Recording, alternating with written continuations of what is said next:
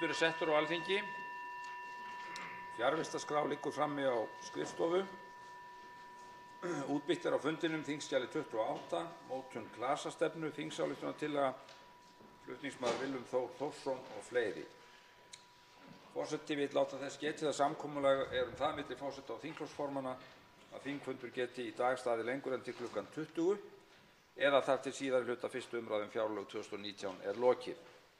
Ráðherrar gera nú grein fyrir sínum málaflokkum og taka þátt í umræðum þá. Samkomulag fyrirkomulag umræðunnar. Ráðherrar hafa 5 mínútur til framsögu. Svo getur einn þingmaður frá hverjum þingflokki beint fyrirspurn til ráðherra og hefur til þess 2 mínútur tvisvar sinnum. Þó geta þingflokkar ákveðið að 2 þingmenn tali frá flokki og fá þá aðeins 2 mínútur hvor. Andsvör verða ekki leyfð. Röð ráðherranna verður eftirfarandi: forsætisráðherra, ferðamála-, iðnaðar- og nýsköpunarráðherra, heilbrigðisráðherra, samgöngu- og sveitarstjórnarráðherra, mennta- og menningarmálaráðherra, utanríkisráðherra, dómsmálaráðherra, félags- og jafnréttismálaráðherra, umhverfis- og auðlindaráðherra og að síðustu sjávarútvegs- og landbúnaðarráðherra. Við lok umræðunnar talar fjármála- og efnahagsráðherra í allt að 10 mínútur, talsmenn þingflokka í allt að 10 mínútur hver og loks koma lokaorð frá ráðherra í 5 mínútur og andsvör verða ekki leyfð nema á eftir lokaorðum ráðherra. Forseti vill einnig beina þeim eindregnu tilmælum til þingmanna, hv. þingmanna og hæstv. ráðherra að þeir virði tímamörk. Það er langur dagur framundan og forseti mun því ekki sýna mikið umburðarlyndi ef menn fara fram yfir umsaminn ræðutíma. Tekið er fyrir eina dagskrármálið, fjárlög 2019, stjórnarfrumvarp, fyrsta mál á þingskjali 1, framhald fyrstu umræðu. Til máls tekur hæstv. forsætisráðherra Katrín Jakobsdóttir.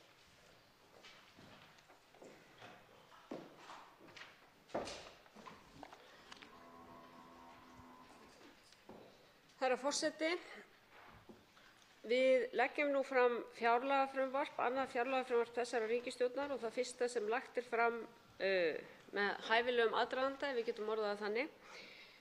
Í því umhverfi að staða efnahagsmála á Íslandi er sterk. Það hefur auðvitað mikill vöxtur átt sér stað í efnahagslífinu undanfarin ár. Tekjur sem ríkið hefur fengið, óreglulegar tekjur til að mynda í tilefni af svokölluðum stöðugleikaframlögum, hafa gert ríkissjóði kleift að greiða niður skuldir og styrkt stöðu hans verulega. Með þeim afleiðingum að skuldir ríkissjóðs hafa lækkað til að mynda um 88 milljarða á undanfarnum 12 mánuðum og vaxtagjöld ríkissjóðs þar af leiðandi lækka verulega og hrein vaxtagjöld verða um 26 milljörðum lægri árið 2019 en árið 2011 sem er mikill áfangi í endurreisn efnahagskerfisins og uppbyggingu þess eftir hrun. Við horfum hins vegar fram á ýmsar áskoranir og það sem þessi ríkisstjórn hefur lagt áherslu á er að ráðast í uppbyggingu samfélagslegra innviða sem ekki hefur fylgt efnahagsbatanum og þetta fjárlagafrumvarp er annar áfangi, getum við sagt, á þeirri leið eftir hið fyrsta sem kom hér í fyrra. Fjármálaáætlunin leggur líka línurnar þá uppbyggingu og þar erum við að horfa til uppbyggingar í ýmsum málaflokkum sem við höfum held ég öll hér í þessum sal skynjað sterkar kröfur almennings í þessu landi að ráðist verði í. Þar vildi ég sérstaklega auðvitað nefna heilbrigðismálin sem hafa verið efst á dagskrá landsmanna í ítrekuðum skoðanakönnunum. Þar sem við erum annars vegar að sjá stór uppbyggingarverkefni þegar kemur að fjárfestingu og þá vitna ég sérstaklega í nýjan Landspítala en líka í rekstur heilbrigðiskerfisins og þar eru kannski 2 mál sem ég vil nefna sérstaklega. Það er annars vegar lækkandi greiðsluþátttaka sjúklinga sem áfram er gert ráð fyrir í þessu fjárlagafrumvarpi sem er mjög mikilvæg jöfnunaraðgerð og mikilvæg til þess að við komum Íslandi í raun og veru í samanburðarhæft form til að mynda við önnur Norðurlönd þar sem greiðsluþátttaka sjúklinga hefur hér verið hærri en annars staðar á Norðurlöndum. Og síðan vil ég nefna sérstaklega geðheilbrigðismálin sem ég tel að sé eitt stóra verkefni framundan fyrir okkur öll.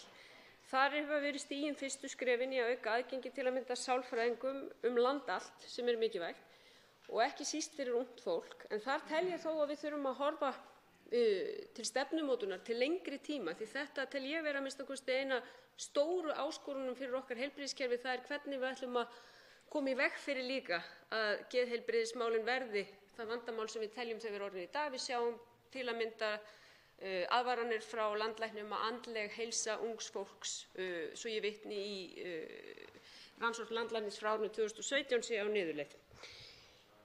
Ég vil líka sérstaklega nefna, því ég talaði hér kostnað sjúklinga, þá finnst mér mikilvægt að halda því til haga hér að þær ráðstafanir sem lagðar eru til í skatta- og bótamálum, þó að vafalaust finnist einhverjum ekki nægjanlega langt gengið, þær miða allar að því að styrkja stöðu tekjulágra og lægri millitekjuhópa. Þar auðvitað munar kannski mestu aukningu barnabóta til tekjulágra barnafjölskyldna. Og ég veit að það hafa ýmsir í þessum sal talað fyrir því og ég held að það sé fagnaðarefni að við horfum núna á það að staða þessara fjölskyldna að batna verulega með viðbót í barnabótakerfið. Ég vil líka nefna það sem kannski ekki hefur verið mikið rætt að efri mörkin í skattkerfinu eru fest núna við neysluvísitölu 1 og lægri mörkin. Þessi mörk hafa færst til með ólíkum hætti, það er að segja efri mörkin hafa færst til með launavísitölu en neðri mörkin með neysluvísitölu og það hefur verið gagnrýnt verulega. Það er mjög mikilvægt að við séum með samræmi þarna á milli. Og síðan persónuafsláttur hækkaður 1% umfram vísitölu neysluverðs og allt þetta til jöfnunar. Ég vil síðan nefna og hlýta að nefna umhverfismálin því þar höfum við auðvitað séð straumhvörf í fjárveitingum og það kann að vera að einhverjum þyki þetta ekki stóra forgangsmálið en það er nú svo að ef við förum ekki að fjárfesta til að mynda í loftslagsmálum þá verður hreinlega of seint að gera eitthvað í loftslagsmálum.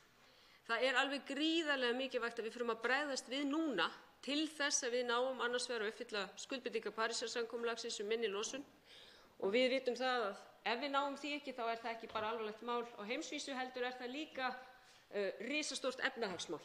Því við höfum undirgengist þessar skuldbindingar og munum greiða það dýru verði ef við uppfylla þær ekki. Og síðan er það auðvitað bara hin stóra umhverfislega ábyrgð. Hvað varðar málaflokka forsætisráðuneytisins þá mun ég ekki hafa mörg orð það. Ég vænti að þingmenn nýti bara tækifæri sitt hér til að spyrja út í málaflokka forsætisráðuneytisins og þær breytingar sem þar á og ég mun með gleði svara þeim spurningum eftir bestu getu. Þá tekur til máls hv. 5. þingmaður Norðausturkjördæmis Logi Einarsson.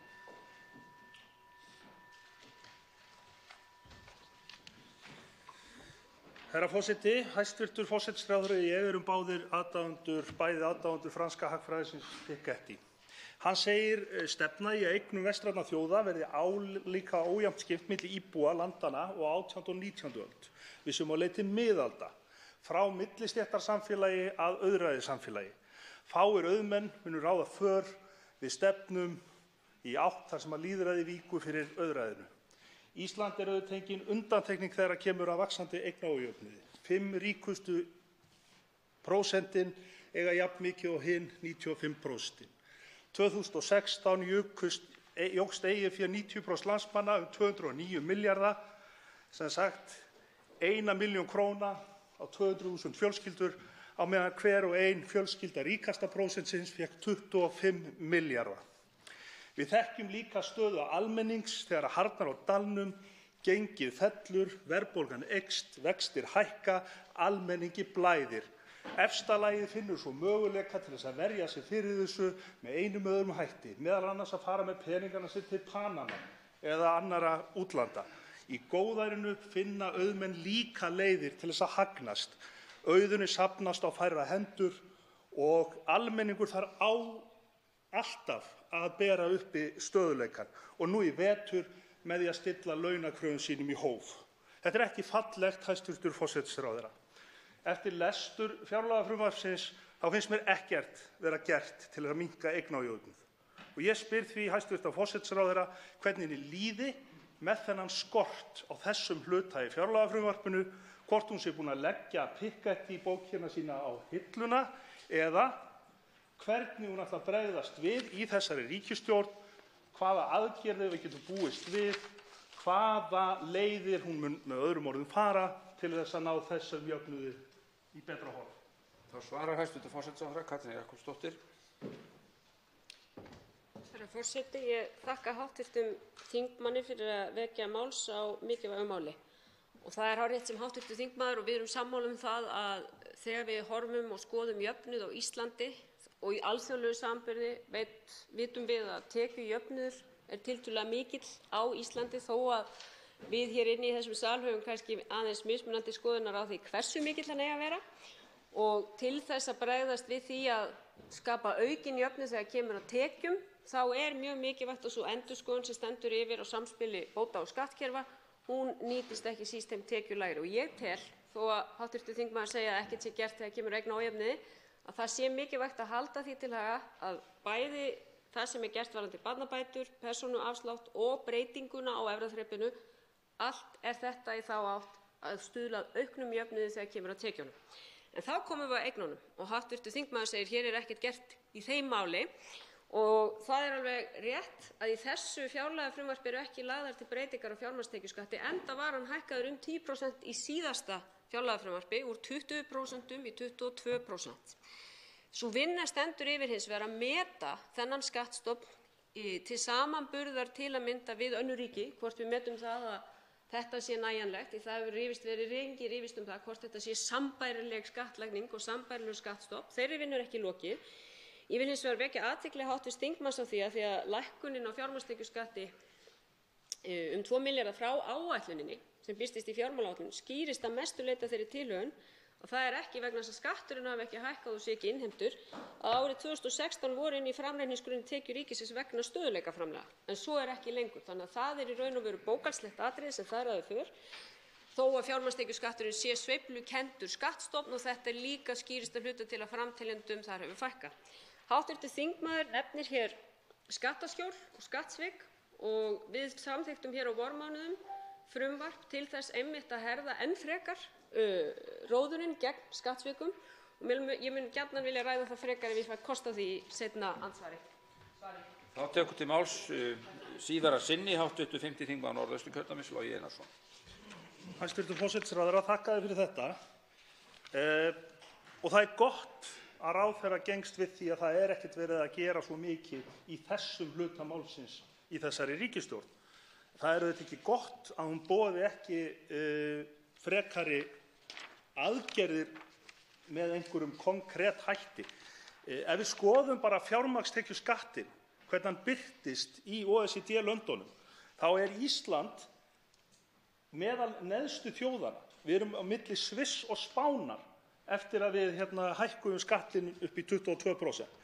Og ég get ekki sætt mig við það að menn ætla að flækja þetta í einhver ár með því að gera og vera að vinna skýrslur sem að birtast svo eftir 2 ár þar sem að menn að skoða hvort þetta sem sambærilegum hætti en annars staðar. Hér alveg klárt mál að menn að raka til sín peningum. 1000 manns eiga til dæmis 98% af öllu eiginfé í fyrirtækjum á Íslandi sem í eigu einstaklinga. Og við bara þurfum ekkert annað heldur en bara að setja fingurinn upp í lofti og horfa í kringum okkur til að sjá hvernig fólk að græða hér á meðan aðrir gera það ekki. Ég vil bara spyrja beinlínis hvort að ráðherra muni í næstu kosningum aftur tala fyrir enn hærri fjármagnstekjuskatti, hvort hún muni ásamt mér tala fyrir auðlegðarskatti á langríkasta fólkið, hvort hún geti hugsað sér að við setjum hátekjuþrep á fólk eins og okkur sem eru með ofurlaun og getum þá lækkað lægsta tekjuþrepið á móti, og hvort hún sjá ekki fyrir sér að það sé eðlilegt leið og við verjum auðvitað veikustu fyrirtækin í sjávarútvegi að við getum allavega náð böndum á því að ríkustu fyrirtækin sé ekki að borga sér marga tugi milljarða á nokkrum árum. Þá svarar hæstv. forsætisráðherra Katrín Jakobsdóttir öðru sinni. Herra forseti, þetta voru margar spurningar hjá hv. þingmanni og ég mun gera mitt besta til að svara þeim. Ég vil ítreka það sem ég sagði hér áðan að auknir fjármunir og bætt regluverk og fleiri upplýsingaskiptasamningar til þess að koma í veg fyrir skattsvik allt eitthvað sem á dagskrá og hefur þegar verið ráðist í tíð þessarar ríkisstjórnar. Svo vil ég andmæla því að hv. þingmaður skilji orð mín þannig að það sé ekki verið að gera neitt í fjármagnstekjuskattinum. Ég fór yfir það hér áðan að hann var hækkaður 10% fyrir minna en ári að tillögu þessarar ríkisstjórnar, en ég hins vegar þeirrar skoðunar að það sé ekki nóg að setja bara fingurinn upp í loftið og taka vindinn, heldur eigum við einmitt að ráðast í þessi greiningu á samanburði skattstofna. Og það nákvæmlega það sem ég sagði fyrir síðustu kosningar. Við höfum séð ótrúlegan fjölda skattbreytinga hér á undanförnum 10 árum og ég boðaði það að mér fyndist mikilvægt að við hefðum vandaðri undirbúning að skattkerfisbreytingum og auki samráð þær og það er nákvæmlega það sem við erum að gera. Ég hins vegar lít svo á að eignaójöfnuður sé það sem við þurfum að vera mest meðvituð hér, þó að það sé líka mikilvægt að horfa til teknanna, þá er það þar sem ójöfnuðurinn birtist, það er í eignastöðunni. Hv. þingmaður nefndi ýmsa skattstofna og veiðigjöld og fleira og ég vil þó segja það að hv. þingmaður væntanlega er þó sammála þeirri breytingu sem komið var hér á kjörtímabilinu 2009–13 þar sem farið var að afkomutengja veiðigjöldin. Þáverandi stjórnarandstaða var raunar á móti því að setja slíka afkomutengingu inn í þennan gjaldstofn. Ég er þeirrar skoðunar að hún eigi að vera inni, að veiðigjöldin eigi að vera afkomutengd, en það þýðir að sjálfsögðu, alveg eins og skattheimta er í raun og veru afkomutengd, að veiðigjöldin munu vera afkomutengd. Við getum svo rætt nákvæmlega hvernig við viljum útfæra gjaldstofninn, sjávarútvegsráðherra boðar hér frumvarp það, en við verðum líka að horfast í augu við það að ef við föllumst á þessa forsendu þá munu veiðigjöld hækka og lækka. Og þau hafa gert það svo sannarlega ef við skoðum nokkur ár aftur í tímann. Þá tekur til máls 8. þingmaður Suðvesturkjördæmis Jón Þór Ólafsson.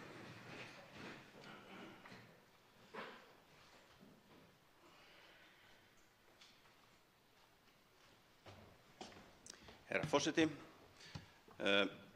við hæstvirtur forsætisráðherra Katrín Jakobsdóttir áttum gott samtal í fjárlaganefnd í vor, þar sem hún útskýrði fyrir mér að í forsetaúrskurði ábyrgðarsvið forsætisráðherra, þar sem talað er Alþingi, snýr að samskiptum stjórnvalda við Alþingi. Grundvöllurinn fyrir því að þetta fjárlagafrumvarp vinnist faglega í þinginu eru að upplýsingar frá stjórnvöldum séu þannig að við getum unnið með þær. Til dæmis upplýsingar kjaramálin sem án efa þýða breytingar á fjárlagafrumvarpinu hér í þinginu og ættu þá að þýða breytingar. Upplýsingar sem við í þinginu fáum beint frá ráðherra eða í gegnum yfirlýsingar þeirra í ríkisstjórninni þurfum við að geta fengið skýr svör við og fljótt. Ef við eigum að vinna vinnuna okkar faglega. Ef við teljum upplýsingar ekki nógu góðar eða jafnvel villandi þá er gríðarlega mikilvægt fyrir trausti í samfélaginu og gott samstarf okkar hérna á þinginu við stjórnvöld að geta fengið skýr og skjót svör. Og það liggur á ábyrgðarsviði forsætisráðherra ef aðrir ráðherrar eru ekki að sinna því.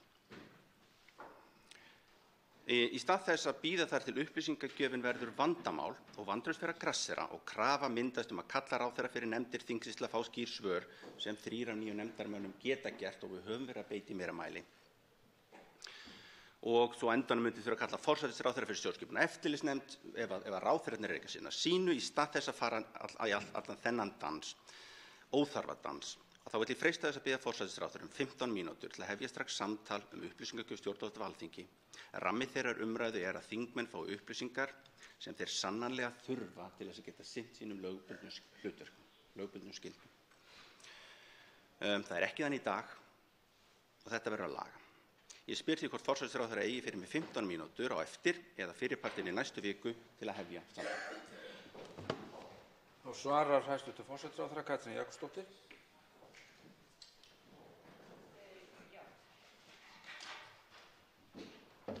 Herra forseti, þakka hv. þingmanni áhugaverða spurningu. Hann spyr mér nú fyrst og fremst hvort ég eigi handa honum 15 mínútur. Ég á alltaf 15 mínútur handa hv. þingmanni. Ég veit ekki hvort hann vill hafa þær hér í þessum sal eða bara persónulegar, en þær á ég til. Hvað varðar upplýsingagjöfina þá vil ég samt segja það, því hv. þingmaður segir að það sé á ábyrgðarsviði forsætisráðherra á hverjum tíma að aðrir ráðherrar gefi upplýsingar. En við verðum þá að halda því til haga að ríkisstjórn Íslands er ekki fjölskipað stjórnvald og lög okkar ráðherraábyrgð gerir ráð fyrir því að hver ráðherra beri ábyrgð á sínum málaflokki en forsætisráðherra hafi samhæfingarhlutverk, getum við sagt. Þannig að ég líta svo á að ráðherrar hæstvirtir séu hver og einn ábyrgur fyrir þeim upplýsingum sem þeir gefa og þær séu að sjálfsögðu gefnar eftir bestu vitund, en það er auðvitað hlutverk forsætisráðherra að hafa forystu að ramminn sé með þeim hætti að þetta sé með sem skýrustum og bestum hætti. Og ég vil taka undir með hv. þingmanni kröfur okkar upplýsingagjöf hafa þetta gerbreyst bara með samfélagsbreytingum og það er allt annar veruleiki en var hér bara fyrir 10 árum eins og ég kom raunar aðeins að í stefnuræðu minni. Við þurfum að laga okkur á þeim veruleika, meðal annars þess vegna óskaði ég eftir skýrslu frá starfshópi um eflingu trausts og ein af lykiltillögunum að Stjórnarráðið sníði sér stefnu upplýsingagjöf. Það verkefni sem við munum ráðast í, endurskoðun upplýsingalaga er hafin. Hluti af þeirri endurskoðun verður að Alþingi, eða ég mun gera það tillögu minni, að Alþingi og dómstólar muni fara undir upplýsingalög sem þeir heyra ekki undir í dag og að við lítum til Noregs sem hefur þótt með hvað framsæknustu upplýsingalöggjöfina.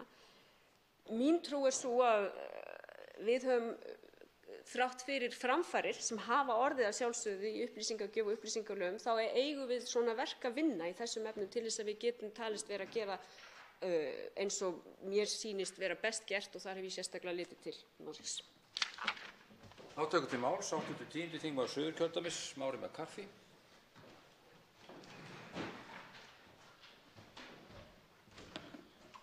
Forseti, það margt ánægjulegt í þessu fjárlagafrumvarpi og óvenjufátt sem stuðar. Það alltaf eitthvað sem stuðar og auðvitað þurfum við kannski að ræða það nánar á eftir.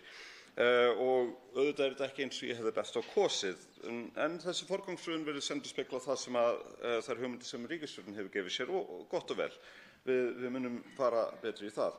En þegar ég horfi á þetta fjárlagafrumvarp á þessu ári eins og í fyrra og hitt í fyrra, þá alltaf einn þáttur sem stendur upp úr sem stór óvissuþáttur sem veldur áhyggjum og það hreinlega íslenska krónan. Það einn af stærstu óvissuþáttunum okkar.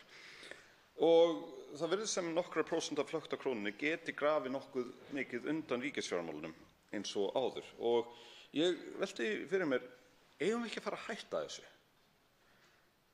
Viðhald krónunnar í núverandi mynd einhvers konar þjóðrembingslegur masókismi. Við erum ekki að gera okkur neina greiða með þessu. Þetta risastórt dæmi það með því að gera hlutina allt öðruvísi en allir aðrir, þá erum við að gera sjálfum okkur erfitt fyrir. Þannig að þar sem hæstv. Forsætisráðherra fer með málefni Seðlabanka Íslands, þá langar mig til þess að vita hvort að hún hyggist stíga einhver skref til þess að draga úr óstöðugleika og óáreiðanleika íslensku krónunnar og treysti þar með bæði ríkisfjármálin og hagkerfið í heild. Þetta mál sem kemur reglulega upp og það búið að vinna ýmsar greiningar og nýjustu greiningarnar virðast að vísu benda til þess að það sé ekki mikill skilningur á eðli þeirra verðtryggingar sem mikið til staðar í kerfinu okkar en það eru stóri gallar á henni. En ég hef ekki ennþá séð neina greiningu sem í takt við raunveruleikann og bara getum við fengið aðeins betri gjaldmiðil eða allavega betra fyrirkomulag á þessu. Þá svarar hæstv. Forsætisráðherra Katrín Jakobsdóttir.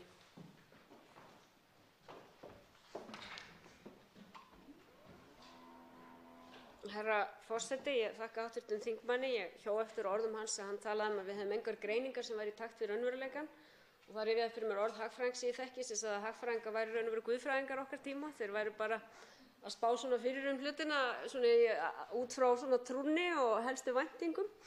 Ég sé hagfræðing í salnum sem horfir á mig strangur á svip núna.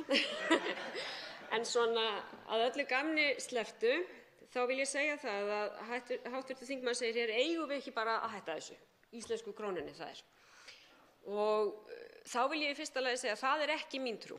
Af því að hafandi lesið þær greiningar sem liggja fyrir, þá hefur ítrekað verið bent á það að raunhæfi hinn valkosturinn sé að ganga í Evrópusambandið og taka upp evru og það til ég bara miklu stærri ákvörðun en svo hún eigi eingöngu við peningastefnuna.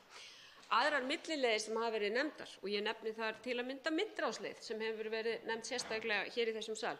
Tel ég ekki trúverðuga og ég hef ekki tíma til að fara það hér en vona að ég fái spurningum það síðar ef ég heppin. Ég vil svo segja það að það hins vegar mikilvægt að við styrkjum ramma peningastefnunnar. Það hárrétt hjá hv. þingmanni. Þetta eru 3 þættir: vinnumarkaðurinn, ríkisfjármálin, peningastefnan. Hvernig getum við styrkt ramma peningastefnunnar? Við erum með ítarlega skýrslu núna með tillögum, meðal annars fasteignaliðinn sem í hluta af neysluvísitölunni, þar sem lagt til að hann verði tekinn út. Það lagt til að fjármálastöðugleiki fari að spila stærra hlutverk við stjórnun peningastefnunnar. Þar hins vegar lagt til að það verði beinlínis svona jafngilt verðbólgumarkmiði og það er umræða sem ég tel að við höfum eftir að taka betur hér á vettvangi þingsins, hvort við teljum það skynsamlega ráðstöfun. En í öllu falli liggur fyrir, ég mun leggja til breytingar á lögum Seðlabankann, þar sem atlaga verður gerður að því að styrkja þennan ramma peningastefnunnar, en hins vegar eigum við að mínu viti eftir hér á vettvangi þingsins að ræða þær tillögur. Við höfum eftir að ræða tillögurnar sem nefnd sem fyrrverandi ríkisstjórn skipaði endurskoðun peningastefnu skilaði, þannig að við fáum þessa efnislegu umræðu sem ég finnst hv. þingmaður kalla eftir, og ég myndi gjarnan vilja óska bara eftir því við forseta að það gefist tækifæri til þess að gera grein fyrir niðurstöðu þessari skýrslu til að fá þessa umræðu hér fram. Við höfum ekki tími þar núna. Þá tekur til máls hv. 4. þingmaður Norðausturkjördæmis, Þórunn Egilsdóttir.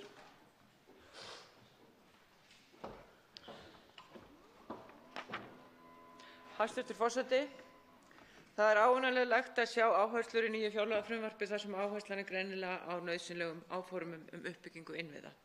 Nú er lag því að spár gera ráð fyrir minni hagvexti og því gott tækifæri fyrir hið opinbera að koma með myndarlega innspýtingu. Áfram er haldið á þeirri braut að greiða niður skuldir og létta vaxtabyrði. Við sjáum merkjum kröftuga sókn í styrkingu grunnkerfa í heilbrigðismálum, menntamálum og samgöngukerfum, leið og haldið er í þau nauðsynlegu markmið að viðhalda efnahagslegum ávinningi sem náðst hefur í að viðhalda kaupmáttaraukningu sem náðst hefur með skynsamlegri hagstjórn. Ég vil því hvetja hæstv. forsætisráðherra til áframhaldandi sóknar en jafnframt að haldið sé áfram á þeirri braut að hér raskist ekki efnahagslegu stöðugleiki svo áfram verði haldið á þeirri braut uppbyggingar sem við erum klárlega á. Styrk efnahagsstjórn og áframhaldandi niðurgreiðsla skulda er leiðin til að halda þeim stöðugleika sem hér ríkir nú. Við komum sterk út úr flestum mælikvörðum sem við berum okkur við og það er jákvætt og gefur kraft til áframhaldandi verka og svigrúm til að huga að þeim sem veikast í standa og halda utan þann hóp. Í því fjárlagafrumvarpi sem hér ræðir sjáum við margar aðgerðir til jöfnuðar. Við getum talað barnabætur, breytingar á vaxtabókum, það er stóraukið framlag inn í húsnæðismálin, það að tala 25,5 milljarð þar og það er verið að vinna að skoðun á því hvert samspil bótakerfa og skattkerfa er. Hér er meiri tekjujöfnuður en víða þekkist. Við stöndum kannski frammi fyrir þeirri spurningu nú, hversu langt viljum við ganga í því? Er þetta kannski spurningin hversu afgerandi þarf jöfnuður að vera til að sátt skapist hér í þessu samfélagi? Þetta er stór spurning sem ég langar til að varpa hérna fram. Þá svarar hæstv. forsætisráðherra Katrín Jakobsdóttir.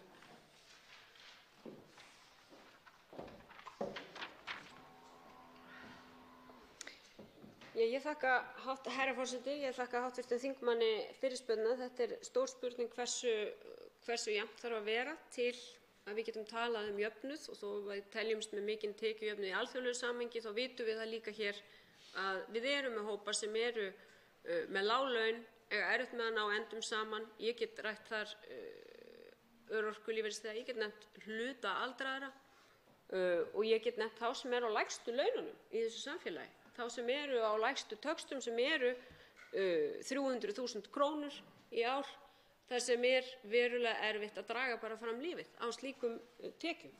Þess vegna segi ég að það er mikilvægt það sem við erum að gera þegar kemur að til að mynda barnabótum, þegar kemur að persónuafslætti, það gagnast hlutfallslega best þeim sem lægstar hafa tekjurnar. Síðan eins og samflokksmaður, hæstv. félagsmálaráðherra, hv. þingmanns benti hér á í umræðum, þá þurfum við auðvitað að taka umræðu launaþróun í þessu samfélagi heildstætt. Það hefur mikið verið rætt launaákvarðanir æðstu embættismanna en það er mikilvægt að við ræðum það í samhengi líka við launaákvarðanir sem tengjast forstjórum opinberra fyrirtækja en líka forstjórum á almennum markaði. Þetta er stór og mikil umræða sem við þurfum að eiga hér í þessum sal því þrátt fyrir eins og ég segja tekjujöfnuður sé mikill í alþjóðlegu samhengi þá upplifum við að það er ekki mikil sátt launaþróunina í samfélaginu og það er alvarlegt því við erum að fara inn í kjarasamninga. Það sem skiptir miklu máli að við náum saman ákveðna þætti. Hvað geta stjórnvöld gert? Kjarasamningar eru á almennum markaði. Þar hef ég talað fyrir því að stjórnvöld geti liðkað fyrir með því að huga sérstaklega tekjulægstu hópunum í því sem gert í skattamálum og bótamálum, húsnæðismálin skipta máli, en líka bara ákveðin réttlætismál þegar kemur að vinnuumhverfi þessara hópa sem ég talaði hér áðan, lægstlaunaða fólksins í samfélaginu, þar sem vinnur oft í umhverfi þar sem við sjáum félagsleg undirboð og umhverfi sem í raun og veru alls ekki í lagi. Og þar getum við gert betur. Þá tekur til máls hv. 8. þingmaður Reykjavíkurkjördæmis suður, Inga Sæland.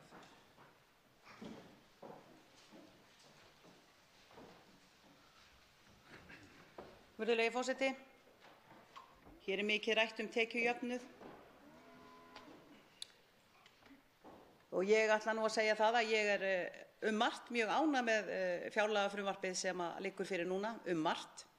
Það greinilega vilji til sókna í innviðauppbyggingu, sérstaklega þegar við lítum til heilbrigðismála hvað varðar Landspítala háskólasjúkrahús og þann vettvang. En hvað varðar önnur heilbrigðismál eins og hæstv. Forsætisráðherra minntist hér á áðan í upphafi sinnar frásagnar eða ræðu sinnar, þá talar hún andlega erfiðleika ungs fólks, sjálfsvíg, aukinn vilji til sjálfsvíga. Það aldrei talað hvers vegna þessi þróun að verða í samfélaginu. Hvers vegna eru börnin okkur svona vansæl? Hvers vegna voru tæplega 30 einstaklingar dánir eftir mitt ár vegna ofneyslu fíknilyfja, ópíóða, morfínskyldra lyfja? Hvað í stöðunni núna? Jú, það verið að loka göngudeild SÁÁ á Akureyri. Það kostar 19 milljónir króna. Jú, þá að setja 25 milljónir króna í það að reyna að styðja við þessa vá sem að felst í því að börnin okkar og unga fólki okkar skuli vera með þessar miklu sjálfsvígs hugsanir. 25 milljónir, hugsið ykkur. Þetta ekki einu sinni fyrir lélegustu gerð að kjallaraíbúðir Reykjavík í dag. En það nóg.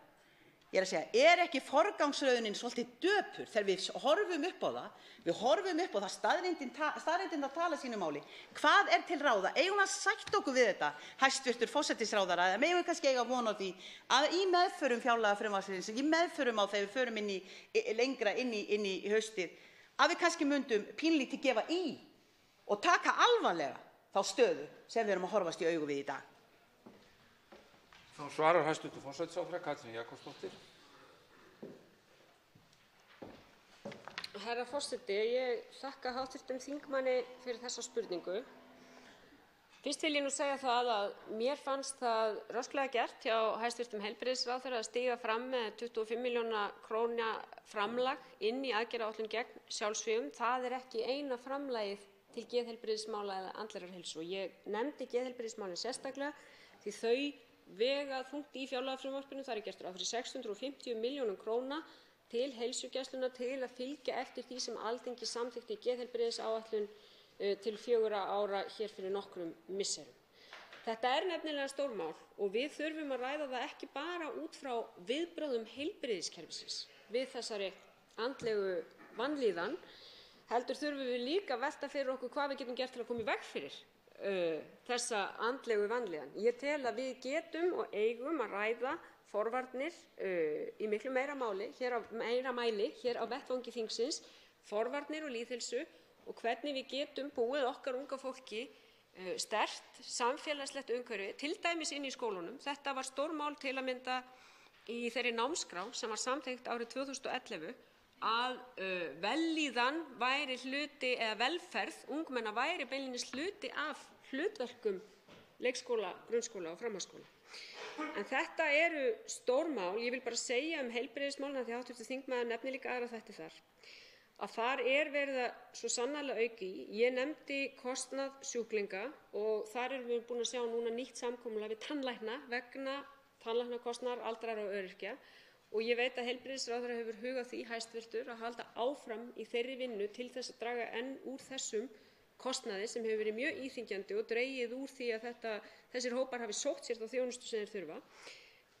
Að sjálfsögðu vegur bygging Landspítala þungt eins og hv. þingmaður nefndi, en eigi að síður líka verið að verja sérstökum fjármunum í mönnun á sjúkrahúsum og heilbrigðisstofnunum og það verið að horfa líka þar til heilbrigðisstofnana út land.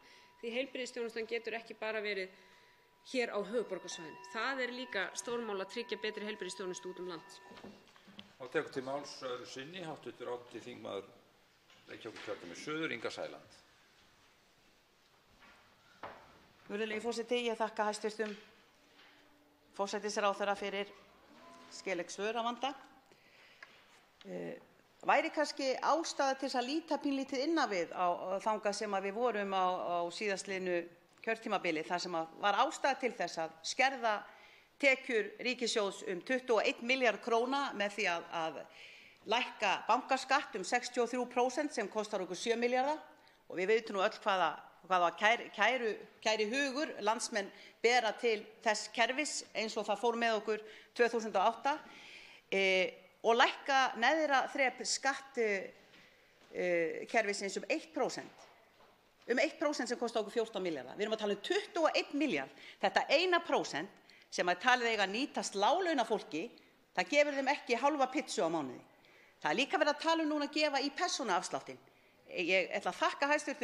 Forsætisráðherra fyrir að segja það hreint út hér að það væri verið að lækka 1% umfram hina lögbundnu neysluvísitölu hækkun sem 3%. Þannig í fyrsta skipti sem ég hef fengið að heyra það og það hér og það finnst mér vel vegna þess að í veðri hefur verið látið vaka að það væri hreinlega verið að koma mjög rösklega fram við láglaunafólkið og lækka þennan persónuafslátt 4% sem var náttúrulega ekki nema bara að hluta til sannleikurinn.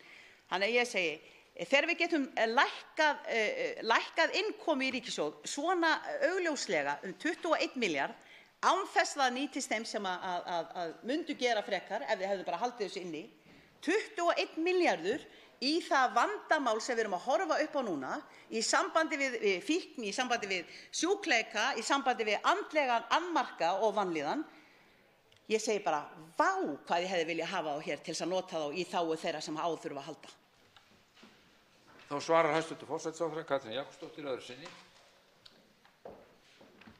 Herra forseti, ég þakka hv. þingmanni aftur fyrir. Ég hlýt þó að þurfa að skýra þessa stöðu aðeins. Í fjármálaáætlun talað 14 milljarða svigrúm til lækkun á tekjuskatti einstaklinga. Í því fjárlagafrumvarpi sem við ræðum nú eru þær aðgerðir hins vegar lagðar til í ætt við yfirlýsingu ríkisstjórnarinnar tengdri endurskoðun kjarasamninga í vor að fjármunum verði varið að þessu sinni í hækkun barnabóta, hækkun persónuafsláttar eins og ég fór yfir hér áðan og sömuleiðis lækkun tryggingagjalds, annars vegar aðgerðir sem við teljum að skipti máli fyrir tekjulægsta fólkið í samfélaginu og hins vegar að auka svigrúm atvinnulífsins inn í komandi kjarasamninga, ekki síst lítilla og meðalstóra fyrirtækja því tryggingagjaldslækkunin kemur þeim best. Þannig að hér erum við ekki að lækka tekjuskattinn þó að svigrúmið sem við gerum ráð fyrir í fjármálaáætlun samsvari 1% lækkun á lægra þrepi tekjuskatts.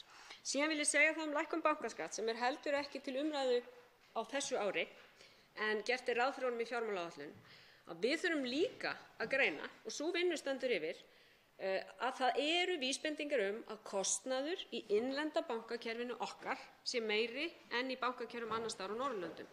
Og hver greiðir kostnaðinn af því? Er það ekki væntanlega almenningur í gegnum hærri vexti en annars staðar á Norðurlöndum?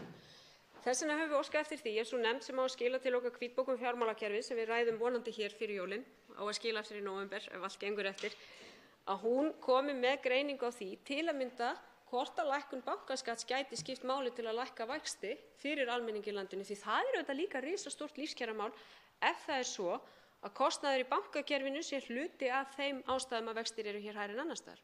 Það þó örugglega ekki eina ástæðan því við gerum auðvitað mjög ríka kröfu sterkt eiginfjárhlutfall í íslenskum bönkum. Það stefna sem ég tel að hafi skipt okkur mjög miklu máli hvað varðar fjármálastöðugleika þannig að þetta þurfum við alltaf undir þegar við ræðum þetta.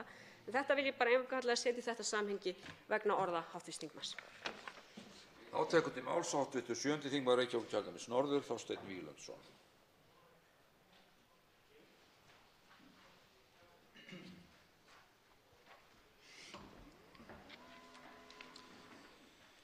Virðulegur forseti, það kemur kannski ekki á óvart að ég ætla ekki að gagnrýna hæstv. Forsætisráðherra fyrir að auka ríkisútgjöld ekki nægilega mikið.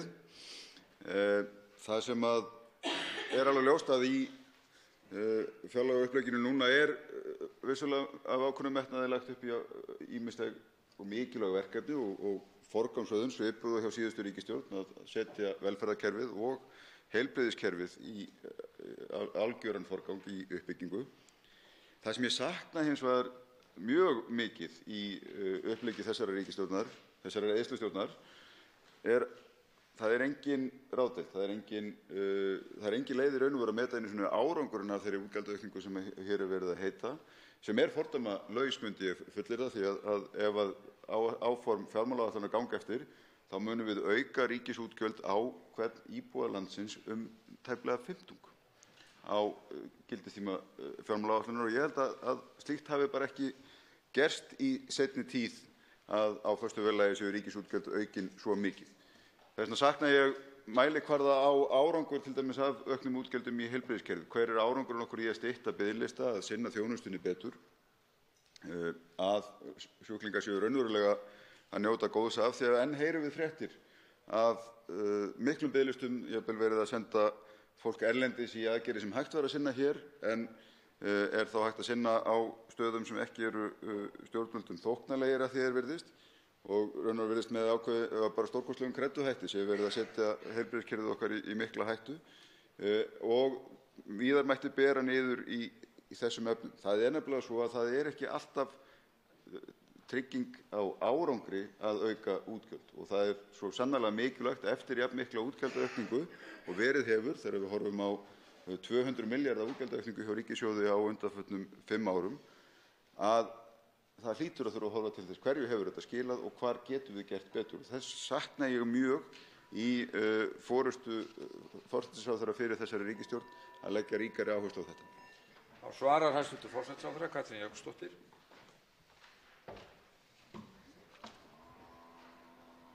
Herra forseti, ég þakka hv. þingmanni fyrir þessa athugasemd skort á ráðdeild. Ég get þó ekki tekið undir hana að öllu leyti. Það sem við sjáum hér er að hér hafa vaxtagjöld lækkað stórkostlega vegna þess að áherslan hefur verið lögð á að niðurgreiða skuldir, og það gerði síðasta ríkisstjórn líka og þar síðasta ríkisstjórn. Það má segja að þessi þróun hafi staðið allt frá hruni, að hér hefur verið markvisst unnið að því að lækka vaxtagjöld ríkissjóðs sem náðu ákveðnu hámarki árunum eftir hrun, vegna þess að allar þær ríkisstjórnir sem hér hafa setið frá hruni hafa verið mjög einbeittir í því að reisa við efnahagslífið.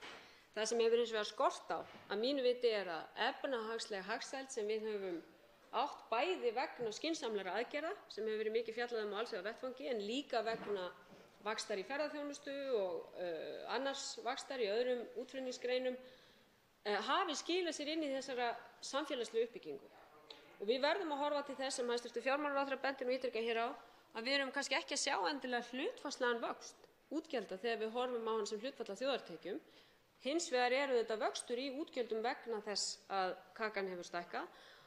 Það er alveg hárrétt hjá hæstv. ráðherra, og ég tel hins vegar að það sé verið að beita mjög skarpri forgangsröðun í því hvað við erum að gera. Ég nefndi þær jöfnunaraðgerðir sem ég tel að felist í þessu fjárlagafrumvarpi.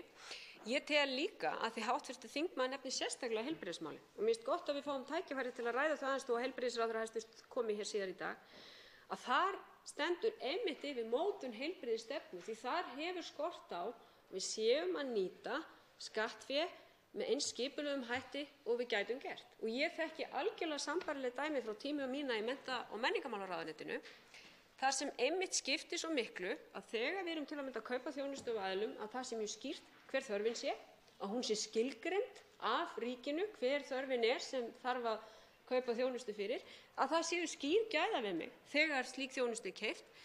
Það á til dæmis við, og tel ég að hafi verið unnið mikið verki á sínum tíma í menntamálaráðuneytinu þegar kom að samningum við einkaaðila, af því hv. þingmaður vísar til þess, ákveðna menntun, að það væri í mjög skýrum ramma, og ég held að það ætti bara að vera fagnaðarefni fyrir okkur öll að við séum að nýta almannafé með skynsamlegum hætti.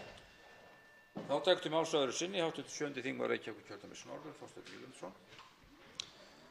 Forseti, ríkisstjórnin er alltaf að stæra sig af árangri sem hefur alltaf verið endurtekinn. Það er að segja, ef við horfum til hagsögu síðastliðinna 3 áratuga til dæmis, og þó lengra væri aftur litið, ríkisstjórnir hafa alltaf greitt niður skuldir við þessar kringumstæður. Myndarlega. Það hafa greitt niður skuldir mjög myndarlega á árunum 1995 til 2000. Það voru greitt niður skuldir mjög myndarlega á árunum 2003 til 2007. En einhverra hluta vegna eru það alltaf til aftur, af því að óstjórnin í ríkisfjármálunum var líka algjör á sömu tímabilum og útgjaldaaukningin mikil, og útgjaldaaukningin nú er enn meiri. Hún er fordómalaus í þessu samhengi, og það leiðir dálítið hugann að það sem að hefur verið algjör skortur á í íslensku samfélagi, efnahagsstefna stjórnvalda. Ekki bara þessara ríkisstjórnar, þetta hefur einkennt ríkisstjórnir undangengna áratugi. Kostnaðurinn af því hátt vaxtastig. Kostnaðurinn af því óstöðug króna eða óstöðugur gjaldmiðill. Kostnaðurinn af því há verðbólga. Og allt bitnar þetta á endanum hvað mest einmitt á tekjulægstu einstaklingunum. Það þetta fólk sem verður harðast úti í þessum miklu sveiflum. Og nú boðar hæstv. Forsætisráðherra frumvarp Seðlabanka og niðurstaða peningastefnu nefndarinnar frá því vor var alveg skýr. Þar voru lagðar til 11 tillögur mögulegar úrbætur á núverandi peningastefnu í trausti þess að það væri hægt að vinna hér eftir leikreglunum. Og á sama tíma og ríkisstjórn boðar þessar breytingar að koma með þær hérna inn í þingið, að þá þverbrýtur hún þessu sömu leikreglu sem alltaf kallað eftir að sé unnið eftir. Útgjaldaaukningin hefur aldrei verið jafn mikil, hefur aldrei jafn myndarlega verið farið út af sporinu í efnahagsstjórn eins og nú verið að gera og boðað að halda áfram með í tíð þessarar ríkisstjórnar. Þetta hefur aldrei gengið upp hjá okkur í hagstjórninni og ég hef enga trú á því að það sé nein breyting á því núna. Það alveg rétt, hagkerfið stendur að vissu leyti traustari fótum heldur en fyrir áratug. Það rétt að við höfum fengið hér nýja atvinnugrein sem heitir ferðaþjónusta, en það sést líka mjög berlega hvaða áhrif þetta efnahagslega ójafnvægi sem við erum í dag, hátt raungengi, mikil þensla, að hafa á þá sömu atvinnugrein. Við erum að mylja undan þeirri atvinnugrein sem var undirstaða efnahagsuppgangs okkar á undanförnum 5 árum og við höfum gert þetta áður og ætlum greinilega að gera það aftur. Þá svarar hæstv. Forsætisráðherra Katrín Jakobsdóttir öðru sinni. Herra forseti, hv. þingmaður tala hér hagsögu undanfarna 30 ára. Ég ætla bara að benda hv. þingmanni á að það hefur orðið gerð breyting á því hvernig við stöndum að skipulagningu opinberra útgjalda hér. Sú gerbreyting hefur orðið á undanfarnum 10 árum allt frá hruni, þar sem ólíkar ríkisstjórnir hafa komið að málum, meðal annars með lagarammanum opinber fjármál. Og það sem við vorum öll sammála hér inni, þó við værum ekki nákvæmlega sammála þær reiknireglur sem þar eru settar inn í 7. grein laganna, þá vorum við öll sammála að nú þyrfti að bæta áætlanagerð ríkisins. Þannig að nú leggjum við fram fjármálaáætlun með tilteknum markmiðum, tilteknum mælanlegum markmiðum og þetta er bara gerð breyting á því hvernig við skipuleggjum ríkisútgjöld. Og hv. þingmaður auðvitað var ekki hér þegar þessi lög voru samþykkt, en þetta við gerbreytt því hvernig ríkisútgjöld eru skilgreind. Ársskýrslur ráðuneyta voru hér birtar í gær, þar sem má fara yfir hvernig síðan nýting fjármuna hefur farið fram. Ég tel að við höfum verið í miklu ferli með það að vinna miklu betur að skipulagningu ríkisútgjalda. Þetta er raunveruleg ráðdeild og árangur og ég vil vitna til þess sömuleiðis að það er mjög mikilvægt hins vegar að ríkið setji sér einmitt skýr markmið, greini þarfir áður en peningum er eytt.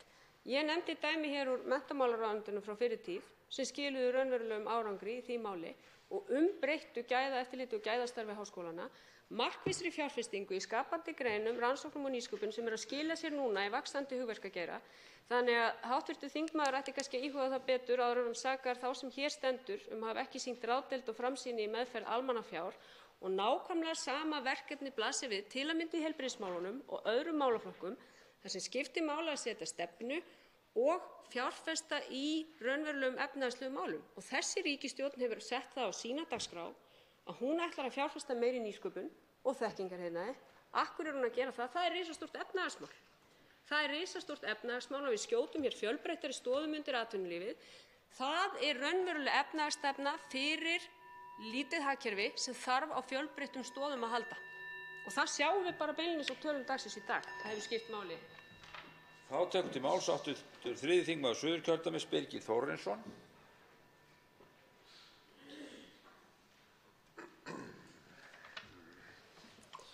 Herra forseti, það er tvennt sem ég vil aðeins ræða hér við hæstv. Forsætisráðherra. Það er í fyrsta lagi fjárveitingar til ríkisstjórnarinnar, en það nema 635 milljónum í þessu frumvarpi. Hér að ræða hækkun upp á 175 milljónir milli áranna 2018 og 2019. Það er nú svo að þróun aðstoðarmanna ríkisstjórnarinnar er sláandi. Engin ríkisstjórn hefur haft eins marga pólitíska aðstoðarmenn, engin. Og kostnaðurinn vegna aðstoðarmannanna hefur aldrei verið nálægt því eins mikill og nú. Það nemur 430 milljónum á ári. Þetta eru miklir peningar. Ef við setjum þessa upphæð í samhengi, þá myndi þessi upphæð nægja til þess að hækka árslaun allra 280 til rúmlega 350 starfandi ljósmæðra 1,5 milljón. Ég vil því spyrja hæstv. Forsætisráðherra, ekki hægt að komast af með færri aðstoðarmenn? Fyrrum forsætisráðherra Sigmundur Davíð Gunnlaugsson komst til dæmis ágætlega af með 1 aðstoðarmann. Hefur hæstv. forsætisráðherra hvatt ráðherra ríkisstjórnarinnar til þess að hafa eins fáa pólitíska aðstoðarmenn og hægt er? Síðan langar mig aðeins að koma inn á það sem ráðherra sagði hér rétt áðan varðandi það að nýta skattfé með skynsamlegum hætti. Þetta sjálfsögðu snýr að því, en það auk þess aðrir málaflokkar sem ég hef verið að nefna og annar málaflokkur, en ég sé tímans vegna þá kem ég því kannski að hér í andsvari. Þá svarar hæstv. forsætisráðherra Katrín Jakobsdóttir. Herra forseti, ég þakka hv. þingmanni sérstaklega fyrir þessa góðu spurningu, því það sem er að gerast í þessu fjárlagafrumvarpi er að það er verið að koma þessum fjárveitingum til launa aðstoðarmanna í gagnsætt horf. Það sem hefur verið lenskan hér á undanförnum árum er að það hefur verið áætlað fyrir tilteknum fjölda aðstoðarmanna í fjárlagafrumvarpi. Síðan hafa verið fleiri aðstoðarmenn ráðnir en gert hefur verið ráð fyrir í fjárlagafrumvarpi, þannig að það hefur verið bætt upp í fjáraukalögum eftir á, þó að slíkur kostnaður geti ekki talist ófyrirséður. Og ég vissi það sjálfsögðu að ég yrði gagnrýnd fyrir að setja þennan kostnað fram með gagnsæjum hætti fyrsta sinn, en ég hef bara enga trú á því að standi því að vera með einhverja svona tilfærslur til þess að draga úr raunverulegum kostnaði í ásýnd fjárlaga. Og ég held að þingmenn hv. ættu bara að fagna því, hér eru bara tölunar á blaði eins og þær líta út. Það er rétt hjá hv. þingmanni að aðstoðarmönnum hefur fjölgað. Þeim fjölgaði verulega milli til dæmis áranna 2016 og 17 úr 16 í 21, fjölgaði úr 21 í 24. Það er gert ráð fyrir því í þessum fjárlögum að hægt sé að allir ráðherrar geti ráðið þá aðstoðarmenn sem gert er ráð fyrir í lögum. Þau lög eru ekki ný af nálinni, verð ég að segja við hv. þingmann, og þau voru samþykkt þegar raunar ég sat síðast í ríkisstjórn Vinstri grænna og Samfylkingar. Þá var lagt til að fjölga þessum aðstoðarmönnum þannig að allir ráðherrar hefðu 2 aðstoðarmenn og að auki hefði ríkisstjórn 3 sameiginlega aðstoðarmenn, og eins og staðan er núna hafa allir ráðherrar 2 aðstoðarmenn eftir því sem ég best veit, og ríkisstjórn hefur 2 aðstoðarmenn af 3 sem hægt er að ráða inn samkvæmt lögum. En af hverju var þetta gert? Jú, í skýrslu rannsóknarnefndar Alþingis var rætt það sérstaklega að mikilvægt væri að ráðuneyti hefði sterkari eða ráðherrar hefðu sterkara pólitískt bakland inni í sínum ráðuneytum. Og það var ástæðan fyrir þessari breytingu sem var lögð fram á þeim tíma á lögum Stjórnarráðið, og ástæðan fyrir því ég studdi það. Það var að það var metið mikilvægt eftir þá miklu umræðu sem við áttum þessa skýrslu að ráðherrar hefðu sterkara pólitískt bakland. En það er hins vegar mjög mikilvægt að kostnaðurinn sé allur upp á borðum með eins gagnsæjum hætti og mögulegt er. Þá tekur til máls 8. þingmaður Norðvesturkjördæmis Sigurður Páll Jónsson.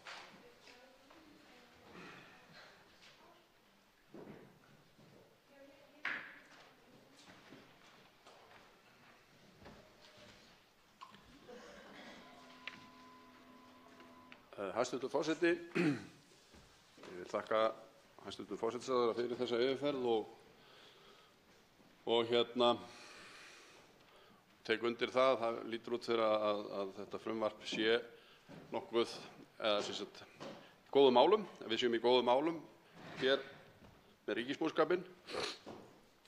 En mig langar til að innbra á því sem kom fram í sambandi við umhverfismálin og framlög til þeirra mála það sem í gangi hjá okkur, að það ég hef verið að fylgjast svolítið vel með þessu vegna þess að ég svolítið seinþreyttur í þessu að tregur í taumi, ef má segja sér svo.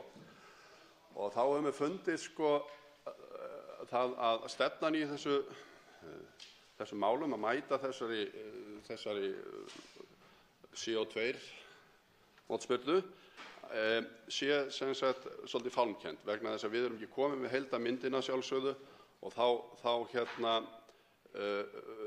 er í fyrsta lagi tekið fyrst fyrir bílarnir, en svo þegar maður sér skífurit og þá er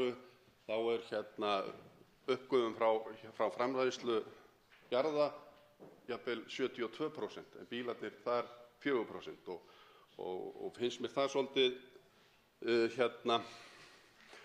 óábyrgt að vera að fara í svona aðgerð án þess að vera með heildarmyndina á hreinu. En mér er þó sagt að við verðum einhvers staðar að byrja, og ég get alveg verið sammála því, og ég ætla ekki að gera lítið úr því að ástandið sé versnandi, en ég tek líka eftir því að því við erum að tala um heilsufar ungs fólks, að þau hafa áhyggjur af þessu vegna þess að það er verið að segja þeim að við verðum að afhenda þeim jörðina eins og við tókum við henni, að þá verður þau líka að þá fá að vita kannski hvað við hverju þau taka. Við mögum ekki hræða þau of mikið í þessar umræðu. Þá tekur til máls hæstv. Forsætisráðherra Katrín Jakobsdóttir, svarar og lýkur umræðunni. Herra forseti, ég þakka hv. þingmanni fyrir að taka hér upp loftslagsmálin. Mér þykir vænt það að fá tækifæri til að ræða þau, því eins og ég sagði hér áðan þá held ég að þetta sé eitt stærsta verkefni sem við höfum með höndum, þó að við munum ekki sjá árangurinn kannski á þessu kjörtímabili. Og hv. þingmaður nefnir hér mikilvægan þátt sem einmitt verið að taka á með þeirri áætlun sem við kynntum á mánudaginn. Það er að stór hluti þessara áætlunar er einmitt endurheimt votlendis, landgræðsla og skógrækt, til þess ætluð að koma í veg fyrir losun frá landi, en líka til þess að binda bara hreinlega meira kolefni.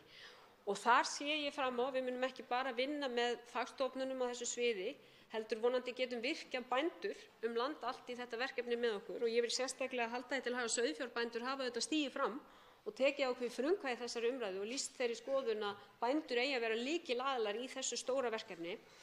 Bílarnir, hv. þingmaður nefnir að þeir séu kannski ekki stór hluti, en við þurfum auðvitað að huga að þeirri losun gróðurhúsalofttegunda sem heyrir undir okkar landsbókhald, og þetta er auðvitað dálítið sérkennileg mynd þar sem flugsamgöngur og stóriðja er í alþjóðlegu losunarbókhaldi, en svo er annað losunarbókhald sem við festum við landið. Þar vega bílarnir þungt og við töldum þetta vera góðan fyrsta áfanga til að takast á við það að draga úr bruna olíu sem losar gróðurhúsalofttegundir. Þarna geta stjórnvöld skipt verulegu máli bara með uppbyggingu innviða, en leið sjáum við þessa tilhneigingu að 20% til að mynda nýjum heimilisbílum á Íslandi eru bílar sem ganga ekki fyrir bensín og dísil. Það eru svona loftslagsvænir bílar. Þannig að tilhneigingin er greinilega í þessa átt. Sömuleiðis að því hv. þingmaður segir að hann sé tregur í taumi, sem ég nú ekki viss að hann sé, en það er eðlilegt að spyrja sig spurninga þessi mál. Þá sjáum við fram á bæði að framleiðslukostnaður rafbílanna mun fara niður á við á næstu árum og rekstrarkostnaður þeirra, þrátt fyrir að fólk borgi ýmis gjöld til að halda upp í vegakerfi landsins, mun verða miklu minni. Þannig að þetta gæti líka orðið stórt efnahagslegt umbótamál fyrir fjölskyldurnar í landinu. Þá er lokið umræðu mál á sviði hæstv. Forsætisráðherra og við snúum okkur að ferðamála-, iðnaðar- og nýsköpunarráðherra. Til máls tekur hæstv. Ferðamála-, iðnaðar- og nýsköpunarráðherra Þórdís Kolbrún R. Gylfadóttir.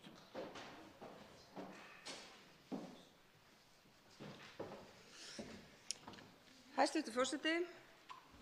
Ég geri hér í stuttu máli grein fyrir helstu atriðum frumvarps til fjárlaga ársins 2019 hvað varðar þau 4 málefnasvið sem heyra undir mig sem ráðherra að öllu leyti eða að hluta. Sem fyrr er það ferðaþjónustan sem tekur til sín mest af því svigrúmi útgjaldaaukningar sem fellur til á þessum málefnasviðum. Það sama var upp á teningum í fjárlögum yfirstandandi árs. Þetta er svo sem ósköp eðlilegt því að við erum enn að elta gífurlegan vöxt og hægt hafi á honum undanfarinna ára til að ná betur utan málefni greinarinnar.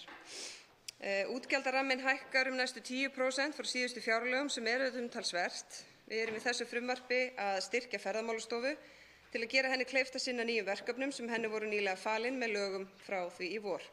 Þessi nýju verkefni eru aðallega á sviði rannsóknar og gagnaöflunar sem öllum ber saman að nauðsynlegt er að auka og bæta. Á meðal annarra verkefna sem við erum að fjármagna hér er hæfnisetur ferðaþjónustunnar, öryggisverkefni Safe Travel sem Landsbjörg vinnur að mestu, salernisaðstaða við þjóðvegi landsins og tímabundið átak í eftirliti með skammtímaleigu á íbúðum til að framfylgja lögum og reglum sem gilda slíka leigu. Stærsti einstaki útgjaldaliður málefnasviðsins, Framkvæmdasjóður ferðamannastaða, dregst saman á milli ára en það ber að skoða það í samhengi við eflingu landsáætlunar á vegum umhverfisráðuneytisins uppbyggingu innviða til að vernda náttúru og menningarminjar fyrir álagi af völdum ferðamennsku. Við hæstv. Umhverfisráðherra kynntum fyrr á árinu í sameiningu stórfellt átak í innviðauppbyggingu sem framkvæmt verður með þessum tveimur verkfærum, Framkvæmdasjóðnum og landsáætluninni. Og fer vel á því að þau séu kynnt saman enda eru þau náskyld þótt áherslur og gildissvið séu ekki hin sömu. Útgjaldasviður málefnasviðsins nýsköpun, rannsóknir og þekkingargreinar eykst lítið eitt frá síðustu fjárlögum. Stærstu fréttirnar hvað varðar nýsköpun sjást þó ekki í tölum næsta árs því að þær varða stórfellda hækkun á endurgreiðslum vegna rannsókna og þróunar sem mun að vísu gilda strax á næsta ári verkefni sem unnin verða 2019 sem sagt hjá fyrirtækjunum en áhrifin á ríkissjóð kom ekki fram fyrr en árið þar á eftir, það er að segja 2020.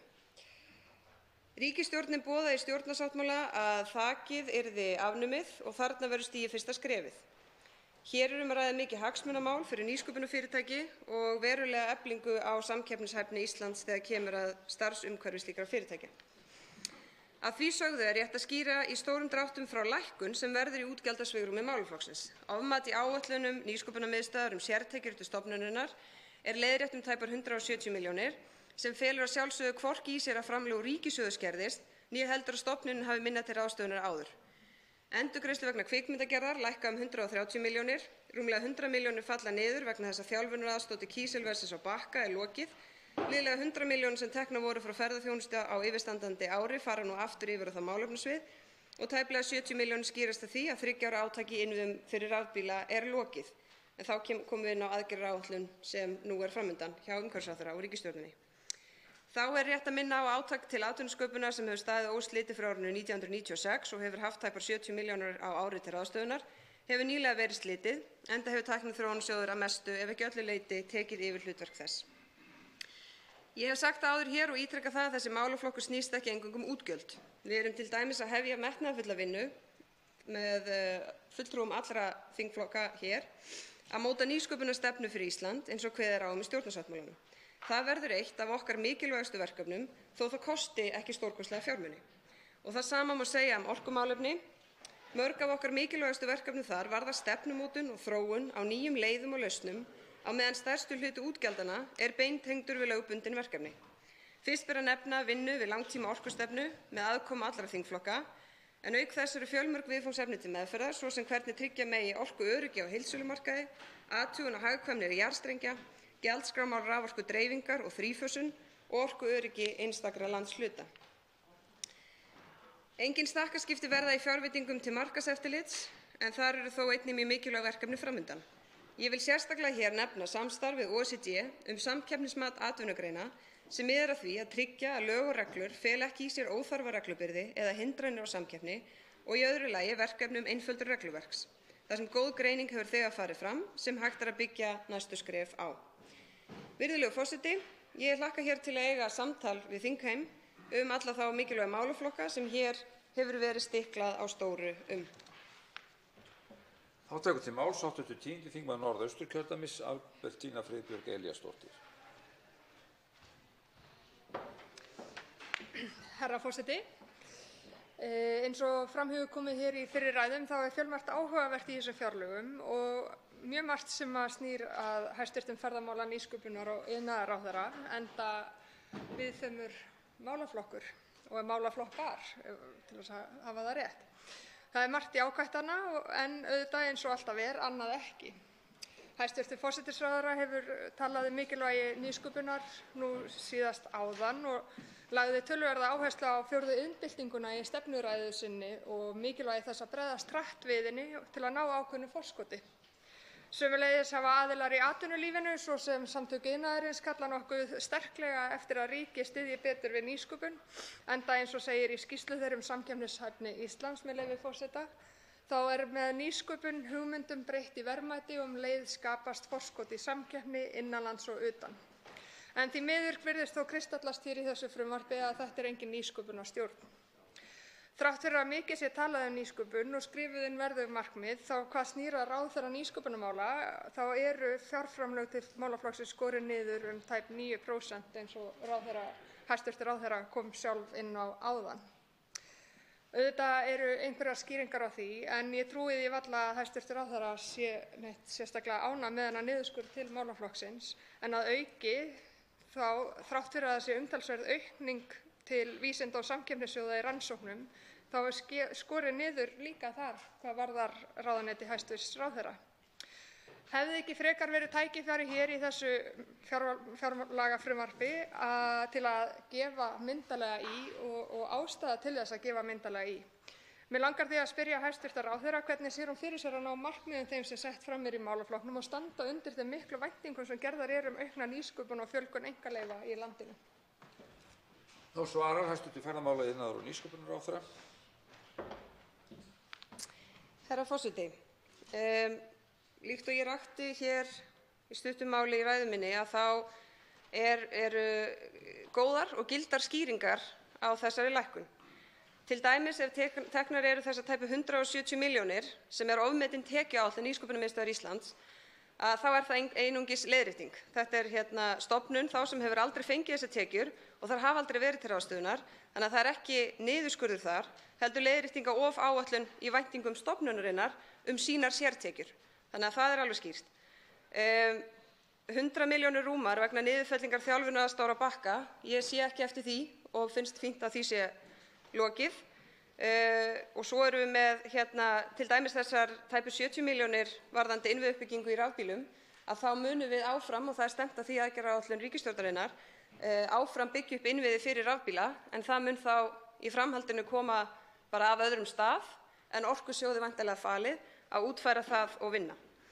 Ég finn fyrir þessum væntingum og sérstaklega frá þeim sem í þessum geira starfa sem eru nú bara mjög víða í samfélaginu og ég trúi því að við munum standa undir þeim væntingum og nýsköpunarstefnan er auðvitað algjört lykilatriði hér. Þar ætlum við að leyfa okkur að horfa hlutina upp á nýtt, horfa algjörlega á kerfið eins og það er og horfa einmitt hver eru leiðarljósin, hver eru markmiðin og hafa þá kjark til þess að breyta því sem þarf að breyta. Og svo má ekki gleyma hækkun endurgreiðslna sem er í rauninni það sem allir þessir aðilar setja efst á lista hjá sér, að fá þessa endurgreiðslu fyrir rannsókn og þróun og það mun þá taka gildi hjá þeim fyrir þeirra vinnu árið 2019 þrátt fyrir að áhrifin kom ekki hjá ríkissjóði fyrir árið 2020. Þetta er algjört lykilatriði. Þannig að sú hækkun og nýsköpunarstefnan sem á að ljúka núna í vor og mun þá væntanlega sjá ákveðnar tillögur og breytingar í næstu fjárlögum, bind ég mjög miklar vonir við. Þá tekur til máls að öðru sinni hv. 10. þingmaður Norðausturkjördæmis, Bergþóra Friðbjörg Elíasdóttir. Herra forseti. Já, það eru mikil tækifæri til vaxtar, ekki síst með frekari virkjun hugvits og nýsköpunar. Í kaflanum nýsköpun, samkeppni og þekkingargreinar er talað 3 markmið og 5 aðgerðir til þess að styðja við þróun atvinnulífs á grundvelli nýsköpunarstarfs. Og þau eru mjög góð og gild og eins og ég nefndi áðan og aðgerðirnar sömuleiðis. Þó að ég persónulega hefði mögulega viljað fara einhverjar aðrar leiðir og horfa víðar. En eins og hæstv. Ráðherra kom inn á þá er einmitt talað í einni aðgerðinni nýsköpunarstefnuna og gerð hennar og þar er meðal annars verið að horfa á endurskoðun umhverfi nýsköpunar, stuðningskerfi nýsköpunar, áhrif þekkingargreina og framþróun atvinnugreina og svo framvegis. Vinna er hafin eins og hæstv. Ráðherra kom inn á og miðað við að henni ljúki einmitt á árinu 2019 og mig langar því til þess að spyrja hæstv. Ráðherra, sér hún fyrir sér miklar breytingar á stoðkerfi nýsköpunar og atvinnulífs með nýrri nýsköpunarstefnu og væri ekki eðlilegt að gera ráð fyrir einhverjum kostnaði vegna þess? Það er alltaf einhver kostnaður þegar verið að gera breytingar sem síðan vonandi skila sér í auknum tekjum. Og þá langar mig einnig að spyrja, út af því að ég á hér eftir smá tíma, að hér eru framlög til Tækniþróunarsjóðs dregin saman 45 milljónir króna eða tæp 2% sem skýtur sömuleiðis nokkuð skökku við með allt talið stuðning við nýsköpun. Aðgerð 2 er einmitt að meta árangurinn af starfsemi Tækniþróunarsjóðs og móta aukið hlutverk hans. Hvernig sér hæstv. Ráðherra fyrir sér aukið hlutverk Tækniþróunarsjóðs á sama tíma og framlögin eru skorin niður og sömuleiðis þar sem að sjóðurinn hefur sjálfur verið að benda á og vekja athygli á hversu fáar umsóknir berast utan höfuðborgarsvæðisins. Hvernig sér ráðherra fyrir sér að reyna að bregðast við því? Þá svarar hæstv. ferðamála-, iðnaðar- og nýsköpunarráðherra öðru sinni. Herra forseti, Ég segi það bara aftur að ég er ekki ósátt við þá fjármuni sem fara í nýsköpunarmál. Ég hef trú á því að við munum geta unnið þessa stefnu þannig að við séum að fara þá í ákveðnar kerfisbreytingar sem leyfir okkur þá að sækja fram án þess að það muni kosta aukafjármuni.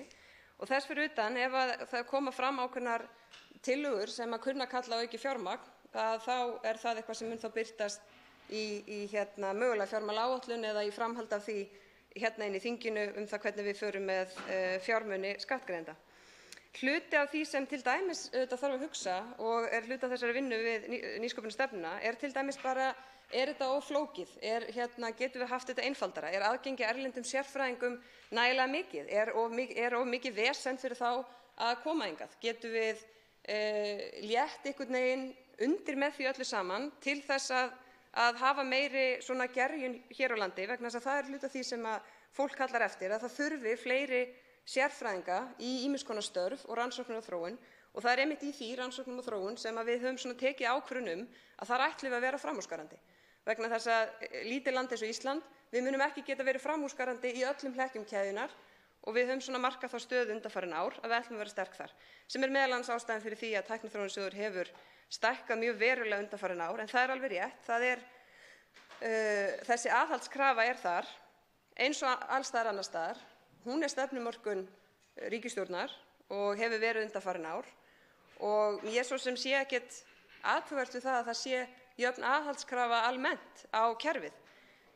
Við síðan erum auðvitað með á þingmálaskrá þennan svokallaða þjóðarsjóð og hugmyndin hefur verið að mögulega getum við notað hluta af því í svona nýsköpun og það á eftir að útfæra það, en það er þá til dæmis dæmi svona nýtt verkefni sem að skiptir öllu máli hvernig er útfært og framkvæmt, en væri mögulega til þess að fjárfesta einmitt í nýsköpun sem er algjört lykilatriði, ekki bara fyrir fyrirtæki út í bæ til að búa til verðmæti, heldur líka fyrir hið opinbera og við séum að fjárfesta í fólki sem hefur góðar hugmyndir til að hjálpa okkur að leysa þær áskoranir sem við stöndum frammi fyrir, til dæmis í heilbrigðiskerfinu. Tekur til máls 85. þingmaður Suðurkjördæmis, Ari Trausti Guðmundsson.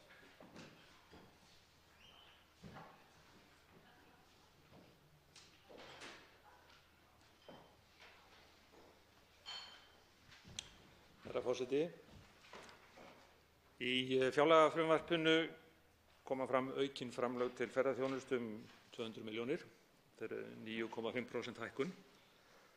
Og það er mjög mikilvægt að ræða ákveðin hlut í því samhengi sem er sem sagt mikilvægi þolmarka í ferðaþjónustunni og það liggur fyrir skýrsla sem var tilbúin í snemma árs 2018, þessa árs sem sagt, þolmörk og aðgangsstýringu í ferðaþjónustu. Samkvæmt frumvarpinu til fjárlaga þá á áframhaldandi vinna að fara fram við greiningu þolmarka og nú á vegum Ferðamálastofu, færi semst frá stjórnstöð ferðamála til Ferðamálastofu. Og mig langar að biðja hæstv. Ferðamálaráðherra að skýra hvernig sú vinna á að fara fram og hverju stefnt er að. Á könnu hæstv. Ferðamálaráðherra eru líka markaðsstofur landshluta og þær eru eins og allir vita mjög mikilvægar fyrir þróun ferðaþjónustunnar utan höfuðborgarinnar. Þetta er hluti af byggðastefnu okkar. Þær óska eftir allar væntanlega hærri framlögum í samningum við Ferðamálastofu og það kemur fram í frumvarpinu að það skuli styðja myndarlega við þær áfram. Og þá er spurningin hvernig það verður gert, skýra þá ætlun, hvaða fjármunir munu þá fara í það úr þessum potti 200 milljóna króna og í sjálfu sér hvernig við getum aukið þennan stuðning við þróun ferðaþjónustunnar á landsbyggðinni. Þá svarar hæstv. Ferðamála-, iðnaðar- og nýsköpunarráðherra. Herra forseti, fyrst aðeins þessar rannsóknir, gagnaöflun og varðandi þolmörkin, að þá er það auðvitað vinna sem svona hingað til hefur verið unnin hér og þar, frekar tilviljanakennt, eftir því svona hvaðan peningar komi í ákveðin verkefni og annað slíkt. Og þeir sem hafa unnið að þessum rannsóknum undanfarin ár og tugi hafi í rauninni alltaf gagnrýnt það að það vanti svona einhverja stefnumótun í því. Ég tek undir það og við fórum auðvitað þegar menn ætluðu að fara hérna í langtímastefnumótun 2015, þá kom í ljós að það var ekki hægt vegna þess að það vantaði gögn og stjórnstöð tók það svolítið til sín og hefur gert mjög vel í mælaborði ferðaþjónustunnar þar sem eru það komin á einn stað mjög mörg gögn en áfram unnið að því að fjölga þeim og þróa mælaborð þannig að það verði svona aðal fyrirbæri gagna í ferðaþjónustu. Og ég hef verið að tala þessa litlu Hafró og þá á ég við að við færum nú það sem við höfum sáð þessu fræ í stjórnstöðinni, nú það fært inn í ferðamálastofu þar sem það á að eiga heima, þar sem við setjum það bæði í gagnaöflunina og bætum þar inn fleiri gögnum og svo þetta rannsóknarhlutverk og þar hugmyndin að nýta það áfram krafta þeirra sem hafa verið að vinna rannsóknum en það sé einhver stefnumótun hjá stofnuninni og að því koma þá líka hagsmunaaðilar og aðrir sem málið hafa eitthvað málið að segja. Til þess að meta það í hvaða rannsóknir þarf að fara. Þannig að nú þetta formlega, mun þetta bera þau þessa ábyrgð 1. janúar samkvæmt lögunum, en vinnan farin af stað. Það búið að ráða þarna öfluga manneskju sem mun svona halda utan þetta og aðrir starfsmenn sem sinna þessu. Þannig að ég bind mikla von við það og ég held að við munum sjá það þegar fram líða stundir hversu mikilvægt það að vera með almennileg gögn og rannsóknir í þessari atvinnugrein rétt eins og við höfum í öðrum undirstu atvinnugreinum sem byggja á nýtingu takmarkaðra auðlinda að miklu leyti. Varðandi markaðsstoðirnar þá verð ég nú að fá að koma inn á það í mínu seinna svari. Þá tekur til máls öðru sinni hv. 5. þingmaður Suðurkjördæmis, Ari Trausti Guðmundsson. Herra forseti, ég þakka hæstv. Ráðherra fyrir svörin og fagna því auðvitað að það sé verið að efla og styrkja þessa vinnu við þolmarkagreiningu og aðgangsstýringu. Það er mjög mikilvægt að flýta henni og ljúka þessari stefnumótun þannig að leiðbeiningar og reglur og annað slíkt séu nokkuð skýrar. Það nú þegar verið að vinna við svona, við skulum segja verkefni, það silfra á Þingvöllum og þar verið að kannski að sömu leyti að vinna svona ákveðna frumkvæðisvinnu sem gæti skipt máli í þessu sambandi. Mér langar aðeins að koma inn að aðra spurningu hér til hæstv. Ráðherra úr því ég hef tíma. Það eru smávirkjanir, þá að skoða sérstaklega svokallaðar smávirkjanir. Það eru virkjanir undir 10 megavatta afli og ég vil meina það að þessar virkjanir, við skulum segja við 5 og 10 megavatt, geti haft umtalsverð umhverfisáhrif. Þannig að það er mjög mikilvægt að þar inni komi mat á umhverfisáhrifum slíkra virkjana sem eru núna undanþegnar því. Mig langar bara að heyra hvort að hæstv. Ráðherra er sammála þetta og þetta komi nú ekki beinlínis við fjármálum ríkisins að svo stöddu. Þá svarar hæstv. Ferðamála-, iðnaðar- og nýsköpunarráðherra öðru sinni. Herra forseti, fyrst til þess að klára að svara varðandi markaðsstofurnar að þá hef ég sagt að þeirra starf skiptir miklu máli. Það ákveðin svona lykill á milli ríkisins og sveitarfélaga til dæmis og sömuleiðis fyrirtækjanna sem að markaðsstofunum standa. Það sem við höfum verið að skoða og alltaf tækifæri að gera, það einfaldlega að útdeila fleiri verkefnum til markaðsstofana og það skiptir þá máli að það séu þá rétt verkefni og ég viss að það sé hægt að gera enn betur í því. Þessi DMP-vinna svokallaða áfangastaðaáætlanirnar, þær eru auðvitað hjá markaðsstofunum og hefur gengið þokkalega en það á eftir að svona klára það almennilega og það þarf síðan að haldast í hendur við alla skipulagsvinnu sveitarfélaga og svo framvegis. Þannig að samstarf við sveitarfélögin þá líka eitthvað sem að ég trúi að í framtíðinni verði enn ríkara. Það sem pínlítið snúið varðandi markaðsstofurnar að það eru auðvitað mjög mismunandi uppbyggðar og það kannski partur af því sem svona mun verða á komandi misserum, hvort við eigum einhvern veginn að reyna að samræma það, en það alltaf áskorun vegna þess að þetta síðan að sumu leyti auðvitað sjálfsprottið og maður vill heldur ekki taka yfir eitthvað sem sjálfsprottið og virkar eins og það gerir. Þannig að en samstarfið hefur gengið vel og nú búið að undirrita samninga við alla markaðsstofurnar. Varðandi síðan álagsmatið og þolmörkin þá það auðvitað bara mjög spennandi verkefni sem skiptir miklu máli að vinna vel og við höfum verið að vinna með innan stjórnstöðarinnar og svo auðvitað þessi skýrsla og Silfra dæmi það og það auðvitað, við erum alltaf að tala um að vanti stýringu, það auðvitað verið að taka alls konar skrefin og þjóðgarða og annars staðar að stýringu.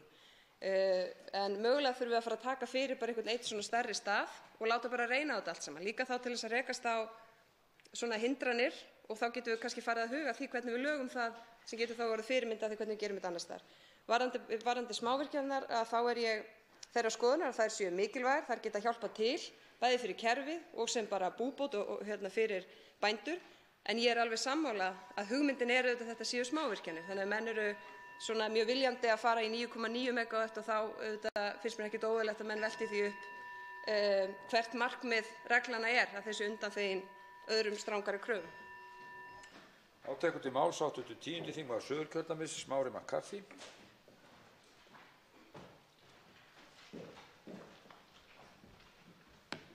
Herra forseti, ein af aðgerðum ráðherra í nýsköpunarmálum að einfalda regluverk og verkferla í þágu atvinnulífsins. Og nú þykir mér vanta einhverjar nánari útskýringar á því í hverju þetta felst. Þannig að það afskaplega mikilvægt eins og ég rakti hér í ræðum áður að starfsumhverfi fyrirtækja á Íslandi verði bætt. Það eru fjölmargar þrautir sem eru að þvælast fyrir þeim sem vilja fara út í atvinnustarfsemi og á öllum stigum atvinnurekstrar eru tækifæri til þess að létta fyrirtækjum, stofnendum þeirra og starfsfólki róðurinn. En það hefur mjög lítið sést hingað til af raunverulegum tillögum og aðgerðum í þá átt. Þannig að það ánægjulegt að sjá þessa aðgerð í tillögum hæstv. Ráðherra en mér finnst vanta allan einhvers konar útskýringu á því hverju við megum búast við. Einfaldlega verið að tala um reglugerðarbreytingar, verið að tala um lagafrumvarp eða hvað? Og í þessu samhengi kannski rétt að minnast á að tækniþróunarstig fyrirtækja almennt séð ekki mjög hátt á Íslandi. Það að segja að það eru auðvitað fyrirtæki sem eru komin mjög langt í tækniþróun og þannig, en þau fyrirtæki sem eru mjög nálægt grunnrannsóknum eru mjög mörg og það hefur verið mikil þörf á því að auðvelda starfsumhverfið til þess að fleiri fyrirtæki komist lengra í vöruþróun og framleiðslu á verðmætri vörum. Þannig að það væri gaman að heyra hvað ráðherra hæstvirtur hefur ætlað sér í þessu. Þá svarar hæstv. Ferðamála-, iðnaðar- og nýsköpunarráðherra, Þórdís Kolbrún Gylfadóttir. Herra forseti, ég þakka nú hv. þingmanni fyrir áhugaverðar vangaveltur og spurningar og það rétt, við erum ég legg mikla áherslu á þessa svona einföldun og það getur verið auðvitað hvort tveggja að við séum að einfaldlega fella brott einhverjar reglugerðir. Það mun vonandi felast í því að ég mun bara koma einfaldlega inn með einhvers konar bandorm þar sem við erum bara að breyta ýmsum lögum, þannig að það þá lagafrumvarp sem tekur þó aðeins lengri tíma. Rafræn stjórnsýsla síðan bara risaþáttur í þessu og það sem ég myndi vilja sjá að það sé einfaldlega miklu auðveldara fyrir fólk og fyrirtæki að eiga í samskiptum við ríkið og það skipti fólk og fyrirtæki minna máli í hvaða súlu viðkomandi stofnun eða leyfi eða kröfur eða hvað, heldur séu fólk og fyrirtæki þau bara senda inn í einhvern glugga og svo það bara ríkisins að finna út af því hvar það á heima. Og það eru svona atriði sem ég held að skipti miklu máli að við séum þá að fækka í rauninni tíma, vinnustundum og veseni fyrir fólk og það eykur þá líka skilvirkni hins opinbera. En sömuleiðis finnst mér bara kominn tími á það að við yfirförum mjög vandlega og ítarlega allar þær kröfur og ég segi hindranir sem við erum með. Oft eru þær hindranir það er bara réttmætar ástæður fyrir því og við viljum ekki taka þær burt, en við þurfum alltaf að vera þá full meðvituð að þær séu þarna til staðar. OECD-verkefni liður í því, þar sem við ætlum að taka fyrir byggingaiðnaðinn bara frá því einstaklingur eða aðili fær úthlutaða lóð og þangað til hann búinn að byggja og sömuleiðis þennan feril í ferðaþjónustu. Þetta síðan hægt að yfirfæra yfir á aðra lagabálka. Varðandi grunnrannsóknirnar og þá tækniuppbygginguna þá auðvitað þessi tækniyfirfærsluskrifstofa, hún sem verið að vinna að, hún einmitt að reyna að koma til móts við þetta vegna þess að við vitum af mjög öflugum rannsóknum í háskólasamfélaginu og annars staðar, en við vitum líka að við getum gert miklu betur í að yfirfæra þá þekkingu út í alvöru, að það komist á svona framkvæmdastig þannig að við getum farið að búa til meiri verðmæti úr þessari þekkingu. Málstekur öðru sinni hv. 10. þingmaður Suðurkjördæmis, Smári McCarthy.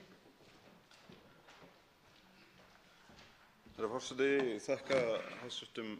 Ráðherra fyrir þetta. Að vísu að fella brott reglugerðir að koma með bandorm þetta gæti þýtt í rauninni hvað sem er. Það væri áhugavert að fá nánari útlistun á hvaða tilteknu aðgerðir er í huga. Rafræn stjórnsýsla er að sjálfsögðu af hinu góða og alveg frábært að það verði auðveldara fyrir fyrirtæki að eiga í samskiptum við ríkið. Og auðvitað held ég að allir getur verið sammála ágæti þess að reyna að fækka vinnustundum og vesinni fyrir fólk. Það er algjörlega frábært. En gætum við talað raunverulegar konkrét aðgerðir, til dæmis að lækka kostnað við stoppsetningu fyrirtækja, að minnka lausafjárkröfur, að bæta þannig að frumkvöðlar þurfi ekki að endilega borga sér markaðslaun ef þeir eru sjálfir eigendur fyrirtækjanna. Er hægt að bæta, þétta, sameina jafnvel einhverja samkeppnissjóði? Það er svo margt sem væri hægt að gera til þess að gera allan rekstur fyrirtækja miklu auðveldari á Íslandi og það er þörf á því að heyra einhverjar raunverulegar konkrét hugmyndir hvað eigi að gera. Þá svarar hæstv. ferðamála-, iðnaðar- og nýsköpunarráðherra öðru sinni. Já, við ráðherrarnir tveir í atvinnu- og nýsköpunarráðuneytinu erum til að mynda að vinna að því að fá utanaðkomandi aðila til þess að í rauninni yfirfæra bara allt það sem undir okkur heyrir til þess þá, og það geti þá vonandi nýst öðrum ráðuneytum líka, en þetta er auðvitað atvinnuvegaráðuneyti, til þess að reyna að bara einfaldlega taka til í reglunum. Og það er til ákveðinn gagnagrunnur þar sem er tekið fram til dæmis öll leyfi og annað slíkt, hvort að það er bundið í að það sé EES-innleiðing eða hvort það er bara eitthvað sem við höfum búið til. Og það er þá til dæmis, við viljum bara fara algjörlega í gegnum þann lista og tína út það sem mögulega er hægt að gera hvað það varðar. Varðandi markaðslaunin, þá er það eitt atriði sem ég hef verið að skoða og er opin fyrir því að reyna að vinna áfram, og mér finnst það svona sanngirnisatriði að það væri hægt að koma til móts við þessa minni aðila á þessu stigi, að þeir þurfa ekki að greiða þessi markaðslaun á ákveðnu tímabili. Það hvort að það er sameina sjóði, það er eitthvað sem ég myndi líta svo á að væri hlutverk vinnunnar við nýsköpunarstefnuna að leggja slíkt til, og það er partur af því þegar ég segi eru allir fjármunirnir þarna úti, eru þeir á réttum stað, getum við nýtt á betur og svo framvegis. Og ég einfaldlega, þegar maður horfir til dæmis á listan af fólki sem er að fara að taka þátt í þessari nýsköpunarstefnu sem hv. þingmaður er fyrir hönd Pírata, að þá er það raunverulega svo að ég bind miklar vonir við þessa stefnu. Ég held að vinnan við hana verði svolítið öðruvísi heldur en hefur verið hingað til í stefnumótun fyrir hið opinbera. Mér finnst það mjög áhugavert. Ég er bara mjög spennt fyrir því að við séum í einhvers konar nýsköpun í nýsköpunarstefnu og þessar hugmyndir sem hv. þingmaður fer hér yfir eiga mjög vel heima í þeirri vinnu, og ég mun taka þær tillögur og gera mitt allra besta til að vinna kröftulega úr þeim, sérstaklega þær tillögur sem það er svo margt í þessu sem hægt er að gera sem að mig grunar að sé ágætt samstaða hér og úti í samfélaginu. Við þurfum bara að fara demba okkur í verkið, og þess vegna fagna ég þessari vinnu við þessa stefnu sem nú er að hefjast. Þá tekur til máls hv. 9. þingmaður Suðvesturkjördæmis, Willum Þór Þórsson.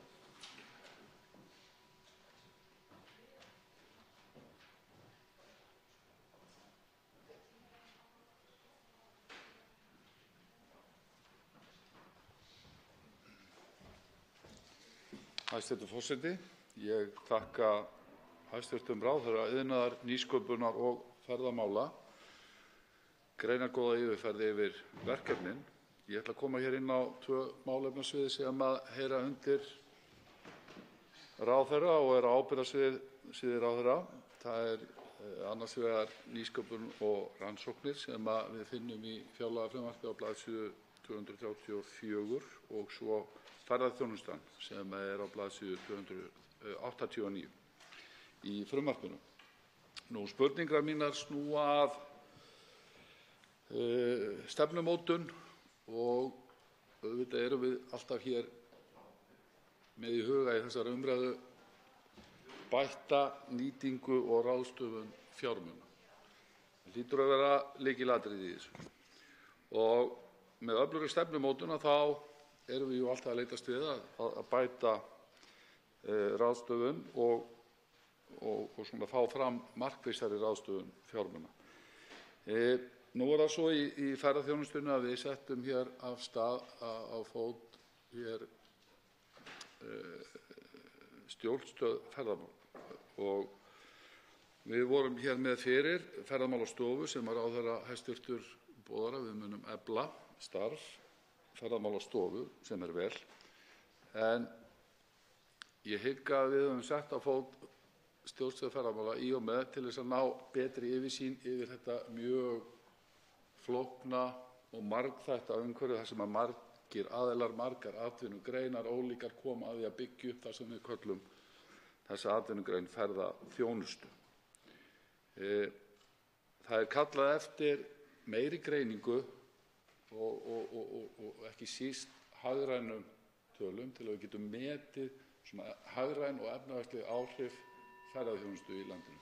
Hvernig stendur sú vinna og hvar liggur hún á milli Ferðamálastofu og stjórnstöð ferðamála? Þá svarar hæstv. Ferðamála-, iðnaðar- og nýsköpunarráðherra fyrra sinni. Herra forseti, þakka hv. þingmanni fyrir góða spurningu. Það er þannig að stjórnstöð ferðamála var sett á fót 2015 og á að renna sitt skeið 2020. Ég hef lagt á það áherslu að hún geri það, að stjórnkerfið verði tilbúið til þess að taka við þeim verkefnum og vera búin að vinna sína vinnu sem að vantaði þegar stjórnstöðin var sett af stað.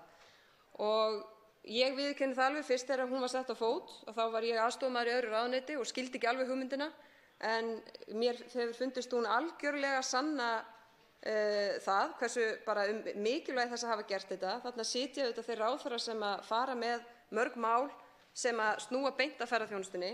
En það sem við erum núna að reyna að gera er einmitt að taka verkefnin sem voru sett af stað í stjórnstöðinni og færa þau þannig að þau fari á sinn lokastað í bili allavega, þannig að stjórnstöðin geti hægt og bítandi trappa sig niður. Þess vegna settum við aukafjármuni inn í Ferðamálastofu þar sem við erum einfaldlega að færa peninga sem áður fóru þá í gegnum stjórnstöðina til þess að geta sinnt þessari gagnaöflun og rannsóknarvinnu. Þetta er algjört lykilatriði. Við erum síðan líka innan stjórnstöðarinnar að vinna þetta álagsmat eða þolmarkavinnu þar sem við erum einfaldlega að reyna að meta álag á hverju sviði fyrir sig, umhverfi, efnahag og samfélagi. Og fyrsti áfangi, það eru komin drög að fyrsta áfanga, nú hefjum við annan áfanga, þannig að má segja að við séum núna búin að ákveða að við ætlum að hafa einhvern hámarkshraða og næsta skrefið það ákveða á sá hámarkshraða að vera 50, 70, 90 km og auðvitað mismunandi eftir svæðum. Þetta er síðan grunnurinn að þessari stefnumótun sem við förum síðan í, sem er þá unnin með öðrum hætti heldur en nýsköpunarstefnu til dæmis, vegna þess að þar ætlum við að nýta stjórnstöðina sem er þessi samstarfsvettvangur til þess að vinna þá stefnu. En þá þarf þetta að vera komið ákveðið leiðarljós frá ríkisstjórn og hinu opinbera, þar sem að stefnumótun þarf að passa inn í og undir þau leiðarljós. En þetta álagsmat er algjör grunnur af því að þessari stefnumótunarvinnu, þetta helst algjörlega í hendur. Þá tökum til máls síðar að sinni háttvirtur 9. þingmaður Suðvesturkjördæmis, Willum Þór Þórsson. Hæstv. forseti, ég þakka hæstv. ráðherra mjög greinargóð svör. Það er mjög mikilvægt að það liggi skýrt fyrir hvaða hlutverki þessum stofnunum er ætlað og eins með stjórnstöðina. Ég geti tekið hér undir hvert orð hæstv. ráðherra og lykillinn að öflugri stefnumótun er auðvitað góð og skýr greiningarvinna, bæði til skilnings og svo til þess að taka ákvarðanir inn í framtíðina með þessa sístækkandi og mikilvægu atvinnugrein í samfélagslegu og efnahagslegu samhengi. Að nýsköpunarþættinum, menn tengist þessu af því að þegar við segjum að þetta hlutverk stjórnstöðvar í og með til að fá yfirlit yfir þessa víðtæku atvinnugrein, að þá er í stjórnarsáttmála talað opinbera klasastefnu. Ég veit að ég og hæstv. ráðherra, við erum sammála það að sjálfsprottnir klasar eru af hinu góða og hafa náð góðum árangri. Það er ekkert ósvipuð verkefnið ekkert ósvipað í stefnumótun og með stjórnstöð ferðamála, að það að ná fram samvinnuþættinum, samtakamættinum og meiri árangri heldur en ella í margfeldi samvinnunnar. Í stjórnarsáttmála kveðið á það að við munum fara í þá vinnu að móta opinbera klasastefnu sem ég tel að hafi vantað og Norðmenn hafa gert með góðum árangri, Danir hafa gert með góðum árangri. Í áratugi hefur slíkt starf verið í samvinnu Evrópuþjóða og ég vil spyrja ráðherra hvar sú vinna stendur. Þá svarar hæstv. Ferðamála-, iðnaðar- og nýsköpunarráðherra síðar að sinni. Herra forseti, já, ég tek undir með hv. þingmanni varðandi það að svona best sé að þetta klasastarf sé svona eins sjálfsprottið og hægt er, og það hefur í rauninni verið það fram til þessa og við erum ennþá að sjá hvernig það er alveg þróun í því starfi. Í stjórnarsáttmála er talað þessa vinnu og hún er í undirbúningi í ráðuneytinu og það eru teknir frá fjármunir til þess að klára fara í þá vinnu og klára, og það verður auðvitað gert ekki öðruvísi en með þeim sem nú þegar eru í þessu og drifið í rauninni áfram af því, vegna þess að maður finnur það alveg að krafturinn er auðvitað bara í þessu samstarfi og þau eru mismunandi eftir klösum. En við sjáum líka mjög skýrt árangurinn af þessu klasasamstarfi, þannig að ég reikna með að þeirri vinnu verði framhaldið og að endingu komi þá hingað inn í þingið. Þá tekur til máls hv. 8. þingmaður Suðurkjördæmis, Karl Gauti Hjaltason. Herra forseti, ferðaþjónustan mun skila einna mestu tekjum í þjóðarbúið. Ég tek eftir því við lestur fjárlagafrumvarpsins að útgjöld til þessa málaflokks, eins og það heitir þarna í fjárlagafrumvarpinu, er 1/4 úr prósenti fjárlaga. Auðvitað gerir mér fulla grein fyrir því að það eru útgjöld víða annars staðar til málaflokksins, eins og samgangna og heilbrigðiskerfis og svo framvegis. En það eru blikur í lofti í ferðaþjónustunni og hún virðist nú glíma við ákveðna erfiðleika. Hægt hefur á komum erlendra ferðamanna til landsins og eiga fjölmörg fyrirtæki greininni í vanda. Nægir þar að nefna erfiðleika hjá stóru flugfélögunum tveimur. Þar kemur margt til eins og sterkt gengi krónunnar og hörð samkeppni sem íslensk ferðaþjónusta á í. Samkeppnishæfni Íslands sem áfangastað hefur þannig versnað til muna að undanförnu. Nú hefur komið fram í fjölmiðlum að vinna sé í gangi á vegum stjórnvalda sem gengur út á að skoða möguleika á frekari gjaldtöku í ferðaþjónustunni. Hafa ber í huga ferðaþjónustan er í dag stærsta gjaldeyrisskapandi atvinnugrein landsins. Því vil ég spyrja hæstv. ráðherra ferðamála hvort það sé skynsamlegt í ljósi þessara viðkvæmu stöðu sem ferðaþjónustan virðist vera í að vinna frekari gjaldtöku í greininni á sama tíma og hún glímir við erfiðleika. Og einnig vil ég spyrja ráðherra því hvers konar gjaldtöku hefur komið upp á borð hjá ríkisstjórninni fyrirhugað er að ganga í. Hvers slags gjaldtaka það er það einhvers konar náttúrupassi eða komugjöld eða gistináttaskattur eða einhver þjónustugjöld á ákveðnum ferðamannastöðum eða eitthvað annað. Þá tekur til máls og svarar hæstv. Ferðamála-, iðnaðar- og nýsköpunarráðherra. Herra forseti, ég þakka hv. þingmanni fyrir góðar spurningar og yfirferð. Gjaldtökumálin svona í heild sinni, að þá auðvitað eins og ég hef margoft rakið hér, er þetta orðin áralöng saga af alls konar hugmyndum sem að mörgu leyti er örugglega hægt að segja hefði átt að gera hitt og þetta öðruvísi og svona, en að ýmsu leyti held ég bara að þetta sé partur af því að einhvern veginn bregðast við ótrúlega breyttum tímum.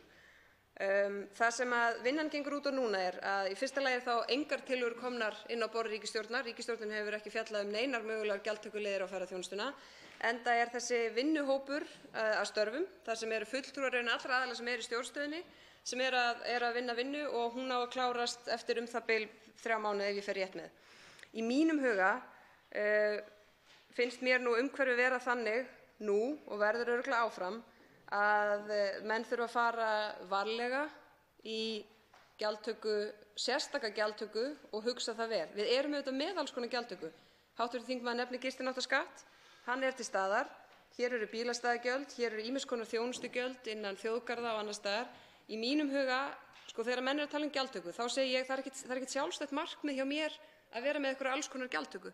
Miklu frekar að það haldist í hendur við verkefni okkar stýringu, verndun náttúru, að hvert og eitt svæði sé sem sjálfbærast þegar kemur að því að geta byggt upp innviði og starfsemi sem það vill sjá.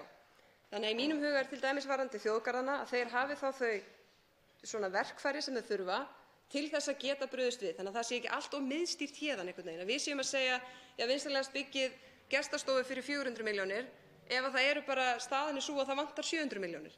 En lykilatriði hér auðvitað að það sé þá aðhald með því að það sé gagnsæi í hvað verið að nota slíka fjármuni og það sé þessi fyrirsjáanleiki sem að fyrirtæki þurfa sem í rekstri til þess að geta brugðist við slíku. Þannig að ég held að þetta sé svona heilt yfir þetta lykilatriði. Varðandi síðan blikur á lofti að þá það eitthvað sem að við þá tökum á ef til þess kemur.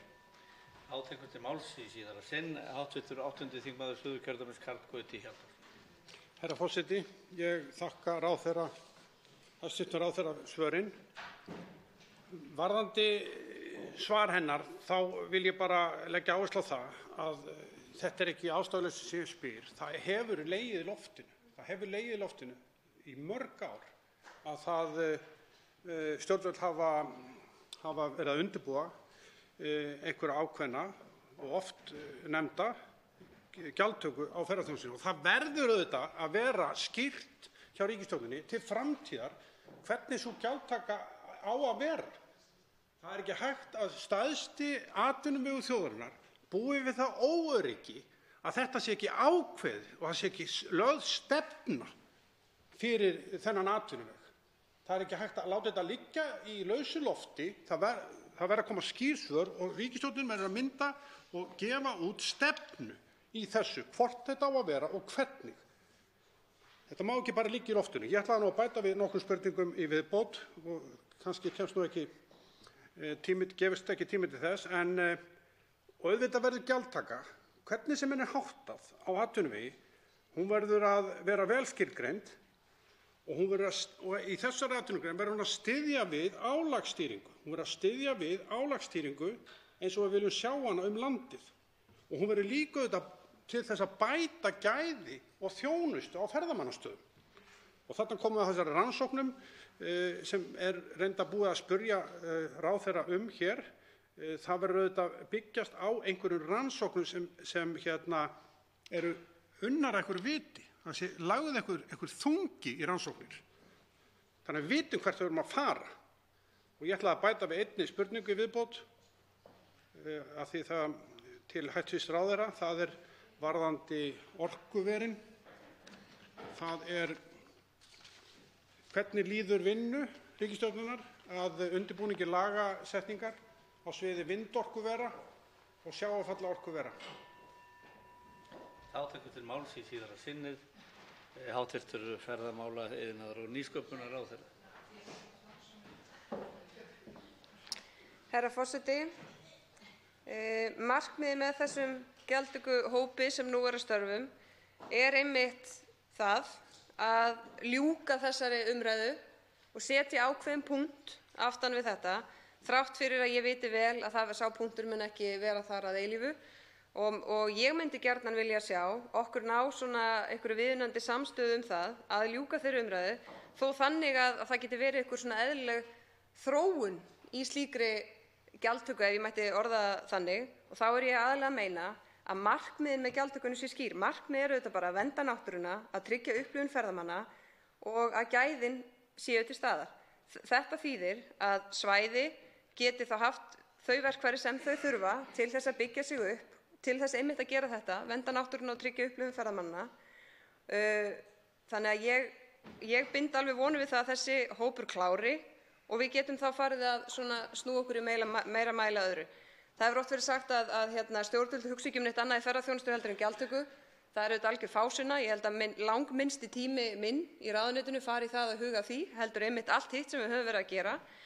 En ég væri alveg sú fyrsta til þess að fagna því að geta klárað þetta verkefni.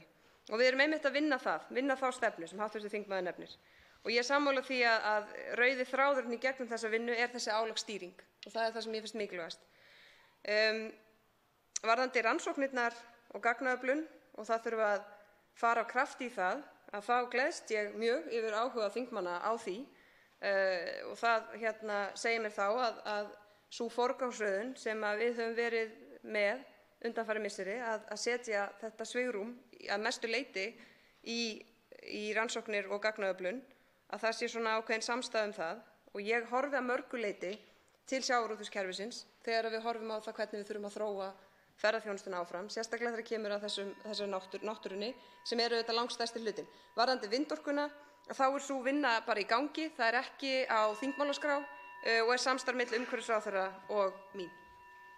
Þá tekur til máls hv. 7. þingmaður Reykjavíkurkjördæmis suður, Hanna Katrín Friðriksdóttir. Herra forseti. Við erum núna nær daglega að fá fréttir, slæmar fréttir af helstu atvinnuvegum sem að ráðherra hæstvirtur hefur á sínu sviði. Og ég nefni sem dæmi nýsköpunar, fyrirtæki ýmiss konar, kvikmyndageirann, ferðaþjónustuna og sögurnar hafa allar sama meginstefið. Það er bara mjög dýrt að reka fyrirtæki hér á landi fyrir utan þann óstöðuleika sem gjaldmiðillinn er að valda. Það er dýrt fyrir lítil sprotafyrirtæki svo dæmis tekið að sérhæfa sig í gjaldmiðlamálum til að geta gert sæmilega raunhæfar áætlanir og til að geta búið sig undir óhjákvæmilegar en jafnframt illa útreiknanlegar sveiflur í rekstri vegna gengisins. Ríkisstjórnin hefur þessa fyrstu mánuði í starfi miðað aðstoð sína við þessar aðstæður út frá þessu gamla vonda vinstra stefi að koma inn með ríkisaðstoð, niðurgreiðslu í ýmsu formi. Og þessi aðferð er ekki bara slæm fyrir það að ráðast ekki að rótum vandans, hún er líka slæm að því hún skapar ójafnvægi í atvinnulífinu vegna þess að stjórnvöld virðast handvelja þær greinar sem að fá aðstoð, jafnvel fyrirtæki sem eru verð slíkrar aðstoðar. Og mig langar að spyrja hér í fyrri umferð hæstvirtan ráðherra nýsköpunar og þekkingagreina hverjar eru líkurnar á því að ríkisstjórnin fari að vinna í raunverulegum bótum á efnahagsumhverfinu, koma með raunverulegar lausnir gegn gengisóstöðugleika og raunverulegar lausnir gegn svimandi háum vaxtakostnaði í stað þessara smáskammtalækninga. Og ég veit að hæstvirtur ráðherra er ekki með svarið og þetta sjálf á sínum herðum ein, en sem ráðherra í atvinnuvegamálaráðuneyti ætti þessi mál akkúrat að vera henni sérstaklega hugleikin. Þannig ég þrengi kannski spurningan og segi hvað ef eitthvað má lesa út úr þessu fjárlagafrumvarpi sem svar við þeirri ógn að það eru lítil og lofandi sprotafyrirtæki og það eru hálfvaxin nýsköpunarfyrirtæki sem vilja eða neyðast til að taka það skref og fara hér úr landi í leita hagfelldari rekstrarumhverfi. Hvar finnur það stað í fjármálafrumvarpinu að það er verið virkilega að taka mark á þeim sem hrópa hér á hjálp og leita lausnum? Þá tekur til máls hæstvirtur ferðamála-, iðnaðar- og nýsköpunarráðherra. Já, herra forseti, ég ætla nú bara fyrst að vera ósammála því að hér sé rosalega einhvern veginn óhöppulegt umhverfi fyrir nýsköpunarfyrirtæki. Það eru, mér finnst nú fréttir bara síðustu daga hafa sýnt það að það er nú ýmislegt mjög gott að gerast sem eru þetta að nánast öllu leyti þeim að þakka og þeirra þrotlausu vinnu. En það er þó þannig að stjórnvöld hafa líka stigið með markvissum hætti inn til þess að bæta umhverfi þessara fyrirtækja og það er líka að skila árangri. Hvort sem að litið til þess að við höfum verið að stórauka hérna samkeppnissjóði, það tekur auðvitað mörg ár að sjá árangur slíkrar innspýtingar og ég held að við séum að fara að horfa á það. Við erum hérna búin að hækka þakið á varðandi endurgreiðslur og rannsóknir og þróun og ef að spurt er hver er stefna ríkisstjórnar og hvar ætlum við að vera, já við ætlum einmitt að vera þar. Við erum búin að taka ákvörðun það að við ætlum að leggja sérstaka áherslu á það að vera framúrskarandi umhverfi fyrir rannsóknir og þróun. Og það er endurgreiðsla, jú, það má segja að það sé ívilnun, en það er samt heilt yfir fyrir hvers konar starfsemi. Það er ekki verið að handvelja ákveðna tegund, heldur ef fyrirtæki eru að stunda rannsóknir og þróun sem er í nánast hvers kyns verðmætasköpun, að þá viljum við að þær einingar séu hér. Auðvitað vill maður ekki sjá eftir sterkum fyrirtækjum fara úr landi. Að hluta til það samt líka eðlilegt og öll lönd eru að glíma við það að reyna að hafa umhverfið þannig að þau geti orðið sem stærst í sínu heimalandi. Við erum auðvitað síðan búin að horfa upp á það núna undanfarna daga að það eru röð ánægjulegra tíðinda úr þessum geira og ég hef fulla trú á því með þessari skýru stefnumótun sem að ég vona að verði komi eitthvað svona stefnumótandi plagg úr þar sem við munum þá fylgja eftir með aðgerðum, að við séum þá enn frekar að taka skref í því að vera framúrskarandi og hafa upp á ákveðna þætti að bjóða. Við getum aldrei boðið upp á allt það besta fyrir alla, fyrir allt umhverfið. En þess vegna skiptir líka máli að ákveða hvar ætlar að staðsetja þig. Hvar ætlar að staðsetja í virðiskeðjunni og það er til dæmis varðandi rannsóknir og þróun. Átekur til máls í síðara sinn. Hv. 7. þingmaður Reykjavíkurkjördæmis suður, Hanna Katrín Friðriksson. Já, herra forseti, ég þakka hæstv. Ráðherra fyrir svarið og það er alveg hárrétt að það hefur heilmikið verið gert og það eru ýmsar góðar fréttir að fá. En það breytir ekki þeirri staðreynd að það hlýtur að vera lykilmarkmið að búa hér til stöðugt umhverfi fyrir þessi fyrirtæki sem geta blómstrað á eigin forsendum og sé ekki háð þessari aðstoð. Ég fagna því að ráðherra segir að það eigi á næsta ári að sjá þess stað í fjárlögum fyrir árið 2020 að þakinu eigi að lyfta samkvæmt því sem segir í stjórnarsáttmála ríkisstjórnarinnar og hefur verið stefnt að lengi í tíð annarra ríkisstjórna líka. En mig langar til þess að vita af hverju það er ekki akkurat núna. Af hverju þurfa fyrirtæki að bíða og eins og hæstv. Ráðherra kom inn á áðan, ætlunin er að fyrirtæki hefji vegferð sína árið 2019, treystandi því að þetta komi inn í frumvarpið 2020. Ég velti fyrir mér hvort það sé óhætt fyrir fyrirtæki að treysta því að svo verði, hvort hér verði það efnahagslega ástand að ári, að stjórnvöld treysti sér í þá vegferð. Ég velti líka fyrir mér hvort ástæða sé til að hafa áhyggjur af brostnum loforðum. Ég minni til dæmis á loforð stjórnvalda varðandi lánasjóð íslenskra námsmanna. Þar hafa menn beðið heldur lengi eftir að einhverjar úrbætur eða loforð séu uppfyllt. Þannig spurningin er af hverju er þetta ekki núna, hver er ástæðan? Og síðan langar mig líka aðeins að velta fyrir mér vegna þess að þjóðarsjóðurinn ágæti sem á að setja á laggirnar, er hann sjóðurinn sem að ganga á hann að vera sveiflujafnandi fyrir nýsköpunarfyrirtæki og önnur fyrirtæki í landinu gegn þessu ótrausta efnahagsástandi sem að gengi veldur, og ef svo væri ekki eiginlega, það er erfiðara, ég átta mig á því, það er flóknara fyrir stjórnvöld að tryggja hér efnahagsumhverfið og að miða að því að hér verði gengisstöðugleiki og vaxtarstöðugleiki, en er það ekki til lengri tíma litið? Er það ekki raunverulegt markmið frekar en að búa til þessi umgjörð að fyrirtæki neyðist til að treysta á ríkisaðstoð í hinum ýmsu formum? Átekur til máls síðara sinni, hæstv. ferðamála-, iðnaðar- og nýsköpunarráðherra. Herra forseti, fyrst aðeins til þess að vísa í orð hv. þingmanns að betra væri að það væri ekki þörf á þessum stuðningi, að þá vísa ég nú þó til þess að þetta alþjóðlega umhverfi sem hv. þingmaður er að vísa til og við viljum öll vera partur af, þar er einmitt þessi ívilnun. Vegna þess að löndin eru að keppast okkar sterkasta fólk til þess að fá fólki sem er að vinna við það að fá góðar hugmyndir og búa til úr því verðmæti. Þannig að mér finnst einmitt þá í staðinn fyrir að vera þá með einhvern veginn ómarkvissan stuðning við ýmislegt og alls konar, að þá er ég talsmaður þess að við tökum ákvörðun það hvar er raunhæft að við verðum framúrskarandi, og það er í rannsókn og þróun. Og svo eru afleidd áhrifin af því að vera með öflugt rannsókn og þróunarumhverfi auðvitað ótvíræð og ótrúlega mikil.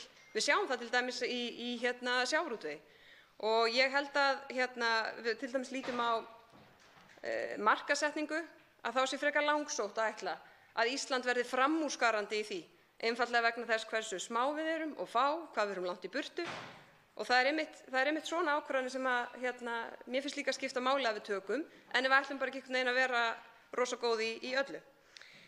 Varðandi hækkun á þakinu, að þá mun það taka gildi í rauninni 2019 fyrir fyrirtækin. Þau geta þá fyrir að gera ráð fyrir því að núna 1. janúar og út allt árið að þá sé það endurgreiðsluhæft. Það var ekki gert árið 2018, einfaldlega vegna þess að það bara vannst engin tími fyrir það við ríkisstjórnarskipti og svo framvegis. En áhrifin koma síðan árið 2020. Ef að því hv. þingmaður spyr hvort að hægt sé að treysta á þetta og ef að það verði einhvern veginn breyttar forsendur sem að kalla það að menn þurfa að fara svona lítið yfir öll útgjöld hjá hinu opinbera, að þá myndi ég nú allavega vera talsmaður þess að það væri einmitt þá sem við þyrftum slíka innspýtingu og við þyrftum slíkt umhverfi til þess að fá þá einmitt okkar fólk sem býr til verðmæti, vegna þess að það gerum við ekki, það er fólki í þessu landi sem býr til verðmætin, að við viljum einmitt halda því hér og fjárfesta í því til þess að hjálpa okkur þá út úr slíkri stöðu. Átekur til máls, hv. 3. þingmaður Suðurkjördæmis Birgir Þórarinsson.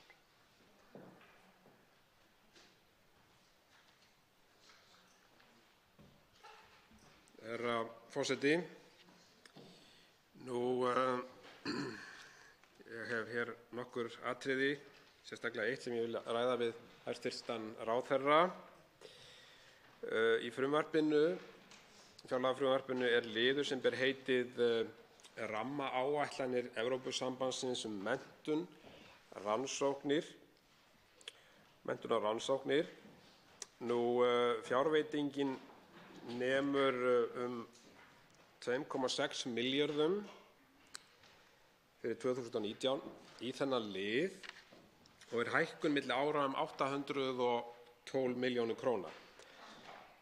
Þetta eru miklir peningar og það sem ég hefði viljað fá fram hjá ráðherra hvað valdi þessari hækkun og hvort að ráðherra geti upplýst hvar við Íslendingar stöndum þegar að kemur að styrkveitingum úr þessum málaflokki eða rammaáætlunum. Hversu háar fjárhæðir íslenskir aðilar, einstaklingar eða fyrirtæki hafa fengið. Þetta varðar rammaáætlun Evrópusambandsins. Síðan vil ég aðeins koma inn á að í frumvarpinu er liðurinn endurgreiðslu vegna kvikmyndagerðar á Íslandi. Þar er lækkun milli ára 134 milljónir króna. Eins og við þekkjum þá er kvikmyndagerð atvinnuskapandi og arðbær grein hér á Íslandi og í raun má halda því fram að ríkissjóður sé í raun að tapa ef skorið er niður á þessum lið því að kvikmyndageirinn hann færir okkur mörg störf og mörg afleidd störf tengjast honum. Við vitum það að menningarlegt gildi íslenskrar kvikmyndagerðar út frá hagfræðilegum sjónarmiðum er mikið. Átekur til máls, hæstv. ferðamála-, iðnaðar- og nýsköpunarráðherra. Herra forseti, fyrst varðandi rannsóknaráætlun Evrópusambandsins að þá geri ég ráð fyrir því að þetta sé einfaldlega vegna þess að íslensk fyrirtæki og fólk er að senda inn þannig umsóknir að hlutfallið er bara þetta hátt. En af því að þessi liður málefnasvið 7 skiptist á milli annars vegar mín og hins vegar mennta- og menningarmálaráðherra að þá er þessi hlutur sem sagt undir menntamálaráðherra þannig að hann ætti að geta svarað í nákvæmlega af hverju þessi upphæð er svona há. En ég held að það sé vegna þess einfaldlega að við séum bara að skila það góðum umsóknum inn í þennan sjóð, að við erum í rauninni að fá hærra hlutfall heldur en við erum innan samstarfsins. Og varðandi endurgreiðslur kvikmyndagerðar að þá þurfti ég einfaldlega að forgangsraða hjá mér og aðhaldið er lagt á þennan þátt. Það er meðal annars gert vegna þess að það er einfaldlega mín ákvörðun, en það er meðal annars gert vegna þess að við höfum séð að það er að draga örlítið úr umfanginu, þannig að ég mata svo að það væri í rauninni óhætt að gera það. Ef til þess kemur og það verður mikil sprenging í því, þá er það svokallað lúxusvandamál sem við myndum þá taka á. En ég nefni þó að því að hv. þingmaður kom inn á íslenska kvikmyndagerð og svona menningarlegt mikilvægi þeirra, að þá tek ég algjörlega undir það.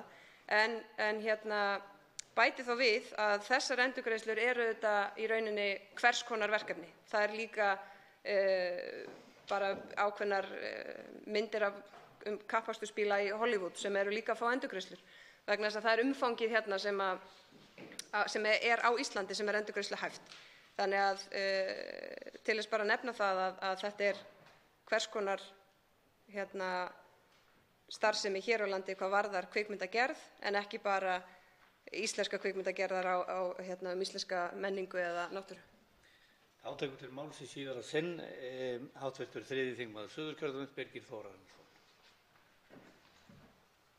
Herra forseti, já, ég þakka hæstv. Ráðherra svörin. Ég vil nota tækifærið að koma aðeins inn á ferðaþjónustuna en nettótekjur ríkis og sveitarfélaga fyrir árið 2017 af ferðaþjónustunni voru 60 milljarðar og þetta upphæð sem nálægt því að kosta rekstur Landspítalans á einu ári. Og gjaldeyristekjurnar einar á sér námu 530 milljörðum. Við þekkjum það og það hefur komið hér fram margoft að þetta orðin mikilvægasta atvinnugreinin okkar. Mikill meirihluti ferðamanna kemur til landsins vegna okkar fallegu náttúru og álag á helstu ferðamannastaðina því orðið mjög mikið.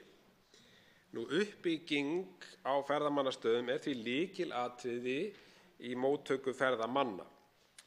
Í fjárlagafrumvarpinu hækkun á fjárveitingum vegna uppbyggingar á ferðamannastöðum úr 700 milljónum í 1 milljarð, 300 milljónir að mig minnir rétt. Ég tel hins vegar að þetta sé engan veginn nægilegt. Og það sem ég vildi spyrja hæstv. Ráðherra hvort hún muni beita sér fyrir betri og réttlátari forgangsröðun fjármuna til ferðaþjónustunnar.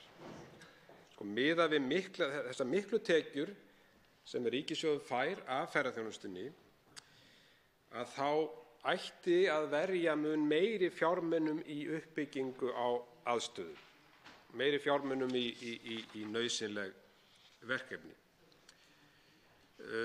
Það verður að forgangsraða í hlutfalli við mikilvægi greinarinnar og það í raun og veru réttlætismál. Þannig að ég vildi fá það kannski fram hér hjá ráðherra hvort að hún muni beita sér fyrir þessari forgangsröðun sem greinin telur mjög mikilvæg.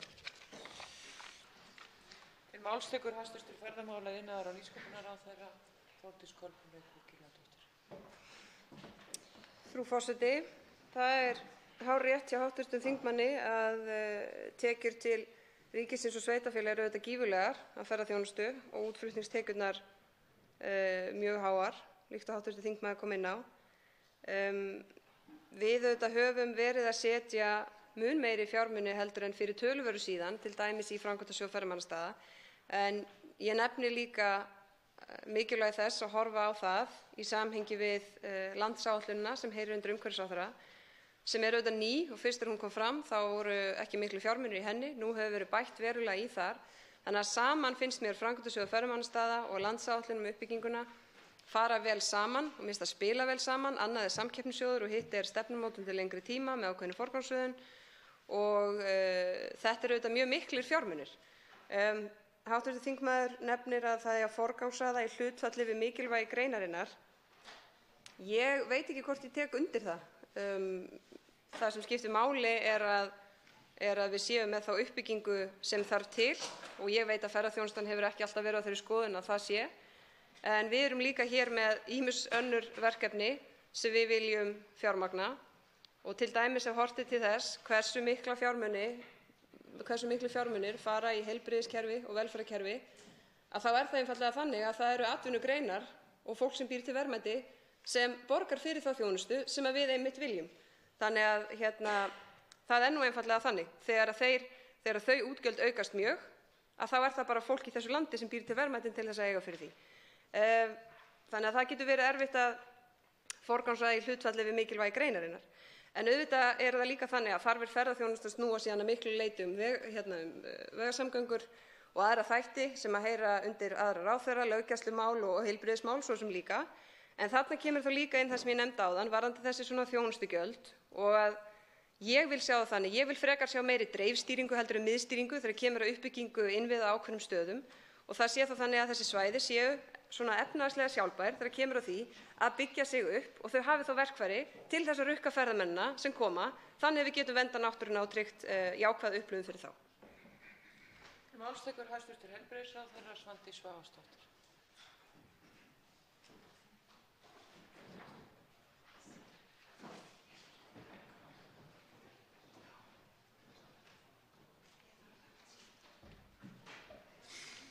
Virðulegur forseti.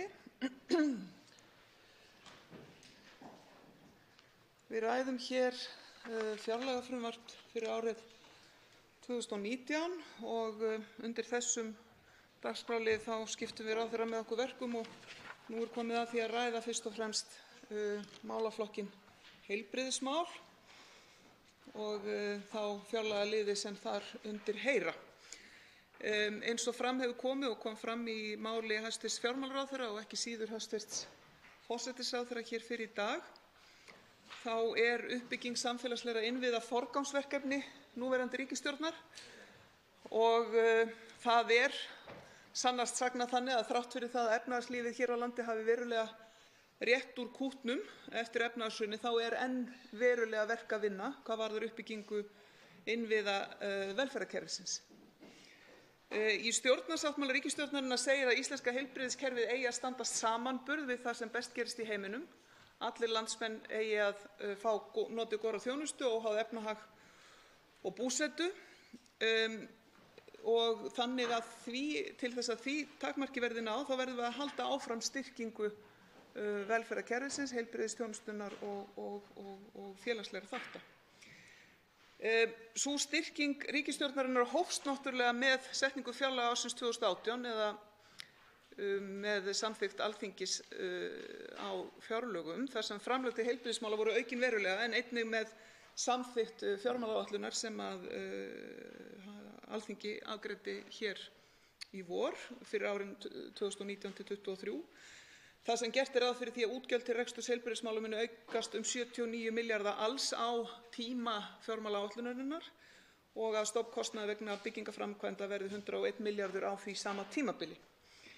Fjárlög ársins 2019 endurspegla þessar áherslur sem lagðar eru í stjórnarsáttmálanum og í fjármálaáætluninni og það má sjá í fjárlagafrumvarpinu sem hér til umfjöllunar umtalsverða hækkun á framlögum til heilbrigðismála. Hækkunin nemur samtals 12,6 milljörðum króna að frátöldum launa- og verðlagshækkun. Í frumvarpi til fjárlaga sem við ræðum nú birtast nokkrar megináherslur á sviði heilbrigðismála. Mig langar til að nefna nokkra þætti. Í fyrsta lagi efling heilsugæslunnar sem fyrsta viðkomustaðar í heilbrigðiskerfinu, lækkun greiðsluþátttöku sjúklinga, bygging nýs Landspítala, öflugri göngudeildarþjónusta og bætt geðheilbrigðisþjónusta. Þetta eru þættir sem eru fjármagnaðir í fjármálaáætluninni og sérstök áhersla á þessa þætti í umræddu fjárlagafrumvarpi. Samkvæmt frumvarpinu þá verða framlög til heilsugæslu aukin tæpan milljarð króna og þar að renna 650 milljónir sérstaklega til þess að styrkja geðheilbrigðisþjónustuna innan heilsugæslunnar og meðal annars þá til að fjölga stöðugildum sálfræðinga í heilsugæslunni og fjölga geðheilsuteymum. 200 milljónir verður varið til þess að efla heilsugæsluna sem fyrsta viðkomustað í heilbrigðiskerfinu og í því samhengi verður teymisvinna innan heilsugæslunnar aukin, forvarnir og fræðsla til sjúklinga. Framlög til heimahjúkrunar verða aukin 100 milljónir og 70 milljónum verður varið til að innleiða fyrsta áfanga skimunar fyrir krabbamein í ristli og endaþarmi. Áfram verður unnið að því að lækka greiðsluþátttöku sjúklinga og framlög til framkvæmda vegna uppbyggingar Landspítala við Hringbraut, þau aukast 4,5 milljarða króna og framkvæmdir við nýja meðferðarkjarna hefjast í haust og fullnaður hönnun rannsóknarhúss á næsta ári. Efling göngudeildarþjónustu forgangsmál og í því skyni verður veitt sérstöku 200 milljón króna viðbótarframlagi til Landspítala.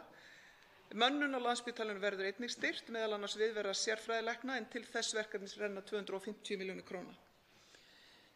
Hér rétt að nefna einnig styrkingu heilbrigðisþjónustu á landsbyggðinni en í fjárlögum þessa árs var veitt 400 milljónum króna til að styrkja rekstrargrundvöll heilbrigðisstofnana á landsbyggðinni. Og í frumvarpinu miðað við að þessi umfram styrkur, ef svo má orðið komast, þessi stuðningur, þessi innspýting verði varanlegur með föstu framlagi sem því nemur.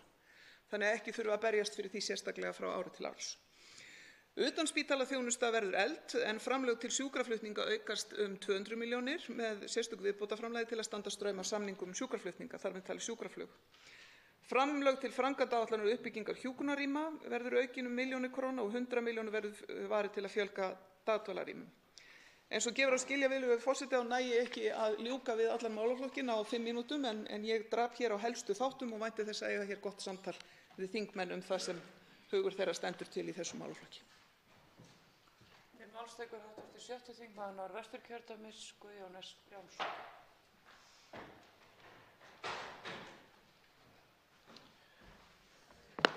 Frú forseti, hæstv. ráðherra. Heilbrigðisþjónustan er snúinn og krefjandi málaflokkur. Landsmenn treysta á vandaða uppbyggingu og trausta umgjörð, reiða sig á opinberu þjónustuna og vilja veg hennar sem mestan, raunar að hún sé í algjörum forgangi. Það er þjóðin ítrekað látið í ljós í könnunum og áskorunum. Það er kannski ekki sanngjarnt að segja að stjórnvöld skelli alveg skollaeyrum við ákalli almennings í frumvarpi því sem nú liggur fyrir. Þau sýna málamyndalit en blása það sannarlega út bæði fyrir sjálfum sér og öðrum það litla sem gert er með ríkulegum hætti. Sjúkrahúsaþjónustan fær einungis 2,5 milljarða króna hækkun sem rímar nokkurn veginn bara við hækkandi aldur og íbúafjölgun. Þetta er ríflega helmingurinn af því sem að Landspítalinn taldi sig hafa þörf fyrir og þá eru eftir aðrar sjúkrastofnanir, sjúkrahúsið á Akureyri og sjúkrasvið annarra heilbrigðisstofnana sem árabil hafa búið við erfið kjör bæði varðandi rekstur og viðhald húsnæðis. Þarna er ekki verið að auka við og styrkja. Liðskipta aðgerðum verður ekki fjölgað að öllum líkindum og erfiðar aðgerðir í þágu kvenna, svo dæmi sé tekið, verða ekki fleiri en verið hefur. Biðlistar munu lengjast að óbreyttu. Ofan í kaup er svo gerð aðhaldskrafa upp á 402 milljónir króna til sjúkrahúsanna. Er ráðherra virkilega sáttur við að bera þetta á borð? Heilsugæslan í landinu hangir á horriminni, þessi mikilvægasta grunnþjónusta í heilbrigðiskerfinu. Það er ekki merki viðsnúning á landsbyggðinni hvað heilsugæsluna varðar. Það er engin teikn það í fjárlagafrumvarpinu að þetta sé slíkt áhersluatriði sem aðstæður hrópa á. Heilsugæslustöðvar hafa víða ekki lengur fjármuni til að fastráða til sín lækna en treysta á farandþjónustu. Er þetta það sem við munum búa við? Hæstvirtur ráðherra.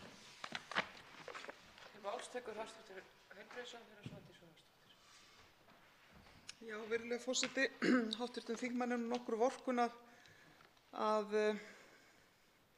stilla sér upp í andstöðu við þetta frumvarp en ég hef nú reynt hann að því að vera sanngjarn maður og mig langar til þess að reyna að nálgast þetta þannig. Mig langar að nefna nokkra punkta sem að hann kom hér inn á og það er þannig að þegar við erum að bæta milljarði inn í heilsugæsluhlutana þá auðvitað kemur það til með að endurspeglast í öllum landshlutum og áhersla á geðheilbrigðismál og geðheilsuteymi kemur líka til með að sjást þar. Áhersla á nýja þróunarmiðstöð heilsugæslunnar sem að þjónar landinu öllu endurspeglar líka áhersluna á byggðasjónarmið í heilbrigðismálum. Af því að hv. þingmaður orðaði það svo að biðlistar myndu lengjast áfram þá vona ég að hann sé að þá hafi honum yfirsést það að biðlistaátakið sem var upp á milli 800 og 900 milljónir á ári og hefði samkvæmt áætlun lokið á þessu ári að það er komið varanlega inn og mun áfram vera til þess ætlað að þjóna því að stytta biðlista eftir mikilvægum aðgerðum enda hefur íslensk heilbrigðisþjónusta náð umtalsverðum árangri í þeim efnum. Ég vil líka nefna þá tölu sem að ég nefndi hér áðan varðandi varanlega upphæð inn í rekstrargrunn heilbrigðisstofnanna út land og ég vil líka nefna það að það kom fram í viðtali við forstjóra Landspítalans háskólasjúkrahúss og ég held að það ætti að vera okkur öllum fagnaðarefni að Landspítalinn telur að hér sé í raun og veru vel gert og hann nefnir líka það sem að mér finnst skipta miklu máli í því þegar við erum að ræða heilbrigðisþjónustuna, að hún hangir öll saman og þegar við erum að byggja upp hjúkrunarrými og heilsugæsluna, þá kemur það líka til með að hafa góð og styrkjandi áhrif á aðra heilbrigðisþjónustu og þar með talið Landspítalann og heilbrigðisstofnanir út land. Málstekur hv. 7. þingmaður Norðvesturkjördæmis Guðjón S. Brjánsson. Þakka hæstv. Ráðherra fyrir svarið. Það þarf miklu meira til en það sem gert ráð fyrir í þessu frumvarpi til þess að saxa á biðlista. Það er vissulega þeir hafa styst en það þarf meira til og við þurfum að nýta miklu betur þann viðbúnað sem við eigum í landinu. Ég sakna þess að sjá ekki í þessu frumvarpi miklu ríkari teiknum framtíðarhugsun og þá umgjörð sem við viljum búa eldri kynslóðinni. Hún felst ekki í að byggja 100, 200 eða 300 hjúkrunarrými, loforðum það sem ekki svo staðið við. Hjúkrunarrými sem og því heldur ekki til peninga til þess að reka þau. Þar fyrir utan eru starfandi hjúkrunarheimili fjársvelt og sennilega vantar inn í rekstur núverandi hjúkrunarheimila 4,5 milljarð. Þótt kallað sé mjög eftir fjölgun hjúkrunarrýma þá er vandinn að verulegu leyti fólginn í öðrum þáttum. Hann er ekki bundinn við steinsteypu, heldur sterka, skýra sýn, breytt viðhorf, breyttar áherslur, bætt búsetuskilyrði og stuðning heima. Við höfum óskað eftir miklu skýrari áherslum í þessu og þarna þurfum við öll að taka okkur á. Við þurfum að breyta samtalinu. Mantran í þessum málaflokki hæstv. Ráðherra sem fram kemur í frumvarpinu er þessi og kemur ítrekað fram: mörkun heildstæðrar stefnu í heilbrigðisþjónustu í samræmi við stjórnarsáttmála ríkisstjórnar. Þetta er áréttað í hverjum reit í yfirliti frumvarpsins. Ég spyr því ráðherra, því tímasetningar skipta máli í þessu sambandi, hvað líður þessari heildstæðu stefnu, á hvaða stigi er hún og hvaða áætlanir eru birtingar á einhverjum útlínum hennar, og telur ráðherra ný og heildstæð stefna muni hafa áhrif á heilbrigðisþjónustuna þegar á næsta ári, bæði það sem lýtur að þjónustunni sjálfri og kostnaði. Málstekur hæstv. Heilbrigðisráðherra Svandís Svavarsdóttir.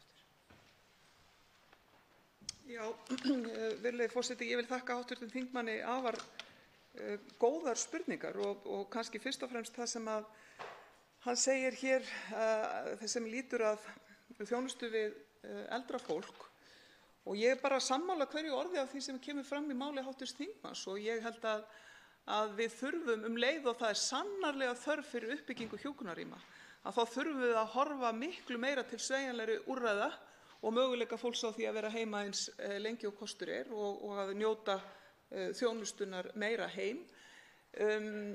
Það var kynnt fyrir mér mjög áhugavert verkefni á Akureyri á dögunum, þar sem verið er að nýta það sem að hefði verið rekstur 10 hjúkrunarrýma fyrir miklu stærri hóp í sveigjanlegri dagdvöl sem er 365 daga á árinu. Og þessi sveigjanleiki þarf að vera fyrir hendi í öllu kerfinu, og það verður þess vegna ekki þannig að það verði einhver miðstýrð nálgun á það hvernig á að nálgast þessa þætti. Og ég held að það sé líka afar mikilvægt, af því að hv. þingmaður talar hér hjúkrunarrými sé ekki lausn og steinsteypa og svo framvegis. En ég bið hann að hægja aðeins á sér í að tala loforð sem ekki er staðið við, því að ég er búin að vera ráðherra í 9 mánuði. Þannig að ég er ekki búin að byggja öll hjúkrunarrýmin sem voru á planinu. En mér finnst mikilvægt að við hönnun þessara hjúkrunarrýma, þá séum við að horfa til þess að þau ráði við sveigjanleg úrræði, en séu ekki svo stíf að þau komi ekki til móts við það. Ég býst við að við hv. þingmaður séum sammála það. Hv. þingmaður spyr líka heilbrigðisstefnuna og tímasetningar í henni. Og það er þannig að unnið hefur verið að undirbúningu í ráðuneytinu síðan í vor og ritstjóri heilbrigðisstefnunnar er aðstoðarmaður minn Birgir Jakobsson, fyrrverandi landlæknir. Og það eru 2 vinnudagar skipulagðir með framkvæmdastjórum opinberra heilbrigðisstofnana og embætta sem heyra undir ráðuneytið nú í byrjun október, og síðan verður opið heilbrigðisþing í nóvember, 2. nóvember, og síðan verður stefnan sett í samráðsgátt í einhverjar vikur og upp úr henni síðan unnin þingsályktunartillaga sem er á þingmálaskrá ríkisstjórnarinnar og verður lögð fram á vorþingi. máls tekur hv. 8. þingmaður Norðvesturkjördæmis, Sigurður Páll Jónsson. Hæstvirtur forseti, ég vil þakka hæstvirtum heilbrigðisráðherra fyrir þessa yfirferð frumvarpið og þetta er, eins og allir vita, þá er þetta stór og mikill málaflokkur, heilbrigðismálin, og það er heilbrigðisráðherra mikill vandi á höndum að vinna sig í gegnum þetta allt. Við gerum alveg grein fyrir því. Það hefur líka verið mikil aukning, gríðarleg aukning í tækniframförum og á bæði lyfjum og lækningum og þetta kallar á auki fjármagn og er mikill vandi. Lífaldur fólks hækkar vegna þessa framfara og allt þar fram eftir götunum. Ég ætla að einangra mig við í raun og veru spurningu og yfirferð til ráðherra það sem ég hef áður rætt en það er áfengis- og vímuefnameðferðir. Ég leitaði eftir því í frumvarpinu eftir fjárframlögum til áfengis- og vímuefnameðferða, en ég get ekki fundið auki fjármagn. Nú hefur verið unnið eftir í raun og veru útrunnum þjónustusamningi við SÁÁ á síðustu ári og dugði framlag hins opinbera fyrir móttöku rúmum 1500 sjúklinga, en 2200 sjúklingar kom í meðferð á árinu, þannig að með söfnunarfé brúuðu menn bilið. Forsvarsmenn SÁÁ segja að það sé hægt að taka á móti 2700 sjúklingum með nægilegt fjármagn fengist. Það er staðreynd að 600 manns á biðlista inn á sjúkrahúsi Vog. Hvernig sem tautar og raular, hvernig það sé tilkomið. Og það stefnir í lokum göngudeilda hjá SÁÁ vegna fjárskorts. Og SÁÁ er með sérmeðferð eða auka deild í meðferð ópíumóða fíknasjúklinga sem er vanfjármögnuð, og langar mig að fá ráðherra til að bregðast við þessu. Til máls tekur hæstvirtur heilbrigðisráðherra Svandís Svavarsdóttir. Já, virðulegi forseti, ég þakka hv. þingmanni spurningarnar. Við höfum nú áður rætt þessi mál hér í þingsal og það gladdi mig sérstaklega við umræðu stefnuræðu forsætisráðherra að hann hafði þar orð á því að hann hefði áform að því varðaði sérstaka umræðu við mig forvarnir og annars stigs forvarnir eins og hann nefndi þar, og ég held að það sé afar mikilvæg umræða. Ég vil geta þess hér í þessari umræðu að þeir þættir sem hv. þingmaður er að nefna hér, sem eru áfengis- og vímuefnavarnir, eru í vissum skilningi angi líka geðheilbrigðisþjónustunnar, af því að þetta spilar allt saman. Og undanfarna mánuði höfum við sérstaklega verið að beina sjónum okkar að vanda barna og ungmenna með tvíþættan vanda eins og velferðarnefnd hefur sérstaklega tekið upp, og var þá bæði að fjalla börn og ungmenni en ekki síður fólk sem komið á fullorðinsár. Við félagsmálaráðherra höfum ákveðið að taka þetta tiltekna verkefni föstum tökum og höfum sett á stofn starfshóp sem ætlað að fjalla sérstaklega úrræði við börn og ungmenni með neysluvanda. Ég veit að hv. þingmaður spyr ekki nákvæmlega þetta. Ég held að sé mikilvægt samt að nefna það hér vegna þess að hlutverk hópsins er meðal annars að skoða sérstaklega stofnun meðferðarstöðvar fyrir þann hóp barna og ungmenna sem eiga við hvað bráðastan vanda að etja.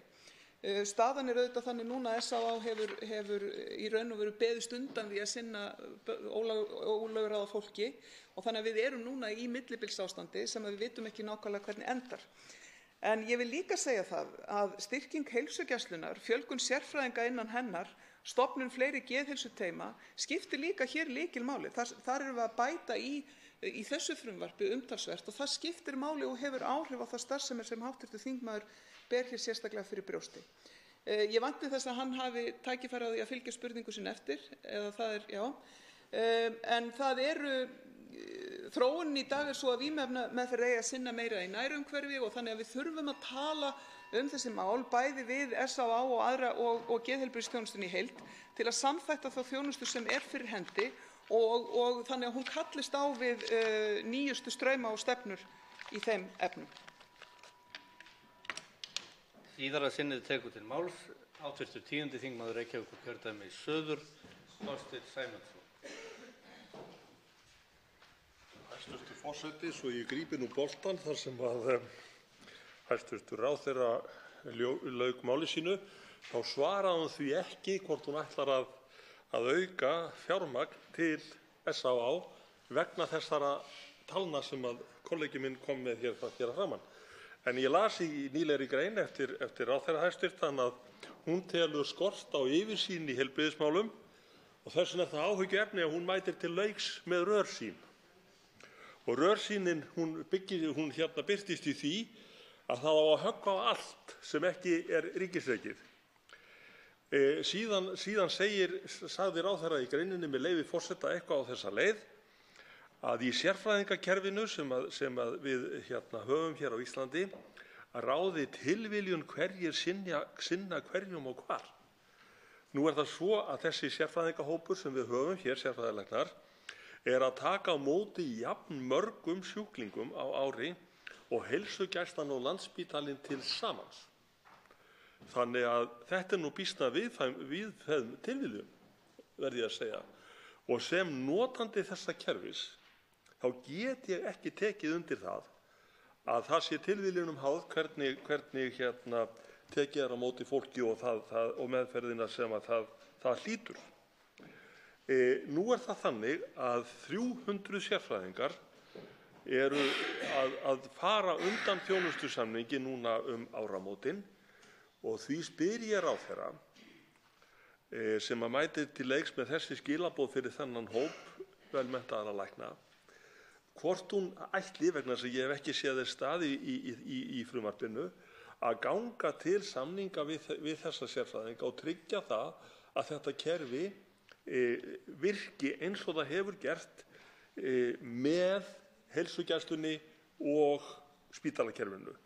Mér langar til að spyrja ráðherrann það hvort að vilji hennar standi til þess og hvort að það sé tryggt fjármagn í þessu frumvarpi til þess að það sé hægt að gera samninga við þessa sérfræðinga. Þá tekur til máls hæstv. Heilbrigðisráðherra Svandís Svavarsdóttir. Já, virðulegur forseti. Í fyrsta lagi verður auðvitað samið. Það gefur augaleið. Og ég veit að talnaglöggur þingmaður eins og sá sem að talaði hér á undan mér, þó að ég virði honum það til vorkunnar að vera ekki búin að lesa allt frumvarpið frá einni blaðsíðu til annarar, að þá ætti hann að geta áttað sig á því að það er gert ráð fyrir fjármagni í slíka samninga á næsta ári. Og af því að hann velur að fara mikinn í einhverju tali rörsýn og höggva á allt sem ekki ríkisrekið og svo framvegis, að þá ætla ég nú að reyna að halda mig við efnisatriði málsins og segja að það sem að ég er að gera og við í heilbrigðisráðuneytinu og velferðarráðuneytinu, þegar við erum að ræða það að það skorti yfirsýn í málaflokknum, þá erum við að taka undir með Ríkisendurskoðun sem talar ómarkviss kaup heilbrigðisþjónustu. Við erum að taka undir með McKinsey og fleirum sem hafa gert úttekt á íslenskri heilbrigðisþjónustu sem segja að kerfið er ósamstætt, það er brotakennt, það leiðir af sér samspil biðlista á annan vænginn og oflækninga á hinn vænginn. Ég geri ekki ráð fyrir því að hv. þingmaður myndi kalla ríkisendurskoðanda vera í þeirri vegferð að höggva á allt sem ekki er ríkisrekið eða að McKinsey þjáðist af rörsýn. En það kann þó að vera því að hv. þingmaður hefur nú svo sem stundum kom mér á óvart í sínu orðalagi og á kannski eftir að halda því áfram.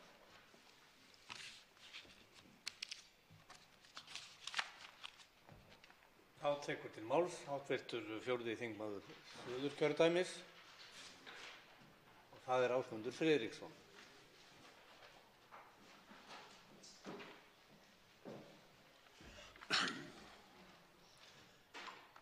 Virðulegi forseti. Ég vil byrja á því að þakka fyrir þessa umræðu sem hér fer fram í dag. Ég vil líka óska hv. heilbrigðisráðherra til hamingju með starfið sem ég hef gert áður og óska henni góðs gengis. En mér langar að snúa mér að fyrstu spurningu sem ég langar að snúa mér til hennar er að í 5 ára fjármálaáætlun ríkisstjórnarinnar 2019 til 2023 er eftirfarandi bókað. Fordæmileg fjölgun íbúa á Suðurnesjum og fjölgun ferðamanna land allt kallar á skoðun því hvort fjárveitingar geti í ríkara mæli færst á milli svæða. Meirihluti beinir því til heilbrigðisráðherra að gera endurskoðun fjárveitinga gagnsærri en verið hefur og upplýsa þá þætti sem ráða úthlutun fjármuna. Þarf sérstaklega að horfa til íbúaþróunar á Suðurnesjum þar sem heilbrigðisframlög á hvern íbúa er lægri en að jafna annars staðar á landinu. Ég spyr því ráðherrann hvernig má sjá þess stað í fjárlögum 2019 að þú sjálfstæða krafa Suðurnesjamanna að þeir sitji saman borð aðrir landsmenn þegar kemur útdeilingum fé til heilbrigðisþjónustu. Á liðnum árum hefur íbúum á Suðurnesjum fjölgað 24% eða 5.100 manns og eru 26.500. Á sama tíma eða síðustu 2 árum hefur íbúum Reykjanesbæjar eins fjölgað 15% eða 2.400 manns sem samsvara sveitarfélaginu Hornafirði. Og við upplifum það líka að á þeim tíma hafa framlög til heilbrigðisþjónustunnar þar eins og víðast annars staðar hækkað 1% og síðan gert 0,5% hagræðingarkrafa á þessar stofnanir. Ég spyr ráðherrann hvernig sjáum þess staði í núverandi fjárlagafrumvarpi að bókun ríkisstjórnarinnar úr 5 ára fjármálaáætlun standist. Þá tekur til máls hæstv. Heilbrigðisráðherra. Virðulegi forseti, ég þakka hv. þingmanni spurningarnar og góðar óskir. Ég vil geta þess að ég hef verið í miklum samskiptum við Suðurnesjamenn og bæði starfsfólk heilbrigðisstofnunarinnar þar en ekki síður sveitarstjórnarmenn og fulltrúa og forystu öldungaráðsins sem var hjá mér á fundi nú á dögunum. Þannig að heimamenn halda mér mjög vel við efnið, þannig að það sé klárt og þingmaðurinn er þar fremstur meðal jafningja. Fjárframlög til Heilbrigðisstofnunar Suðurnesja sérstaklega hækkuðu 50 milljónir í fjárlögum 2017 og var þá sérstaklega vegna fjölgunar á svæðinu og fjölgunar ferðamanna í gegnum Leifsstöð. Í ár þá hækkuðu framlög til stofnunarinnar enn frekar eða 54 milljónir. Þannig að fjárframlögin hafa í raun og veru hækkað rúmar 100 milljónir króna á 2 árum. Það hafa verið gerðar ítarlegar og endurteknar úttektir á starfseminni á stofnuninni og þar eru tilteknar áskoranir til viðbótar við það sem hv. þingmaður fer hér yfir og stafar sérstaklega af fjölguninni. Ekki síst vegna þess að fjölgunin gengur svo hratt, þá reynir hún mjög á innviði samfélagsins og ekki bara á heilbrigðisþjónustuna, heldur alla innviði samfélagsins. Og þess höfum við orðið áskynja þegar við ræðum líka við sveitarstjórnarmenn og aðra. Það er rétt að nefna líka læknamönnunina þarna sem að snýst ekki beint fjárframlög á fjárlögum, heldur þá staðreynd að mikið af þeim læknum sem að starfa á heilbrigðisstofnuninni sinna verktakaþjónustu annars staðar. Þannig að það eru margar og fjölþættar áskoranir sem að verða ekki allar leystar með auknum fjárframlögum þó það sé sannarlega partur af viðfangsefninu en í mínum huga eru öll þessi verkefni undir. Þá tekur til máls í síðara sinn hv. 4. þingmaður Suðurkjördæmis Ásmundur Friðriksson. Virðulegi forseti, ég þakka hæstv. Ráðherra fyrir þessi svör og vil benda á að aðeins launahækkun sjúkraliða og hjúkrunarfræðinga til þess að komast til móts við Landspítalann þá þarf einhvern 150 milljónir á ári í það. Þannig að við þurfum líka að ná þangað. Og ég veit að í dag að því ég hringdi upp á sjúkrahús að þá held ég að séu bara 4 eða 5 læknar að störfum en þurfa að vera svona 15-16 á þessu svæði. Þannig að það er ekki vel mannað þessa dagana og ekki að það var tíma fyrir í seinni part í október á lækningadag. Mér langar að halda fram. Mér langar að spyrja ráðherra hvort hann telji ekki tímabært að láta fara faglega úttekt og greiningu á húsnæði Heilbrigðisstofnunar Suðurnesja, gera áætlanir endurbætur og uppbyggingu til að mæta kröfum tímans.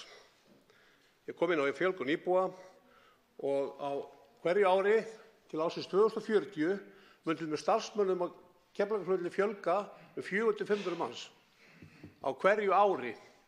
Það er 1 álver á ári. Eða sem nemur helmingnum að starfsmönnum Bláa lónsins. Og þá vil ég spyrja ráðherrann varðandi mönnun á dvalarheimilum á landsbyggðinni, hvort að viðmið Landspítalans sé eðlilegt þegar það er að tala um þyngri sjúklinga, að það sé viðmið hvernig mönnun Landspítalans er í slíkum tilfellum og hvernig þeir bæta við starfsfólki þegar við erum að miða við dvalarheimili á landsbyggðinni þar sem að læknir kannski býr í tuga kílómetra fjarlægð, jafnvel 100, og það eru kannski á næturnar kannski 2 sjúkraliðar á vakt og það er jafnvel ekki bakvakt hjúkrunarfræðings, hvort að við þurfum ekki að gera ríkari kröfu til þess að á landsbyggðinni sé öryggið aukið og þegar þyngri sjúklingar þyngri sjúklinga, hvort það þurfi þá ekki að taka til greina aðstæður á svæðinu versus aðstæður á Landspítalanum þar sem eru tugir lækna og hjúkrunarfræðinga að störfum allan sólarhringinn og geta gripið inn í. Þá tekur til máls hæstv. Heilbrigðisráðherra Svandís Svavarsdóttir. Já, virðulegur forseti,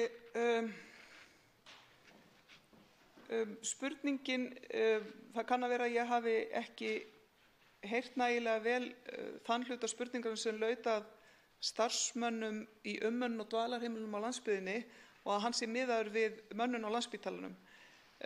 Samkvæmt mínum upplýsingum, ef að það var spurningin, og sem hv. þingmaður kinkar hér kolli mér til hugarhægðar, að þá er það ekki svo að þessi viðmið séu lögð til grundvallar. Embætti landlæknis hefur gefið út mönnunarviðmið fyrir hjúkrunarrými sérstaklega, en af því að hv. þingmaður spyr hérna sérstaklega húsnæðið og ég hef heyrt ýmsar athugasemdir hvað varðar húsnæðið, að sumu leyti snýst það nýtingu þess og hvernig nýtingunni er best fyrir komið, en að sumu leyti snýst þetta aukna rýmisþörf í takt við breytta þjónustu. En þess ber að geta að fjármálaráðuneytið fer náttúrulega með ríkiseignir og ef að það þarf að gera tiltekna úttekt á húsnæðinu og hvernig það þjónar starfseminni sem best, þá þyrfti það væntanlega að vera verkefni sem að væri í einhverjum skilningi sameiginlegt verkefni fjármálaráðuneytis og ráðuneytis heilbrigðismála. En vegna þess sem að við vorum hér að ræða með almennum hætti, og ég held að sé mjög mikilvægt að við endurmetum svolítið hvernig við ræðum þessi mönnunarmál, því að hluta til er mönnun í heilbrigðisþjónustu auðvitað viðfangsefni heilbrigðisyfirvalda í stóru samhengi, en það verður samt ekki og má ekki taka það af þeim sem bera ábyrgð á rekstri hverrar heilbrigðisstofnunar fyrir sig að sinna því að tryggja viðunandi mönnun á sinni starfsstöð. Þannig verður það að vera, vegna þess að við verðum að koma okkur út úr miðstýringarhugsun yfir í það að ábyrgðin sé heima, hún sé í héraði, hún sé það sem að fólk upplifir og skilur þörfina fyrir þjónustu, skilur sérstöðuna eins og hv. þingmaður heldur hér vandlega til haga, vegna þess að ef við ætlum að leysa öll mál við skrifborð í Reykjavík, þá erum við ekki í takti við fjölbreytta búsetu á Íslandi. Þá tekur til máls hv. 3. þingmaður Reykjavíkurkjördæmis norður og það er Sara Elísa Þórðardóttir.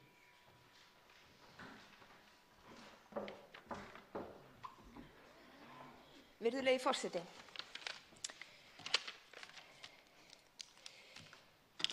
Ástæðan fyrir því að ég fór í stjórnmál upphaflega var staða Landspítalans og það var því mjög ánægjulegt símtal sem ég átti í gær við Pál Matthíasson, forstjóra Landspítalans, þegar hann tjáði mér það að hann væri mjög sáttur við fjárlögin eins og þau líta út.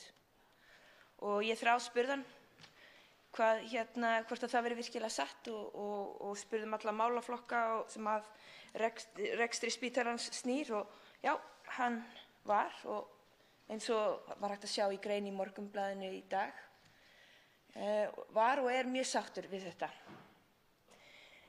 Og síðustu daga þá hef ég fengið gagnrýni fyrir það að hrósa ríkisstjórninni og einstaka ráðherrum fyrir það sem ég lít á sem mjög vel unnin störf.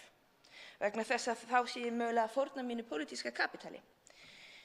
Sko, ég hef engan áhuga á pólitísku kapítali sem snýst það að ég sé ekki að starfa hér eftir heilendum fyrir þing og þjóð. Upphaflega voru Píratar stofnaðir til þess að þurfa ekki að vera til, sem stjórnmálaafl en við þurfum ennþá að vera til. En mér finnst þetta bara ánægjulegt og ég vil hrósa hæstv. Heilbrigðisráðherra fyrir hennar störf hér svo það sé skjalfest. En Páll Matthíasson, hann talaði hins vegar mönnun. Hvað ég vildi að ég hefði meiri tíma. Ok, ég ætla að fara þá mjög hratt hérna.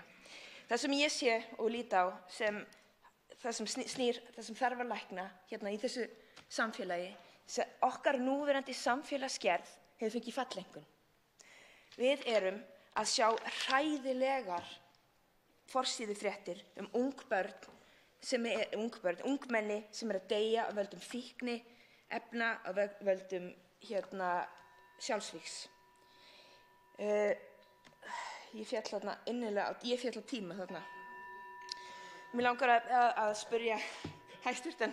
Heilbrigðisráðherra hvort að hún hafi áform áframhaldandi meðferðarúrræði fyrir ungmenni og hvort að hún hafi hug á því að gera lyfið Narcan aðgengilegra fyrir fíkni, það er nefúðalyf sem getur bjargað mannslífum. En ég ætla að halda aðeins áfram, ég hef nokkrar sekúndur. Við þurfum bara samfélagslegt átak núna. Fíkn svo mikið heilbrigðisvandamál.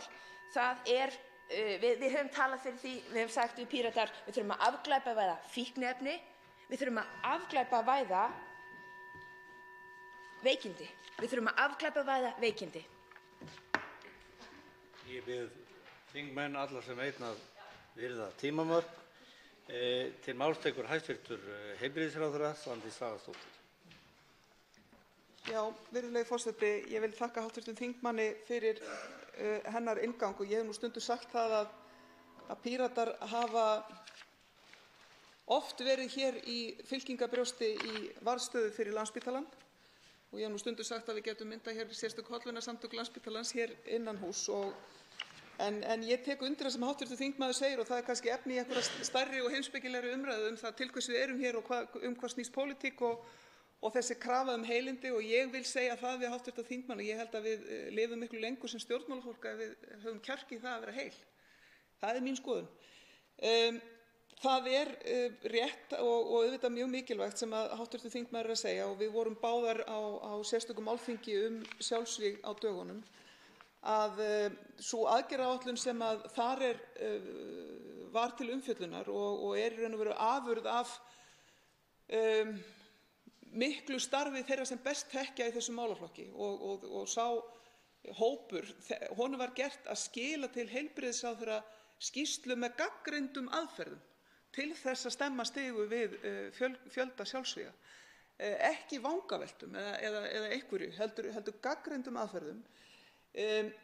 Ég hef skoðað þessi gögn og þarna í raun og veru embætti landlæknis heldur fyrst og fremst á þessu verkefni en ekki síður grasrótarsamtök og fulltrúar aðstandenda og svo framvegis sem að hafa á eigin skinni orðið fyrir höggum af þessu tagi og mér finnst afar mikilvægt að halda svona vinnu lifandi, að það er að segja leyfa henni að virka áfram og nota slagkraftin sem núna í umræðunni þessa hræðilegu hluti til þess að beina okkar kröftum. En þá verðum við líka að muna það að halda alltaf samhenginu öllu undir. Það er að segja að við erum að tala og hv. þingmaður var pínu dramatískur þegar hann talaði að samfélagsgerðin væri búin að renna sitt skeið og svo framvegis. En það samt svolítið umhugsunarefni ef að svona mörgum líður illa í ríku samfélagi að þá eitthvað sem ekki alveg rétt að því varðar gildismat og forgangsröðun í samfélaginu okkar. Þannig ég þakka bara hv. þingmanni fyrir spurninguna og vænti þess að eiga liðsmann í henni hér eftir sem hingað til í þessum efnum. Átekur til máls í síðara sinnið hv. 11. þingmaður Reykjavíkurkjördæmis norður, Halldóra Mogensen. Forseti, tíminn er naumur og ég hef mikið af spurningum til ráðherra, þannig ég ætla að leyfa mér að demba mér bara beint í spurningar án nokkra framsögu og vona ráðherra ná að svara sem flestu. En ég vil spyrja hæstv. ráðherra út í fyrsta markmið í kafla lýðheilsu, forvarnir og eftirlit, en þar á að efla heilsu og heilbrigða lifnaðarhætti. Og ein af aðgerðunum sem á að mæta þessu markmiði að hvetja til og styðja við heilsueflandi samfélag. Og mér langar bara til þess að spyrja ráðherra hvað felur þessi aðgerð í sér? Hvað þýðir þetta? Og svo varðandi markmið 3 í kafla 24 sem fjallar heilsugæslu sem snýr að því að lækka tíðni sjúkdóma sem rekja má til lífshátta, langar mig að forvitnast hvort verið sé að tala bara reykingar og vímuefni eða hvort það sé verið að horfa til mataræðis, mengunar, álags, vanlíðan og áfalla. Og þar sem að sjúkdómar sem rekja má til lífshátta eiga við svo marga þætti samfélagsins sakna ég að sjá heildrænni nálgun þar sem aðgerðir eru samrýmdar þvert yfir málasvið og yfir ráðherrana. Og mun ráðherra vinna að þessu markmiði í samstarfi við aðra ráðherra eða bara hver og einn að vinna í sínu horni? Svo langaði mig til þess að óska bara ráðherra til hamingju með þessi meðmæli forstjóra Landspítalans við fjárlagafrumvarpið. Það er bara frábært. En mig langar líka til að spyrja þessi endurreisn heilbrigðiskerfisins sem er búin að vera í gangi og hvar við erum stödd í því verkefni. Erum við ennþá í enduruppbyggingarfasanum sem ég geng út frá því að við séum ennþá þar. En hvenær verður þeim fasa lokið og skila þessi fjárlög okkur þangað? Er með þessi fjárlagafrumvarp verið að dekka þörfina hvað varðar fjármagn og starfsfólk? Og svo spyr ég að lokum, það getur margar spurningar, mun ráðherra koma til með að koma kostnaðargreiningu til þingmanna og nefnda svo við getum gert okkur grein fyrir því hvað fer mikið fjármagn í hverja aðgerð og þannig tekið upplýstari afstöðu til fjárlagana. Það er svo erfitt að átta sig á því með þessum aðgerðum hvað er að fara í hvaða verkefni. Tekur til máls hæstvirtur heilbrigðisráðherra Svandís Svavarsdóttir. Virðulegur forseti, ég ætla þá bara að tengja mig líka beint í svörin.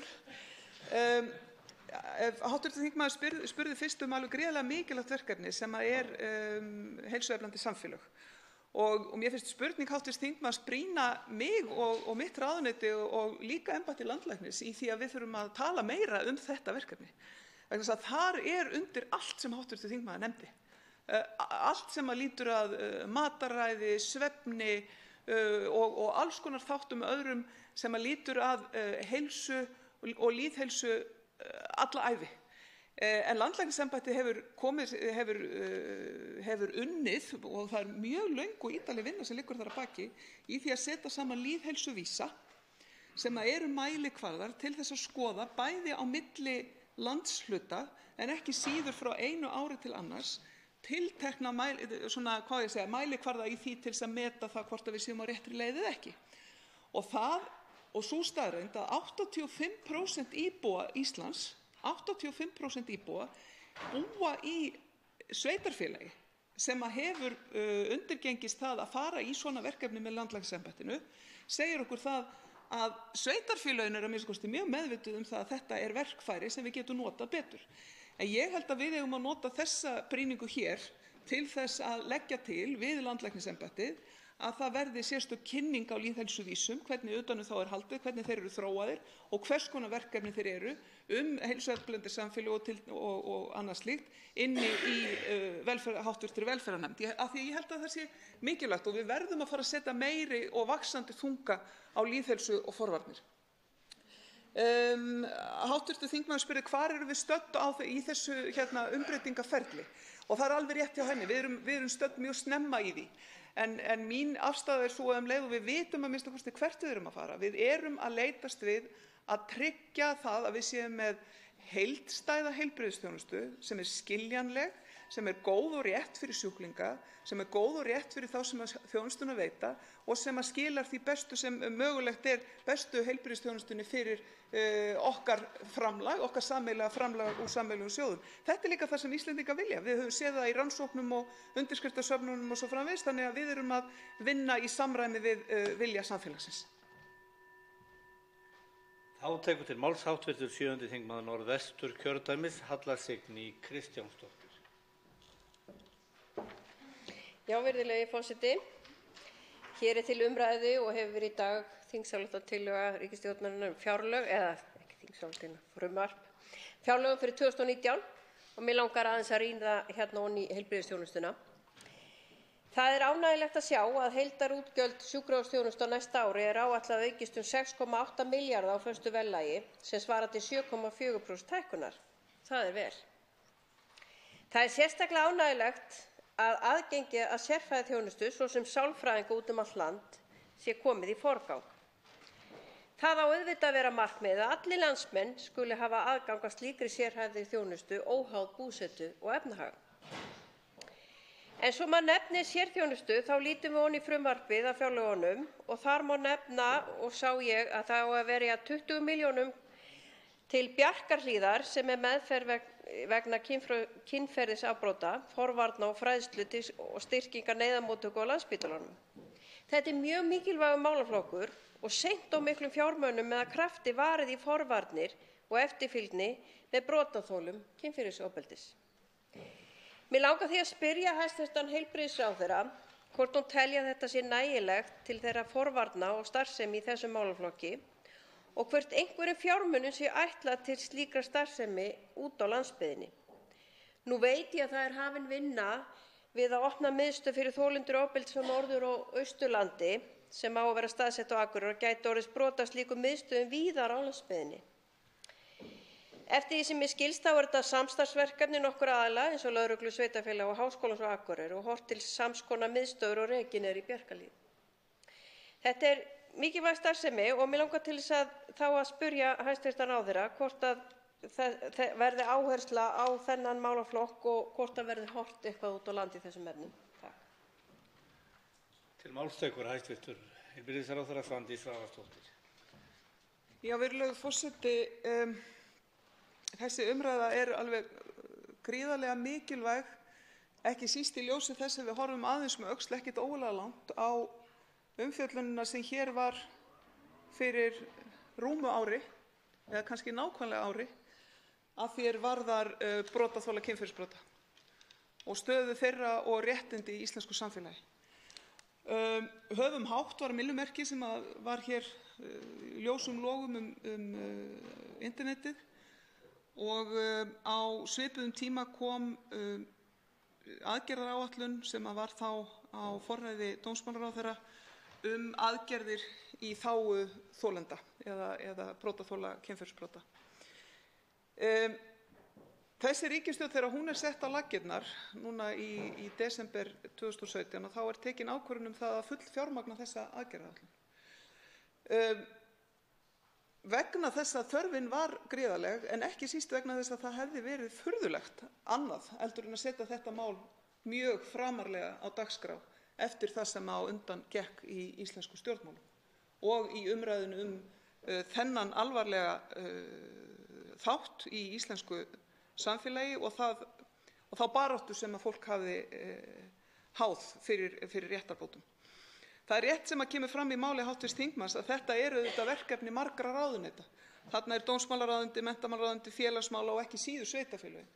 En það sem að lýtur að mínu ráðuneyti og þeim verkefnum sem þar undir þá eru þessir þættir allstaðar á blaði, hvort sem varðar þá þjónustu sem verið að veita á Landspítalanum og við höfum verið að styðja við og efla það og líka þann mikilvæga þátt að neyðarmóttaka fyrir fórnarlömb kynferðisbrota á Landspítalanum að sú þjónusta sem þar verið að byggja upp að hún geti líka verið bakland fyrir sambærilega þjónustu út land þar sem að þörf á því og það þarf aukna faglega handleiðslu sem víðast landið vegna þess að þetta viðkvæm þjónusta sem að þarf að vera fagleg og skýr. Þá tekur til máls í síðara sinn hv. 7. þingmaður Norðvesturkjördæmis Halla Signý Kristjánsdóttir. Virðulegi forseti, ég vil þakka hæstv. heilbrigðisráðherra fyrir svörin og hvetjandi dáða í þessum efnum. Það verður sjaldan ofsagt mikilvægi þessa þátta í forvörnum og skiptir miklu máli að grípa snemma og örugglega utan einstaklinga sem hafa lent í slíku ofbeldi. En ég vil líka aðeins nefna heilbrigðisstefnuna sem ég hef áður nefnt í þessum stól og mikilvægi þess að vinna stefnumörkun innan heilbrigðisþjónustunnar og bregðast við sem fyrst sem við getum tekið á þetta stóra verkefni með fagmennsku að leiðarljósi og ég fagna því að það áherslur á það og ennþá verið að vinna að þessu plaggi. En virðulegur forseti, ég fagna einnig þeim markmiðum sem má finna í tillögum og fjárlögum að það eigi að beina kastljósinu að þörfum aldraðra sem glíma við samþættan geðheilbrigðis- og fíkniefnavanda. En þá langar mig aðeins að nefna málaflokk fatlaðra einstaklinga í sama vanda og þá ég að tala fólk sem með þroskaskerðingu og einnig með áfengis- og fíkniefnavanda. Aðstandendur þeirra hóps hafa oft komið að lokuðum dyrum og lítið fjallað þetta málefni og engin úrræði í raun fyrir þennan hóp. Og mig langar því að spyrja hæstv. Heilbrigðisráðherra hvort einhver vinna sé hafin til að koma á móts við þennan hóp eða hvort hún viti eitthvað það. Þannig var ekki bili, takk. Og til máls tekur hæstv. Heilbrigðisráðherra Svandís Svavarsdóttir. Já, virðulegur forseti, sem betur fer hefur Alþingi horfst í augu við þau mikilvægu verkefni á undanförnum misserum að tryggja eins og nokkuð sem kostur réttindi fatlaðs fólks í íslensku samfélagi. En við vitum að það eru ennþá brotalamir mjög víða. Ekki bara í framkvæmdinni heldur þarf líka að taka til í löggjöfinni hvað þetta varðar. Það vil ég nefna með almennum hætti. Hins vegar er það þannig að leið og við leggjum aukna áherslu á teymisvinnu í öllu heilbrigðiskerfinu, allri heilbrigðisþjónustunni, sama hvort að það í heilsugæslunni, á sjúkrahúsunum, heilbrigðisstofnunum út úr landi eða annars staðar, að þá erum við að styrkja faglega færni íslenskrar heilbrigðisþjónustu til að takast á við samsettan vanda. Með því að við hverfum frá því að sjúklingurinn sé einn og viðmælandinn í heilbrigðisþjónustunni sé einn og við gætum að því að einstaklingurinn sprettur úr einhverju félagslegu samhengi, bæði í sínu nærumhverfi, í sinni fjölskyldu, sínum bakgrunni, sinni menntun og væntingum og svo framvegis, og að heilbrigðisþjónustan mæti viðkomandi líka á breiðum grunni með teymisnálgun og fjölbreytta sérfræðiþekkingu, að þá erum við að draga úr hættunni á því að flókin samsett viðfangsefni eins og til að mynda fötlun, geðraskanir, fíkn og aðrir slíkir þættir lendi út á jaðrinum. Þannig að ég vil svara þessu með þeim hætti almennt að ég tel að það sem verið að gera og auðvitað ekki bara verið að gera á Íslandi heldur almenn tilhneiging í þróun heilbrigðisþjónustunnar veröld víða að auka teymisvinnu og fjölga fjölbreyttum starfsstéttum í heilbrigðisþjónustu, að þá erum við að tryggja betri þjónustu fyrir alla og þar með talið þann hóp sem hv. þingmaður nefnir hér. Tekur til máls hv. 12. þingmaður Suðvesturkjördæmis, Jónína Björk Óskarsdóttir.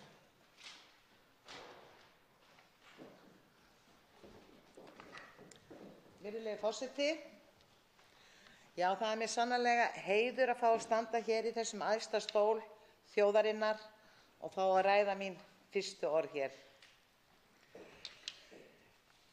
Nú á blaðsíðu 362 í fjárlögunum, þar kemur fram að fjárveitingar til sjúkra og iðjuþjálfa. Þar voru 5.300 milljónir á síðasta ári en eru nú 5.500 milljónir sem aukning 4,4% og vel. En nú má alltaf spyrja hvernig þessu forgangsraðað innan hjá iðjuþjálfunarfélaginu. Hvað mest? Til dæmis í dagvistarúrræði sjúkra- og iðjuþjálfun sem jú til að halda hreyfi og færnigetu einstaklingsins til athafna daglegs lífs sem bestri. Svo verður þessi sjúklingur eða einstaklingur, hann verður því miður svona aðeins verri á sig kominn og þó sérstaklega einstaklingur sem annast hann. Því fær úr það úrræði að viðkomandi sendur í 6 vikna hvíldarinnlögn sem vel. En þá kemur það þar á móti í hvíldarinnlögninni fær hann ekki þessa sjúkra- eða iðjuþjálfun. Þar af leiðandi erum við að horfa upp á einstaklinga eftir þessa hvíldarinnlögn koma heim mjög illa á sig komin. Þarna einstaklingur sem þarf að hugsa hann og við getum bara séð fyrir okkur hvernig ástand verður fyrir þeim einstaklingi sem þarf að taka á móti og annast viðkomandi sem algjörlega óhæfur til athafna daglegs lífs. Nú, þetta mál svona fer í milli velferðar- og heilbrigðisráðherra Þetta í einhverju skúffu sem við þurfum að opna og því bið ég til heilbrigðisráðherra háttvirts að opna nú þessa skúffu og fara ofan í þennan pakka. Til máls tekur hæstvirtur heilbrigðisráðherra Svandís Svavarsdóttir. Já, virðulegur forseti, ég vil byrja á því að óska hv. þingmanni til hamingju með jómfrúrræðuna sína og verð að segja að þetta var mjög snöfurmannlega gert að tala hér blaðlaust í þessum dagskrárlið og sýnir að viðkomandi hefur örugglega yfir reynslu að ráða. Mig langar til þess að nefna varðandi þessa mikilvægu þætti sem hv. þingmaður var að nefna hér og ætla að taka hennar áskorun það að fara dýpra ofan í skúffuna og skoða hvar þar að ég hef átt fundi með þeim sem best þekkja til í þessum efnum og sérstaklega sjúkraþjálfurum og hef verið mjög hugsi yfir því hversu mikilvægt það að þessi þjónusta sé aðgengileg þannig að hún sé valkostur í flóru heilbrigðisúrræða, ef svo má segja. Vegna þess að það mín trú og vissa að þjálfun sé oftar en ekki leið til þess að koma í veg fyrir til að mynda ofnotkun verkjalyfja sem sjálfstætt viðfangsefni og við höfum verið að ræða hér. Og í ágætri skýrslu sem ég fékk til þess að stemma stigu við ofneyslu slíkra lyfja, þá var á það bent að við þyrftum fleiri úrræði til þess að takast á við líka kvíða, þunglyndi, ADHD, svefnvandamál og svo framvegis. Og þau kynnu að vera fólkin í öðrum atriðum heldur en þeim sem við erum vön að hugsa Þannig að það er auðvitað gríðarlega mikilvægt en ekki síður í þessum þáttum sem hv. þingmaður að nefna hér og af því að hér hefur verið í samfélaginu mikil umræða til að mynda göngudeildarþjónustu á spítala og allt sem að henni fylgir, að þá þurfum við að muna það að þegar maður komin inn á til dæmis Landspítalann Háskólasjúkrahús eða Sjúkrahús á Akureyri eða öfluga heilbrigðisstofnun, að þá erum við þar með aðgang að þessum stéttum líka. Og þar getur þjónustan verið komið best til móts við sérstaklega þegar að ræða langveikt fólk sem með flókna samsetta sjúkdóma sem að verða ekki leystir á einfaldan hátt með samtali við einn sérfræðing. Þá tekur til máls öðru sinni hv. 12. þingmaður Suðvesturkjördæmis Jónína Björk Óskarsdóttir. Já, herra forseti. Þessi mál eru mér mjög hugleikin vegna þess að ég búin að starfa við öldrunarmál í 30 ár og kom svo að geðfötlunarmálum líka í 4 ár. Þannig að það er mér mjög hulið vegna þess að geðfatlaðir einstaklingar eða þeir sem eiga við geðraskanir að stríða og eru utan sjúkrahús eru mjög úrræðalausir. Sveitarfélögin hafa verið að reyna að vinna teymisvinnu með þeim með þeirra geðlækni en ég hef alltaf verið að spyrja mig betur og betur og alltaf komist að held ég betri og betri niðurstöðu með að ef að dagvistarúrræði yrði svipað og við erum með fyrir eldri borgara og við erum með fyrir heilabilaða, dagvistarúrræði fyrir einstaklinga með geðraskanir þannig að þeir geti komið, það náð í þá, að þeir fái þessa föstu rútínu, að þeir séu ekki að skipta snúa sólarhringnum alveg við. Þetta held ég sé mjög sterkt og gott, þetta ódýrt úrræði, þetta jafnvel, við erum með að vísu dagdvalir, það dvöl, það bjarg, það Drafnarhúsið, nei það Lækur segi ég. Þessi úrræði hafa nýst vel en samt má alltaf betur gera vegna þess að í þessum úrræðum sem fyrir eru, þar koma einstaklingar af frjálsum og fúsum vilja en við þurfum oft miklu betra utanumhald yfir skjólstæðinga sem eru að koma beint af stofnun og eru úrræðalausir, sitja bara heima, horfa í gaupnir sér og jafnvel gráta. Og þá fer hugurinn á flug og þá allra veðra von hjá þessum skjólstæðingum. Nú einnig þá að því að vera að tala forvarnir.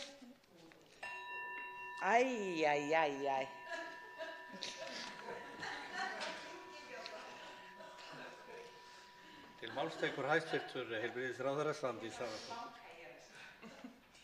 Virðulegi forseti, þetta örugglega ekki síðasta skipti sem við tölum saman, þannig að ég vil þakka hv. þingmanni fyrir þessa fyrirspurn og hugleiðingar og mér finnst hennar innlegg inn í þessa umræðu halda okkur við efnið í því að muna eftir því hversu mikilvægt að hlusta á þá sem hafa reynsluna, sem hafa þekkinguna af því að vinna verkin og vinna vinnuna. Því að, og þess vegna finnst mér afar mikilvægt þegar við erum að vinna okkar heilbrigðisstefnu sem stendur núna yfir, að sú vinna verði eftir því sem henni vindur fram í sífellt opnara ferli. Það er að segja að raddir af þessu tagi geti komið inn í umræðuna. Að sumu leyti það sem hv. þingmaður er að benda á komið til framkvæmda einhvers staðar. Það er að segja aukin áhersla á sveigjanleg úrræði í geðheilbrigðisþjónustu. Og eitt af því sem við erum auðvitað að halda til haga aukin áhersla á andlega heilsu í heilsugæslunni, þar sem við höfum kannski til skamms tíma fyrst og fremst litið á heilsugæsluna sem vettvang fyrir líkamlega kvilla, en annað hafi átt heima annars staðar. En nú erum við í sífellt ríkari mæli farin að hugsa sem svo að þetta sé allt ein og sama manneskjan og allt eitt og sama heilbrigðis viðfangsefnið, svo má orðið komast, og ef að manni líður illa í andanum hættu því að manni fara að líða illa annars staðar og öfugt. Því að hv. þingmaður bendir líka á þá staðreynd hversu mikilvægt að það sé eftirfylgni eftir meðferð og það sé opin úrræði sem standa fólki til boða eftir slíkt, og þar koma auðvitað geðheilbrigðisteymin sterk inn, að viðkomandi geti án þess að þurfa að fara í gegnum eitthvað flókið ferli að panta sér tíma og svo framvegis, geti leita til heilsugæslunnar þegar að hefðbundinni meðferð lokið eða þegar hlé á henni eða hvað annað þar undir. En nú ég í sömu stöðu og hv. þingmaður og geti sagt ýmislegt meira en tíminn búinn. Tekur til máls hv. 7. þingmaður Reykjavíkurkjördæmis suður, Anna Katrín Friðriksson. Herra forseti, mig langar til að byrja, þó tíminn sé stuttur, á því að þakka hæstv. ráðherra fyrir að sýna í verki áherslur sínar í geðheilbrigðismálum. Það sannarlega tímabært. En það rétt að vinda sér í spurningar, og það fyrsta sem mig langar til þess að spyrja hæstv. ráðherra varðar greiðslukerfið sem liggur undir kaupum heilbrigðisyfirvalda á heilbrigðisþjónustunni. Og ég spyr, hver ástæða þess að ríkissjóður greiðir ekki sama verð fyrir sömu verk alls staðar í kerfinu, óháð því hvar því verkið sinnt, hvort að ræða mismunandi landsvæði, almenna sjúkrahúsþjónustu eða í gegnum samninga hjá Sjúkratryggingum Íslands. Af hverju gildir til dæmis annað verð fyrir hjúkrunarrými í heilbrigðisstofnun í ríkisrekstri en fyrir hjúkrunarrými á rammasamningum hjá Sjúkratryggingum? Af hverju á að fjármagna aðgerðir á Landspítala með öðru verði en sömu aðgerðir á sjúkrahúsi á Akureyri eru fjármagnaðar hjá öðrum heilbrigðisstofnunum eða öðrum læknastofum? Hvað til dæmis, ef hæstv. ráðherra getur svarað því, stór hluti af auknum framlögum til sérhæfðrar sjúkrahúsþjónustu til að tryggja Landspítala öðruvísi verðlagningu á eðlilegri fæðingu en Heilbrigðisstofnun Vesturlands fær? Þetta eru vissulega atriði sem núverandi heilbrigðisráðherra ber ekki ábyrgð á einn, en það ekki annað að sjá í þessu frumvarpi sem við höfum hér en að þessi óheillaþróun haldi áfram að vinda upp á sig. Ráðherrar síðustu ríkisstjórna stöldruðu við, reyndu að vinda ofan af þessari óheillaþróun, og ég nefni sem dæmi greiðslukerfi sem Heilsugæsla höfuðborgarsvæðisins tók upp og notaði, bæði fyrir ríkisreknar og einkareknar heilsugæslur á höfuðborginu, og þetta sama greiðslukerfi átti síðan að taka gildi fyrir heilsugæslur á landsbyggðinni. Ég get ekki séð þess merki í fjárlögunum. Ég spyr líka, hefur ráðherra snúið af þeirri braut að hafa sama greiðslukerfi fyrir allar heilsugæslur landsins? Ég held að ég komist ekki lengra núna, en ég treysti því að ég fái svör við þessum spurningum svo ég geti vundið mér í önnur mál í næstu umræðu. Takk. Til máls tekur hæstv. heilbrigðisráðherra Svandís Svavarsdóttir. Virðulegi forseti, þakka hv. þingmanni spurningarnar. Ég ætla að byrja á öfugum enda. Hún spyr greiðslukerfið í heilsugæslunni sem búið að innleiða á höfuðborgarsvæðinu, og því til að svara að það auðvitað eðlilegt og það markmið að það verði sama greiðslukerfi í heilsugæslunni, líka heilsugæsla hluta heilbrigðisstofnana út land, og sú breyting í farvatninu. Þannig að það mun Þess mun vonandi sjá staður á allra næstu mánuðum, ef ekki í misserum í mesta lagi, en samkvæmt mínum upplýsingum og ráðuneytinu er það í ferli. Í öðru lagi þá spyr hv. þingmaður mismunandi einingaverð, svo má orðið komast, annars vegar á Landspítalanum og hins vegar á öðrum heilbrigðisstofnunum og að það sé óheillaþróun eins og hún orðar það og spyr hverju sæti og hvort við þurfum ekki að jafna það, ef ég er að skilja spurninguna rétt. Í þessu efni þurfum við að gæta því að í heilbrigðislögum er það þannig að það er ein heilbrigðisstofnun sem hefur skilgreininguna háskólasjúkrahús og það er Landspítalinn. Sjúkrahúsið á Akureyri, sem er líka sérhæft sjúkrahús, hefur til viðbótar þá skilgreiningu að vera kennslusjúkrahús og þegar slíkar viðbætur í skilgreiningu og hlutverki heilbrigðisstofnunar er að ræða, þá sést þess staður í fjárframlögum til viðkomandi stofnunar. Þarna erum við að tala um það grundvallarhlutverk að sinna menntun heilbrigðisstétta til framtíðar. Þetta er númer 1. Númer 2 er það sem lýtur að rannsóknum og þróun og það er þekktu viðmið í þessum efnum að háskólasjúkrahús sem eru slíkt móðurskip í heilbrigðiskerfi, að þau séu með að jafnaði 15% hærra framlag per einingu heldur en aðrir aðilar og er engin uppfinning hér á Íslandi og við þurfum að tryggja það að háskólasjúkrahúsið standi undir þeim væntingum að geta verið þetta móðurskip fyrir heilbrigðisþjónustuna í heild. Þá tekur til máls í síðara sinn hv. 7. þingmaður Reykjavíkurkjördæmis suður, Hanna Katrín Friðriksson. Já, herra forseti, ég þakka svarið og þetta eru hlutir sem ég veit fullvel. Þar sem ég spyr, af hverju skilar þetta sér í greiðslu til þessara mismunandi stofnanir fyrir tiltekin læknisverk? Það er ekkert samband þar á milli. Það er auðveldlega hægt og ætti að vera hægt að láta sértækar heilbrigðisstofnanir sem gegna einar sérstöku hlutverki fá það greitt, en að hafa ekki tilgreind verk, greiða ekki fyrir þau sama verð, það eykur á ógagnsæið. Mér var nægði að vera svona jákvæð í byrjun áðan og fór svo mikil tími í það. Ég er búin að þarf að finna aftur fókusi hérna. Mér langar til þess að nefna eitt. Við erum sem sagt í fjárlagafrumvarpinu, það eru fjárfestingar og ráðherra hæstv. Hefur margoft komið inn á það er mikilvægt og allt slíkt. Það er minna að tala framlög til reksturs og breytingar við sjálfsögðu ekki svo miklar, sé tekið til mismunandi fjárlaga þessara 2 ára og síðan millifærslna af safnliðum þar á milli, en það er samt ekki umræðuefni hér. Mig langar aðeins til að benda á að fjárlagafrumvarpið tekur lítið á þessu máli sem þó er leik í fíllinn og það er gegnsæi í fjármögnun í rekstri heilbrigðiskerfisins.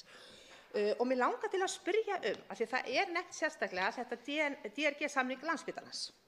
Þetta sjúkdómaflokkunarkerfi, það hefur verið lengi notað á sjúkrahúsum sem kostnaðargreiningartæki, svona grunnur undir framleiðslu tengda fjármögnun svo má segja, og það er fínt, en mér sýnist, og ég spyr hvort að það sé rétt, að það sé líka eigi að vera greiðslugrunnurinn í nýju fjárlögum fyrir Landspítalann, vegna þess að það hefur verið reynt við það.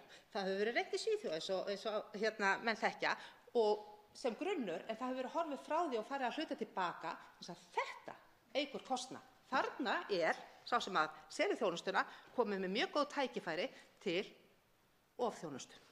Og þannig ég spyr hvort það sé rétt skilið að DRG kostnaðargreining Landspítalans sé ekki bara kostnaðargreiningartæki, heldur líka nota sér greiðslugrunnur og í tengslu við það, en þess að ég veit að vinna við þessa kostnaðargreiningu hefur nær öll verið í höndum Landspítalans, þá langar mig að spyrja, hver er þekking sérfræðinga innan ráðuneytis heilbrigðismála og innan sjúkratrygginga á þessu kerfi? Er hæstv. Ráðherra, líður honum vel með það? Er hann sannfærður að stýring heilbrigðismála, stefnumótun og eftirlit sé raunverulega á höndum heilbrigðisyfirvalda með þessu fyrirkomulagi? Þá tekur til máls hæstv. Heilbrigðisráðherra Svandís Svavarsdóttir. Já, virðulegur forseti, ég þakka nú hv. þingmanni fyrir brýninguna í því að hvar yfirsýnin á að vera og það hefur auðvitað verið og mér langar bara að segja það í þessu samhengi að mér finnst það umhugsunarefni þegar ég kem inn í heilbrigðisráðuneytið hversu miklu betur við getum gert í því að hafa sterkan tölulegan grunn bak við ákvarðanir í ráðuneytinu sjálfu og oft allt of mikið þannig að við þurfum að sækja upplýsingar annað til þess að byggja okkar ákvarðanir á. og það er sérstakt áhyggju eða umhugsunarefni að minnsta kosti. Hv. þingmaður fer yfir þetta með framleiðslutengda fjármögnun og DRG-kerfið og svo framvegis. Það er í farvatninu hjá Landspítalanum að innleiða þá framkvæmd til þess að tryggja auðvitað þetta gagnsæi og ég er sammála þingmönnum í því að það verður að vera hafið yfir vafa. En það sleppur okkur ekki við það sem að ég fór yfir hér áðan varðandi mismunandi hlutverk einstakra heilbrigðisstofnana eins og hv. þingmaður reyndar tók undir hjá mér. Ég legg mjög mikla áherslu á það að það sé gegnsæi í öllum þessum efnum og samkvæmt þeim upplýsingum sem ég hef undir höndum kannski hvergi í íslensku heilbrigðiskerfi eins skýr og góð greining bak við það sem verið að gera eins og nákvæmlega á Landspítalanum, háskólasjúkrahúsi og sú þekking sem að þar liggur til grundvallar á því hvað verið að gera og hvað það kostar töluverð. Þetta kom fram auðvitað í skýrslu McKinsey og þar var farið mjög ítarlega yfir þetta. En það löngu tímabært að fara yfir í þetta kerfi sem hv. þingmaður nefnir hér til þess að tryggja það að fjármögnunin sé gagnsæ, hún sé á pari við þær aðferðir sem verið er að beita annars staðar í kerfinu og til þess að það sé sambærilegt sem er rétt að bera saman, þannig að við sitjum ekki uppi með það að bera saman epli og appelsínur í kerfinu, því að ef við erum með sameiginlegan staðreyndagrunn þá líka auðveldara fyrir okkur að taka ákvarðanir. Þá tekur að lokum til máls í þessum hluta umræðunnar hv. 11.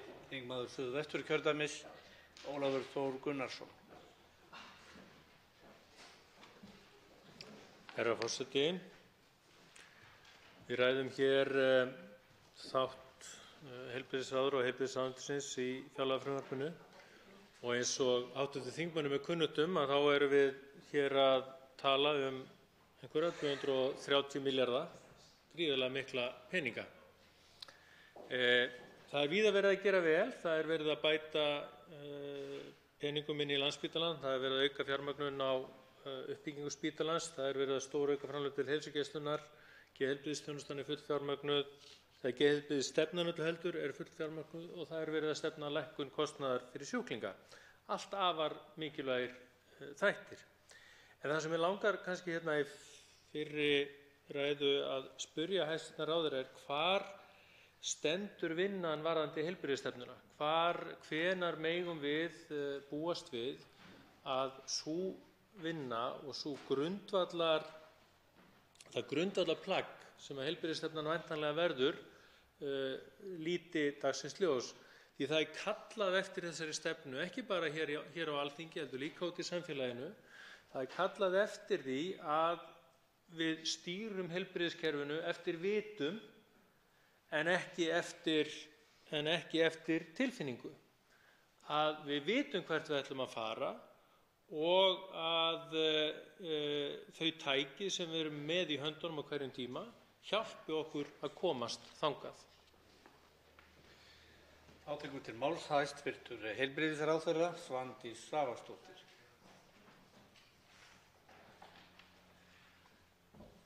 Virðulegi forseti. Hv. þingmaður spyr stöðu heilbrigðisstefnunnar og þeirrar vinnu. Ég vék aðeins að þessu hér í andsvari hér fyrr í umræðunni að staðan þannig núna að vinna hefur staðið yfir síðan í vor. Við stefnum að því á allra næstu vikum eða raunar í byrjun október að halda fund stefnuna ásamt heilbrigðisstofnunum okkar, það er að segja spítölunum og heilbrigðisstofnunum og heilsugæslunni og stjórnendum þar til þess að fara yfir einstaka þætti. Síðan komin dagsetning á heilbrigðisþing sem fyrirhugað 2. nóvember og þar gefst tækifæri til opinnar umræðu. Og ég held að það sé afar mikilvægt í ljósi þess að við erum að tala hér vonandi stefnu sem að stendur af sér pólitískar sviptingar og breytingar á ríkisstjórnum og svo framvegis, að það sé skýr aðkoma þeirra sem að best þekkja til. Hins vegar verður það að vera alveg skýrt að heilbrigðisstefna stefna stjórnvalda í málaflokknum sem yrði þá með stuðningi frá Alþingi. Heilbrigðisstefna verður aldrei lægstur samnefnari allra sem hafa einhverja hagsmuni af því að vera annaðhvort þiggjendur eða veitendur heilbrigðisþjónustu. En samtalið verður að eiga sér stað og þar verður að hlusta. Það að taka á sig mynd með hvaða hætti köflum skipt í heilbrigðisstefnunni. Nú ætla ég að nota þetta æsispennandi tækifæri þar sem eru ekki mjög margir þingmenn í þingsal að segja þjóðinni frá því að þar verður meðal annars kafli stjórnun heilbrigðisþjónustu sérstaklega, veitingu þjónustu, gæði og gæðaviðmið, vísindi, mannauð og fleiri tiltekna þætti þar sem verið að beina sjónum að því þar sem við þurfum helst að skerpa fókus. Þá tekur til máls síðar að sinni hv. 11. þingmaður Suðvesturkjördæmis Ólafur Þór Gunnarsson. Herra forseti, ég þakka hæstv. Ráðherra svörin. Í seinni ræðu minni þá langar mig að ræða aðeins það sem að kannski mér finnst, eða ég hef áhyggjur af í fjárveitingum og fjárlagafrumvarpinu með tilliti til heilbrigðisþjónustunnar. Það í fyrsta lagi það sem snýr að rekstrargrundvelli hjúkrunarheimilanna. Í stefnuyfirlýsingu ríkisstjórnarinnar komið inn á það að það verði skoðað hvort að sá rekstrargrundvöllur sé nægilega góður og mig langar að inna hæstv. Ráðherra eftir því hvort sú vinna ekki örugglega farin af stað í ráðuneyti hennar og þá hvenær við megum búast við að sjá til lands í þeim efnum. Hjúkrunarheimilin kalla eftir þessu og við höfum heyrt ákall þar Í öðru lagi þá langar mig að inna ráðherra eftir því hvort að það ekki örugglega rétt skilið hjá mér og raunar held ég að ráðherra hafi aðeins komið inn á þetta fyrr í dag að þær fjárveitingar sem að ætlaðar eru til sjúkratrygginga vegna sérfræðiþjónustu að þær verður örugglega notaðar og það verður gerður samningur við sérfræðilækna. Því að það hefur því miður verið þannig umræða úti í samfélaginu og jafnvel verið dreift þeirri ranghugmynd sem ég vil kalla að það standi jafnvel ekki til að semja þessa þjónustu, þennan þjónustuþátt. Og ég held að sé mjög mikilvægt að ráðherra tali skýrt hvað það varðar hér og jafnvel þá að heyra sjónarmið ráðherra með tilliti til þess hvort að það standi jafnvel til eða hafi verið rætt að skoða tilvísanir einhvers konar slíkt kerfi inn í þeim samningum til þess að hjálpa heilbrigðisyfirvöldum að halda einhvers konar stjórn á þeim kostnaði sem þar Þá tekur til máls í síðasta sinn í þessari umræðu hæstv. Heilbrigðisráðherra Svandís Svavarsdóttir. Virðulegur forseti, ég þakka hv. þingmanni enn fyrir hans spurningar og vangaveltur. Ég vil segja kannski í fyrsta lagi þar sem að hv. þingmaður er að nefna og hefur verið töluvert í umræðunni í samfélaginu að undanförnu sem að lýtur að þjónustu sérgreinalækna og samningi þeirra eða samningi Sjúkratrygginga Íslands við þá og rammasamningnum sem að renna út núna áramót. Þá liggur það auðvitað algjörlega í hlutarins eðli og það þarf ekki meira en svo að horfa á fjárlagafrumvarpið að sjá að þar er gert ráð fyrir tilteknum upphæðum og tölum í samning við sérgreinalækna. Og mér reiknast til að sú tala geti legið á milli 9 og 10 milljarða króna á árinu 2019 og ég vænti þess að sérgreinalæknar hafi áhuga á því að semja þau mál með einhverju móti en það er líka ljóst að við í ráðuneytinu við þurfum að í samræmi við ábendingar og samræmi við gildandi lög opinber innkaup og ábendingar ríkisendurskoðanda og svo framvegis að tryggja það að þau samskipti séu með réttum hætti. Það er að segja að þjónusta sé boðin út og að það sé gengið til samninga tiltekna þætti. Ég vænti þess að þeir sem eru þátttakendur í þessum hluta íslenska heilbrigðiskerfisins hafi áhuga á því að eiga slíkt samtal. Ég hef það að minnsta kosti. Hv. þingmaður spurði það sem hann nefndi hér tilvísanakerfi eða einhvers konar þjónustustýringu og það er auðvitað eitt af því sem okkur bent á ítrekað að þurfi að taka til skoðunar að með einhverju móti þurfi að vera hliðvarsla í heilbrigðiskerfinu þar sem að heilsugæslan stendur undir nafni sem þessi fyrsti viðkomustaður og beini þá sjúklingum áfram sé þess þörf með öllum þeim fyrirvörum. Loks spurði hv. þingmaður um rekstrargrunn hjúkrunarheimila og þetta er fjallað sérstaklega í stjórnarsáttmálanum. Það er vikið orðum að þessu atriði og þetta er partur af stóru myndinni sem er undir þegar við erum að skoða breytingu á aldurssamsetningu þjóðarinnar og aukna þjónustu fyrir þá sem eru að komast á efri ár. Umræðu málefni á sviði heilbrigðisráðherra er nú hér með lokið. Hlé verður nú gert á þingfundi þessum örstutt til klukkan 13 til klukkan 1 en þá verður umræðunni haldið áfram mál á sviði samgöngu- og sveitarstjórnarráðherra. Fundi er frestað.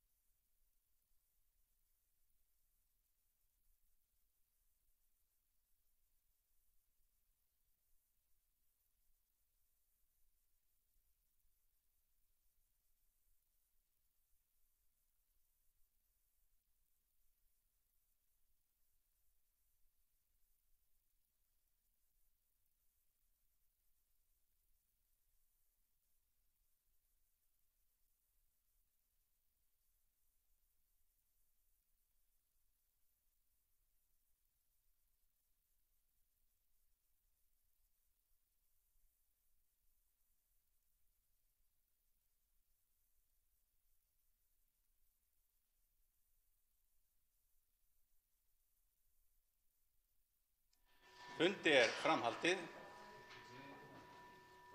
Fram er haldið með fyrsta dagskrármálið, fjárlög 2019, stjórnarfrumvarp, fyrsta mál þingskjal 1, fyrsta umræða. Til máls tekur hæstv. Sjávarútvegs- og landbúnaðarráðherra Kristján Þór Júlíusson.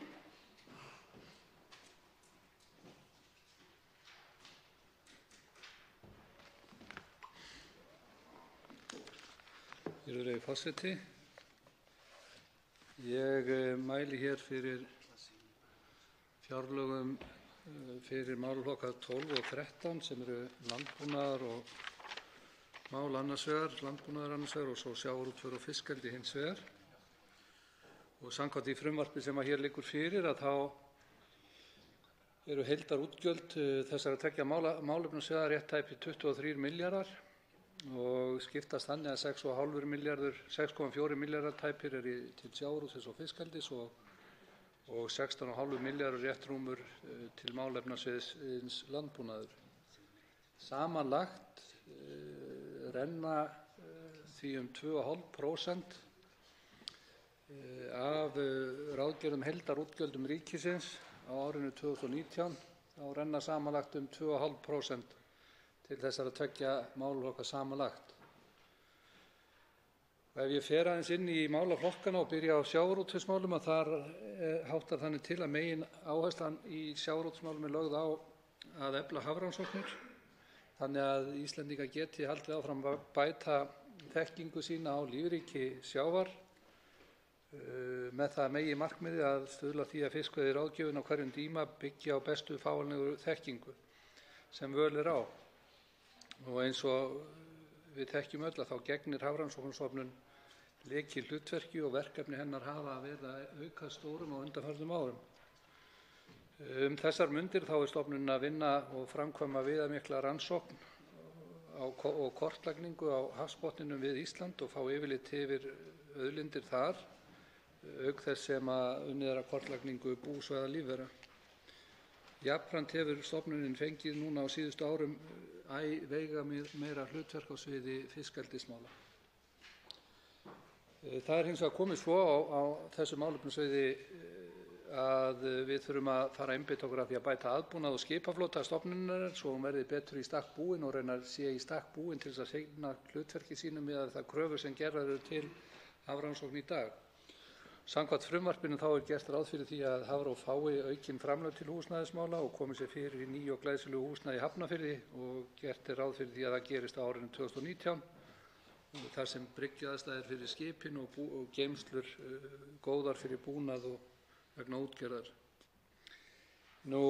Við erum að vinna því að styrkja stjórnsýslu fiskeldis inn í ráðuneytinu og í stofnunum þess til þess að bregðast við auknum umsvifum á því sviði. Meðal annars í þeim tilgangi mælti ég fyrir hér í vor frumvarpi til laga fiskeldi. Ég mun endurtaka þann leik í haust þar sem verður lagt upp með að styrkja rannsóknir, vöktun, starfsumhverfi, stjórnsýslu fiskeldismála og sömuleiðis gjaldtöku af þeirri starfsemi sem þarna er. En í tengslum við sjávarútvegsmálin þá vil ég fagna sérstaklega þeirri samþykkt og þeirri einróma ákvörðun sem Alþingi tók á hátíðarfundinum í sumar byggingu hafrannsóknaskipsins sem er langþráð verkefni á þessum sviðum og mun stuðla að því að við verðum áfram í fremstu röð þjóða á sviði rannsókna á lífríki og umhverfisþáttum í hafinu. Í landbúnaðarmálum þar er flest allt í föstum skorðum, eðlilega. Þar er útgjöld nokkuð stöðug frá ári til árs enda byggja þau fyrst og fremst á þeim búvörusamningum sem er í gildi á hverjum tíma og þannig háttar til að við erum með búvörusamning núna sem er í gildi til ársins 2026 með endurskoðunarákvæðum inni árið 2019 og 2023.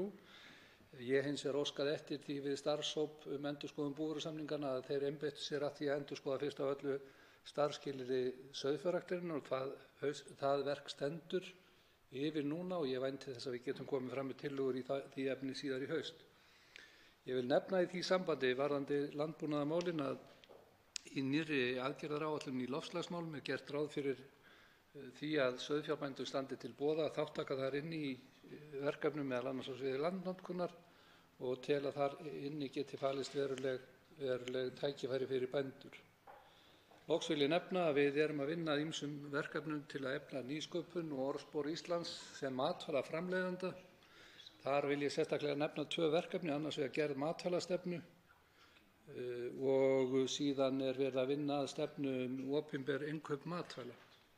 Til viðbótar þessu má svo nefna það að við erum með í ákveðnum ferli að samþætta starfandi sjóði á sviði landbúnaðar og sjávarútvegsmála með það í huga að geta staðið betur að því að efla nýsköpun á þessu sviði matvæla. Til máls tekur hv.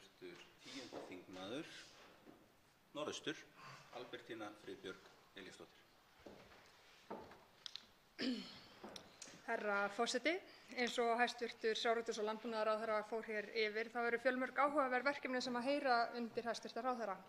Og það er ýmislegt sem að vekur athygli í frumvarpinu hvað varðar málaflokka hæstv. Ráðherra. Mögulega hefði verið augljósast ef ég færi að velta upp spurningum í tengslu við boðaða lækkun veiðigjalds með tilliti til þess sem fram kemur í frumvarpinu á blaðsíðu 90 með leyfi forseta að Hafrannsóknastofnun leggur til að aflamark þorskveiða verði aukið um 3% á næsta fiskveiðiári, aflamark ýsu aukið um 40% og aflamark ufsa um 30%. Neðar á blaðsíðunni kemur svo fram að talið sé að ný ráðgjöf Hafrannsóknastofnunar geti leitt til aukinna útflutningsverðmæta sem nemur 8 milljörðum króna. Það svarar til það bil 4% aukningar í útflutningsverðmætum. Sannarlega jákvæðar fréttir þar á ferð og hefði verið gaman að spyrja hæstv. Ráðherra út í hvort hann sjái ekki tækifæri í því að bjóða út þessa viðbót. En ég ætla ekki að spyrja það, heldur langar mig og ég ætla ekki að taka það samtal við ráðherra nú, heldur langar mig til þess að ræða landbúnað og það metnaðarleysi sem virðist endurspeglast í framlögum til rannsókna, þróunar og nýsköpunar í landbúnaðarmálum. Mikil umræða hefur verið undanfarið stöðu landbúnaðar eins og hæstv. Ráðherra kom inn á, einkum erfiða stöðu sauðfjárbænda. Eitt af því sem hefur verið rætt til þess að reyna að styrkja stöðu þeirra og auka verðmæti afurða þeirra er með nýsköpun í landbúnaði með áherslu á að auka verðmæti bæði grunn- og hliðarafurða framleiðslunnar. Það er hins vegar ekki að sjá í þessu frumvarpi að hæstv. Ráðherra telji ástæðu til þess að styðja við slíka nýsköpun því að eins og víðar í frumvarpinu reyndar gagnvart nýsköpun þá eru fjárheimildir til rannsókna, þróunar og nýsköpunar í landbúnaði lækkaðar 27,9% sem að skýrast reyndar að einhverju leyti vegna niðurfellingar tímabundinna framlaga en niðurskurður samt sem áður og engin aukning. Mig langar því að spyrja hæstv. Ráðherra hvernig sér hann fyrir sér stuðning við uppbyggingu nýsköpunar í landbúnaði? Þá svarar hæstv. Sjávarútvegs- og landbúnaðarráðherra Kristján Þór Júlíusson.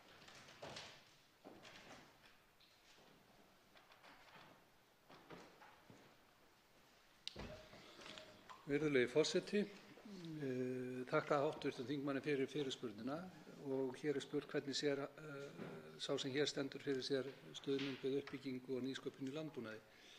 Ég sé það með ýmsum hætti. Það er rétt sem að hv. þingmaður nefnir að það er niðurskurður eða lækkun á framlögum á þennan þátt inn í fjárlögunum sem að stafar af því að framlög til Landbúnaðarháskóla Íslands sem að heyrir raunar undir annað ráðuneyti heldur en mitt en framlögin þar inn lækka vegna þess að það er fellt niður tímabundið framlög sem kom inn í fjárlögum síðasta árs eins og þingmaðurinn þekkir.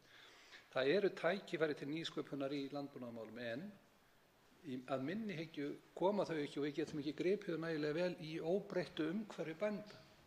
Og meginatriði sem við erum að ræða til dæmis núna við sauðfjárbændur í viðræðum við þá endurnýjun starfsskilyrða þeirra er að gefa þeim kost á að hafa meira aukið vægi og frelsi til þess að nýta þau réttindi eins og ég segi sjálfur á fundum með þeim, þau réttindi sem þeir hafa samkvæmt núgildandi sauðfjársamningi til þess að spila úr því með öðrum hætti heldur en gert er í dag. Ég tel að það sé fullt að færa þannig. Ég skynja mikinn kraft hjá sauðfjárbændum í þann og vilja til þess að geta unnið úr þessum fjárheimildum sem að við erum þó með bundnar þarna inni með öðrum hætti heldur en við erum að gera í dag. Það er hins vegar vandasamt að vinna úr því og við sitjum yfir í þessa dagana að fulltrúar mínir í viðræðum við bændur.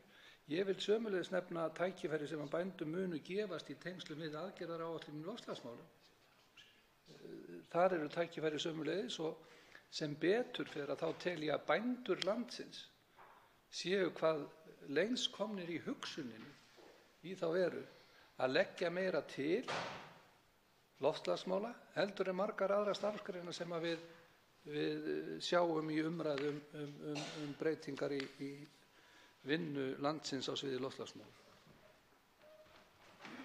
Til máls tekur að öðru sinni talsmaður Samfylkingarinnar, hv. 11. þingmaður Norðausturkjördæmis Albertína, 10. þingmaður Norðausturkjördæmis Albertína Friðbjörg Elísdóttir.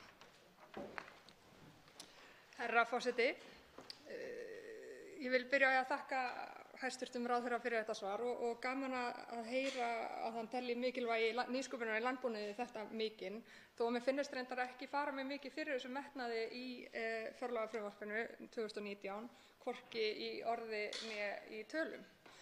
En það eru gríðarleg tækifæri fyrir innlenda matvælaframleiðslu og þróun ýmissa sérvara með auknum ferðamannastraumi til Íslands til dæmis.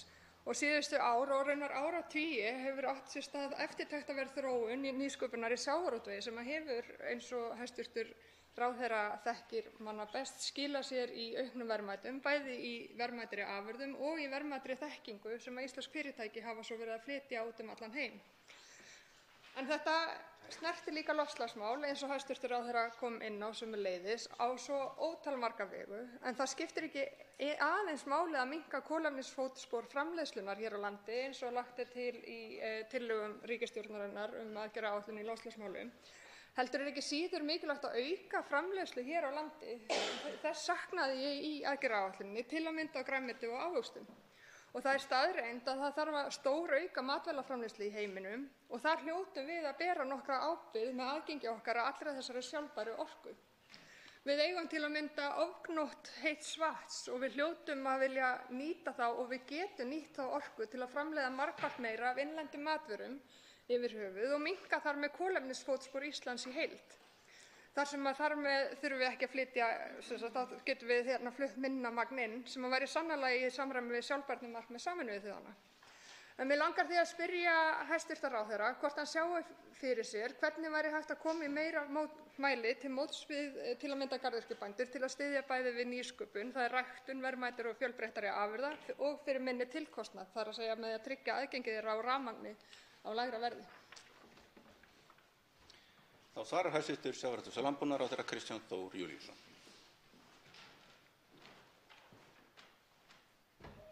Virðulegi forseti, hv. þingmaður segir að það fari ekki mikið fyrir tillögum nýsköpun og annað inn í texta fjárlagafrumvarpsins. Það kann vel að vera að svo sé ekki í tölum, ekki í fjárhæðum. En inni í fjárlagafrumvarpinu eru samt engu að síður nefnd ákveðin verkefni sem að gefa full færi á þessum sviðum, til dæmis sameining og möguleg sameining eða samþætting sjóða á þessu sviði, AFS-sjóðurinn og framleiðnisjóður, þar sem við myndum leiða saman landbúnað og sjávarútveg og vinna og taka það besta frá báðum hliðum til þess að styrkja matvælaframleiðsluna. Ég vil sömuleiðis nefna það sem ég gat í framsöguræðu minni varðandi matvælastefnu fyrir Ísland, þannig að við mörkum okkur stefnu til lengri tíma sem matvælaframleiðsluland. Hefur ekkert verið gert áður, tengist öllum þáttum hvorutveggja landbúnaðar og sjávarútveg. Ég vil sömuleiðis nefna stefnumótun á sviði opinberra innkaupa, þar sem að innlend framleiðsla ætti tekið tillit til allra þátta varðandi kolefnisspor, ætti hún að hafa mjög mikla möguleika og svo framvegis. Og ég nefndi hér áðan hluti varðandi búvörusamningar og þar undir heyrir meðal annars garðyrkjan. Það setur hins vegar þessum málaflokki ákveðnar skorður að við erum með búvörusamning sem að tók gildi 1. janúar 2017, það er að segja fyrir rúmu 1,5 ári síðan. Hann gildir í 10 ár til 2026 og við verðum að þá að ef við viljum breyta til dæmis áherslum varðandi garðyrkjuna, þá vorum við að efna til þess samtals við endurskoðun þess hluta búvörusamningana. En fyrirmæli mín til endurskoðunarhópanna eru þau að við vinnum út frá þeim fjárhagsramma sem að samningunum eru markaðir í fjárlögum og fjármálaáætlun. Og það er kannski þess vegna sem það ber ekkert mikið á einhverjum tilraun til endurnýjunar eða nýsköpunar, en ég get fullvissað hv. þingmann það að þær umræður, sú vinna er á fullu gasi eins og stundum er sagt. Til máls tekur talsmaður Miðflokksins Sigurður Páll Jónsson, hv. 8. þingmaður Norðvesturkjördæmis.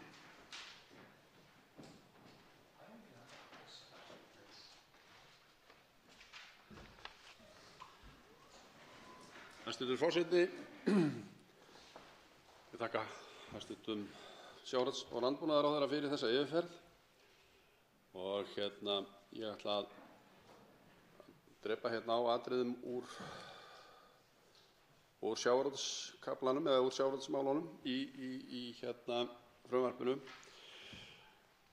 Og þá er ég að tala ráðherra kom inn á það áðan með fiskeldið og þau auknu umsvif sem að það hefur svo sannarlega verið gert, þau umsvif sem hafa aukist mikið í fiskeldismálum. Og nú eru á leiðinni inn í þingið, inn í atvinnuveganefnd, inn á þingið frumvarp fiskeldi. Veit ekki hvort það er óbreytt frá því í fyrra, en ég tók eftir því að þessari vinnu sem var inn í atvinnuveganefndinni þessi mál síðasta vetur, þá einhvern veginn flæktist málið svolítið meira og meira eftir þessum að við fengum fleiri umsagnir og fleiri gesti. En svona eitt aðalmálið sem að ég hnaut og menn lögðu þunga áherslu á, það var þetta áhættumat Hafró, þá sérstaklega í Ísafjarðardjúpi, sem mörgum þótti ekki vel unnið og vildu fá breytingar á. Mig langar að spyrja ráðherrann út í það vegum að von á breytingum í frumvarpinu sem kemur í haust. Svo er það auðlindagjaldið, veiðigjöldin, sem ég vil kalla auðlindagjöld í sjávarútvegi. Það er staðreynd að útgerðin er alltaf að færast á færri hendur, búin að fækka úr 950 útgerðum síðan 2005 í 380 í dag. Forsætisráðherra talaði að hún vildi hafa afkomutengd auðlindagjöld áfram. Það er alveg á hreinu að það er ekki gott að afkomutengja litlar og meðalstórar útgerðir. Nú eins og þetta er í dag þá er þetta tekið út úr stóru púlíunni. Megum við eiga von á því að það sé tekið meira tillit til lítillar og meðalstóra útgerða í því frumvarpi sem vonir á auðlindagjöld í haust, vegna þess að það stefna fleiri og fleiri útgerðir í þrot og eru að selja frá sér fyrirtæki. Þá svarar hæstv. sjávarútvegs- og landbúnaðarráðherra Kristján Þór Júlíusson.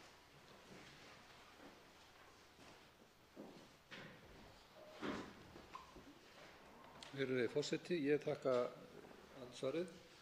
Fyrst varðandi fiskeldi, þá er það rétt að frumvarpið kom inn fiskeldi í vor og dagað upp í nefndinni og af ýmsum ástæðum. Ég held raunar að þegar að frumvarpið hafi komið fram að þá fóru allir hagsmunahópar sem telja sig einhvern veginn á einhvern nátt tengdan þessu viðfangsefni sem fiskeldi er, þá fóru þeir á stjá og komu sínum sjónarmiðum á framfæri við meðal annars nefndarmenn og áherslurnar eru svo breiðar, þær eru svo miklar og þær eru svo þungar og það er mikil sannfæring á bak við málflutning alla þeirra sem að þessu tengjast að það er erfitt fyrir nefndin að vinna úr svona athugasemdum á þeim knappa tíma sem að henni var skipaður í vor. Það kann að vera skýringin á því hvernig fór með þetta. Ég reikna með því að koma fram með frumvarp á þessu sviði núna í nóvember. Það verður eitthvað breytt. Það er alveg ljóst að við þurfum að takast eitthvað á við þetta áhættumat sem þarna var boðið og reyna að skoða með hvaða hætti við getum nálgast þau sjónarmið sem þar eru uppi. Það verður dálítið snúið en það er hins vegar algjört grundvallaratriði í mínum huga að allt sem við munum koma til með að gera á þessu sviði verður við að byggja á grunni vísindalegra ráðgjafar og rannsókna. Það er atriði sem ég mun aldrei hvika frá meðan að ég hef ábyrgð á þessum málaflokki.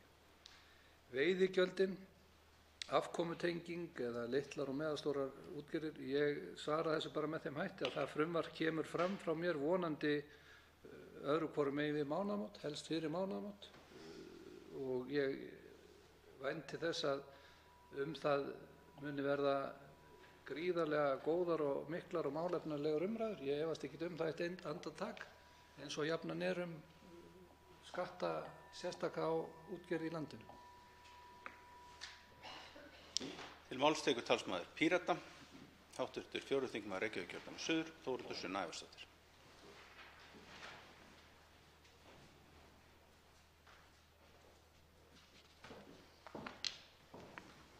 Herra forseti. Á þingmálaskrá ríkisstjórnarinnar kemur fram að fyrirhugað sé að leggja fram frumvarp til laga breytingu á veiðigjöldum í þessum mánuði eða og í kringum mánaðamótin eins og fram hefur komið nú í þessum ræðustól. Það kemur fram að gildandi lög veiðigjöld falli úr gildi í lok árs og því sé nauðsynlegt að endurnýja þau. En þar kemur líka fram að endurskoðun laganna sé í samræmi við áherslur í stjórnarsáttmála. En í þessum stjórnarsáttmála ríkisstjórnarinnar segir að við endurskoðun laga veiðigjöld þurfi að hafa það að meginmarkmiði að tryggja þjóðinni réttlátan hlut af arðsemi auðlindarinnar og að þau taki tillit til afkomu. Auðlindagjald eigi annars vegar að vera greiðsla fyrir aðgang að takmarkaðri auðlind og hins vegar arðgreiðslur af nýtingu hennar. En nú í vor var lagt fram frumvarp af stjórnarmeirihlutanum, sællar minningar, lækkun veiðigjalda sem meirihlutinn var reyndar gerður afturreka með. En hefði það frumvarp orðið að veruleika hefði stærsti hluti ágóða lækkunarinnar farið til aðila á borð við Samherja en fram kom fyrir stuttu að Samherji hefði skilað hagnaði upp á 14,4 milljarða króna og greitt út talsverðan arð. Í ljósi hagnaðar Samherja og fleiri sjávarútvegsfyrirtækja virðist ekki vera þörf á því að lækka veiðigjöld eftir því formi sem reynt var í vor. Ég spyr ráðherra því hvort slík lækkun standi til og hvort það væri ekki betra að halda veiðigjöldunum óbreyttum og geta þá nýtt fjármunina til þess að efla sjálfbæra auðlindanýtingu, rannsóknir og þróun eins og talað í stjórnarsáttmálanum. Þykir ráðherra jafnvel tilefni til þess að hækka veiðigjöld í ljósi góðrar afkomu. Nú og svo á sviði sjávarútvegs ætlaði ég að bæta við einni örstuttri spurningu í lokin. Ráðherra minntist á nýtt hafrannsóknarskip en við finnum hvergi hvernig eigi að fjármagna þetta skip. Við fáum ekki séð að framlögin séu greind neins staðar en hvar eigi að leggja fram peninga í þetta nýja hafrannsóknarskip, þannig að ég spyr ráðherra einfaldlega hvar þessa fjármögnun að finna? Þá svarar hæstv. Sjávarútvegs- og landbúnaðarráðherra Kristján Þór Júlíusson.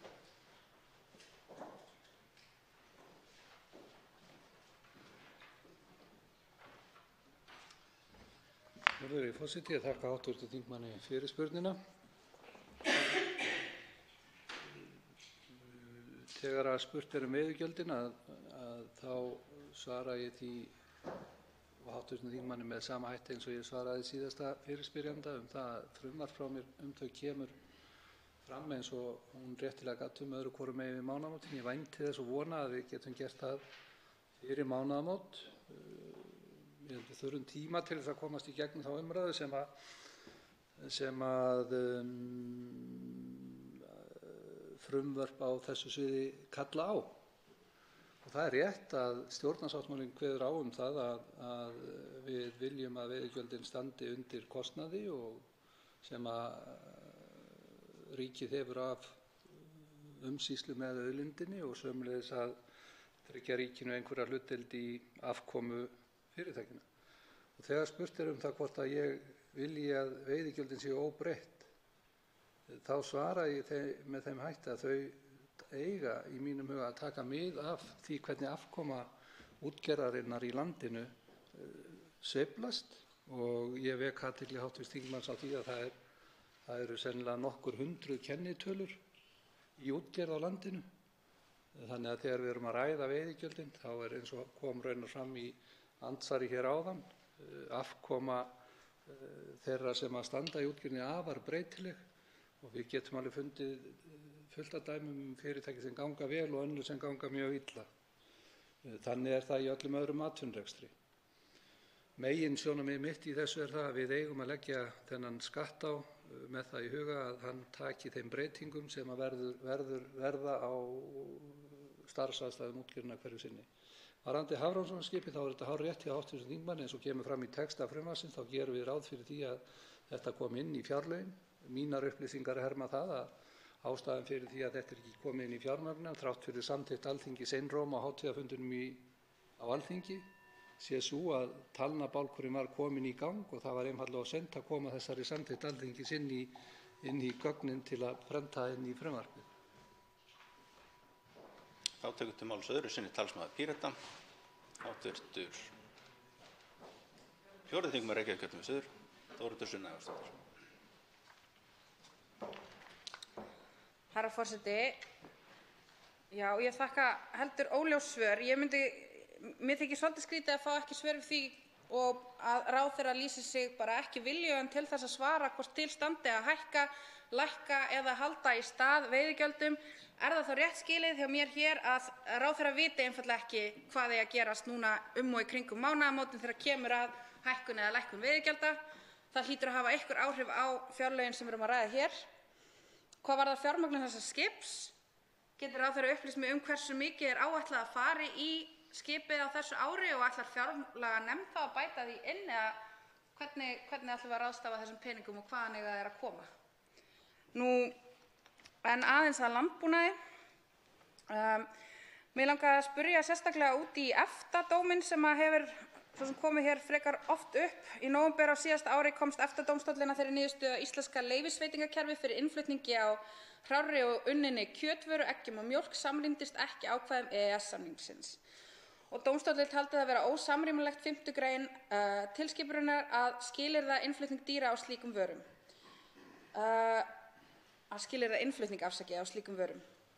En við getum séð það á þingmálaskrá að það er fyrirhugað að leggja fram frumvarp í febrúar innflutning á hráum kjötvörum og þar með eigi að bregðast við þessum dómi.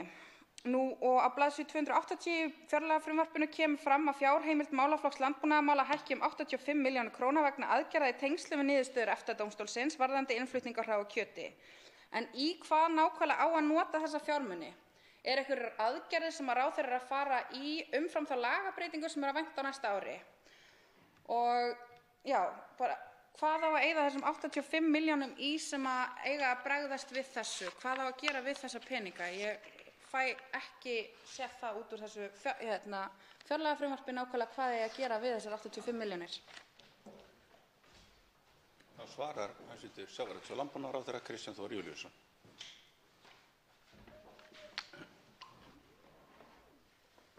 Virðulegi forseti, veiðigjöldin í mínum huga eiga að taka mið af þeim athugasemdum meðal annars sem komu fram í umræðunni hér í vor. Það er að segja færa álagningu þeirra nær í tíma og sníða af ýmsa vankanta sem að lúta að álagningunni sem allir sem tóku til máls í vor játuðu að þyrfti að bæta. Hvort að veiðigjöld hækka, lækka eða standa í stað mun sveiflast með afkomu útgerðarinnar og þannig háttar til að við sjáum það bara í öllum tölum yfir heildarafkomu útgerðar að því miður að þá gengur verr hjá henni heldur en gerði til dæmis fyrir 3-4 árum. Það er bara þannig og það er staðreynd og gjöldin munu taka mið af þeim veruleika. Ég bendi bara á það hvort ekki í fjármálaáætluninni sem að samþykkt var í vor og sömuleiðis í fjárlagafrumvarpinu núna er gert ráð fyrir því að afkoma í sjávarútvegi í heildina versni og þess vegna meðal annars er sú tala inn í fjárlögunum og fjármálaáætluninni sem að, ef ég man rétt, er 7 milljarðar króna. Varðandi skipið, þá er þetta samþykkt sem að Alþingi Íslendinga gerði. Þetta var tillaga frá formönnum stjórnmálaflokkana allra sameiginleg og þeir settu fram. Og ég vænti þess og treysti því eðlilega að fjárlaganefndin sem er skipuð fulltrúum allra flokka fari að þeirri tillögu sem Alþingi sjálft hefur sett. Það er bara mín von og mín trú að svo verði. Mér þætti annað óeðlilegt, bara svo í svari hv. þingmanni hreint út og ég er bara ráð fyrir að þetta verkefni kom inn. Það er gert ráð fyrir því að í tillöguna þetta séu 3,4 milljarðar sem að falli til á árunum 2019 til 2023. EFTA-dómurinn, við erum að vinna að viðbrögðum við honum. Við höfum átt viðræður meðal annars við bæði ESA og Evrópusambandið. Þessar 85 milljónir fara stærstum hluta í það að styrkja Matvælastofnun meðal annars í eftirliti á markaði, setja upp eitthvað kerfi sem að var ekki til þess að mæta áhrifunum af þeirri niðurstöðu sem við fengum í nóvember í fyrra. Og við erum einfaldlega að byggja upp innvið okkar til þess að takast á við nýjan veruleika. Í máls tekur talsmaður Framsóknarflokksins Halla Signý Kristjánsdóttir, hv. 7. þingmaður Norðvesturkjördæmis. Já, virðulegi forseti. Hér er til umræðu og hefur verið í dag frumvarp til fjárlaga 2019 ríkisstjórnarinnar fjármála fyrir það ár. Efnahagslíf undanfarinna ára hefur einkenst af vexti og má sjá þá þróun víða í þjóðfélaginu, atvinnugreinar blómstra og gott atvinnuástand, launahækkanir og kaupmáttur góður. Heildarútgjöld til landbúnaðar fyrir árið 2019 eru áætluð 16,5 milljarða og lækka 33,5 milljarða á föstu verðlagi. Ég ætlaði að segja eins og hv. þingmaður Albertína Friðbjörg Elíasdóttir að minnast á lækkun á liðnum rannsókn og þróun og nýsköpun í landbúnaði sem ég hef nokkrar áhyggjur af en hæstv. Landbúnaðarráðherra hefur útskýrt að það sé vegna lækkunar til Landbúnaðarháskólans. En ég teldi að þetta ætti að vera í einhverju forgangi núna þar sem við erum að samþykkja eða ríkisstjórnin er að leggja fram mjög metnaðarfulla stefnu í loftslagsmálum. Þannig að þessi geiri ætti að vera nokkuð ofarlega hvað varðar rannsókn og þróun. Þannig að ég vona að þetta sé eitthvað sem hægt er að beina betri athygli að. En svo þá langar mig samt til að nefna, það er hérna ein grein hér á landi sem ekki hefur fylgt hagvextinum og það eru sauðfjárbændur. Það er ekki ofsagt að vandi sauðfjárbænda sé mikill þessi misseri. Afkoman í greininni hefur verið á niðurleið í síðustu 3 ár. Afurðaverð hefur hríðfallið og markaðir lokast og verið að gefa eftir og ekki eftirsóknarvert að elta þá uppi. En í þessu sambandi vil ég nefna núna í fyrri ræðu minni að það er þessi sem er mjög mikilvægt í þessu máli og í landbúnaðarmálum og það er matvælastefnan. Og mig langar til að spyrja hæstv. Landbúnaðarráðherra hvar þessi vinna er stödd og hvenær megi vænta niðurstöðu úr þessari vinnu. Takk. Þá svarar hæstv. Sjávarútvegs- og landbúnaðarráðherra Kristján Þór Júlíusson.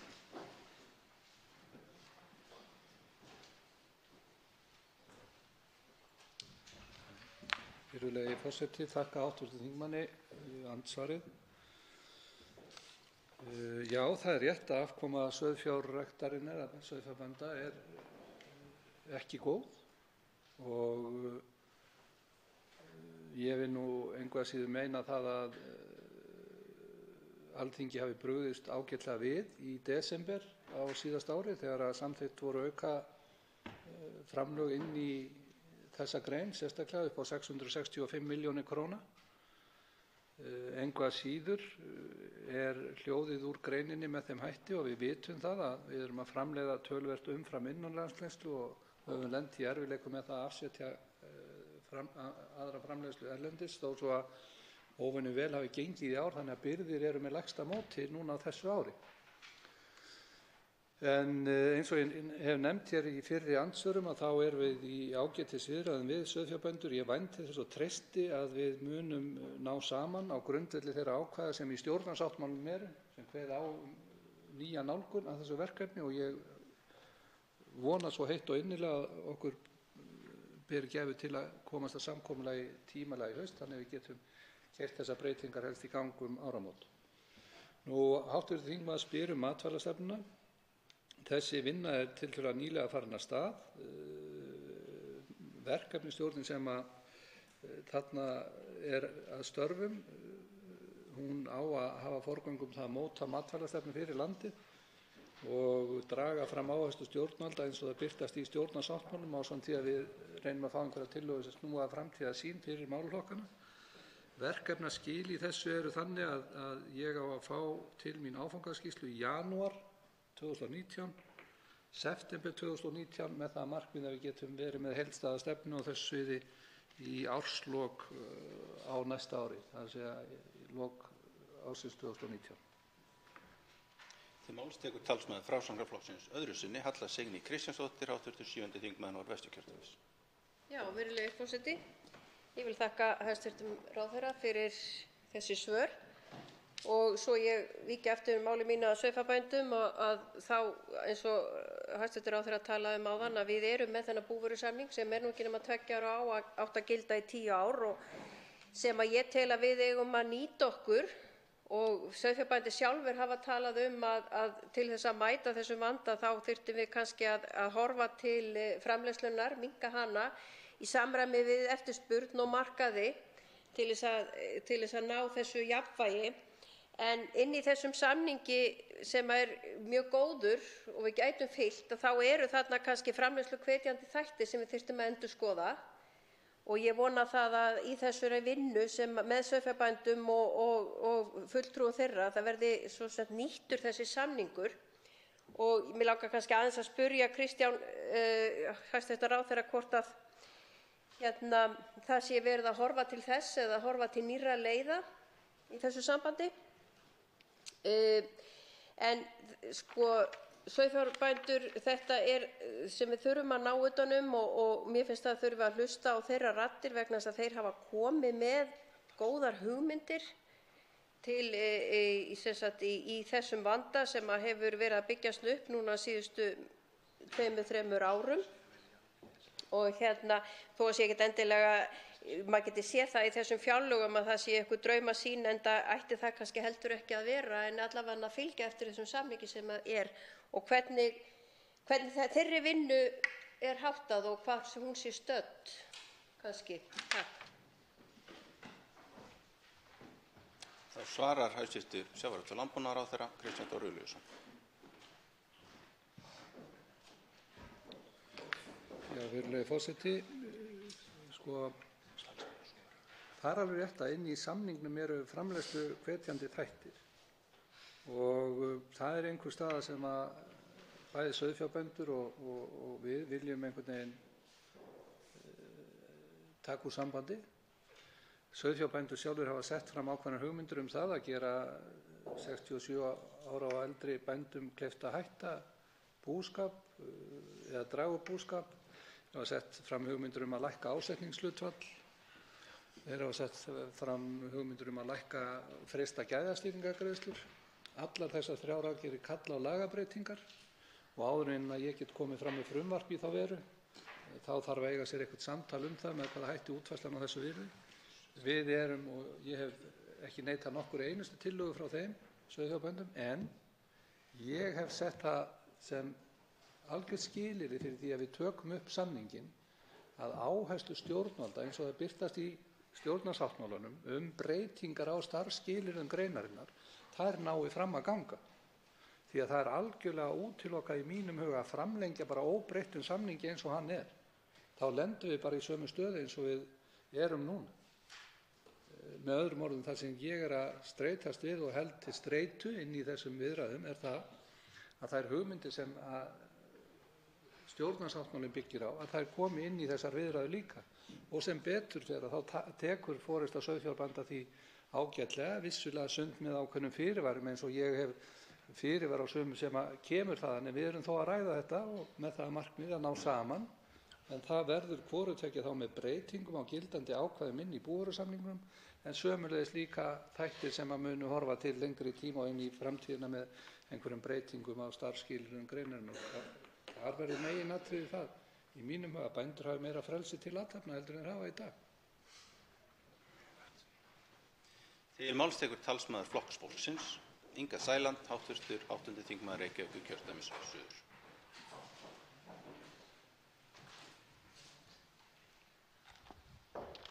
Virðulegi forseti.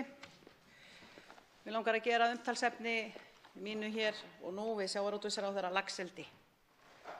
Nú nýkomin frá Færeyjum, þar sem við vorum í heimsókn, Vestnorræna ráðið, og þar sem að sjávarútvegsráðherra er tíðrætt í rauninni vísindarannsóknir og meiri svona kannski öruggari umgjörð sjávarauðlindina með því að fylgja eftir því sem kannski best og gerst væri fyrir hana, þá langar mig nú til að sérstaklega vekja athygli á því að við þurfum kannski ekki að finna upp hjólið aftur hvað það varðar og ráða til okkar marga aðila umfram það sem við getum lært af til dæmis Norðmönnum sem eru langt á undan okkur komnir hvað varðar umgjörðina sitt laxeldi, og svo Færeyingar sem í rauninni tóku upp nánast óbreytt regluverk Norðmanna nema aðlögu það síðan að sínu.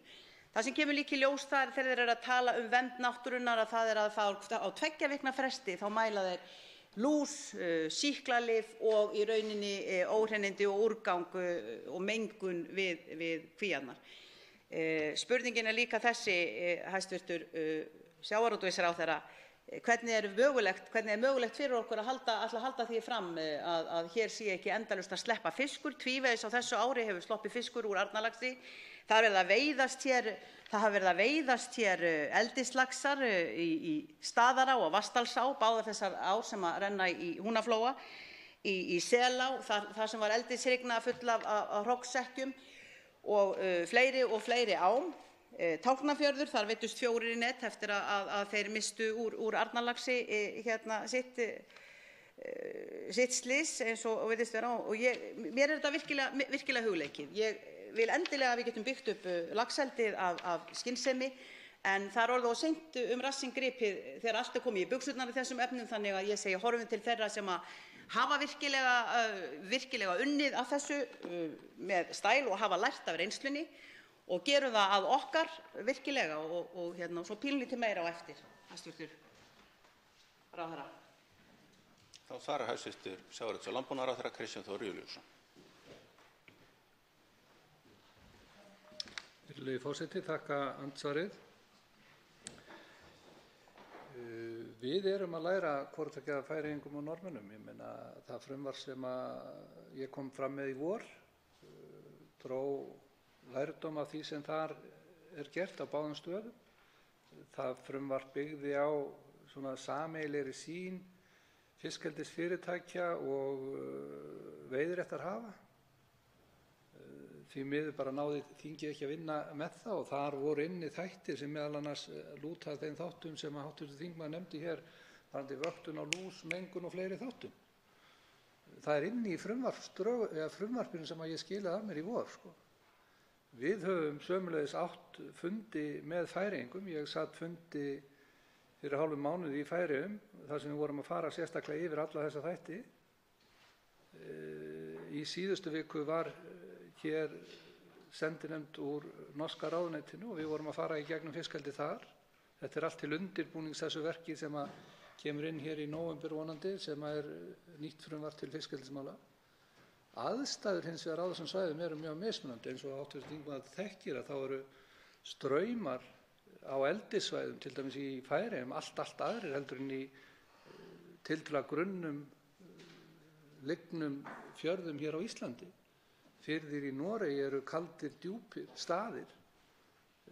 Firðir á Íslandi eru uppeldisstöðvar meðal annars fæðu botnfisk seiða og svo framvegis. Þannig að það er aldrei og verður aldrei hægt að heimfæra einhverja eina tiltekna aðferð úr einhverju svæði fjarlægu yfir á aðstæður þar sem við erum að glíma við og við munum alltaf hafa okkar sérstöku aðstæður hér á Íslandi, en ég fagna því þegar hv. þingmaður segir það að hún vilji vinna að því að byggja upp laxeldi hér á Íslandi. Ég held við deilum alveg skoðun í því, en við erum vænti á sama staði því að það er ekki sama hvernig það verður gert.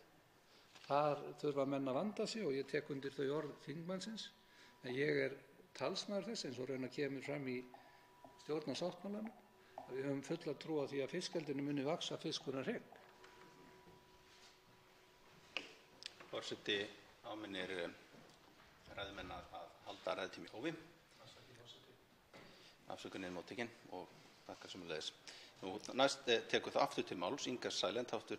8. þingmaður Reykjavíkurkjördæmis suður, talsmaður Flokks fólksins. Virðulegi forseti, ég þakka hæstv. Sjávarútvegsráðherra fyrir svarið. Ég segi í raun og veru, þó að ég tali hér að við eigum að efla og styrkja laxeldi, þá vil ég byrja á því að þrykkja þau öll upp á land, bara 1, 2 og 3. Hæstv. Sjávarútvegsráðherra talar að hér séu grynnri og lygnari firðir, sem þýðir það að það er ennþá meiri mengunarhætta og ennþá frekari ástæða til þess að huga að því að endurnýjun, þegar verið að slátra úr ákveðnum kerjum til þess að setja ný seiði, að sé minnsta kosti haldið það regluverk sem að þegar er byggt utan laxeldið, að það eigi minnsta kosti að vera 6 til 8 mánuðir en ekki 3 mánuðir eins og Arnarlax framkvæmdi núna hér í vor, tæmdi úr eldiskvíunum í mars, var búin að breyta og setja ný seiði í staðinn í júní, fekk í rauninni pínlitla ákúrur fyrir það ofan í gjöf en síðan ekki neitt meir. Þannig að maður spyr sig, verðum minnsta kosti ekki að senda skýr skilaboð þegar við erum að hugsa að vernda náttúruna, verðum ekki að senda skýr skilaboð til þeirra að minnsta kosti fylgja því regluverki, lágmarksregluverki sem við erum að ræða í þessum efnum. Það er dauðans alvara ef við ætlum að eyðileggja í rauninni árnar okkar og annað slíkt og þann vöxt sem við höfum í sambandi við villta laxinn okkar.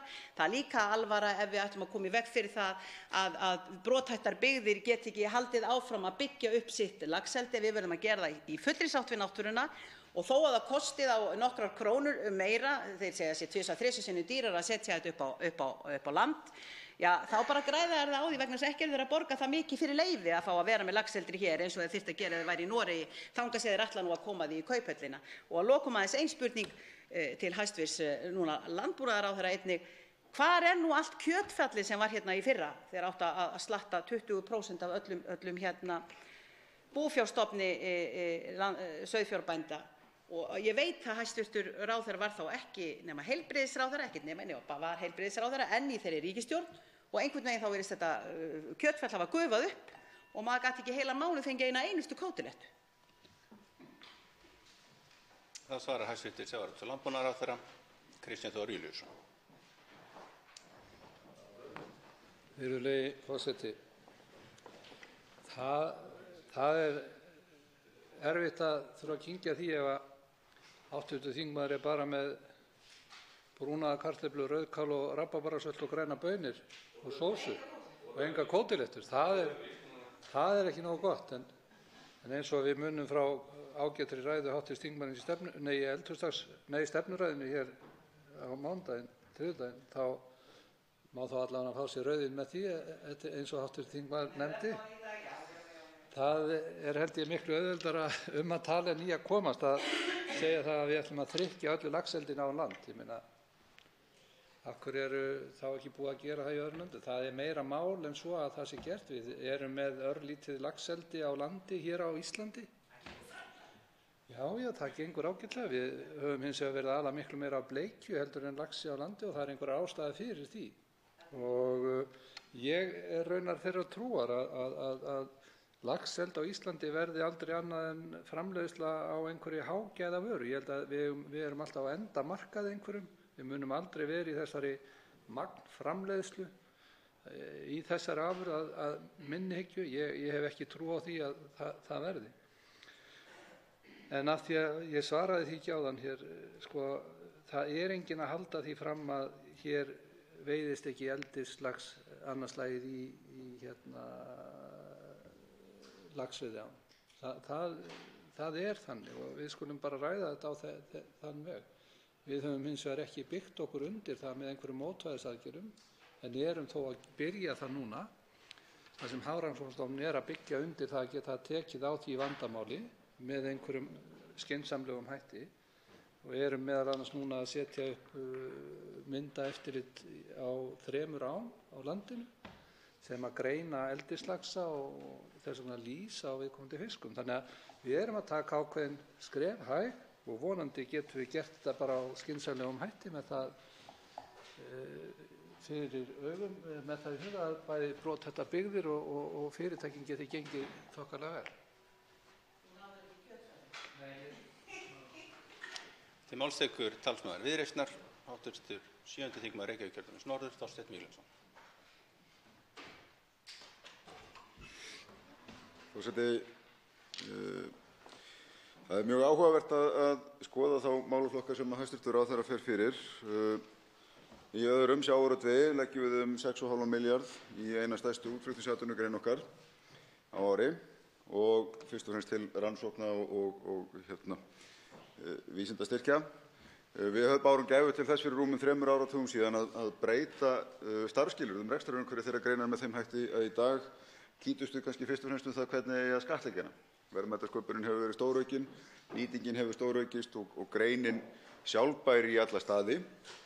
En þegar kemur að landbúnaði hins vegar virðumst við hafa fest í tíma. Á þess að dreigja sig mikilvægi greinarinnar, þá erum við þar með atvinnugrein sem hefur átt á brattan að sækja á undanförnum áratugum, stöðugt minnkandi að vægi, fækkandi hvað varðar fjölda starfsmanna og svo framvegis sem starfa í greininni. Telst varla sjálfbær því að hún þrífst ekki án verulegs ríkisstuðnings og mér leikur forvitni á að heyra sýn hæstv. landbúnaðarráðherra hvernig höldum við áfram eiginlega á þessari braut. Það eru fá ríki sem eru með hærri verndartolla á landbúnaðarafurðir, allavega í vestrænum heimi heldur en við. Það eru fá ríki sem styðja með beinum hætti í hærra hlutfalli landbúnaðarframleiðslu. Árangurinn fyrir bændur er ekki sjáanlegur. Bændur geta ekki státað sig af góðri afkomu í þessu rekstrarumhverfi sem hlýtur að vera gríðarlega mikilvægt fyrir okkur þegar við horfum til byggðaþróunar í landinu til lengri tíma litið. Ávinningur neytenda er enginn og raunar verra en enginn því að matvælaverð er óvíða hærra og sennilega myndi 4 manna fjölskylda spara hér 70 til 80.000 krónur í mánaðarlegum útgjöldum sínum en matvælaverð væri hér á pari við hin Norðurlöndin og það er fyrst og fremst innlenda landbúnaðarvara sem skýrir þennan mikla mun. Þannig að neytendur hafa ekki notið góðs af miklum stuðningi okkar við landbúnað og ég spyr hæstv. landbúnaðarráðherra hvernig í ósköpunum brjótumst út úr þessum vítahring sem við erum í þegar kemur að landbúnaðarframleiðslu í landinu. Það svarar hæstv. sjávarútvegs- og landbúnaðarráðherra Kristján Þór Júlíusson. Virðulegi forseti, ég þakka hv. þingmanni svarið. Stutta svarið er í rauninni neitun. Ég held að við brjótumst ekki út úr þessum vítahring eins og hv. þingmaður kallar í gegnum fjárlög íslenska ríkisins sem við erum að ræða hérna. Spurningarnar sem hv. þingmaður kemur með eru góðar og gildar og ég vil gjarnan taka þá umræðu við hv. þingmann. En þær eru meira svona utan fjárlaga vinnunar sjálfrar. En ég skal glaður koma aðeins inn í þetta. Ég sé það gerast í gegnum samninga sem við erum að byrja að vinna. Ég minni hv. þingmann á það sem ég hef áður sagt hér í umræðunni bara nú í dag, að við erum í viðræðum við sauðfjárbændur það að gera breytingar á því með hvaða hætti stuðningsgreiðslurnar virka á grundvelli aðlögunarsamninga. Ég leyfi mér líka að fullyrða það að umræðan landbúnað eins og hér kemur fram ekki alls kostar rétt. Ég bendi á til dæmis gríðarlega breytingar sem að mjólkurframleiðendur, mjólkurbændur hafa gengið í gegnum bara á síðustu ár og ég fullyrða að framleiðsla þeirra og þessi atvinnurekstur sem að mjólkurgeirinn hjá bændum á Íslandi hefur bara gert mjög góða hluti af því að hv. þingmaður nefndi sjávarútveginn sem dæmi. Þar voru sóttar fyrirmyndir til sjávarútvegsins. Og við verðum líka þegar við erum að ræða landbúnaðarmálin að muna það sem vel er gert og garðyrkjan sömuleiðis að gera góða hluti. Við erum komin í þá stöðu, þrátt fyrir gengið eins og að garðyrkjubændur á Íslandi eru farnir að flytja út framleiðslu sína. Þannig að þetta nú ekki allt á leið til fjandans eins og stundum mætti draga ályktanir Þá tekur til máls öðru sinni talsmaður Viðreisnar, Þorsteinn Víglundsson, hv. 7. þingmaður Reykjavíkurkjördæmis suður. Forseti, ég þakka hæstv. ráðherra svarið og fagna því einmitt sérstaklega að hann skyldi nefna garðyrkjuna því að það er einmitt gott dæmi það hvernig skynsamleg umgjörð varð til þess að með því að hætta tollvernd en auka beingreiðslur til bænda náðu bændur að byggja greinina verulega upp og hafa staðist þeirri samkeppni sem í innflutningi fyllilega snúninga þegar virðist og náðu að auka fjölbreytni og vöruþróun og það sem meira vert, hækkun á grænmeti kannski helmingurinn af því sem að aðrar innlendar landbúnaðarafurðir hafa hækkað á undanförnum 2 áratugum eða svo, eða réttum frá þeim tíma sem að þessar breytingar tóku gildi. Og að því að hæstv. ráðherra nefnir mjólkurframleiðsluna, þar er ég alveg sammála að breytingarnar í mjólkurkvótanum á sínum tíma, sem var sótt í fyrirmynd til sjávarútvegs, breyttu framleiðsluskilyrðum í greininni alveg gríðarlega. Það sem hins vegar er sorglegt að horfa upp á þegar horft til þeirra mistaka sem þar voru gerð, að þar var greinin leið undan þeim samkeppnislögum, enn undirsett einhvers konar opinberri verðlagningu og mjólkurafurðir þrátt fyrir alla þessa byltingu í framleiðsluháttum í mjólkuriðnaði, þrátt fyrir stóraukna hagkvæmni, að þá hafa neytendur í engu notið góðs af því. Því að mjólkurafurðir hafa hækkað bara talsvert umfram matvælaverð almennt og eins og rækt orðið nú síðast með 15% hækkun á smjöri og liðlega 5% hækkun veginni á mjólkurafurðum heilt yfir, ofan í það bil 2% verðbólgu. Þannig að þarna eitthvað athugavert og við höfum í raun og veru umbunnað þessari hagræðingu með einmitt þessari ríflegu opinberu verðlagningu og aukinni tollvernd á greinina ofan í aukið hagræði. Og það þetta sem maður auðvitað kallar eftir þegar við tölum það að þegar við erum að ræða hér fjárlög þá skiptir ekki minna máli hvað erum við að fá fyrir það fjármagn sem við erum að setja í viðkomandi atvinnugreinar, að við tryggjum þá líka að við sem almenningur í þessu landi, neytendur í þessu landi, njótum einnig góðs af því sem við erum að gera í einstökum atvinnugreinum. Þá svarar hæstv. Sjávarútvegs- og landbúnaðarráðherra Kristján Þór Júlíusson. Virðulegi forseti, ég þakka hv. þingmanni enn og aftur. Hárrétt að við eigum að ræða það hvað neytendur og skattgreiðendur eru að fá fyrir þetta. Og þá get ég ekki með neinum hætti sagt að neytendur hafi ekki í neinu notið þess sem gert hefur verið til dæmis í mjólkinni. Það ósanngjarnt að slengja slíkri fullyrðingu fram og ég hef heyrt önnur sjónarmið og menn verða að rökstyðja mál sitt betur heldur en svo að bara fullyrða þetta og leggja ekki meiri rök inn í það. Vegna þess að þau rök sem hafa verið færða fram á móti þessari fullyrðingu eru líka sömuleiðis jafngild. Þegar við tölum samkeppnishluta í mjólkuriðnaðinum sem mjög umdeildur, þá já, vissulega geta þessi ákvæði verið með öðrum hætti heldur en þau í dag, en engu að síður verður sömuleiðis að horfa til þess að við erum þó búin að ná fram ákveðinni hagkvæmni með því sem þarna var gert. Ef við horfum bara yfir allt landið þar að segja. Og það einhver ástæða fyrir því að fjarskiptafyrirtæki til dæmis hafa heimild í samkeppnislögum til þess að starfa saman. Getum við þá ekki gert þetta með sama hætti á þessum sviðum þar sem við erum að ræða meðal annars mjólkina? Ég ætla að nefna hérna dæmi í þessari umræðu það, getum við ekki með sama hætti gert einhver ákveðna þætti í sauðfjárræktinni til þess að greiða þar fyrir ákveðnum hlutum og þannig að hagræðingin aukist og það skilir sér til neytenda og jafnframt framleiðenda. Ég held að það sé hægt. Það kallað eftir því og það kann vel að vera að ákvæðin eins og þau í samkeppnislögunum í dag, við þurfum að breyta þeim vegna þess að þau hafa greinilega skapað ákveðna tortryggni og væntanlega ekki svona sami skilningur á þeim allstaðar. Ég lýsi mig alveg reiðubúinn til þess að ræða það og vil það gjarnan.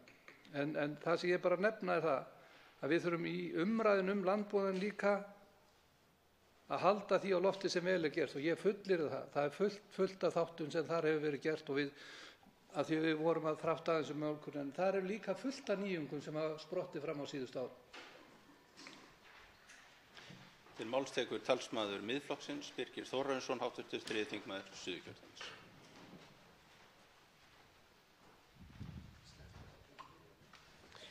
Herra forseti, á síðasta þingi óskaði Miðflokkurinn eftir sérstakri umræðu tollasamning Íslands og Evrópusambandsins landbúnaðarvörur.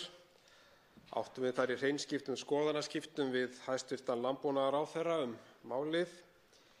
Ég hef ekki farið leynt með skoðanir mínar á þessum samningi sem ég tel mjög óhagstæðan Íslandi og íslenskri landbúnaðarframleiðslu. Miðflokkurinn mun flytja á þessu þingi þingsályktunartillögu að þessum óhagstæða samningi verði sagt upp og samið verði upp á nýtt, ekki síst í ljósi þeirrar óvissu sem hefur skapast með þennan samning. Nú þegar eitt af okkar helstu viðskiptalöndum, Bretland, að fara úr Evrópusambandinu og þar með úr tollasamningnum leið.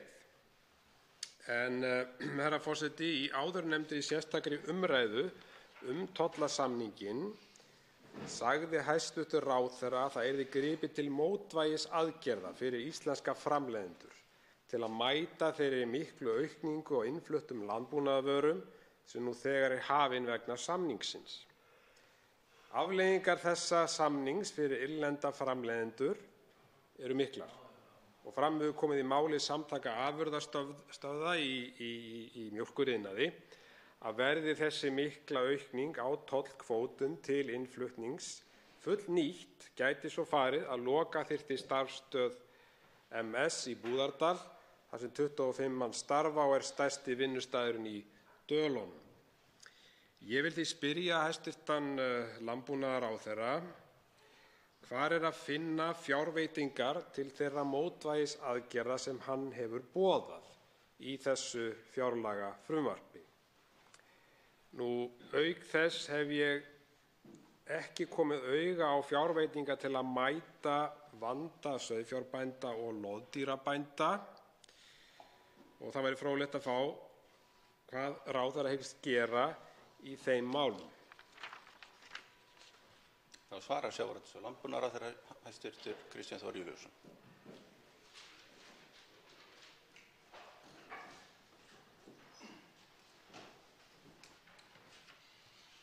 Virðulegi forseti, ég þakka hv. þingmanni andsvarið. Já, það var ánægjuleg og góð umræða um tollasamninginn við Evrópusambandið og margar hliðar á því máli og mjög skemmtilegar sumar hverjar.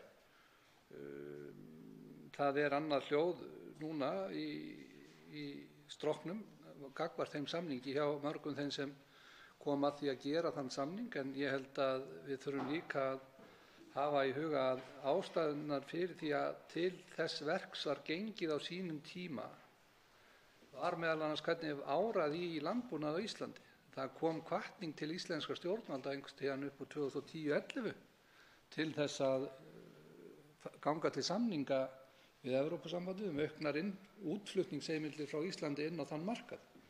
Og íslensk stjórnvöld urðu á þeim tíma við þeirri óskum en gefa eitthvað á móti. Það kann vel að vera ef við segjum upp þessum samningi að við þurfum að setja niður einhver markmið, þar að segja ef við sjáum þá þingsályktunartillögu sem að hér boðuð verða veruleika. Ég ekki að sjá hana, hef ekki séð hana og ætla ekki að tjá mig frekar hana fyrr en að hún kemur fram. Varðandi það sem hér nefnt, varðandi fjárveitingar til mótvægisaðgerða eða fjárveitingar til stuðnings sauðfjárræktinni eða loðdýraræktinni, það alveg hárrétt hjá hv. þingmanni. Það engar sérmerktar fjárveitingar inn í þetta. Eins og ég sagði hér í framsögu minni áðan að það hægur gangur í fjárveitingum eða fjárlögum að því sem snertir landbúnaðarmál. Og stærsta ástæðan fyrir því í mínum huga sú að fjárveitingar til málaflokksins eru bundnar í samningi til 10 ára. Hann allur virtur. Það farið eftir honum af hálfu ríkisins í hvívetna. Og það það svigrúm sem að þeim sem hér stendur skapað af Alþingi til þess að gera breytingar á starfsskilyrðum einstakra búgreina. Til máls tekur talsmaður Sjálfstæðisflokksins, Óli Björn Kárason, hv. 10. þingmaður Suðvesturkjördæmis.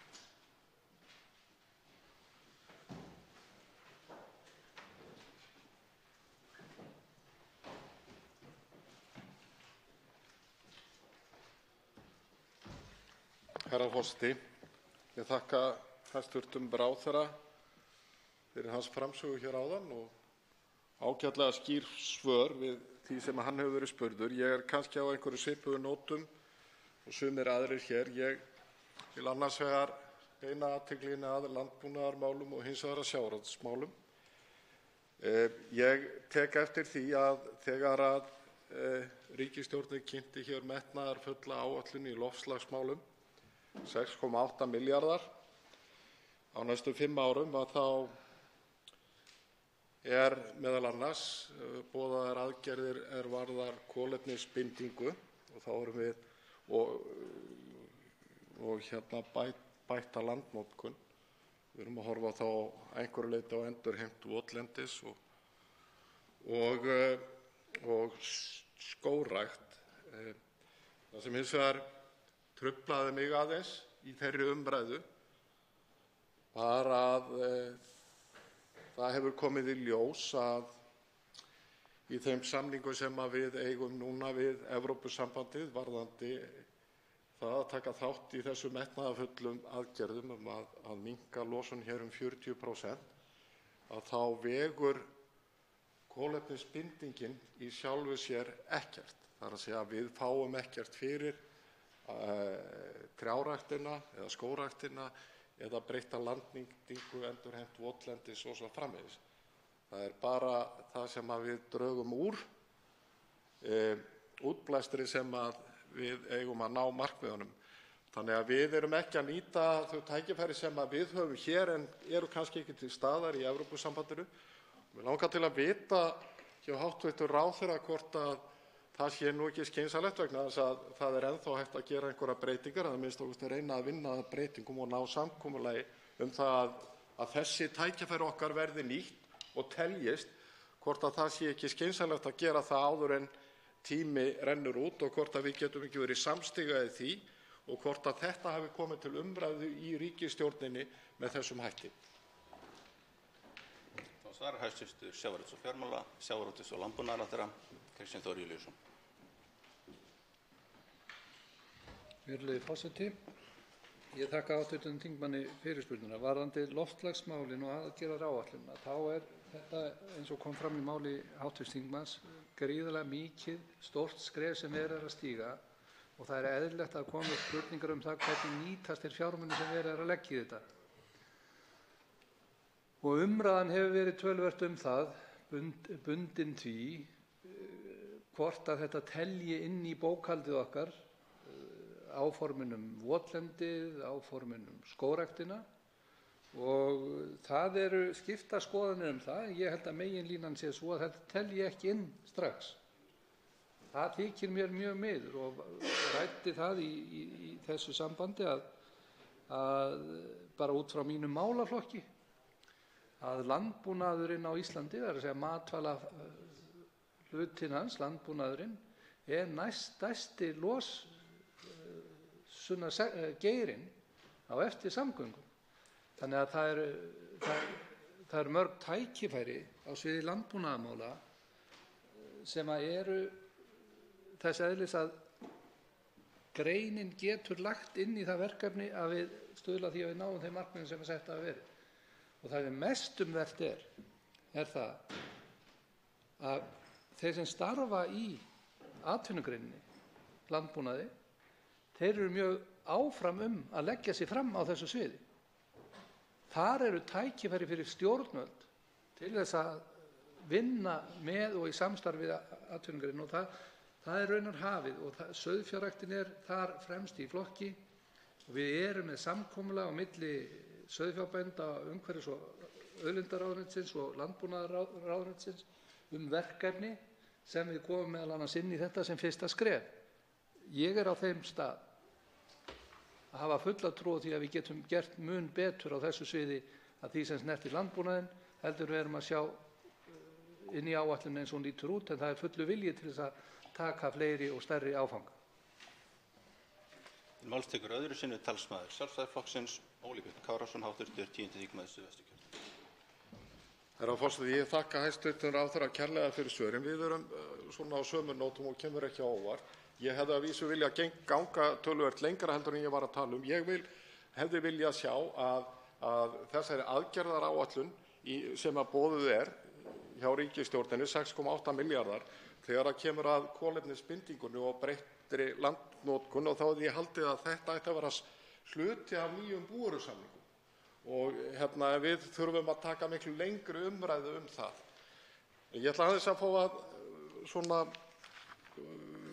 ræða sjávarútveginn vegna þess að hér hafa hv. þingmenn verið að rukka hæstv. ráðherra skýr svör varðar auðlindagjald í sjávarútvegi og það er eins og sumum hér inni þykir það óeðlilegt að auðlindagjöldin sveiflist upp og niður eftir afkomu. Ég á erfitt með að skilja af hverju það er erfitt að skilja það skuli vera svo, en allt í lagi. Ég tek hins vegar eftir því að í fjárlagafrumvarpinu markmið og leiðir að þá kemur fram að það eigi að meta heildstætt samkeppnisstöðu Íslands í sjávarútvegi og fiskeldi í samanburði við nágrannalönd og gera úrbætur þar Eitt af því sem auðvitað hefur áhrif á samkeppnisstöðu okkar sjávarútvegs auðvitað auðlindagjöldin. Og það er ekkert land eftir því sem ég kemst best nema örfáar fisktegundir í Færeyjum sem eru bundin auðlindagjaldi.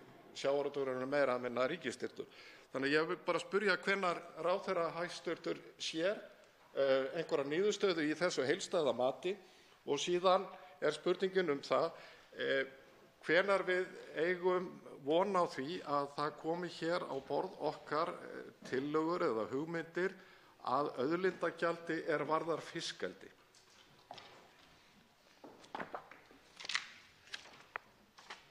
Þá svarar hæstv. sjávarútvegs- og landbúnaðarráðherra Kristján Þór Júlíusson.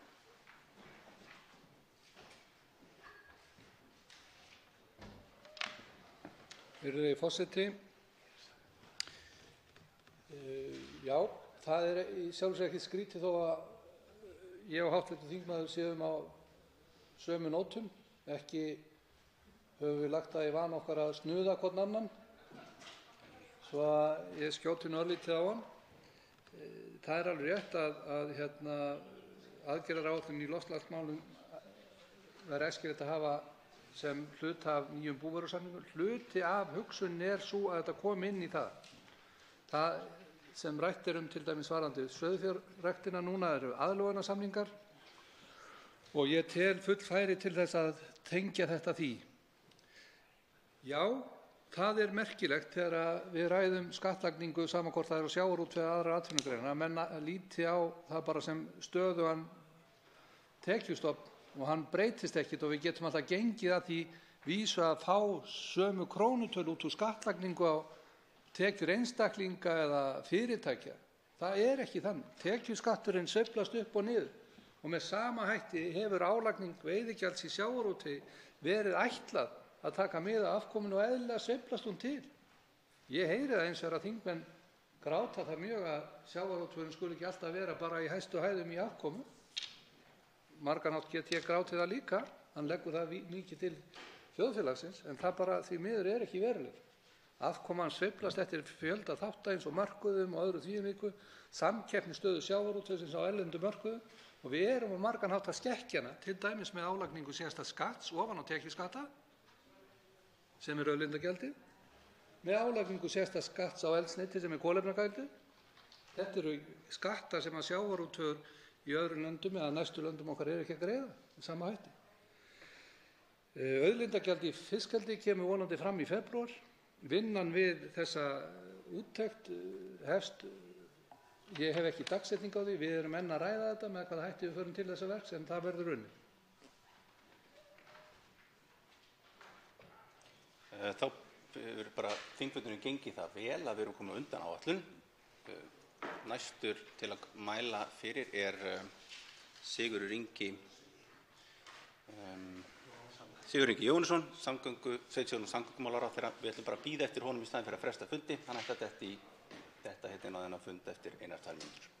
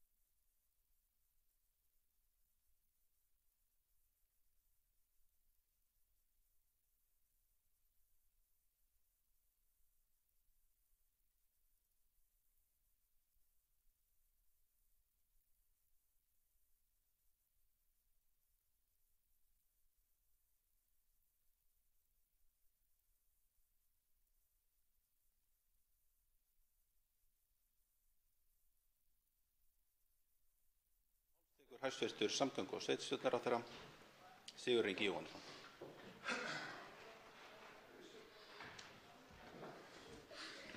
Virðulegi forseti.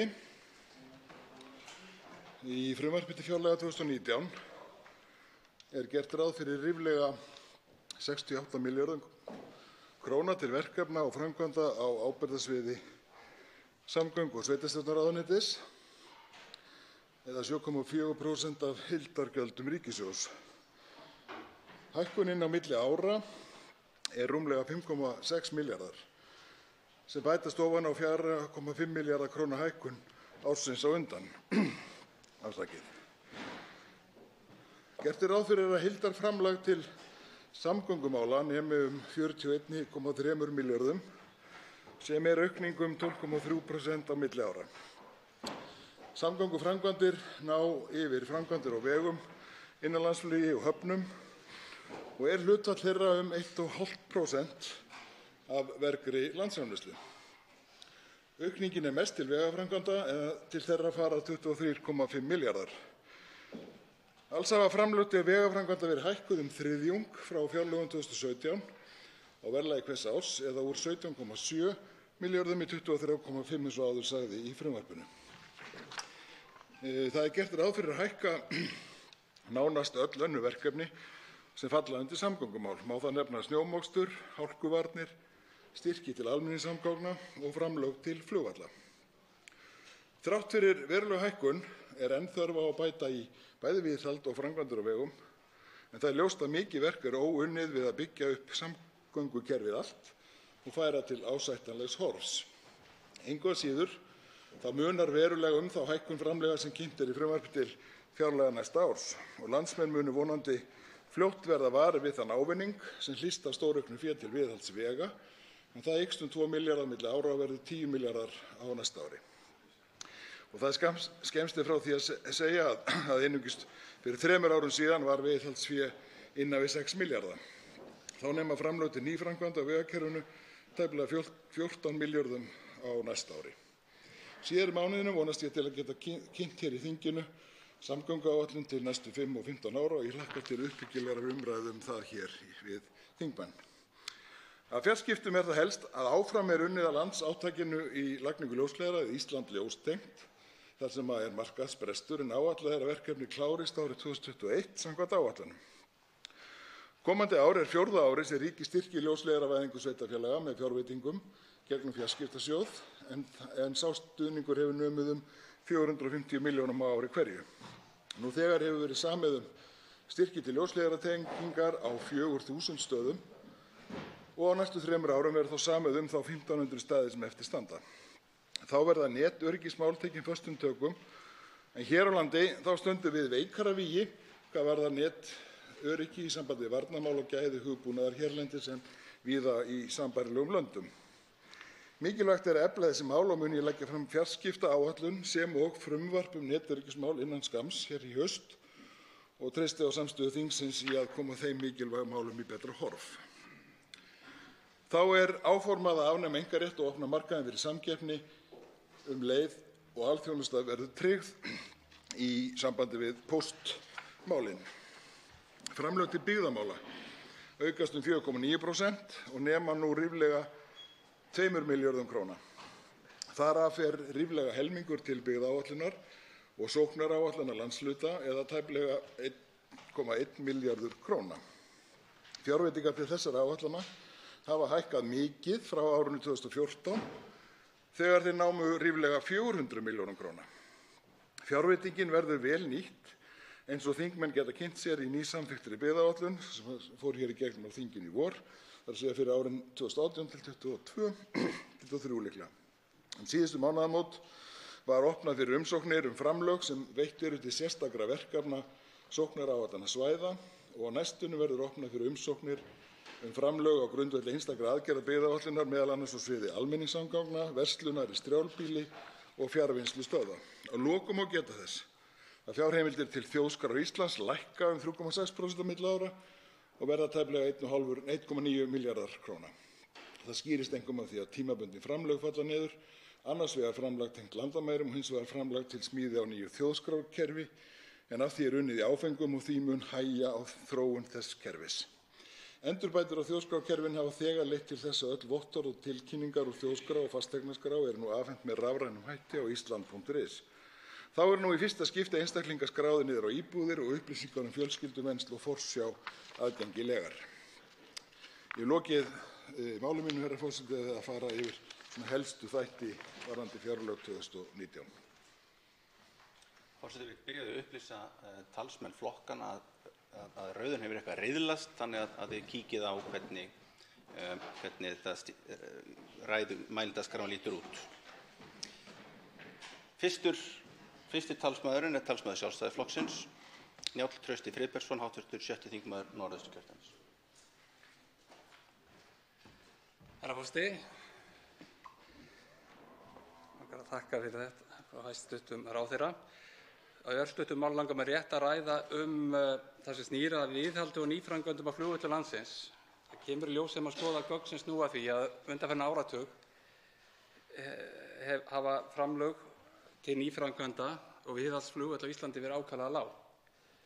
Og mér sýnist þegar maður skoðar þetta svona í samhengi hlutanna eftir bankahrunið að þetta getur verið sá þáttur í ríkisfjármálunum sem hefur kannski lent verst í því. Það hefur nánast bara þurrkast upp þessa tölu frá sem áður var svona síðastliðin 7-8-9 ár. Þannig að nú spyr ég hæstv. Ráðherra því sem snýr að því hvort að hvernig menn hyggjast taka á þessu í fjárlögum næsta árs og síðan á næstu árum þessi mál. Annað, bygging nýrra flugstöðvar á Reykjavíkurflugvelli. Það var nefnd sem skilaði af sér í júnímánuði til samgönguráðuneytisins varðandi val á staðsetningu fyrir flugstöð í Reykjavíkurflugvöllum. Það á að heyra frá hæstv. Ráðherra hvort það sé einhver framvinda í þeim málum, hvað menn hyggjast fyrir. Síðan varðandi byggðamálin og fína byggðaáætlun sem við samþykktum hér í júnímánuði og þá kannski samþættingu sem er kannski svolítið nýtt miðað við hvernig það verið gert áður, að þarna er búið að samþætta í 52 áherslupunktum og draga saman inn í byggðaáætlunina héðan og þaðan, svona áherslupunkta, og þá eru punktar eins og jöfnun á þotueldsneyti í landinu. Það er rætt þar flugþróunarsjóði, fleiri gáttir inn í landið og þá uppbyggingu, og svo kannski frá hæstv. Ráðherra varðandi eigendastefnu Isavia og aðild mögulega samgönguráðuneytisins að eigendastefnu fyrir Isavia varðandi fyrir hvernig á að standa að rekstri fyrirtækis og hver er tilgangur ríkisins með rekstrinum og hvaða markmið við vilja sjá í rekstrinum. Þá svarar hæstv. Samgöngu- og sveitarstjórnarráðherra Sigurður Ingi Jóhannsson. Virðulegi forseti, ég þakka hv. þingmanni fyrir fínar spurningar og get tekið undir með honum að ég held einmitt að það sé veikleiki í fjárveitingum okkar til flugvalla sem að stafi í það minnsta frá hruninu, og það hafa bæði orðið ýmsar breytingar á svona tekjugrunninum sem eru frá þeim tíma, þar sem að mjög mörg gjöld voru felld niður og svona farið í einföldun sem að var ábyggilega nauðsynleg og skýr, en svo voru líka teknir fjármunir út úr Isavia til þess að fjármagna hér aðra hluti sem hafa runnið í ríkissjóð.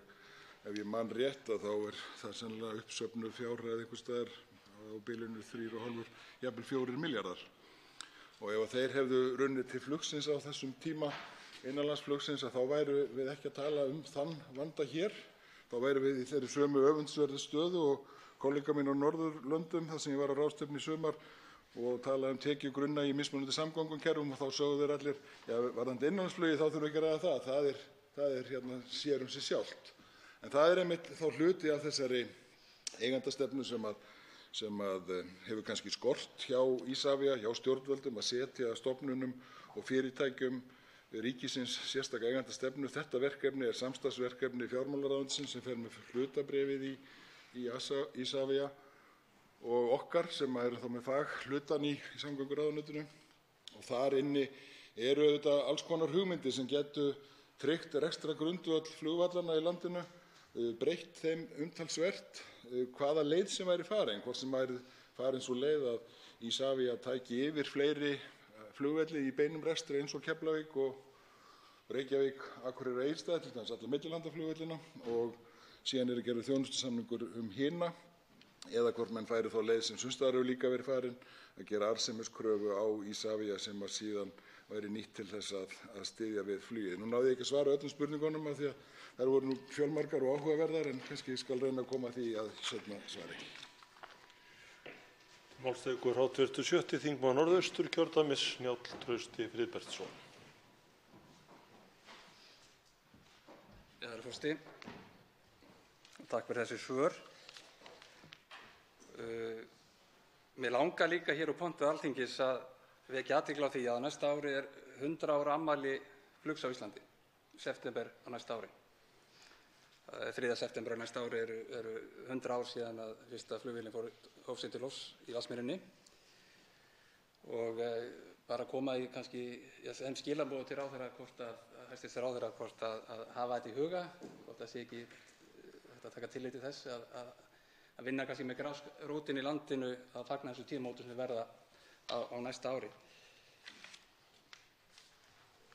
Varðandi byggðamál og ef við lítum að einstök verkefni, og það kannski það sem ég tel á síðustu árum að við heppnast best, ljósleiðaravæðing, Ljóstengt Ísland og ljósleiðaravæðing landsins, sem hæstv. Ráðherra kom inn á sínu máli áðan.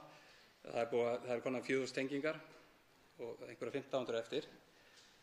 Ég held að sé nánast ekkert sem hefur komið jafn hratt og byggt upp landið og sveitir landsins sem hafa komist í þessa þjónustu og fengið þessar tækninýjungar inn í sveitirnar, sem þetta er mikið áhrif í byggðaþróun á síðustu árum eins og þetta verkefni. Ég langar mig að lokum, ég var ásamt fleiri þingmönnum eða þingmanni, þingmanni Þórunni Egilsdóttur á fundi á Þórshöfn fyrir viku eða 2 síðan, og í tengslum við Ísland ljóstengt sem á meira við sveitirnar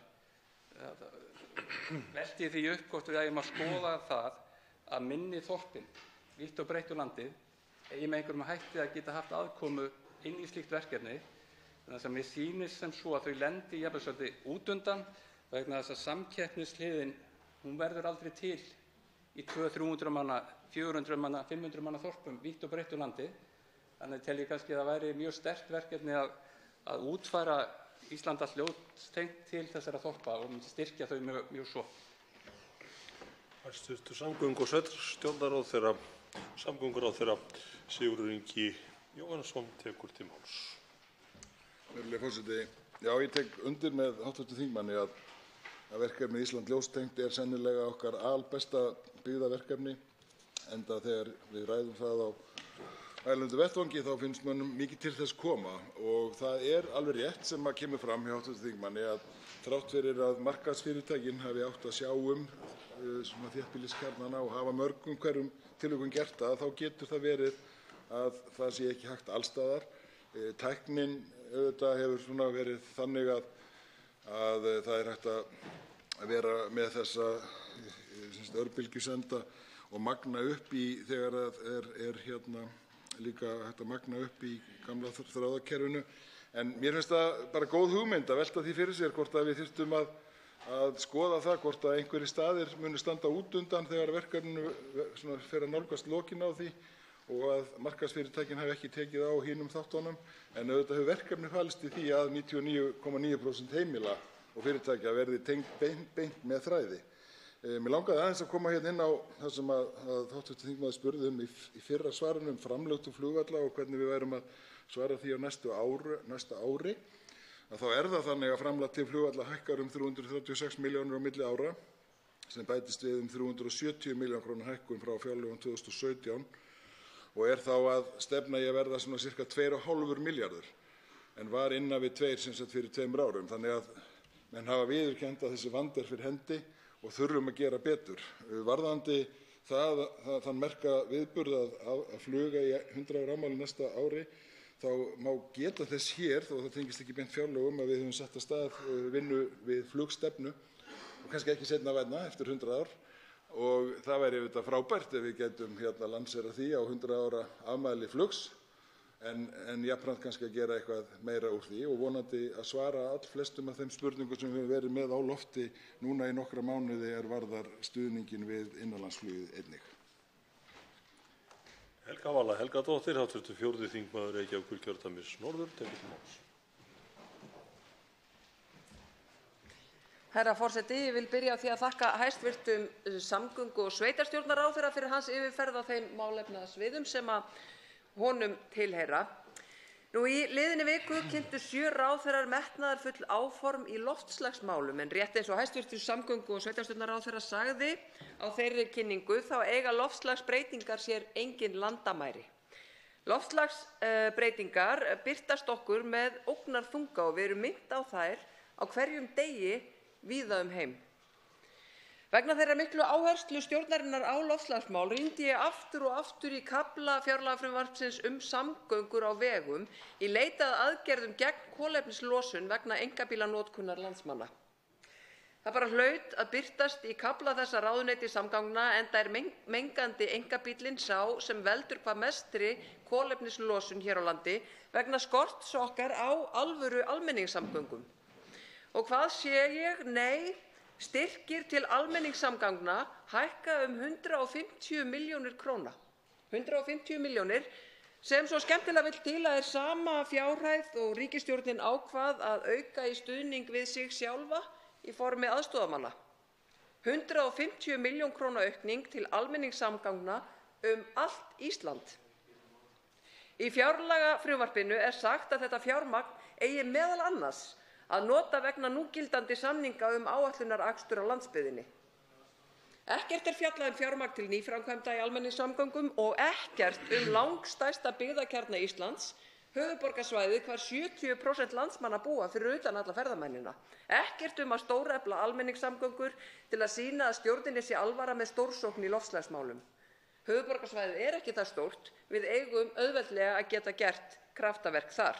Þess vegna spyr ég hæstv. Samgönguráðherra, hvenær hyggst ríkisstjórnin taka þátt í þessu gríðarmikla verkefni sem varðar framtíð allrar jarðarbúa? Hæstv. Samgöngu- og sveitarstjórnarráðherra Sigurður Ingi Jóhannsson tekur til máls. Virðulegur forseti, ég þakka hv. þingmanni Helgu Völu Helgadóttur að vekja athygli á og taka hér til umræðu þessi mikilvægu mál aðgerðir og aðgerðapakka ríkisstjórnarinnar í loftslagsmálum og eins og hv. þingmaður sjálfsagt veit vel að á kynningunni var kynnt að til orkuskipta í samgöngum umhverfisráðherra með 1,5 milljarð króna til þeirra verka. Það er rétt að hækkunin til almenningssamgangna fer úr 3,2 milljörðum á yfirstandandi ári yfir í 3,4 milljarða. Ég held að það sé nákvæmlega 161 milljón, svo allan að samkvæmt gögnum sem ég með hér. Og þar fyrst og fremst verið að horfa til þess að þetta 5 ára verkefni sem hefur verið á sem sagt almenningssamgöngur allt land sem kannski fór svolítið brösulega af stað, hefur engu að síður skilað þeim árangri að aukning þeirra sem hafa nýtt almenningssamgöngur á landinu hafa þrefaldast. Auðvitað ekki háar hlutfall af þeim sem fara þá vegi en úr 1% í 3% ef man rétt. Þannig að það má halda því fram að verkefnið hafi gengið býsna vel og þess vegna þarf það endurmóta það og það vinnan við það sem við erum að gera í ráðuneytinu og stuðning við slíkt verkefni. Engu að síður það þannig að almenningssamgöngur heyra líka til hjá sveitarfélögunum og í samstarfi við sveitarfélögin á höfuðborgarsvæðinu var unnin vinna á síðastliðnu ári hér með Vegagerðinni og ráðuneytinu að koma saman í svona pakka sem gæti litið út fyrir að vera framkvæmdir upp á rúmar 85 milljarða sem tengjast annars vegar almenningssamgöngum á höfuðborgarsvæðinu og hins vegar nauðsynlegum framkvæmdum sem þarf að gera á stofnkerfinu. Sumt eru samlegðaráhrif, sumar framkvæmdirnar nýtast hvoru tveggja og í samgönguáætlun erum við að reyna að svara þessum hluta en síðan þurfum við að taka upp samtal við samtök sveitarfélaga á höfuðborgarsvæðinu til að ljúka hinum þættinum. Hv. 4. þingmaður Reykjavíkurkjördæmis norður, Helga Vala Helgadóttir, tekur aftur til máls. Herra forseti, já, það einmitt þetta með tölurnar 150 eða 161 milljón.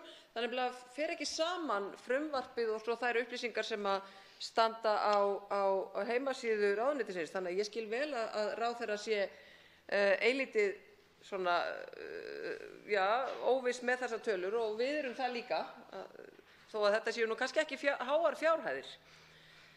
En við erum hérna að ræða önnur fjárlög ríkisstjórnar Katrínar Jakobsdóttur og tíminn er ótrúlega fljótur að líða. Hveitibrauðsdagarnir á enda og nú þarf bara að fara að koma með einhverjar aðgerðir, hæstv. Ráðherra, ef þetta á ekki að verða verklausasta ríkisstjórn allra tíma. Það þýðir ekkert bara að mala og lofa, heldur verða aðgerðir að eiga sér stað. Kolefnishlutleysi verður náð með varanlegum samdrætti í losun gróðurhúsalofttegunda. Það er ekki hægt að gera það með neinu öðru, ekki með því að skipa hópa eða setjast á fundi, heldur er það einkabíllinn sem framleiðir helming þess útblásturs sem hér myndast. Hér á höfuðborgarsvæðinu búa 70% landsmanna og að segjast ætla að byggja upp almenningssamgöngur, það krefst þess að hafist sé handa. Borgarlína sem að öll sveitarfélög á höfuðborgarsvæðinu eru sammála að ráðast í verður að fara að komast af stað, hæstv. Ráðherra. Það fjárlagafrumvarp sem við erum nú beðin að samþykkja á að gilda allt næsta ár, 2019. Næstu kosningar eru hins vegar 2021, þannig að við erum með innan við 3 ár. Við verðum að fara að bretta upp ermar. Þegar þessu fjárlagaári sem við erum hér að fjalla lýkur, þá er bara 1 ár og svo kemur kosningaár. Þannig að almenningssamgöngur, þær verða ekki reistar á einni nóttu. Það er búið að ræða við sveitarfélögin á höfuðborgarsvæðinu, þar er allir sammála, en það er beðið eftir ráðherra. Sigurður Ingi Jóhannsson, hæstv. Samgöngu- og sveitarstjórnarráðherra, tekur til máls. Já, virðulegur forseti.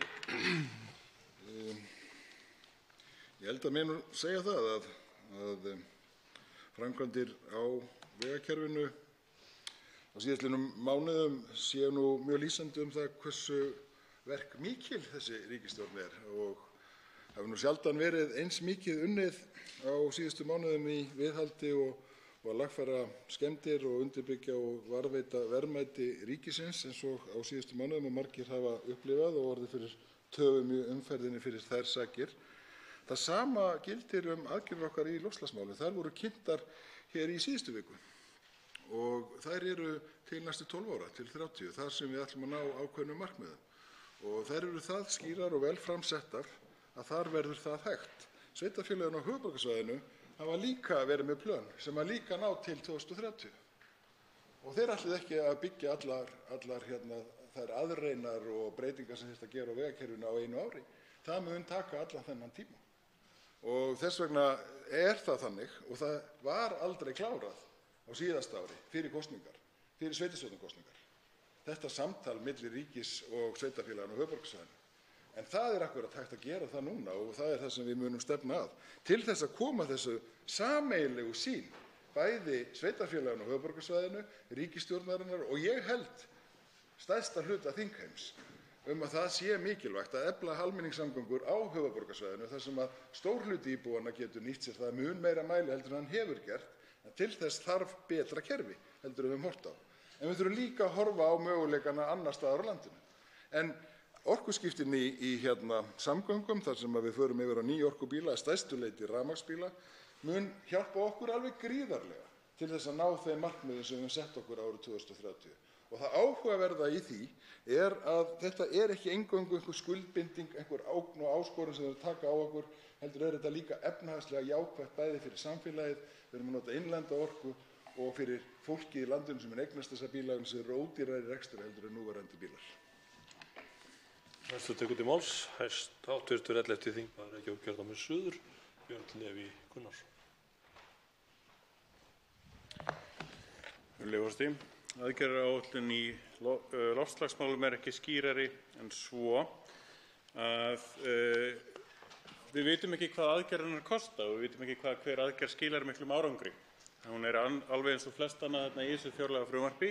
Einn stór pakki að við ætlum að gera svona þetta. Látum við fá 6,8 milljarða fyrir það og við skulum gera hvað við getum. það er dálítið vandamáli sem er svona í hnotskurn hérna í þessum bæði fjárlögum og fjármálaáætlun eins og eru þessu aðgerðaáætlun. Mér langaði til að fjalla aðeins samgönguáætlunina sem hérna væntanleg. Núna þessi fjárlög koma til með að hafa áhrif á þá samgönguáætlun. Við erum að samþykkja peninga sem að eiga að fara í þá samgönguáætlun sem ekki enn komin fram og það dálítið að byrja á röngum enda. Við eigum að taka umræðinu samgönguáætlunina með fjármálaáætlunina þar sem að við skilgreinum ramman þessar áætlanir sem að eiga að kosta svona mikla peninga á réttum stað. Núna erum við einhvern veginn væntanlega að fara að samþykkja einhverja samgönguáætlun og bæta þá við fjárlögin eða eitthvað svoleiðis. Ég áttast ekki alveg á því í hvaða röð þetta á allt að gerast. Það eru fleiri atriði hérna í sem sagt kaflanum samgöngumál sem mig langar til þess að spyrja ráðherra Hérna sagt á blaðsíðu 271 að unnið sé að framkvæmdum við Dýrafjarðargöng. En minn skilningur var sá að þetta væri full fjármagnað verkefni, þannig að ég skil ekki af hverju bundin útgjöld eru hérna í mínus. Þetta er vantilega ekki hluti af útgjaldasvigrúminu. Sama á við nýjan aðflutningsbúnað á Akureyrarflugvelli. Það var full fjármagnað á síðustu fjárlögum eftir því sem ég best vissi. Þannig að ég spyr í rauninni hvað var gert við peningin í fyrra ef það á að gera aftur núna eða í sama verkefni. Hæstv. Samgöngu- og sveitarstjórnarráðherra Sigurður Ingi Jóhannsson tekur til máls. Já, virðulegur forseti. Nokkrar spurningar, takk fyrir þær og fínar. Varðandi loftslagsmálin og kostnaði hverja aðgerða þá það einmitt komið fram að það verið að vinna það áfram. Þetta var fyrsti áfangi í kynningu á því sem við erum að fara að gera og mikilvægt að koma því held ég á framfæri hér í upphafi þings. Hver er stefna ríkisstjórnarinnar, hvernig aðgerðarpakkinn lítur út og síðan mun það skýrast koll af kolli og komið mismunandi langt. Varðandi samgönguáætlun og fjármálaáætlun þá ég nú einmitt tel að við séum að leggja fram þetta í réttu samhengi. Það segja fjármálaáætlun til næstu 5 ára var samþykkt í vor. Svo kemur samgönguáætlun núna þar sem aðgerðaáætlun til 5 ára verður þar af leiðandi í samræmi við þá fjármálaáætlun. Vissulega kemur ný fjármálaáætlun næsta ári og þannig þetta nú koll af kolli en það getur kannski orðið alltaf 3 ára bið á því að koma ný 5 ára samgönguáætlun ef við tökum hana hérna upp vegna þess að það sé meira að gera, meira fært. Þannig að ég held við séum akkurat í réttum takti og mjög mikilvægt að samgönguáætlun sérstaklega 5 árin sé í svona góðu samræmi skulum við segja við fjármálaáætlun. Hún þarf auðvitað ekki að vera upp á krónu því við þekkjum að útboð geta verið bæði lægri og hærri og það getur verið tafir á framkvæmdum þar sem að á greiðslugrunni getur þetta breyst. En þetta þarf að vera nokkurn veginn sambærilegt þannig að skilaboðin út úr þessum sal séu þau sömu hvort við erum að samþykkja fjármál eða áætlanir í samgöngumálum. Varðandi bundin útgjöld og Dýrafjarðargöng þá í stóru myndinni þar fyrst og fremst eru felld niður ákveðin bundin útgjöld, til að mynda sem sagt Herjólfsferjan, hún að klárast þannig að þar falla niður tiltekin bundin útgjöld en Dýrafjarðargöngin eru áfram inni samkvæmt gildandi samgönguáætlun en það þurfa að vera fjármunir þar til og þeir eru þarna inni ef ég hef skilið þingmanninn rétt. Björn Leví Gunnarsson, hv. 11. þingmaður Reykjavíkurkjördæmis suður, tekur til máls öðru sinni. Ekki einu sinni, látum við byrja á Herjólfi, en allavega varðandi aðgerðir í loftslagsmálum að það verið að biðja pening fyrir þeim núna. Þannig að við ættum að fá að vita í rauninni hvað kosta. Það ekki hægt að vera með bara tóman tékka og láta ykkur fá fullt af pening fyrir þessum fullt af aðgerðum sem við ætlum að gera. Við vitum ekki hvaða árangri koma til með að skila en hvað það kosta. Við flettum aðeins yfir í byggðamálin. Uppáhaldsmarkmiðið mitt stuðla að sjálfbærri þróun byggða hérna í fjármálaáætluninni þar sem að þá mæla árangurinn af því með framfærsluhlutfalli eftir landshlutum. Nú eru nokkur atriði svona búin aðgerðir til þess að ná þessu markmiði búin að falla út þessi framhald verkefnisins brothættar byggðir ekki lengur inn í fjármálaáætlun, hún í fjármálaáætlun en ekki fjárlögum og það búið að bætast við einhver alþjóðleg verkefni sem þáttaka í ESPON, MPA og Nora og svo rannsóknir á sviði byggðamála sem búið að bætast við Og ég velti fyrir mér hvernig þessar aðgerðir, það er höfuðborgarstefna, sértæk verkefni sóknaráætlana svæða, þessi alþjóðlegu verkefni og rannsóknar á sviðum byggðamála, hvernig það koma til með að ná þessum markmiðum það að framfærsluhlutfall eftir landshlutum verði óbreytt miðað við stöðuna 2017, miðað við þá aftur hvernig lýðfræðilegar breytingar eru að fara að hafa áhrif á einmitt þetta sama framfærsluhlutfall. Eina leiðin sem ég sé að sé hægt að halda sama framfærsluhlutfalli er einfaldlega að flytja inn fólk sem á þessum aldri milli 14 og 65 ára, 15 og 64 ára, eða þá að flytja út fólk á hinum aldrinum til þess að jafna upp. Því að þetta á að vera jafnt eftir öllum landshlutum, líka á höfuðborgarsvæðinu. Það þýðir ekki að flytja fólk á höfuðborgarsvæðinu út á land til þess að halda uppi jöfnu hlutfalli þar, því að þá skekkist að þeim meira á höfuðborgarsvæðinu eða öfugt. Þannig að mig langar aðeins að fræðast hvernig þessar aðgerðir sem eru settar fram hérna í fjárlögunum koma til með að ná þessum markmiðum. Sigurður Ingi Jóhannsson, hv. samgöngu- og sveitarstjórnarráðherra, tekur til máls. Já, virðulegi forseti, við hv. þingmaður höfum áður rætt þessa mælikvarða á það hvernig gangi og hvaða markmið menn setja sér og hvort að það sé hægt að ná þeim. Og við höfum nú ekki, held ég, náð saman alveg um sjónarmið annars vegar þingmannsins og hins vegar þeirra stefnu sem hér er búið að samþykkja.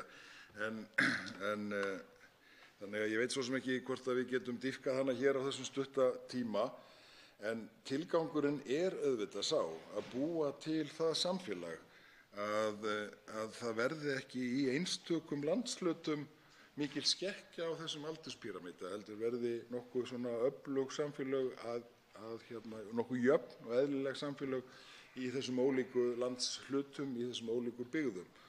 Og varðandi einstöku verkefni, eins og hv. þingmaður nefndi með brothættar byggðir, þá er það mikilvægt verkefni og það er áfram í gangi.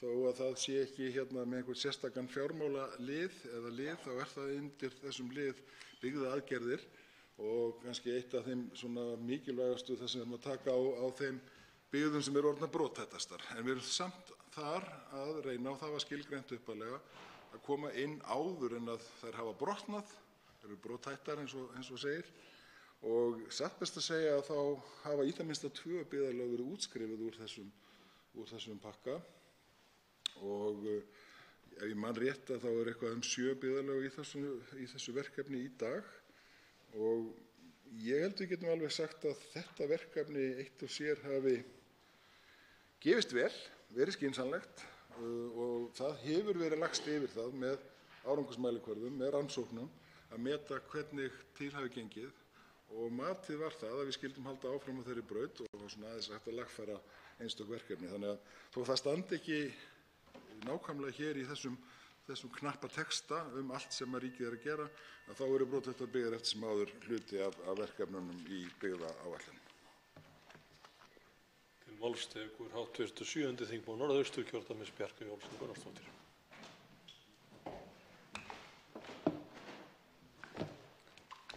Já, herra forseti, ég þakka hæstv. Samgöngu- og sveitarstjórnarráðherra fyrir hans innlegg hér í dag. Og ég verð nú að segja, líklega eins og flestir, þá bíð ég spennt eftir því að sjá samgönguáætlun títtnefnda. Það er auðvitað margt þar undir sem við tökumst á þingmenn og höfum gert í gegnum tíðina. En ég held að við getum nú verið, þó alltaf, eins og ég hef ævinlega sagt, alltaf má gera betur og alltaf vantar peninga alls staðar og ekki síst í þennan risavaxna málaflokk sem að samgönguhlutin er og þá er það nú samt sem áður ríflega 12% hækkun á milli ára hlýtur að teljast nokkuð góð. Þannig að þessi 42 milljarðar sem að hér eru undir í þessu frumvarpi, ég er svona alveg bara þokkalega ánægð með það. Það er líka þessi viðbót sem að hér var sett í nýframkvæmdir og þetta brýna viðhald sem að hérna er undir og sem að ég held að mjög margir hafa orðið varir við þegar þeir fóru hér landið í sumar hafi þeir gert það að þá var einhvern veginn alls staðar eitthvað að vera í vegalagningu. Mig langar líka að fagna aukinni vetrarþjónustu og ég held að vona að það sé ekki bara í hálkuvörnum hér á höfuðborgarsvæðinu þó það sé afar brýnt því að hér er jú þetta gríðarlega mikill umferðarþungi en þá þekkjum við það sem að búum í dreifðum byggðum og þurfum mjög í stór svæði að fara, að þar þarf líka og hefur þurft og hefur verið gert reyndar að einhverju leyti aukin vetrarþjónustan. Mig langar aðeins að koma áfram hérna inn í þessa umræðu almenningssamgöngurnar og spyrja hæstv. Ráðherra út í það. Þetta nú afar stuttur tími, en það eru uppi efasemdir það að nýju lögin sem um farþega- og farmflutninga að þau tryggi nægjanlega möguleika landshlutanna til reksturs almenningssamgangna. Mig langar að spyrja ráðherrann aðeins út í það hvort að hann telji það að þau nái utan það og ef svo ekki, hvort og hvað við þurfum þá að gera til þess að svo megi vera, því eins og við þekkjum og hér eru lagðir til fjármunir í almenningssamgöngur til þess að styðja við, til dæmis í mínu kjördæmi þar sem hefur verið mikill halli undanfarin ár, en fyrst og fremst þetta lagalega umhverfi. Sigurður Ingi Jóhannsson, hv. samgöngu- og sveitarstjórnarráðherra, tekur til máls. Herra forseti. Þakka hv. þingmanni fyrir fyrirspurnina hérna almenningssamgöngurnar og lagalega grunninn.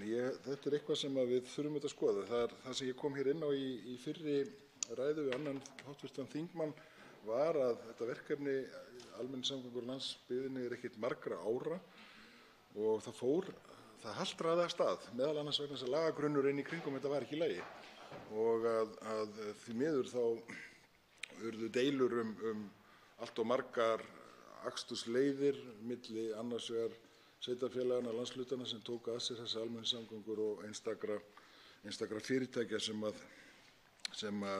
voru að keyra á þeim leiðum sem gáfu hvað mest af sér og kannski fyrir vikið tóku svolítið undan þessum almenningssamgöngum.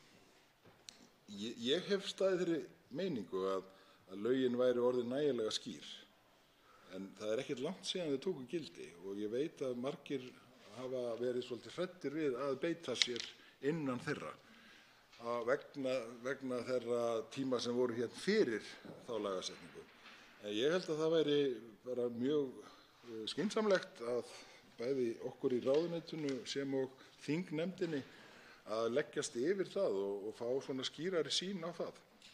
Varðandi síðan það sem hv. þingmaður nefndi hér með framkvæmdirnar, að þá er það auðvitað þannig að ég held að það megi fullyrða það að aldrei fyrr hafi verið eins mikið framkvæmt í viðhaldi í vegakerfinu eins og síðastliðna mánuði, enda bætti við 4.000 milljónum ofan í 8 milljarða og þess hefur einfaldlega sést stað á öllum vegum í öllum landshlutum.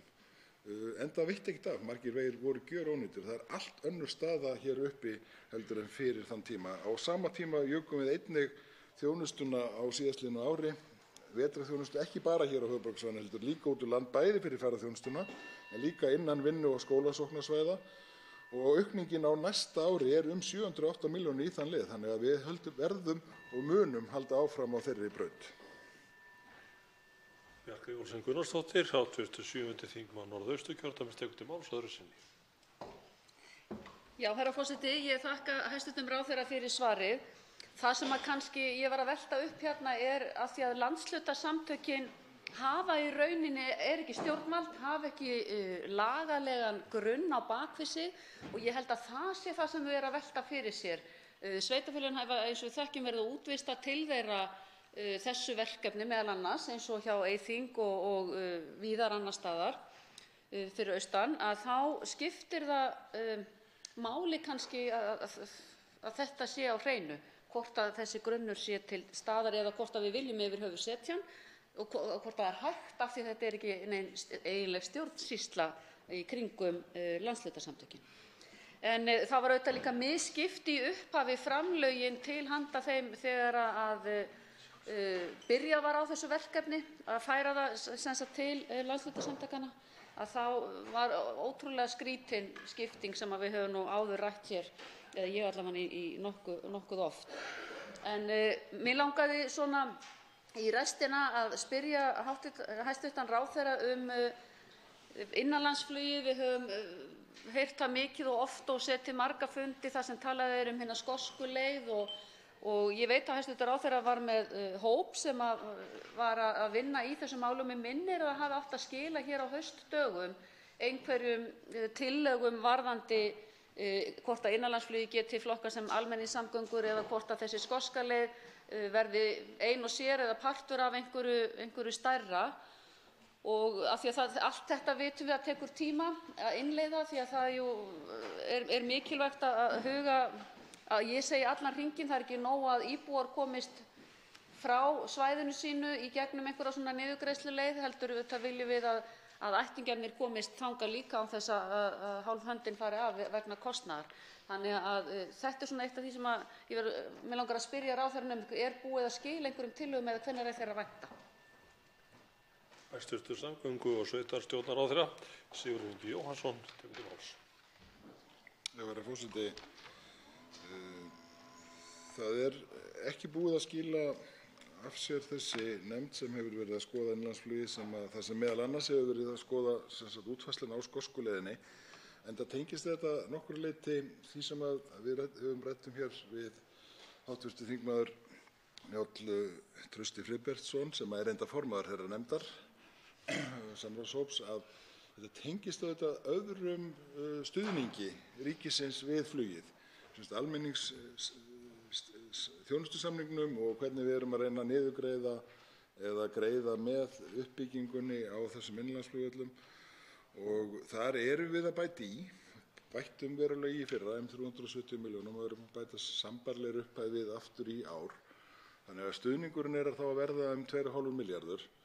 Í skosku leiðinni, þessari útfærslu sem var kynnt hér á haustdögum 17, þess hóp sem hafði kannað það þá voru menn að tala um að það gæti verið á bilinu 600 til 800 milljónir, og auðvitað er möguleiki að stokka upp þetta stuðningskerfi þannig að þeir fjármunir væru í það minnsta að hluta til að koma úr þessum 2,5 milljarði, vegna þess að staðreyndin er sú að þessir 2,5 milljarður okkar hefur ekki skilað sér í fjölgun farþega eða í verulega lægra flugi né því að aðrir hafi nýtt sér þetta.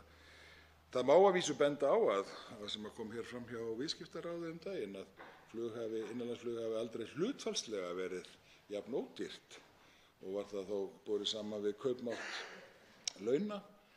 En það sem hafi skekki myndin okkar er að flug milli Íslands og annarra landa sé orðið svo fáránlega lágt hlutfallslega að okkur finnist þetta dýrt, en ef það sé það borið saman í raun þá sé það ekki. En engu að síður er það nú staðreynd að 30 eða 40.000, jafnvel meira, 200.000 fyrir 4 manna fjölskyldu að fljúga að austan, það er augljóslega ekki líklegt til árangurs og þess vegna verðum að halda áfram að vinna á þessu nótum, en það er ekki búið.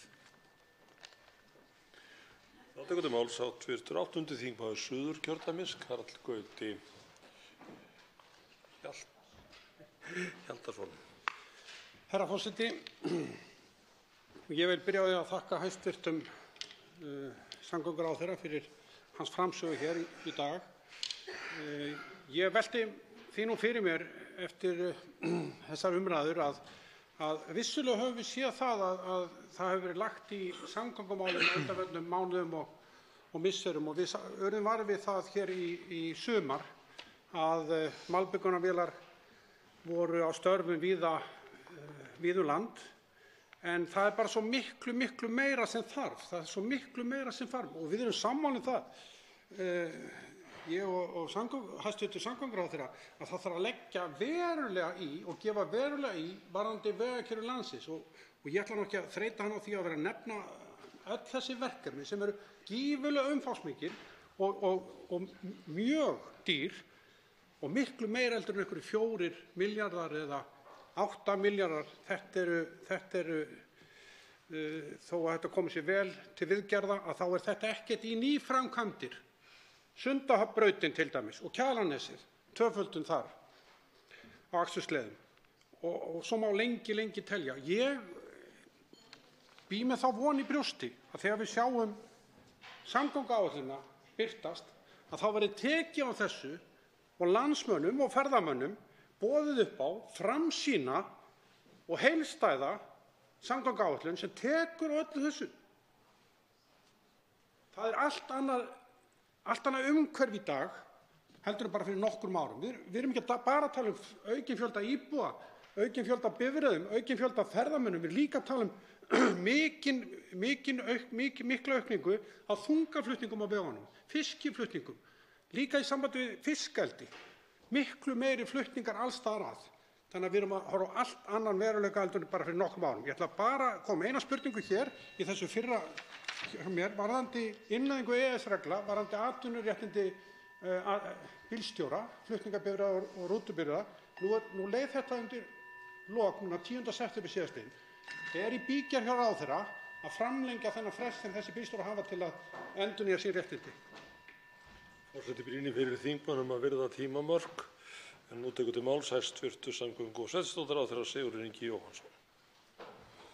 Virðulegi forseti, ég þakka hv. þingmanni fyrir ræðuna og spurninguna. Við erum hér í ræðu þingsins fjárlög 2019 og þó það væri freistandi að fara að ræða hér samgönguáætlun, þá ætla ég að standast þá freistingu. Ég hins vegar sammála þingmanninum það og ég var glaður að heyra hann segja það hér úr pontu vegna þess að ég hlustaði líka á þingmanninn hér fyrir stuttu síðan og þá var hann ekki á þeirri skoðun að hér hefði verið mikill gangur í vegaframkvæmdum á síðastliðnum mánuðum. Þannig að ég er glaður að menn hafi áttað sig á því að þannig er það. En ég sammála þingmanninum við því að það þarf verulega mikið til. En þegar það kemur að samgönguáætluninni þá munum við ræða hana, einstaka vegi og framkvæmdir og hvort að hún sé nægilega framsýn og hvort að við séum að gera nægilega mikið á þeim tíma sem að þar verður undir. En það er mikilvægt að átta okkur á því að það er ekki hægt að gera allt í einu á hverjum stað. Við höfum séð það bara á síðastliðnu ári þegar við vorum að bjóða hér út framkvæmdir. Ég var hér við sams konar umræðu við hv. þingmenn Guðmund Inga Kristinsson, samflokksþingmann þingmannsins, og ræða hér tilteknar framkvæmdir við nákvæmlega sömu þessa umræðu, fjárlög, tilteknar framkvæmdir í Hafnarfirði. Og þá var ég að lýsa þeim framkvæmdum sem við ætluðum að gera á þessu yfirstandandi ári. Þær voru boðnar út. Það bauð bara enginn í þær vegna þess að það var það mikið að gera hér á höfuðborgarsvæðinu. Þannig að þó við viljum gera mjög mikið, þá verður auðvitað allir að vera tilbúnir að taka þátt í því.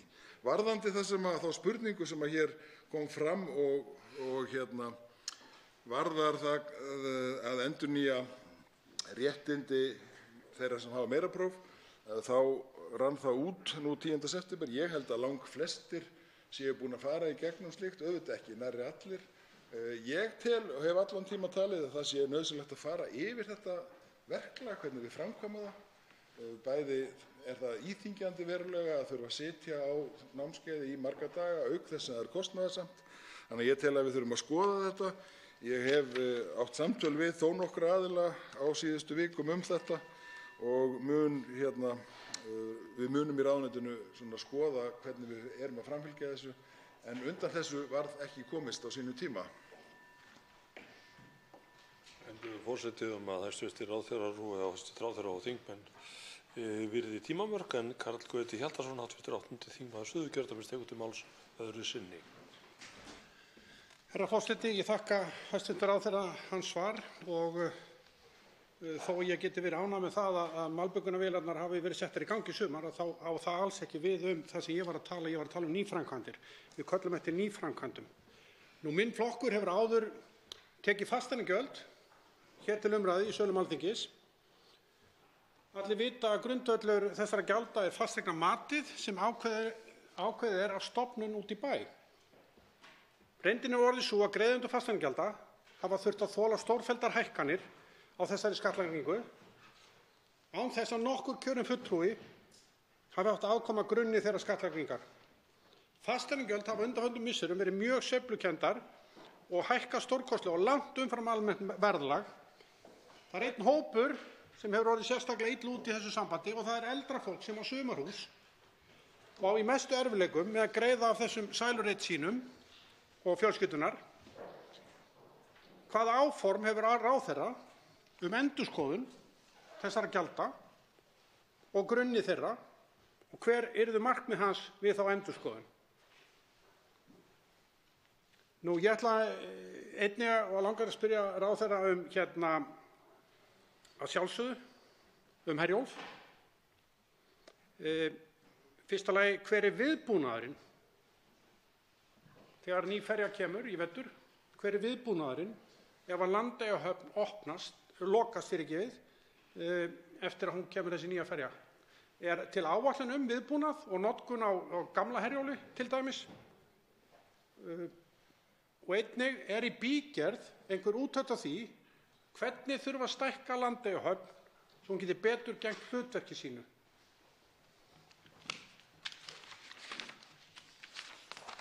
Tekur til máls hæstv. Samgöngu- og sveitarstjórnarráðherra Sigurður Ingi Jóhannsson.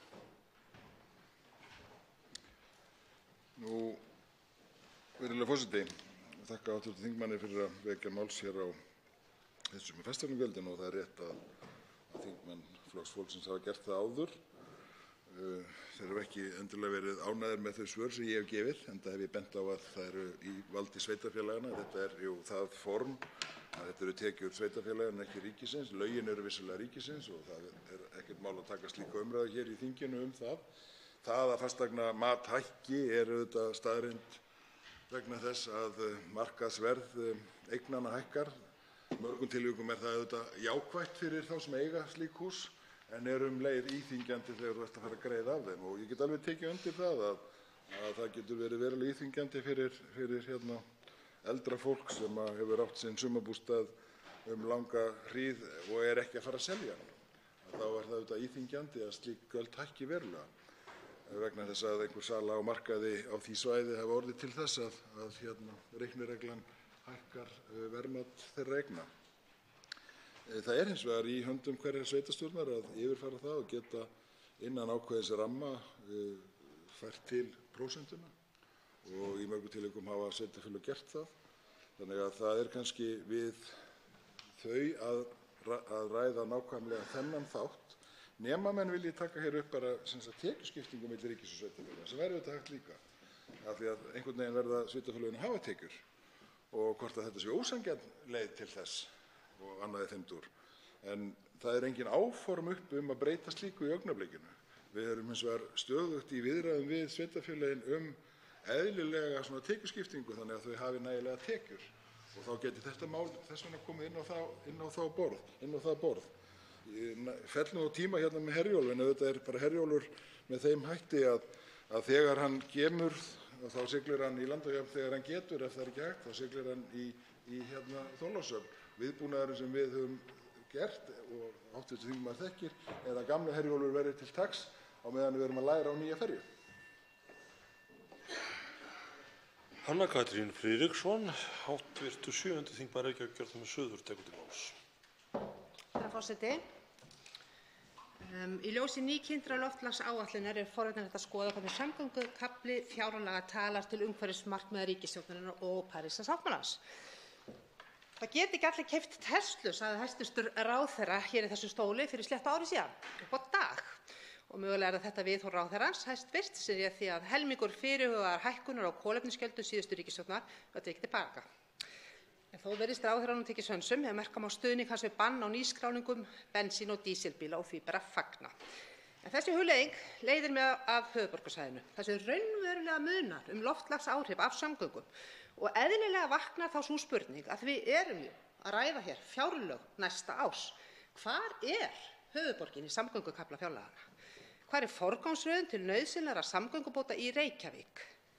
Hvar er borgarlínan?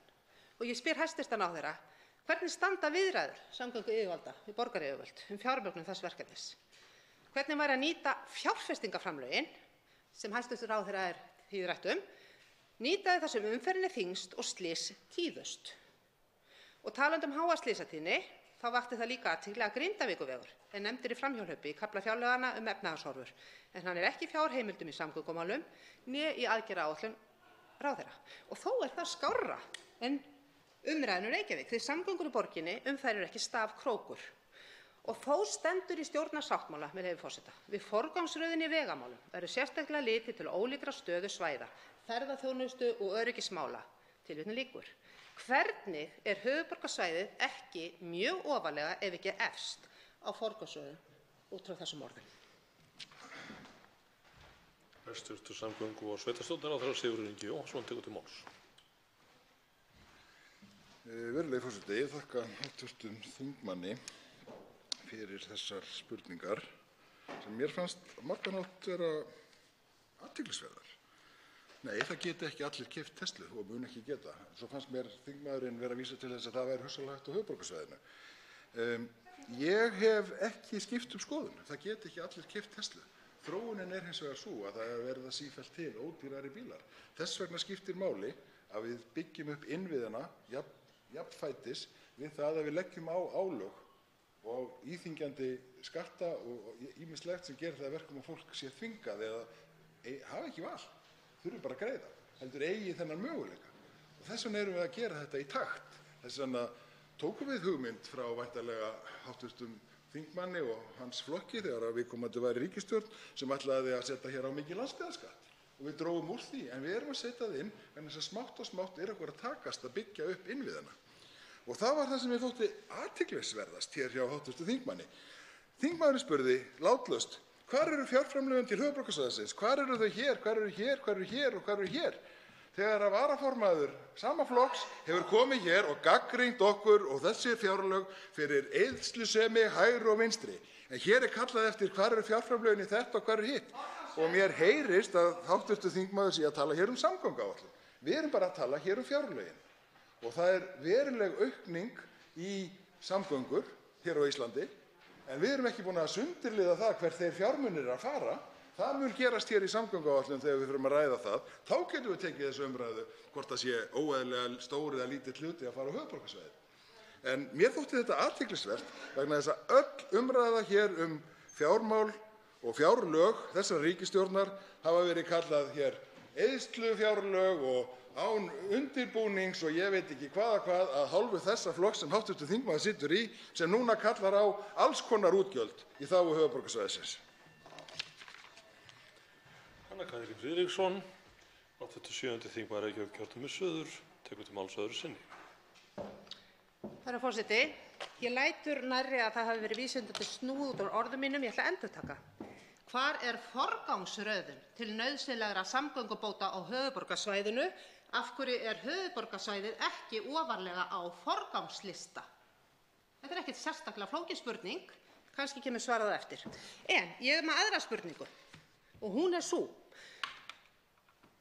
Hún tengist landsbyggðinni. Samkvæmt fjárlögum áætlað að 25 milljarða verði varið til vegagerðar. Og það ýmis góð mál í aðgerðaáætluninni á borð við framkvæmd Dýrafjarðarganga, uppbyggingu Dettifossvegar og aukna áherslu á uppbyggingu hjólastíga. En það grípur augað að það hefur ekki enn verið tekið ákvörðun lagningu Vestfjarðavegar Gufudalssveit sem heimamenn í Reykhólahreppi hafa beðið eftir í hátt á annan áratug. Í fjárlögum segir, með leyfi forseta, og veg Gufudalssveit ef niðurstaða fæst. Ef niðurstaða fæst. Nú hefur sveitarstjórn Reykhólahrepps fæst veginn sem Vegagerðin telur vænstan inn í aðalskipulagið sitt og skoðanakönnun Gallup sýnir að ríkur meirihluti íbúa, að tæp 90% yrði sammála. Er það ekki niðurstaða, hæstv. ráðherra? Bitbeinið eins og við þekkjum Teigsskógur og til að koma til móts við umhverfissjónarmið hefur Vegagerðin breytt upphaflegri tillögu að veglínu og núna myndu framkvæmdir ef virði skerða 1,1% af skóginum og efnistaka ekki ganga á skóglendið. Það með öðrum orðum búið að endurskipuleggja framkvæmdina til að lágmarka umhverfisáhrifum og ég spyr aftur, hvað tefur? Ef það einhver hæstv. ráðherra, einhver hjálp í baráttu sinni fyrir mannsæmandi samgöngum fyrir Vestfirðinga, þá get ég upplýst að ég mun leggja fram breytingartillögu samgönguáætlun og ég ætla að leyfa mér að nefna samgönguáætlun hér. Þegar hún kemur fram verður þess þörf. Í þeirri breytingaráætlun verður gert ráð fyrir að farið verði í þessar framkvæmdir hið fyrsta og ég treysti því og þykist vita að þingheimur sé mér sammála í því. Ég spyr enn og aftur, eftir hverju eru Vestfirðingar látnir bíða, hæstv. ráðherra, af hverju og eftir hverju? Og ég óska svara en ekki útúrsnúninga. Hæstv. samgöngu- og sveitarstjórnarráðherra Sigurður Ingi Jóhannsson tekur til máls. Já, virðulegur forseti. Það fullkomlega eðlilegt að menn vilji fá svör en ekki útúrsnúninga, en þá verða svörin líka að vera án fullyrðinga sem eru rangar. Þess vegna þarf maður að svara þeim ef það eru spurningar það. Ég til að mynda með kaflann hér markmiðin og ég get ekki séð það að þar sé verið að forgangsraða gegn höfuðborgarsvæðinu. Það hefur verið sett hérna ákveðin hlutir. Við erum með ótal framkvæmdir í gangi. Og hvernig ósköpunum hv. þingmanni hefur tekist að skilja það að Vestfirðir verði settir í eitthvert áframhaldandi bið af því að það sé ekki skýrt hvaða línu eigi að fara. Það er skýrt að það er til. Það er mismunandi leiðir. Það er ekki búið að taka ákvörðun um það. Og þar er meðal annars við þennan sal að sakast um það, meðal annars, en líka bara stjórnkerfið í heild sinni. Og eins og ég hef áður sagt, og ég býst við að hv. þingmaður sé mér sammála um það, að þetta er alger hörmungarsaga stjórnsýslunnar frá A til Ö, hvernig þetta hefur verið látið dankast og hefur síðan komið þar af leiðandi niður á lífsgæðum þeirra sem búa þarna og fara um þetta svæði. En ég get alveg fullyrt það og tek undir með hv. þingmanni að við skulum sameinast um að koma því kerfi í gang. Þess vegna er svo mikilvægt að við horfum á stóru forgangsröðina á þess að við séum að ræða um samgönguáætlun. Það er erfitt að sleppa því vegna þess að hún skiptir það miklu máli. En stóra forgangsröðin er sú að við þurfum að klára grunnkerfið á Íslandi og það erum við ekki búið með. Og Vestfirðirnir standa þar svona stærstu leyti Suðurfirðirnir út af. Og ég held að við hljótum að geta sammælst um það í þessum sal að verða sammála um að það er eitt af því sem við þurfum að ljúka.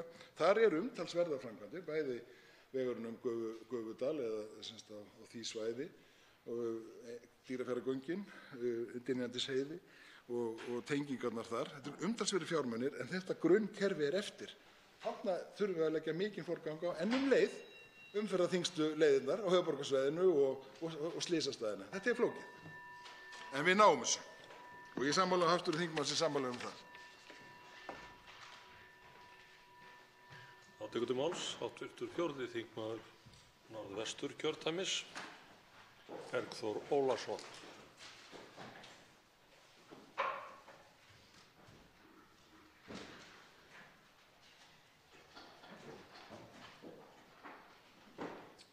Virðulegur forseti. Það er á mörgu að taka við þetta í tengslum við umræðum fjárlög þegar kemur á samgöngumálum, en það eru nokkur atriði sem mig langaði til þess að fá að nefna hér og spyrja hæstv. samgönguráðherra út í. Það er í fyrsta lagi, það er nú svona afleitt af, þó að það kom ekki fram í fjárlögum núna þessa árs, þá ef við horfum á fjármálaáætlunina til 5 ára, þá sjáum við að það verður fall í fjárveitingum til nýframkvæmda eftir að 3 ára átaki lýkur á árinu 2021 sem viðbótarfjárhæðinni nemur. Og það sem sagt fær mig til þess að í rauninni koma þeirri ábendingu til hæstv. ráðherra að í undirbúningi fjárlaga núna, eða þeirri vinnu sem fram undan er til loka árs, þá verði unnið tryggilega að því að annars vegar tryggja aukna tekju eða svigrúm til aukinna útgjalda til samgöngumála til framtíðar, sérstaklega til næstu ára og þá til þess að vega upp á móti þessari lækkun fjárveitinga til nýframkvæmda og það tryggt að inn í fjárlög komi þær heimildir sem nauðsynlegar eru til þess að menn geti unnið slík mál áfram í gegnum næsta árið. Hitt atriði sem mér langar að nefna við hæstv. ráðherra, og ég hef nú gert það áður hér á síðasta þingi, það er að forvitnast stöðu mála varða samning ríkisins og höfuðborgarinnar frestun stórframkvæmda og á sama tíma verði sem sagt aukið ca. milljarð á ári í stuðning við almenningssamgöngur. Hver er staðan á þeim samningi, hæstv. samgönguráðherra? Tekur til máls hæstv. samgöngu- og sveitarstjórnarráðherra Sigurður Ingi Jóhannsson. Herra forseti, þakka hv. þingmanni Bergþóri Ólasyni fyrir þessar fínu spurningar. Það er rétt sem kom fram hjá honum að í fjármálaáætlun næstu 5 ára þá er svona sérstakir viðbótarfjármunir settir í vegamál, 5,5 milljarðar á ári, 16,5 á þessum 3 árum, sem síðan falla út á seinni 2 hlutunum. Við getum auðvitað glæðst yfir því að á næsta ári í fjárlögunum, að því við erum að ræða þau hér, að þá séum við með ágæta fjármuni úr að spila, ef man rétt 13,5 milljarður, eitthvað slíkt, og þannig að við getum á næsta ári verið svolítið sátt við það að við séum að bæta verulega í, en til lengri tíma þá verðum við einhvern veginn að horfast í augu við það að það verður erfitt þá á árinu 4 og 5 í þessari fjármálaáætlun og þá væntanlega samgönguáætlun sem er í svona flútti við fjármálaáætlunina. Og þess vegna er það þannig að eins og hv. þingmaður kom inn á að gjaldtakan, grundvöllur gjaldtökunnar inn í vegakerfið, hann er smátt og smátt að molna vegna þess að það er fyrst og fremst eldsneytisgjöld og bensín og dísil og við erum að reyna að fjölga nýorkubílunum og þar af leiðandi minnkar tekjustreymið inn til ríkisins til að standa undir uppbyggingu og rekstri vegakerfisins. Þess vegna hefur ríkisvaldið núna í nokkuð tíma verið að skoða það. Það var skýrsla á vegum fjármálaráðuneytisins sem kom út núna og var kynnt opinberlega núna síðsumars og í ráðuneytinu, í samgöngu- og sveitarstjórnarráðuneytinu, þá höfum við einnig verið að skoða það hvort að við getum samtvinna þetta, þar að segja það að tryggja betur tekjugrunnana undir vegakerfið, einhvers konar gjaldtöku við notkun á vegunum eða við einstaka framkvæmdir, meðal annars til þess að koma hér inn á næsta ári í samtali við þingið, koma hérna inn næsta vor með frumvarp, það er á þingmálaskránni hjá ráðherra, koma með hugmyndir það hvernig við getum búið til lagagrunn undir slíkt og ef það gengur vel eftir þá getum við bætt í þessi 2 ár sem við munum fara niður og ég held að það sé spennandi verkefni og hlakka til samtalsins hérna í þessum þingsal það. Þá tekur til máls hv. 3. þingmaður Suðurkjördæmis, Birgir Þórarinsson.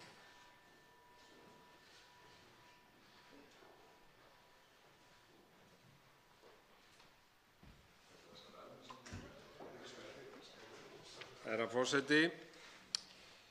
Í fjárlagafrumvarpinu er gert ráð fyrir fjárveitingu upp á 730 milljónir í botndælubúnað í Landeyjahöfn. Þessi búnaður er þannig úr garði gerður að það eru kranar sitthvoru megin við innsiglinguna og þeir eiga að moka þar upp sandi sem berst fyrir innsiglinguna. En þessi kranar ná hins vegar ekki upp á land, þannig að sandinum er ekki mokað upp á land. Það er settur aftur í sjóinn. Þannig að það er mjög skipta skoðanir það hvort þessi búnaður kemur yfir höfuð til með að gagnast nokkuð. En það sem ég vildi ræða hér við ráðherra er það að hvenær hann sér fyrir sér að þessi búnaður verði tekinn í notkun og hvað má áætla að rekstrarkostnaður hans sé á ári. Í upphafi þessa árs þá hafnaði Ríkiskaup öllum tilboðum sem bárust í fastan dælubúnað við Landeyjahöfn og þá er spurningin þessi, kemur þessi fjárveiting til með að duga?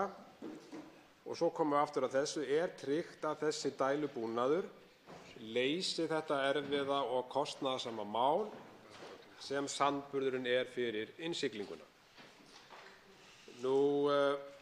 Hæstv. ráðherra hefur verið þeirrar skoðunar að mig minnir rétt að þriðji aðili taki út vandamálið sem þarna hefur verið og komi með tillögu til úrbóta.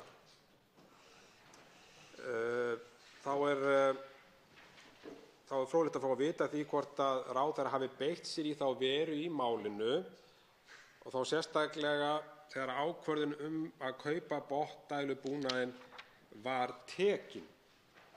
En það væri líka gott að fá skoðun ráðherrans á þessum búnaði sem ég sagði áðan sem eru mjög skiptar skoðanir það hvort það gagnist en hann kostar mikla peninga. Til máls tekur hæstv. Samgönguráðherra Sigurður Ingi Jóhannsson. Virðulegur forseti. Nú verður sá sem hér stendur að viðurkenna það að ólíkt kannski þingmanninum að þá er hann ekki sérfræðingur í sandhöfnum, tæknilausnum þeim sem að þarna hafi verið kynntar til sögunnar og get þar af leiðandi ekki sagt til það hvernig þetta á að virka og hvort þetta muni virka öðruvísi en að ég get vitnað til sérfræðinganna sem að hafa hannað þetta og verið að þróa. Og það er auðvitað þannig að við þekkjum það, bæði ég og hv. þingmaður, að sandhafnir víða heim, þær taka tíma. Við þekkjum það líka hér á Íslandi, að þær hafa tekið tíma í þróun áður en þær verða nægilega vel þekktar. Landeyjahöfn hefur svo sannarlega ekki farið varhluta af því að fá sinn sand, reyndar líka náttúruhamfarir á borð við Eyjafjallagos og mikinn sandburð. Auðvitað vænta þeir sem þetta hafa vélað og hannað, sérfræðingarnir, að þessi búnaður muni virka. Annars væru menn ekki að fara þessa leið. Varðandi þá spurningu hvort að hæstv. Ráðherra hafi beitt sér sérstaklega í málinu, þá er þessi ákvörðun búin að vera á leiðinni í mjög langan tíma og löngu áður en að hæstv. Ráðherra settist í ráðherrastól. Og þessi hönnun búin að taka miklu lengri tíma. Menn hafa verið að þróa þetta í mjög langan tíma. Og eins og kom fram hjá hv. þingmanni, stóð til að bjóða þetta út og var gert en ekki komu nægilega góð tilboð, þannig að þetta er búið að vera tilbúið lengi. Fjárveitingin hefur líka verið tilbúin í þetta verkefni og auðvitað vonumst við öll eftir því að í þessari þróun Landeyjahafnar, þar á meðal þessum búnaði, að þá nýtist hann til þess að gera hana öruggari og betri og að það sé hægt að sigla oftar inn í Landeyjahöfn. En ég get því miður ekki svarað þingmanninum betur hvað það varðar því að ekki hef ég tæknilega þekkingu á þessu sviði. Til máls tekur hv. 9. þingmaður Norðausturkjördæmis, Líneik Anna Sævarsdóttir.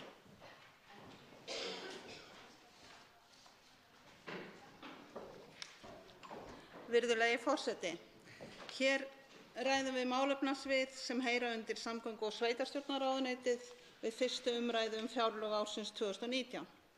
Það er mikið fagnaðarefni að sjá aukningu í málaflokkum sem þar heyra undir, byggðamálum, samgöngumálum og fjarskiptamálum sem skipta okkur öll miklu máli en þessi málaflokkar hafa setið á hakanum tímabundið undanfarin ár.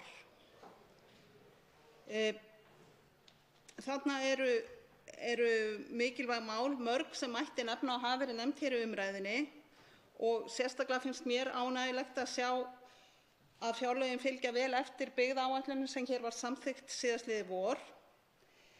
En meðal viðfangska málaflokksins byggðamál er flutningsjöfnun og mig langar að spyrja hæstv. Ráðherra út í vinnu sem er fram undan á því sviði. Annars vegar varðandi jöfnun á eldsneytiskostnaði á flugvöllum, varaflugvöllum fyrir millilandaflug og hins vegar varðandi svæðisbundna flutningsjöfnun sem að ég tel mikilvægan lið og ákveðna undirstöðu fyrir nýsköpun í framleiðslu í dreifbýli og sérstaklega strjálbýli hluta dreifbýlisins. Það er ákveðin flutningsjöfnun innbyggð til dæmis í starfsskilyrði afurðastöðva í mjólkurframleiðslu en það á ekki það sama við þegar kemur að grænmetisframleiðendum eða þeir sem eru að selja skógarafurðir sem nú eru ný framleiðsla bænda. Og ég tel þetta mikilvægt að þarna fari fram ákveðin endurskoðun akkúrat núna í tengslum við vinnuna við nýja byggðaáætlun. Til máls tekur hæstv. Samgönguráðherra, Sigurður Ingi Jóhannsson. Já, virðulegi forseti. Þakka hv. þingmanni Líneik Önnu Sævarsdóttur að taka þetta hér upp við umræðuna fjárlögin. Það er að segja þessa flutningsjöfnunarleiði sem við höfum sjóð sem að jafnar flutninga á olíuvörum almennt og eru þetta svolítið grundvöllur þess að búa allir við sams konar kostnað og aðstæður í uppbyggingu rekstri sinna fyrirtækja og fyrir einstaklinga líka. Bensínverð og olíuverð er þar af leiðandi með líkara hætti og það sé þetta ekki eins. Þetta getur samkeppni kallað fram lægri verð á einstaka svæðum. En varðandi fyrirspurnina jöfnun eldsneytis á flugvélabensín raun og veru, að þá hefur þessi umræða, og ég veit að hv. þingmaður hefur lagt fram mál hér á þingi fyrr þetta og þetta er eitt af því sem að við höfum fengið aðeins mismunandi svör við. Við erum eins og sakir standa þá er verið að vinna að því í ráðuneytinu að fá saman þá aðila sem gætu svarað hvað best þetta til þess að skera úr því eiginlega í eitt skipti fyrir öll. Því að sumir hafa sagt að þetta skipti engu máli í að draga að ný flugfélög til að fljúga til að mynda á Egilsstaði og Akureyri á meðan aðrir hafa sagt að þetta sé grundvöllur alls. Þannig að við þurfum að fá úr því skorið hvort sé, því að ég er sammála hv. þingmanni að þá væri þetta mikilvægt mál og ættum að gera með nákvæmlega sama hætti og jöfnun olíuvara. Hitt atriði sem hv. þingmaður nefndi er þessi svæðisbundna flutningsjöfnun. Hún er gríðarlega mikilvæg og það er rétt að kúabændur sjálfir, þeir hafa tekið á sig svona samvinnu frumkvæði að þeir tryggja að það sé sami kostnaður að sækja mjólk heim til hvers og eins. Aðrar atvinnugreinar hafa það ekki og í núverandi kerfi að þá eru sumir þar undanskildir og það er einmitt að koma frumvarp frá ráðuneytinu inn í haust það, þar sem við erum aðeins að víkka þetta vegna þess að við höfum meðal annars ekki nýtt fjárheimildir nægilega vel innan þessa kerfis. En það er vaxandi bæði eftirspurn og vonandi fleiri framleiðslufyrirtæki sem gæti þá nýtt sér þessa flutningsjöfnun og staðið þá við svipað borð og aðrir, til að mynda þeir sem búa hér á höfuðborgarsvæðinu. Til máls tekur hv. 9. þingmaður Norðausturkjördæmis, Líneik Anna Sævarsdóttir. Virðulegi forseti, ég þakka svörin og vil þá einmitt benda á í tilfellinu með flugvélaeldsneytið að það eru náttúrulega líka flugfélög sem eingöngu starfa á þessum flugvöllum eins og á Norðurlandi og fljúga meðal annars til Grænlands. En annað mál sem mig langar að koma inn á er að eitt af markmiðunum í málefnasviðinu samgöngu- og fjarskiptamál er undirbúningur afnáms einkaréttar á póstþjónustu árið 2020 og í þingmálaskrá kemur fram að von er á frumvarpi til laga póstþjónustu. Ég held að það sé öllum ljóst sem fylgst hafa með þróun póstþjónustu síðustu árin að forsendur rekstrar á því sviði eins og við höfum þekkt hana síðustu árin, áratugina eða aldirnar, þær forsendur eru hrundar, ekki bara á Íslandi heldur líka í Evrópu og Norður-Ameríku og víðar. Og ein ástæða þess eru alþjóðlegir samningar á þessum sviðum sem byggja á gömlum grunni, þar sem samgöngur og efnahagur í heiminum voru með allt öðrum hætti en núna. Þetta leiðir til þess að kostnaður við að þjónusta vörusendingar í póstverslun eins og til dæmis frá Kína fellur fyrst og fremst til í móttökulandi vörunnar án þess að henni fylgi greiðslur til að standa undir þeim kostnaði. Önnur ástæða fyrir breyttum forsendum póstþjónustu eru svo auðvitað hrun í bréfapóstsendingum sem fara enn minnkandi meðal annars vegna markmiða annars staðar í fjárlagafrumvarpinu aukningu í rafrænni þjónustu innanlands. Hins vegar, en þrátt fyrir þetta þá er það mikið hagsmunamál fyrir einstaklinga allt land að geta notið þjónustu sem að flytur póst og ekki síst á það við atvinnurekendur í strjálbýli. Ég vil þess vegna spyrja hvort ráðherra sé kunnugt að unnið sé að breytingum á alþjóðasamningum varðandi póstþjónustu, hvort unnar hafi verið greiningar á því hvaða miklu leyti markaðslausnir geti leyst þörf fyrir póstþjónustu á Íslandi og hvort og þá hvernig unnið sé að því að finna leiðir til að samþætta póstþjónustu í strjálbýli annarri þjónustu sem þar er rekin. Til máls tekur hæstv. samgönguráðherra Sigurður Ingi Jóhannsson. Já, virðulegi forseti, það er rétt sem kom fram hjá hv. þingmanni að það eru tvennt svona sem hefur haft veruleg áhrif á póstþjónustu síðustu ára. Það er auðvitað sú staðreynd að menn eru smátt að hverfa frá því að nota bréf og færa sig yfir í rafrænar sendingar eða jafnvel að senda ekki jólakort eins og við þekkjum. Og þetta er svo mikil fækkun að menn hafa brugðist við með því að fækka lögboðnum dögum til þess að bera út póst og erum komin nú niður í 2 daga. Ekki bara á landsbyggðinni, heldur alls staðar á Íslandi. Það er sama kerfi alls staðar. Hins vegar þá er Íslandspóstur með þær kvaðir á sig að hann skuli sinna þessu líka í dreifbýli þar sem það er kannski ekki mjög gefandi að keyra út eitt bréf einstaka sinnum eða þá að keyra út dagblöð tvisvar í viku. Það er ekki gaman að lesa þau. Hin ástæðan fyrir þessu er einmitt þetta sem hv. þingmaður kom inn á að póstþjónusta hefur sífellt meira mæli verið að breytast yfir í bögglapóst, pakkapóst og einmitt þá gjarnan einhver vefverslun, oft nefnd ein stór í Kína, Alibaba, sem sem sendir hér sendingar mikið á Vesturland. En í alþjóðapóstkerfinu það þannig að það gildir alþjóðleg gjaldskrá sem gerir það að verkum að þessar sendingar standa ekki undir sig. Og Vesturlönd einfaldlega í minnihluta á þessum samkomum. Ég veit að menn þar eru að taka upp til að svara hv. þingmanni þessari stöðu. Hvort að það verður ágengt á slíku þingi skal ég ekki fullyrða. Menn eru að reyna að leita leiða og hér á Vesturlöndum hafa menn líka verið að leita leiða til þess að þá að fara einhverjar aðrar leiðir til þess að tryggja að þessi sendingar standi undir sér, því að það með öllu óskiljanlegt og ekki hæft að mínu viti að íslenskir skattgreiðendur sé að niðurgreiða erlenda vefverslun með því að greiða peninga til Íslandspósts til að standa undir óarðbærum sendingum frá erlendum framleiðendum sem eru í samkeppni við íslenska verslun. Þá umræðu málefni samgöngu- og sveitarstjórnarráðherra lokið. Þá tekur til máls hæstv. Mennta- og menningarmálaráðherra Lilja Alfreðsdóttir.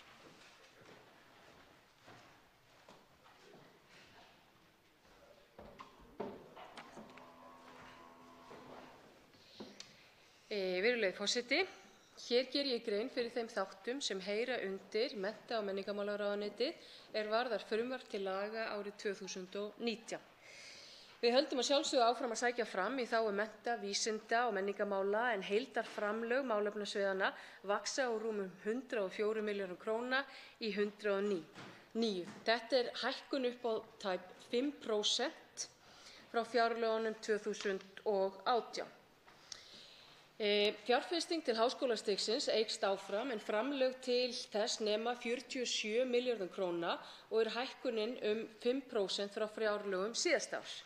Háskólar okkar gegna lykilhlutverki í að stuðla að framsæknu samfélagi og við leggjum áherslu á að auka kennslu- og rannsóknarframlög til háskóla til að auka gæði náms og námsumhverfis. Þá aukum við stuðning við námsmenn 3,5% á milli ára og ég vil taka fram að vinna við endurskoðun á Lánasjóði íslenskra námsmanna miðar vel og frumvarp þess efnis verður lagt fyrir þingið haustið 2019.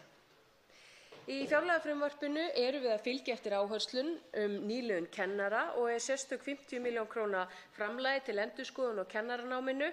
Að auki tókum við sérstakt tillit til þeirra aukningar á fjölda umsókna kennaranám og sú þróun er auðvitað mikið fagnaðarefni. Það er ánægjulegt að sjá að rektorar landsins eru sammála að farið sé að birta til varðar fjármögnun háskólanna.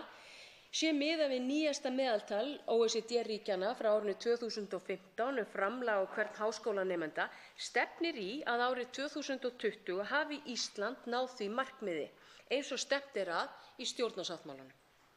Því má aðallega þakka auknum framlögum til háskólanna síðastliðin ár, einnig hafa ný viðmið frá OECD verið að breytast. Virðulegi forseti, nú víkur að framhaldsskólastiginu. Nemendur í öllum landshlutum hafa aðgengi að fjölbreyttu bók- og starfsnámi og 98% nemenda innritast inn á þetta námstig.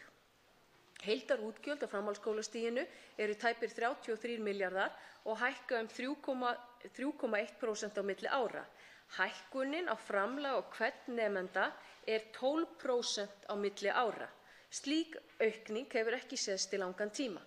Að auki erum við að fjárfesta í bættum húsakosti framhaldsskólanna, verið til að mynda að við erum með verkefnisstjórn húsnæðisþörf Menntaskólans í Reykjavík og vænti ég þess að hún skili með tillögum síðar á árinu. Einnig erum við að gera vel við verk og iðnnám í landinu og verður verknámsaðstaðan í Fjölbrautaskólanum í Breiðholti og Borgarholtsskóla bætt.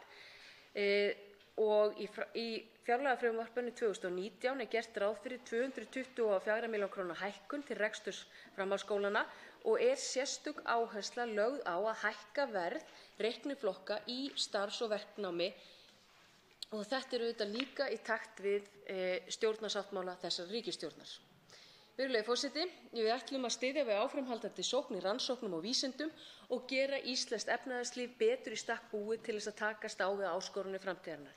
Heildarútgjöld eru 5,5 milljarður og erum að tala aukningu 9% á milli ára.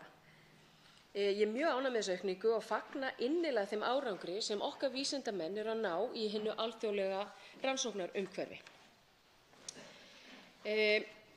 Virðulegi forseti, við höldum áfram að vinna í þágu menningar, lista, íþrótta og æskulýðsmála fyrir alla landsmenn. Við ætlum meðal annars að bæta aðgengi og miðlun menningar og lista og setja íslenskuna í öndvegi í samræmi við ýmsar aðgerðir eða heildstæða nálgun til þess að efla íslenskuna og það var kynnt í vikunni.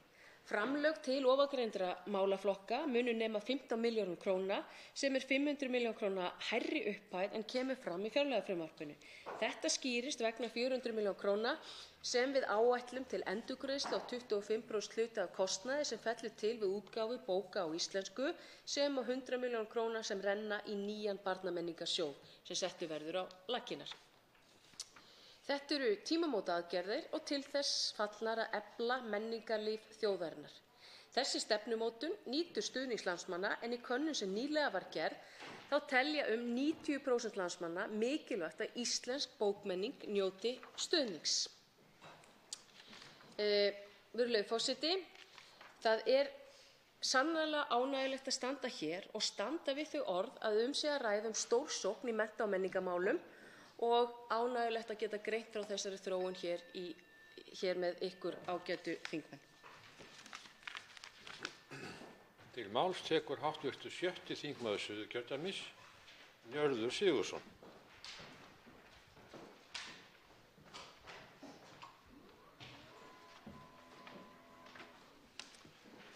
Herra forseti, síðastliðinn miðvikudag kynnti hæstvirtur mennta- og menningarmálaráðherra á blaðamannafundi hugmyndir sínar stuðning ríkisins við einkarekna fjölmiðla og þar með talið aðgerðir til að minnka umsvif Ríkisútvarpsins á auglýsingamarkaði 560 milljónir króna. Hugmyndin virðist vera að með því að draga úr auglýsingatekjum Ríkisútvarpsins skapist meira svigrúm fyrir einkarekna fjölmiðla til tekjuöflunar. Viðleitni hæstvirts ráðherra til að bæta stöðu einkarekinna fjölmiðla er góðra gjalda verð. Það er mikilvægt að til séu fréttamiðlar sem að vinni vandaðar fréttaskýringar, sinni rannsóknarblaðamennsku, séu vettvangur fyrir umræðu í samfélaginu og gæti þannig almannahagsmuna. Það er mikilvægt í lýðræðis þjóðfélagi. Í fjölmiðlum undanfarna daga hefur ekki komið skýrt fram hvort og hvernig Ríkisútvarpinu verði bættar þær 560 milljónir króna sem tillögur hæstvirts ráðherra gera ráð fyrir að tekjur stofnunarinnar dragist saman Því vil ég spyrja hæstvirtan ráðherra hvort hann hafi í hyggju að bæta Ríkisútvarpinu þessar 560 milljónir króna og ef svo hvernig hann hyggst gera það. Verður það með hækkun útvarpsgjaldsins eða á annan hátt? Og einnig í kynningu hæstvirts ráðherra kom jafnframt fram að hann hefði í hyggju að 400 milljónir króna færu í einkarekna fjölmiðla og þær greiðslur úr ríkissjóði ættu að hefjast strax á árinu 2019. Við skoðun á fjárlagafrumvarpi ríkisstjórnarinnar þó hvergi að finna neitt þetta. Ég vil spyrja hæstvirtan ráðherra þar sem ekkert þetta í fjárlögum sem ræður auðvitað fjárveitingu ríkisins, hvaðan fjármagnið eigi að koma. Til máls tekur hæstvirtur mennta- og menningarmálaráðherra, Lilja Alfreðsdóttir.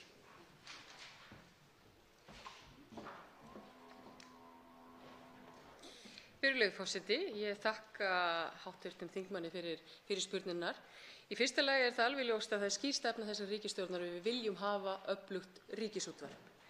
Við erum að leggja til að það eigi að banna kostun og það eigi að fækka mínútum varðar auglýsingar, enda má segja að við viljum skapa aukið jafnvægi varðar ríkisfjölmiðilinn og þessa einkareknu fjölmiðla. Við erum að skoða núna leiðir með Ríkisútvarpinu, hvernig við ætlum að bæta þetta upp og þeim verður sannarlega bætt þetta. Það kann að vera að það verði í gegnum hliðrun á milli málefnasviða eða annað slíkt ef við höfum ekki útfært þetta, en það má heldur ekki gleyma því að þeir hafa verið að fá talsverðar hækkanir á milli ára en við munum bæta þetta. Hv. þingmaður spurði einnig það að út í þá tillögu að við ætlum að endurgreiða sérstakan ritstjórnarkostnað til rit- og ljósvakamiðla eins og var kynnt á blaðamannafundi nú í vikunni. Við gerum ráð fyrir því að þegar frumvarp þess efnis lítur dagsins ljós og við erum komin með nákvæma kostnaðargreiningu að þá munu þessi fjármunir koma inn í meðferð þingsins. Það stendur skýrum stöfum í stjórnarsáttmála þessarar ríkisstjórnar að við ætlum að bæta starfsumhverfi einkarekinna fjölmiðla en það skiptir mjög miklu máli að það sé meira jafnvægi. Við skerum okkur úr varðar Norðurlöndin, við erum eina Norðurlandið sem styður ekkert við sína einkareknu fjölmiðla og eina Norðurlandið þar sem ríkisútvarpið umsvifamikið á auglýsingamarkaði. Til máls tekur hv. 7. þingmaður Suðurkjördæmis, Njörður Sigurðsson.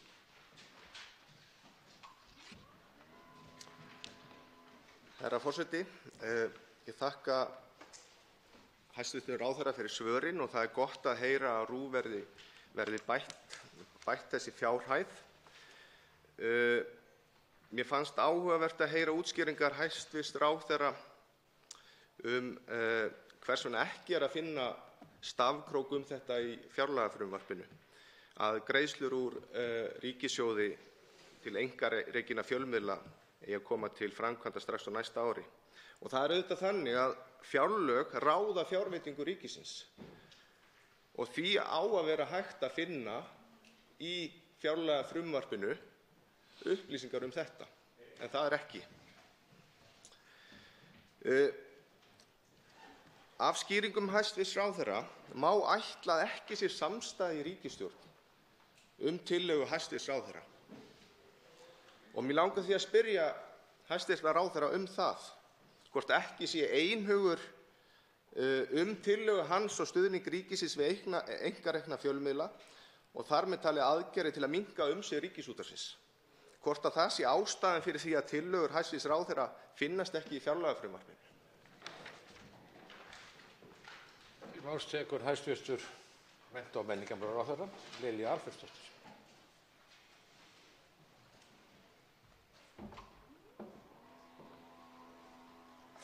Virðulegi forseti, ég þakka fyrir spurninguna.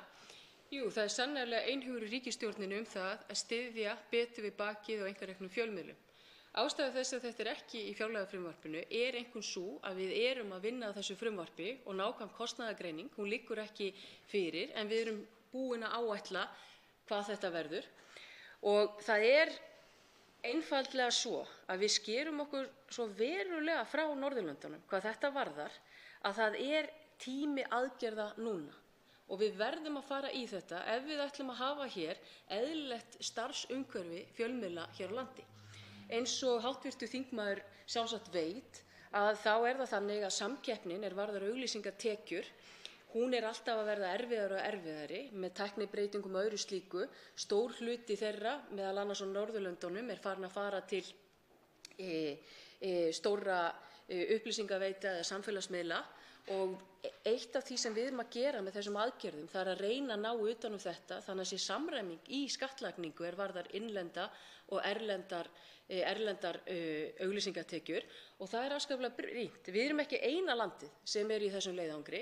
Það eru áskoranir fyrir alla aðra fjölmiðla út af þessari tæknibreytingu og út af þessari þróun og því var ekki hægt að bíða neitt með það að koma fram með heildstæða aðgerðaáætlun. Og hún miðar auðvitað ekki bara fjölmiðlum, hún gengur út á það að styðja betur við íslenskuna.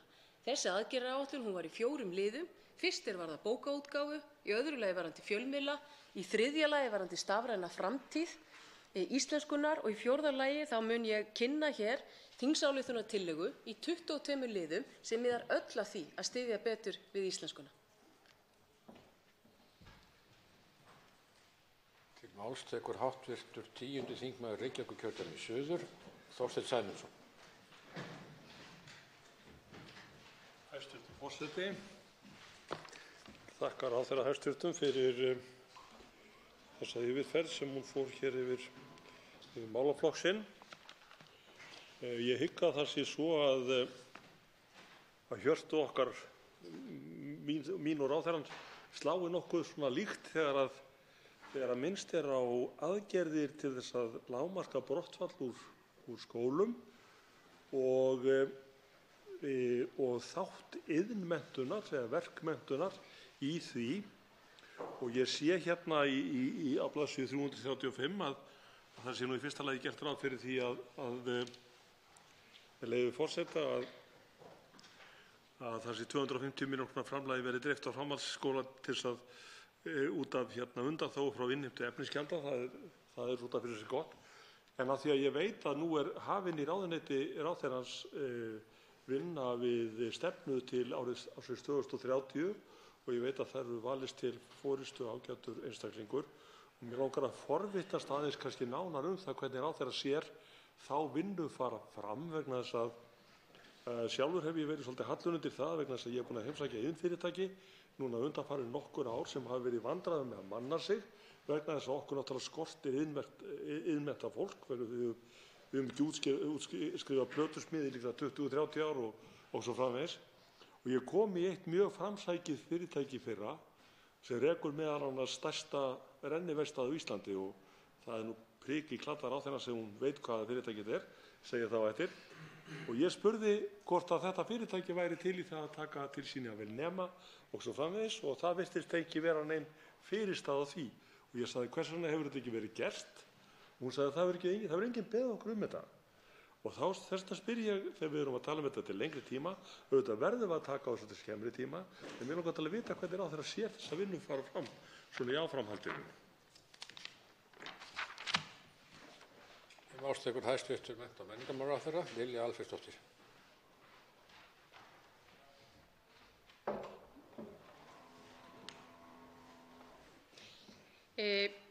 Virðulegi forseti, ég þakka kærlega fyrir spurn hv. þingmanns og það er auðvitað ekki skrítið að hjörtu okkar slá stundum saman í takt. Við vorum nú líka einu sinni saman í stjórnmálaflokki þannig að það er auðvitað ekkert skrítið og sakna þér Þorsteinn, ég vil bara segja það. Já, afsakið hv. þingmaður. En varðandi brotthvarf á framhaldsskólastiginu og verk, iðn og starfsnám, þetta mun skipa mjög stóran sess varðar mótun menntastefnu til ársins 2030. Það verður sérstök verkefnastjórn sem fjallar sérstaklega þetta. Vegna þess að við berum okkur saman við önnur ríki, þá innritast mun færri inn í þessar greinar hjá okkur en til að mynda í Noregi eða Finnlandi eða bara í Evrópu. Og auðvitað er það nokkuð sérstakt og við höfum verið að leggja jafnvel meiri áherslu á bóknám en þessar þjóðir og þess vegna erum við að setja okkur ákveðin markmið að auka við og styðja við innritun í þessi fög. En það ánægjulega gerist núna í vor að það var 33% aukning til dæmis í rafið. 33% svipuð aukningar varðar húsasmíði. Þannig að við erum að sjá einhvern viðsnúning vonandi en ég held að það sé hins vegar ekki hægt að gera ráð fyrir því að þetta sé, við erum bara að sjá einhver svona nokkrar vísbendingar. En eitt af því sem ég hef tekið eftir þegar ég hef verið að heimsækja framhaldsskóla, að það eru nokkrir þættir sem skipta máli til þess að ná góðu hlutfalli varðar innritun. Það í fyrsta lagi að það sé góð kynning á náminu til foreldra og nemenda. Það að sé hugað í öðru lagi verulega valgreinum á grunnskólastiginu og það þarf að opna grunnskólanum mun betur gagnvart mismunandi valgreinum varðar iðn, verk og starfsnámið. Þannig að það eru margir þættir sem við getum unnið mun betur í. Til máls tekur hv. 3. þingmaður Suðurkjördæmis, Birgir Þórarinsson.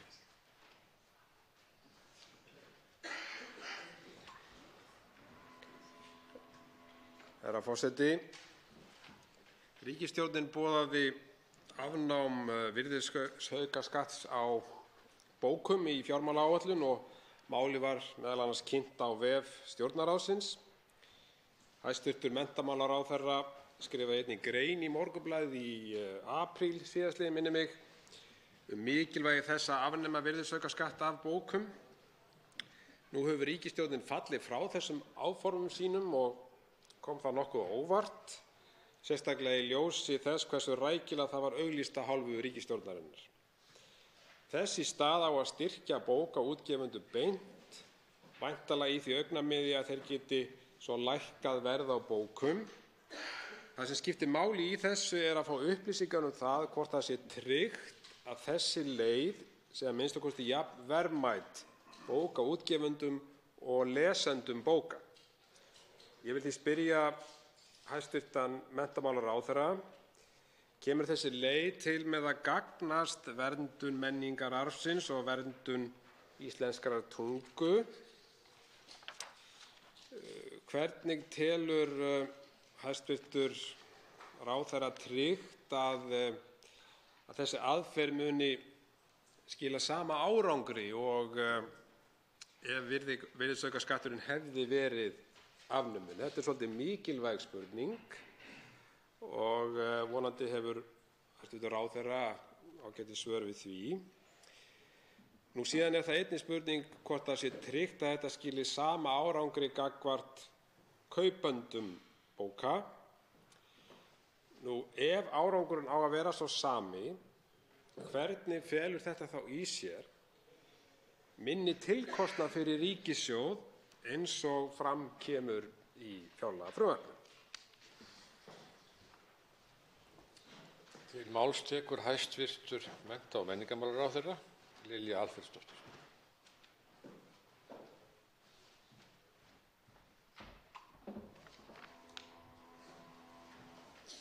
Virðulegi forseti, ég þakka hv. þingmanni fyrir að spyrja út í þetta mál vegna þess að þetta er mitt hjartans mál.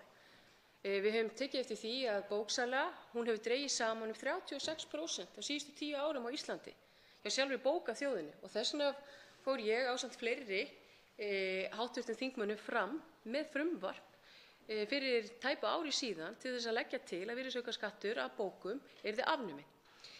Við nánari skoðun kom það í ljós að það yrði árangursríkara að vera með beinan stuðning 25% beinan stuðning við útgáfu hverrar bókar vegna þess að þá vorum við sérstaklega og eingöngu að ná til þeirra bóka sem eru á íslensku. Hin aðgerðin hefði líklega ekki verið eins markviss vegna þess að hún hefði þurft að ná til allra bóka sem eru til sölu og þess vegna þótti okkur þegar við vorum búin að skoða nokkrar leiðir að þetta væri skilvirkari leið. Og ég verð nú að segja að ráðherrann sem stendur hér, hann er nú bara þannig gerður að ef hann sér að það séu ný og jafnvel betri rök til þess að fara aðra leið að sama marki, þá er hann tilbúinn til þess að breyta aðeins aðferð til þess að ná sama markmiði. Og ég hef verið sannfærð það að þetta muni skila meiri og betri árangri. Ég gerir fastlega ráð fyrir því að verð á bókum muni lækka vegna þess að þetta er þannig stuðningur við útgáfu bóka á Íslandi að við höfum aldrei farið í aðra slíka vegferð og þannig að ég held að þeir sem eru í þessari útgáfu taki tillit til þess.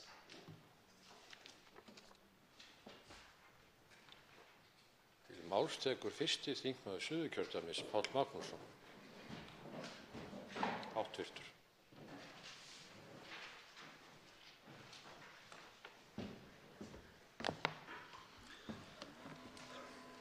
Virðulegi forseti, ég deili nú ekki þeim áhyggjum sem hér hafa fram komið út af þeim fyrirætlunum hæstv. Menntamálaráðherra að minnka umfang ríkisins á auglýsingamarkaði sem nemur það bil fjórðungi eða svo. Og það er einkum af tveimur ástæðum. Í fyrsta lagi hefur umfang ríkisútvarpsins á þessum markaði aukist ár frá ári, hlutfallslegt umfang, og er nú svo komið að heildarhlutur ríkisútvarpsins af auglýsingamarkaði á Íslandi er 25% og er sennilega kominn yfir helmingur eða yfir 50% sé bara tekið tillit til auglýsinga í ljósvakamiðlum. Í annan stað kemur það fram, öfugt við allar aðrar stofnanir og félög á vegum ríkisins, blaðsíðu 329 í fjárlagafrumvarpinu, að rauntekjur ríkisútvarpsins af útvarpsgjaldinu á milli ára, eða þar að segja rauntekjur ríkisútvarpsins í heild á milli ára, að frátöldum launa- og verðlagsbreytingum er 12,9%, 13% raunaukning á tekjum umfram verðlagsbætur. Og það felst að mestu leyti í því að það eru fleiri gjaldendur að koma til sögunnar með útvarpsgjaldið. Það eru tæpar 400 milljónir sem skilar sér þar. Með öðrum orðum að ein stofnana ríkisins hefur Ríkisútvarpið, hvort sem er litið eftir stofnana eða félaga, sjálfvirka raunhækkun sem nemur það bil 400 milljónum á ári á tekjum. Og ég vil nú eiginlega byrja á því að spyrja hér í fyrstu lotunni hæstv. Menntamálaráðherra, hvað má ætla að rauntekjur Ríkisútvarpsins hafi hækkað mikið umfram verðlag á gildistíma þess þjónustusamnings sem núna í gildi milli ráðuneytisins og Ríkisútvarpsins? Til máls tekur hæstv. mennta- og menningarmálaráðherra Lilja Alfreðsdóttir.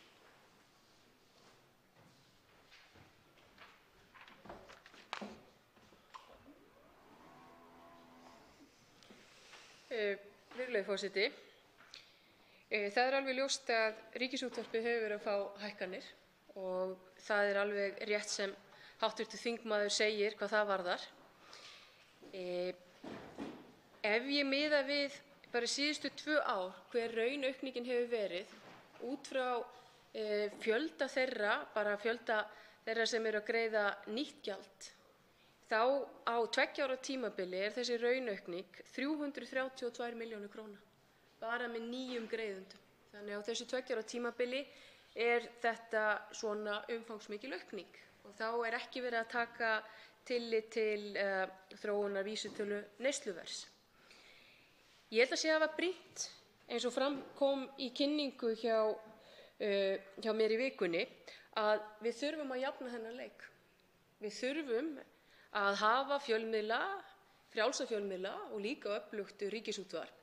En það þarf að jafna leikinn. Við þurfum að fara í aðgerðir til þess að stuðla að því að einkareknir fjölmiðlar að þeir nái að blómstra og dafna hér.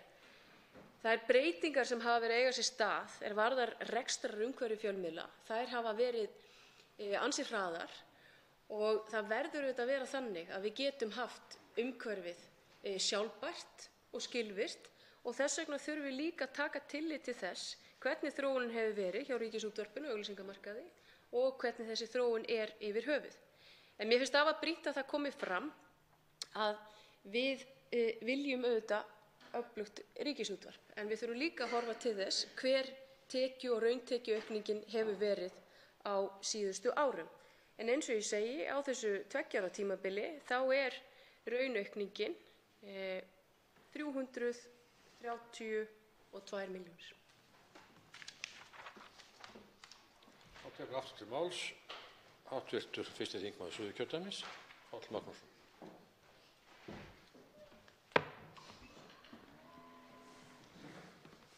Virðulegi forseti, já, ég held að þetta sé eiginlega mergurinn málsins. Þegar ég sagði áðan að líklega losaði núna hlutur Ríkisútvarpsins á auglýsingamarkaði í ljósvakamiðlum á Íslandi ríflega 50%, þá erum við þar með stöðu sem er fáheyrð og leyfi mér að fullyrða hér að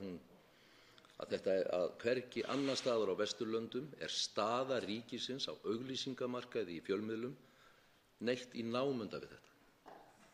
Það þyrfti líklega að fara eins austarlega og Rússland til að komast í eitthvað sambærilegt.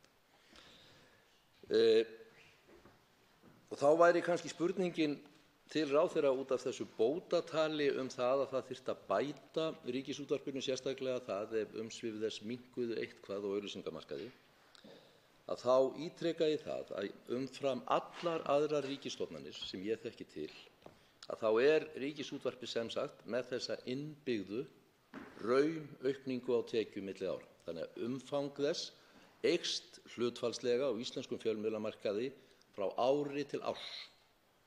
Og ef þetta væri látið ganga svona áfram, að þá sjáum við svo sem hvert það myndi leiða varðandi einkareknu fjölmiðlana. Og því spyr ég sé það hér að bara á þessu ári eða milli áranna 2018 og 2019, þá þýðir raunaukningin á tekjum umfram verðlagsbætur 360 milljónir bara milli áranna núna, 18 og 19. Má þá ekki segja sem svo að minnkandi umfang Ríkisútvarpsins, sem reiknað var með eitthvað 500 milljónir, sé svo gott sem fullbætt í þessari raunaukningu á tekjum, hæstv. ráðherra? Til máls tekur hæstv. Mennta- og menningarmálaráðherra Lilja Alfreðsdóttir. Hæstv. ráðherra má koma nær áður en ég nefni nafnið.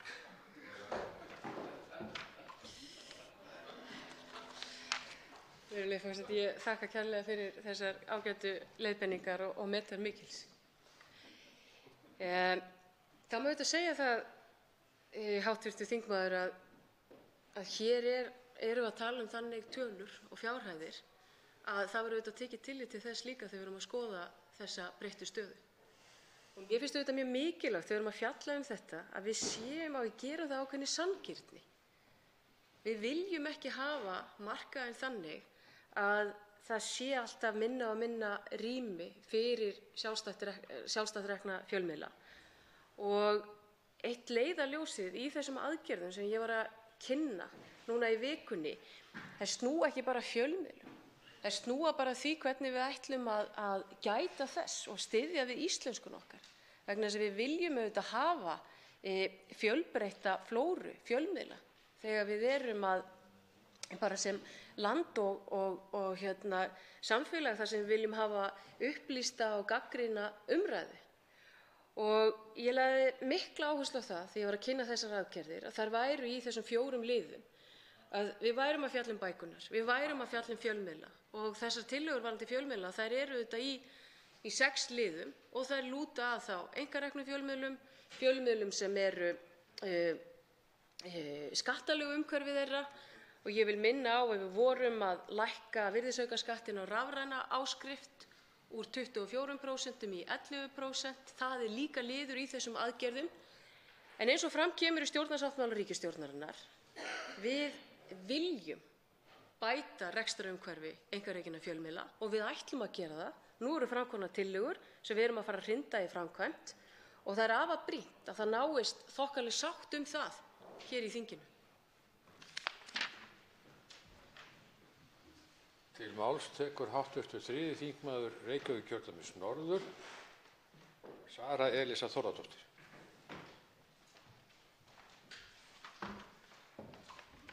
Virðulegi forseti. Ísland er menntuð þjóð og þykir í alþjóðlegu samhengi standa vel hvað safnamenningu varðar. Það skýtur því skökku við að Ísland sé eina landið í vestrænu samfélagi sem ekki hefur yfir vísindasafni að búa. Vísindasöfn er sá hluti óformlegrar menntunar sem styður einna helst við formlega menntun í vísindum og tækni á öllum skólastigum. Ljóst er að það er mikil þörf fyrir hendi, þörf fyrir það að komast upp úr bókunum með gagnvirkum og þrívíðum hætti. Stórar og vandaðar rannsóknir hafa verið gerðar á gagnsemi vísindasafna á samfélög. Þar hefur ótvírætt og endurtekið verið sýnt fram á að vönduð vísindasöfn örva gagnrýna hugsun, hvetja til hæfileikans til þess að finna skapandi og óvenjulegar lausnir. Eins sýna rannsóknir fram á það að bæði börn og almenningur öðlast meiri tækni og vísindalæsi við að vera í tæri við og hafa aðgang af gagnvirkum vísindasöfnum. 4. iðnbyltingin er ekkert að hægja á sér, nema síður sé. Og því er það ábyrgð okkur allra að taka strax þau nauðsynlegu skref sem þarf til þess að búa hnútana þannig að börn og ungmenni þessa lands hafi það veganesti sem þarf til að halda í við alþjóðasamhengið í þessum efnum. Nú þegar við ræðum fjárlög ársins 2019 er við hæfi að spyrja ráðherra afstöðu sína gagnvart stofnun gagnsvirks vísindasafns eða miðstöðvar á Íslandi. Hvernig líst ráðherra á hugmyndina og er það eitthvað sem hún geti séð fyrir sér verða að veruleika á kjörtímabilinu? Er eitthvað svigrúm mögulega í núverandi fjárlögum til þess að taka fyrstu skrefin? Þetta var það sem ég vildi segja aðalega, en ég má til með að bæta einu við. Það er áþreifanlega miklu betri starfsandi hér á Alþingi en var þegar ég var að vinna hérna í vor. Mér finnst það mjög ánægjulegt og mér sýnist bara eins og menn hafi hlustað á orð Guðna T.H. Jóhannessonar, forseta Íslands, þegar hann sagði hérna á þriðjudaginn að Alþingi Íslendinga yrði að dusta vitleysuna burt. Og ég vonast til að það haldist svona. Til máls tekur hæstv. Mennta- og menningarmálaráðherra Lilja Alfreðsdóttir.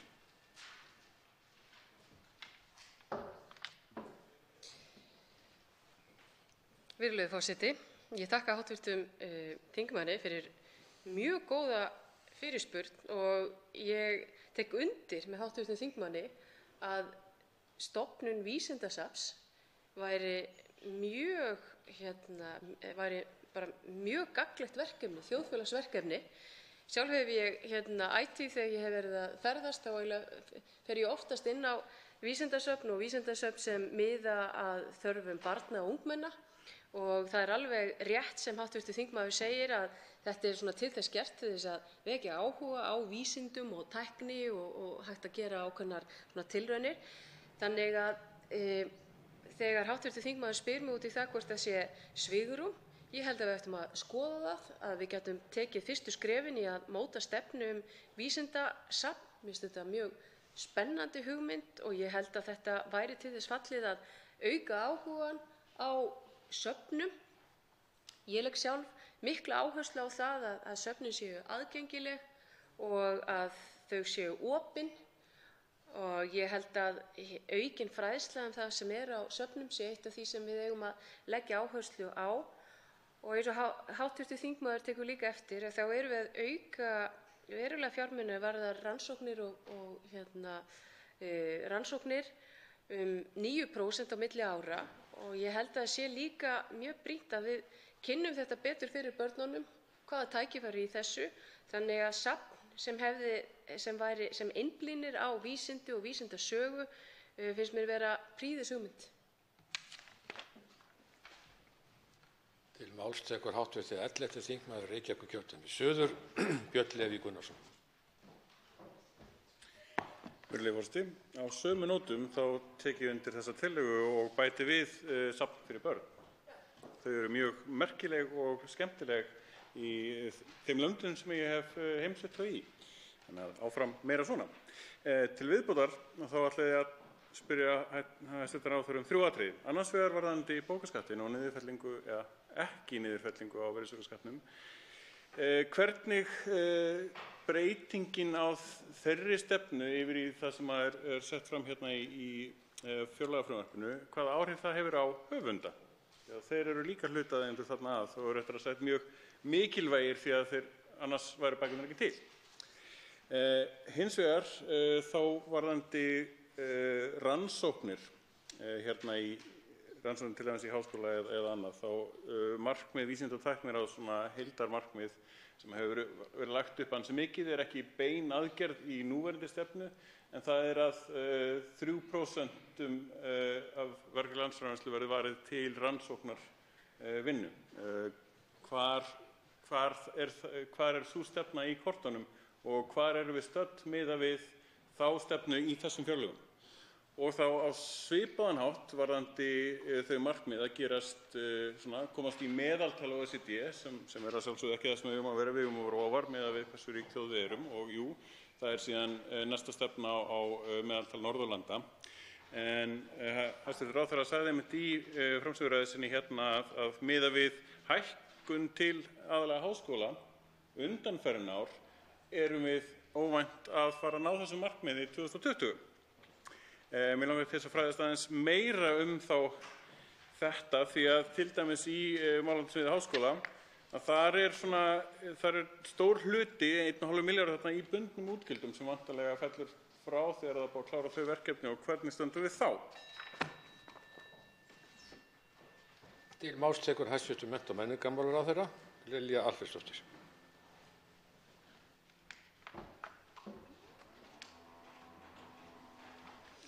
Virðulegi forseti, hv. þingmaður beindi 3 spurningum til mín og ætla að svara þeim í þeirri röð. Í fyrsta lagi varðandi þann beina stuðning sem bókaútgefendur eru að fá, þessi 25% endurgreiðsla.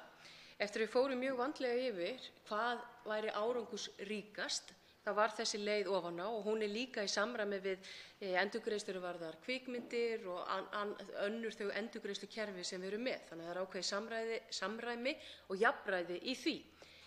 Það er alveg ljóst að það verða engar bækur án höfunda og það sem við erum að gera auðvitað núna er það að þessi aðgerð er til þess fallin auðvitað að auka bóksölu. Allt rekstrarumhverfi styrkist með þessum hætti sem við höfum aldrei gert áður og við munum auðvitað fylgjast mjög gaumgæfilega með því hvert er þróun verðlags leið og bækur verðlag á bókum verðlag lækkar, þá erum við líklegri til þess að selja fleiri bækur og höfundar munu njóta góðs af því.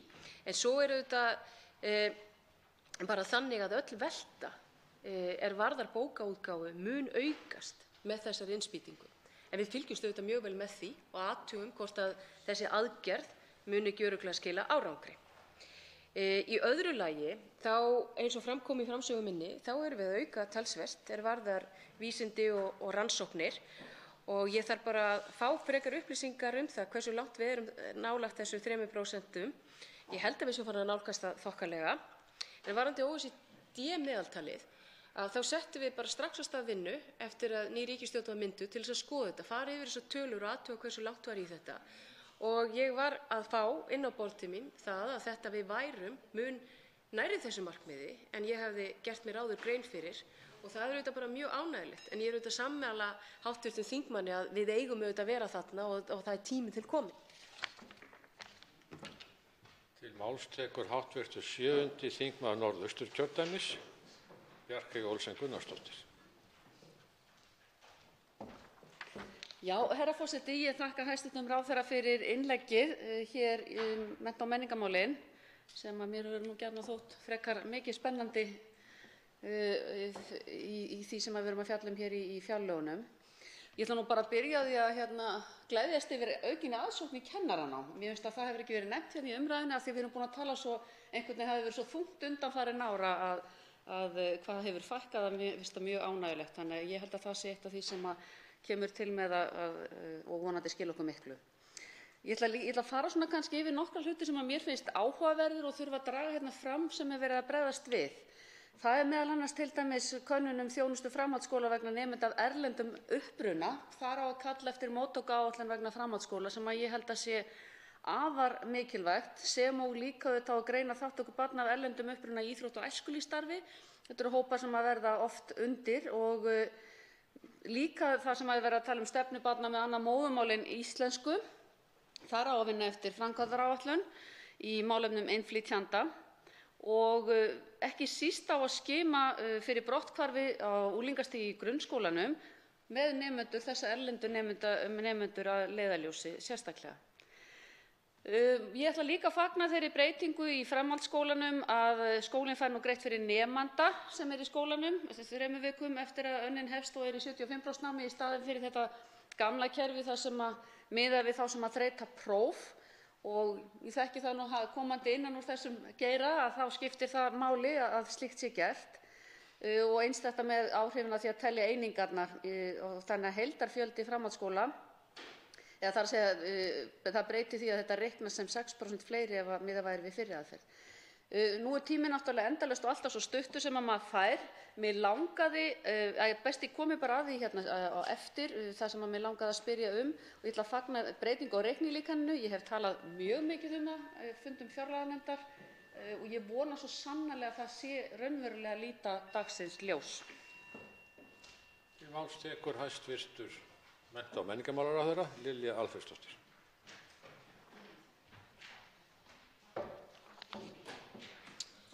Virðulegi forseti, ég tek undir með hv. þingmanni að það er auðvitað mjög ánægjulegt að sjá þessa auknu aðsókn í kennaranám. Við erum að tala 10% aukningu á milli ára, bæði í Háskólanum á Akureyri og hjá Háskóla Íslands. Og það var mjög ánægjulegt að ég fór með forsvarsmönnum beggja þessara háskóla til Noregs til þess að læra af þeim vegna þess að þeir standa frammi fyrir svipuðum áskorunum við. Ég held að vanti á næstu 10 árum 34.000 kennara í norska menntakerfinu og auðvitað þó að þessi aukning sé mjög ánægjuleg þá er ekki þar með sagt að við vitum eða sjáum endilega til lands, við fögnum þessu auðvitað og ég legg mikla áherslu á það að við höldum áfram í þessari vegferð. Við erum að auka fjármuni til þess að styðja sérstaklega við þetta og svo tókum við líka tillit til þess að geta tekið á móti þessum nýju nemum. Þannig að ég tek undir með hv. þingmanni, þetta er afar brýnt. Í öðru lagi varðandi börn af erlendum uppruna, þetta er mjög skemmtileg áskorun sem við stöndum frammi fyrir og við getum gert ýmislegt og lærum af öðrum þjóðum. Í þessari ferð til Noregs þá var það voru 2 meginmarkmið, það var að læra og kynna sér hvað Norðmenn var að gera varðandi kennaranámið og líka börn af erlendum uppruna. Og það er margt mjög áhugavert sem kemur þar fram. Móttaka skiptir máli og líka mikil þá norskukennsla og við erum að leggja áherslu til dæmis með þessu aðgerðaráætlun varðar að efla íslenskt mál. Þar erum við líka sérstaklega að horfa til uppruna til þess að auka aðgengi þeirra að íslensku og fjölga. Ég er að horfa til þess að fjölga íslensku þeim stundum sem nemar hafa við það að læra íslenskt mál í grunnskóla. Og við til dæmis tökum eftir því að þeir eru að bera saman við Danmörk að það eru helmingi fleiri tímar í dönsku námskránni en eru í íslensku. Til máls tekur hv. 7. þingmaður Norðausturkjördæmis, Bjarkey Olsen Gunnarsdóttir. Herra forseti, ég þakka hæstv. Ráðherra fyrir svarið. Mér langar, og ég náttúrulega eins og segi, þetta er svo stuttur tími, ég ætlaði líka þetta með aukna áhersluna á starfs- og verknámi sem ég upplifði sem að verði loksins raungert. Það er búið að tala um það í svo mörg ár að lyfta því hærra og svo einhvern veginn gerist afskaplega lítið. Ég er líka ánægð að sjá að það á að bregðast við vegna endurbóta á húsnæði Háskólans á Akureyri vegna rakaskemmdana og ekki síður að það á að vera bjóða upp á meistarnám í sjávarbyggðafræði við Háskólasetur Vestfjarða undir stjórn HA.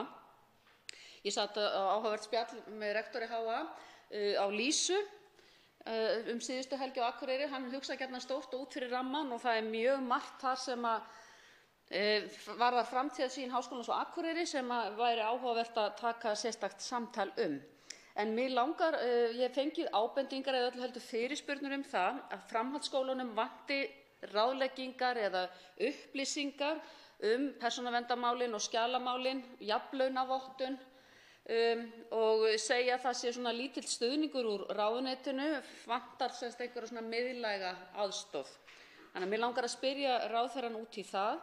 Eins þetta með skjalakerfið að það sé erfitt eða kostnaðarsamt að setja það upp, hvort að sérstaklega eyrnamerktir fjármunir með það gagnvart því að það séu dæmi það að skólar þurfa að ráða starfsfólk í þetta sérstaklega. Og svo varðandi persónuverndarfulltrúa að það megi ekki vera einn af stjórnendunum. Það sé í rauninni þá nýtt starf innan skólanna. Er eitthvað fyrirkomulag eða samtal á milli til dæmis minni skóla? Ég er nú þá kannski frekar að hugsa um það sem að víða í stjórnsýslunni hefur maður séð að það sé samtal á milli sveitarfélaga þessa persónuverndarvinnu alla saman og hvort að það er þá eitthvað sérstakt fjármagn með því. Þetta er svona það sem að maður hefur verið að fá núna þegar fjárlögin hafa litið dagsins ljós ábendingar um. Til máls tekur hæstv. Mennta- og menningarmálaráðherra Lilja Alfreðsdóttir.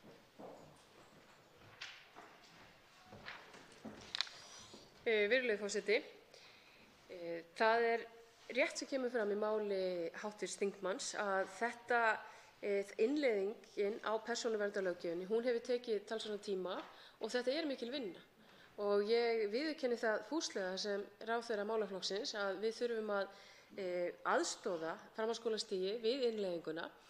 Ég hef rætt þetta í mínu ráðuneyti mikilvægi þess að það sé svona að menn geti nálgast þetta svona á miðlægan hátt og ég hef verið að hvetja til samstarfs á milli framhaldsskólanna þannig að þeir geti aðstoðað hvorn annan en mér er bara ljúft og skylt að greina frá því að það er hugur ráðherrans að aðstoða skólana betur hvað þetta varðar. Eins hef ég heyrt þetta með skjalavörsluna og það er bara brýnt vegna þess að framhaldsskólastigið hefur verið að taka náttúrulega miklum breytingum eins og með styttingunni og annað sem við þurfum auðvitað að skoða þegar við erum að líta á framhaldsskólastigið, hver eru áhrif þessara styttingar. Mér er sérstaklega hugleikið áhrifin á verk, iðn- og starfsnámið vegna þess að menn hafa tekið því kannski á svolítið annan hátt en varðandi bóklega námið og ég bara fylgist mjög vel með því og það er mikill hugur í okkur að vel takist til. Varðandi reiknilíkanið þá er ég mjög ánægð að við getum kynnt breytt reiknilíkan þannig að það sé verið að miða við nemandann en ekki hverjir þreyta þá prófið, að það er þá meiri vissa í fjármögnun framhaldsskólastigsins og auðvitað er það svo eins og kom fram í framsöguræðu minni að við erum að tala um 12% aukningu á hvern nemanda á framhaldsskólastiginu. Þannig að allt tal það að við værum að minnka og skera niður á framhaldsskólastiginu bara ekki rétt og þess vegna mjög brýnt að það komi fram hér.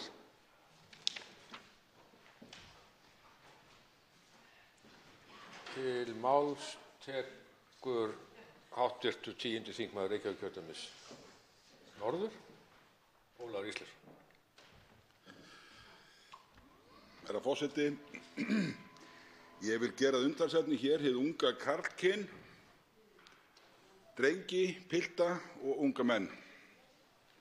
Fram hefur komið í fjölmiðlum og með ýmsum hætti að svo virðist sem hið unga karlkyn eigi að sumu leyti erfitt með að fóta sig í skólum landsins og jafnvel í lífinu sjálfu í allt of mörgum tilfellum. Þannig hafa borist fregnir af að í leikskólum sé talin ástæða til að gefa drengjum lyf við andlegum vandamálum í meira mæli en á við telpur. Í grunnskólum útskrifast drengirnir með lakari lesskilning og almennt lakar læsir en á við skólasystur þeirra. Í framhaldsskólum verður brottfall úr skóla frekar meðal pilta en stúlkna. Á háskólastigi hallar mjög á unga menn sem eru mun færri meðal stúdenta og útskriftarnemenda en á við ungar konur. Herra forseti, lífið sjálft reynist of mörgu ungu fólki mótdrægt og eiga allt of margir við geðrænan vanda að glíma. Erfiðar hugsanir leita ungt fólk eins og nýlega var rakið í Dagblaði, en helst eru það ungir karlmenn sem falla fyrir eigin hendi. Þungbært að horfa upp á þann faraldur sem gengið hefur landið í þessu efni. Ég vil spyrja hæstv. ráðherra, hvaða rannsóknir stuðst við í stefnumótun málefni skólakerfisins þegar kemur að vanda drengja, pilta og ungra manna og hvaða áform ráðherra hefur viðbrögð í þessu efni? Hvernig ætlar ráðherra að ná því markmiði að nemendum líði vel í skólanum af hvoru kyninu sem þeir eru? Hvaða fjármuni hefur ráðherra til að beita sér í þessum efnum? Sjást þess merki í fjárlagafrumvarpinu? Til máls tekur hæstv. mennta- og menningarmálaráðherra Lilja Alfreðsdóttir.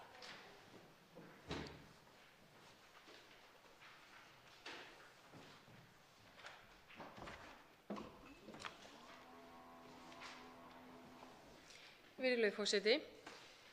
Ég þakka hv. þingmanni fyrir að vekja máls á þessu vegna þess að þetta skiptir mjög miklu máli og ég ætla ekki að fara yfir þá greinargóðu yfirferð sem hv. þingmaður veitti þingheimi hér, en þetta mikið og brýnt samfélagsmál að mínu mati.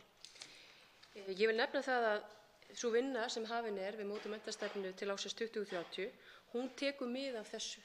Við erum með 2 verkefnastjórnir, annars vegar ein sem ber heitið velferð og heilbrigði og að einblína sérstaklega á vellíðan á öllum skólastigum, hvernig börnin okkar hafa það, og rannsóknir á greining og fleiri aðilar. Við erum að styðjast við gögn frá þeim og mælingar og það auðvitað mjög sláandi að sjá að það vaxandi kvíði og við erum að kljást við vaxandi kvíða og við það þurfum við auðvitað að við þurfum að bregðast við því og við erum að gera það, ég og hæstv.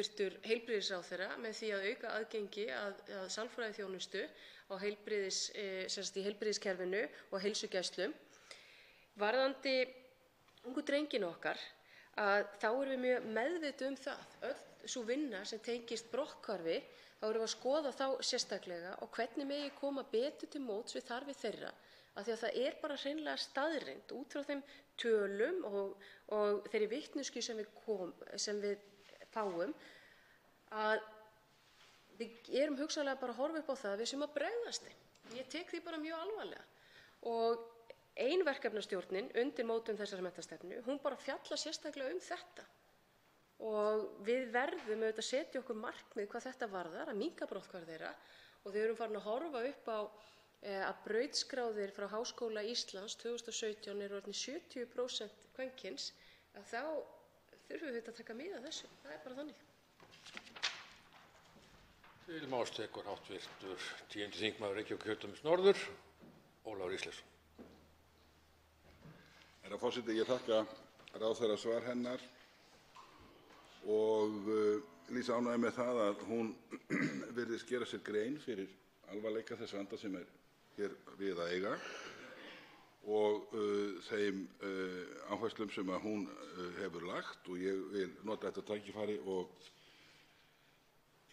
hvetja hana til dáða í þessum efnum. Það eins og það liggi eitthvert farg yfir sérstaklega ungum mönnum, piltum, drengjum, sem að leita verður sérstakra skýringa á hvað það í okkar samfélagi sem veldur þessari vanlíðan. Það ekki hægt að orða það með neinum öðrum hætti. Ég vil nota þetta tækifæri og þakka ráðherra fyrir svar við fyrirspurn sem ég beindi til ráðherra á liðnu þingi og barst í sumar og varðar kennslubækur í framhaldsskólum. Ég tel afar brýnt að í framhaldsskólum hafi nemendur aðgang að kennsluefni á íslensku. Það þannig að í framhaldsskólum að þá eru fólki kynntar alls kyns námsgreinar og það ágætt, en síðan kemur að því að fólki velur sér grein í háskóla. Þá þarf náttúrulega fólk að geta lesið á erlendu máli, en í framhaldsskólanum þegar þannig stendur á að kynningu að ræða, yfirferð, þannig að fólk hafi það svona með sér út í lífið, þá mjög mikilvægt að fólk hafi góðar kennslubækur á íslensku, og þetta auðvitað líka þáttur í ræktun og verndun íslenskrar tungu í okkar samfélagi, sem ég veit að ráðherra hefur mikinn áhuga fyrir. Til máls tekur hæstv. mennta- og menningarmálaráðherra Lilja Alfreðsdóttir.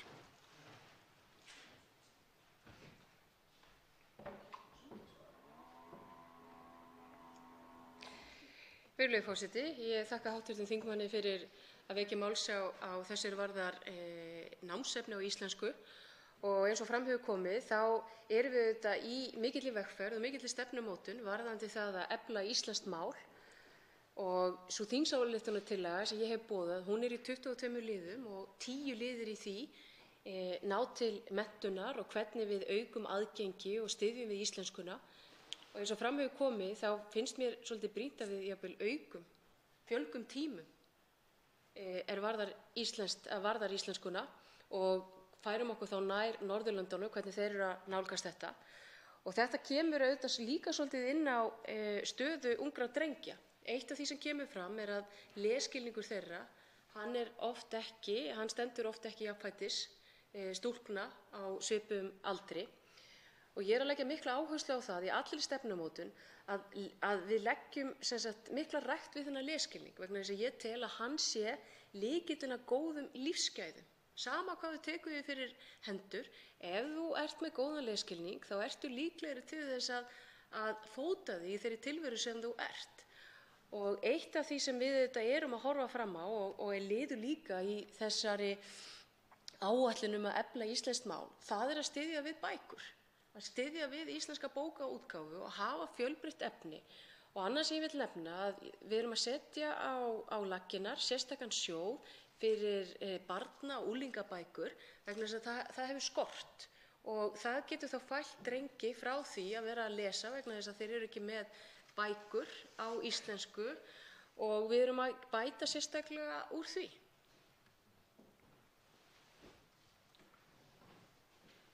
Til máls tekur hv. 13. þingmaður Suðvesturkjördæmis, Jón Steindór Valdimarsson.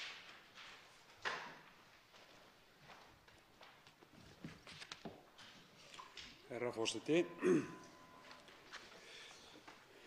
Það vissulega að mörgu að hyggja í ráðuneyti hæstv. Menntamálaráðherra og því ekki hægt að drepa á nema fátt eitt. En ég vil nú byrja á því að þakka hæstv. Ráðherra fyrir að fylgja ekki eftir loforðum sínum að lækka virðisaukaskatt á bókum. Ég held að það hafi verið afar skynsamlegt, og það á alltaf að hrósa fólki þegar það sér villu síns vegar, ekki síst þegar hæstv. ráðherrar eiga í hlut. Því að fikt í virðisaukaskattskerfinu er ákaflega óskynsamlegt. Hins vegar er erfitt að átta sig á því hvað ráðherra ætlar nákvæmlega að gera varðandi bókaútgáfuna og bæta mönnum upp það að virðisaukaskattur er ekki felldur niður og hvernig menn ætla að gæta jafnræðis þar. Þá langar mig líka að þakka hæstv. ráðherra, þetta er mikil þakkarræða eins og hæstv. ráðherra heyrir, að hafa lagt fram tillögur stuðning við frjálsa fjölmiðla.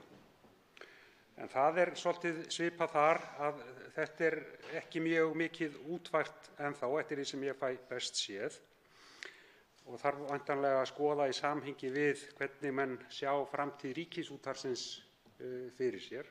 En hitt vil ég gjarnan fá að spyrja hæstv. ráðherra það eru fjármögnun þessara tveggja aðgerða sem að, ef ég kann að reikna, nálgist það að vera milljarður. Ég átta mig ekki á því hvar þetta er að finna í fjárlagafrumvarpinu, og einnig hvort að fjárheimildir ráðherrans eru þegar fullnýttar og hvaðan þetta fé á að koma, hvort að það á að bæta í eða hvort að ráðherra hyggst skera niður í öðrum málaflokkum. Til máls tekur hæstv. mennta- og menningarmálaráðherra Lilja Alfreðsdóttir.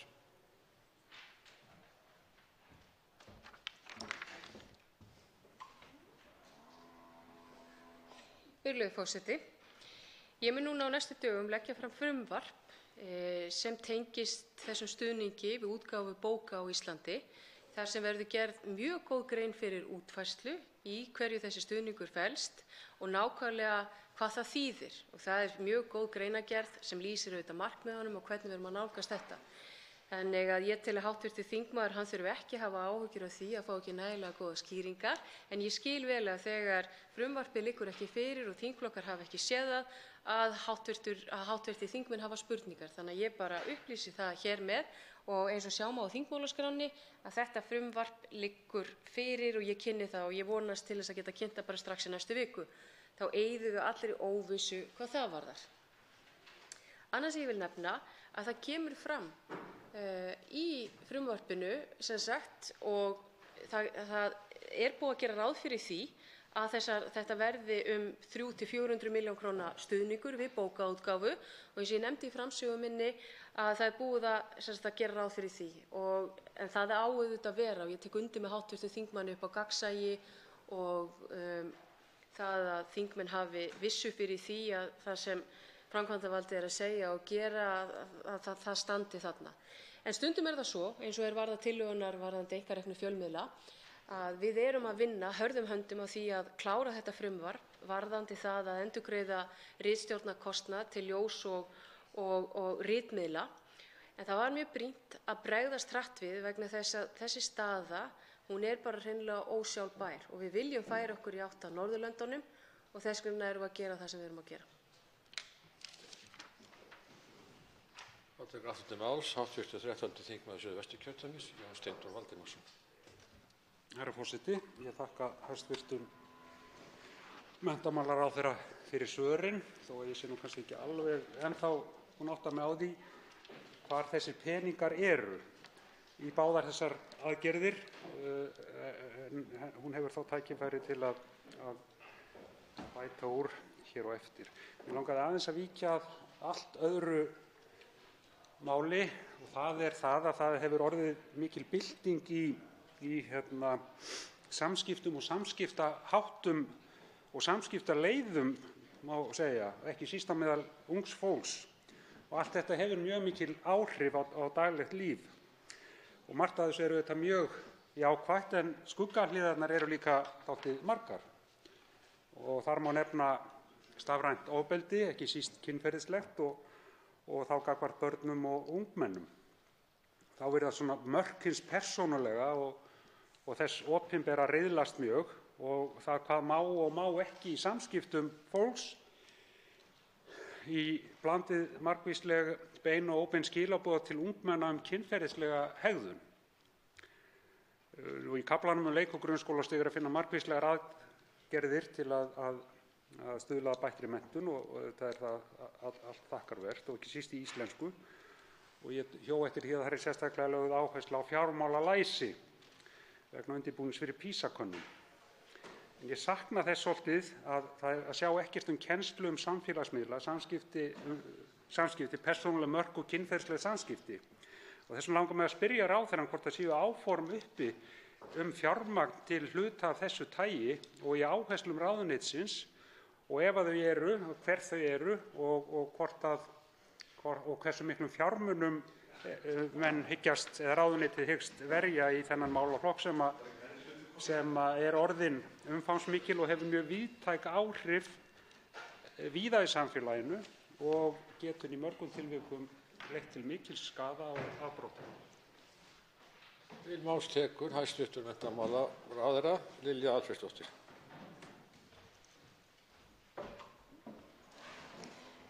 Virðulegur forseti. Varðandi beinan stuðning við bókaútgáfu þá er gert ráð fyrir því á tekjuhliðinni, þannig ég vildi bara taka það skýrt fram. Varðandi það sem hv. þingmaður nefnir varðandi samskiptamiðla og þessa stafrænu veröld, að þá verður það sérstakur liður í því þegar við erum að móta menntastefnu til ársins 2030 sem heitir hreinlega stafræn tækni og menntun.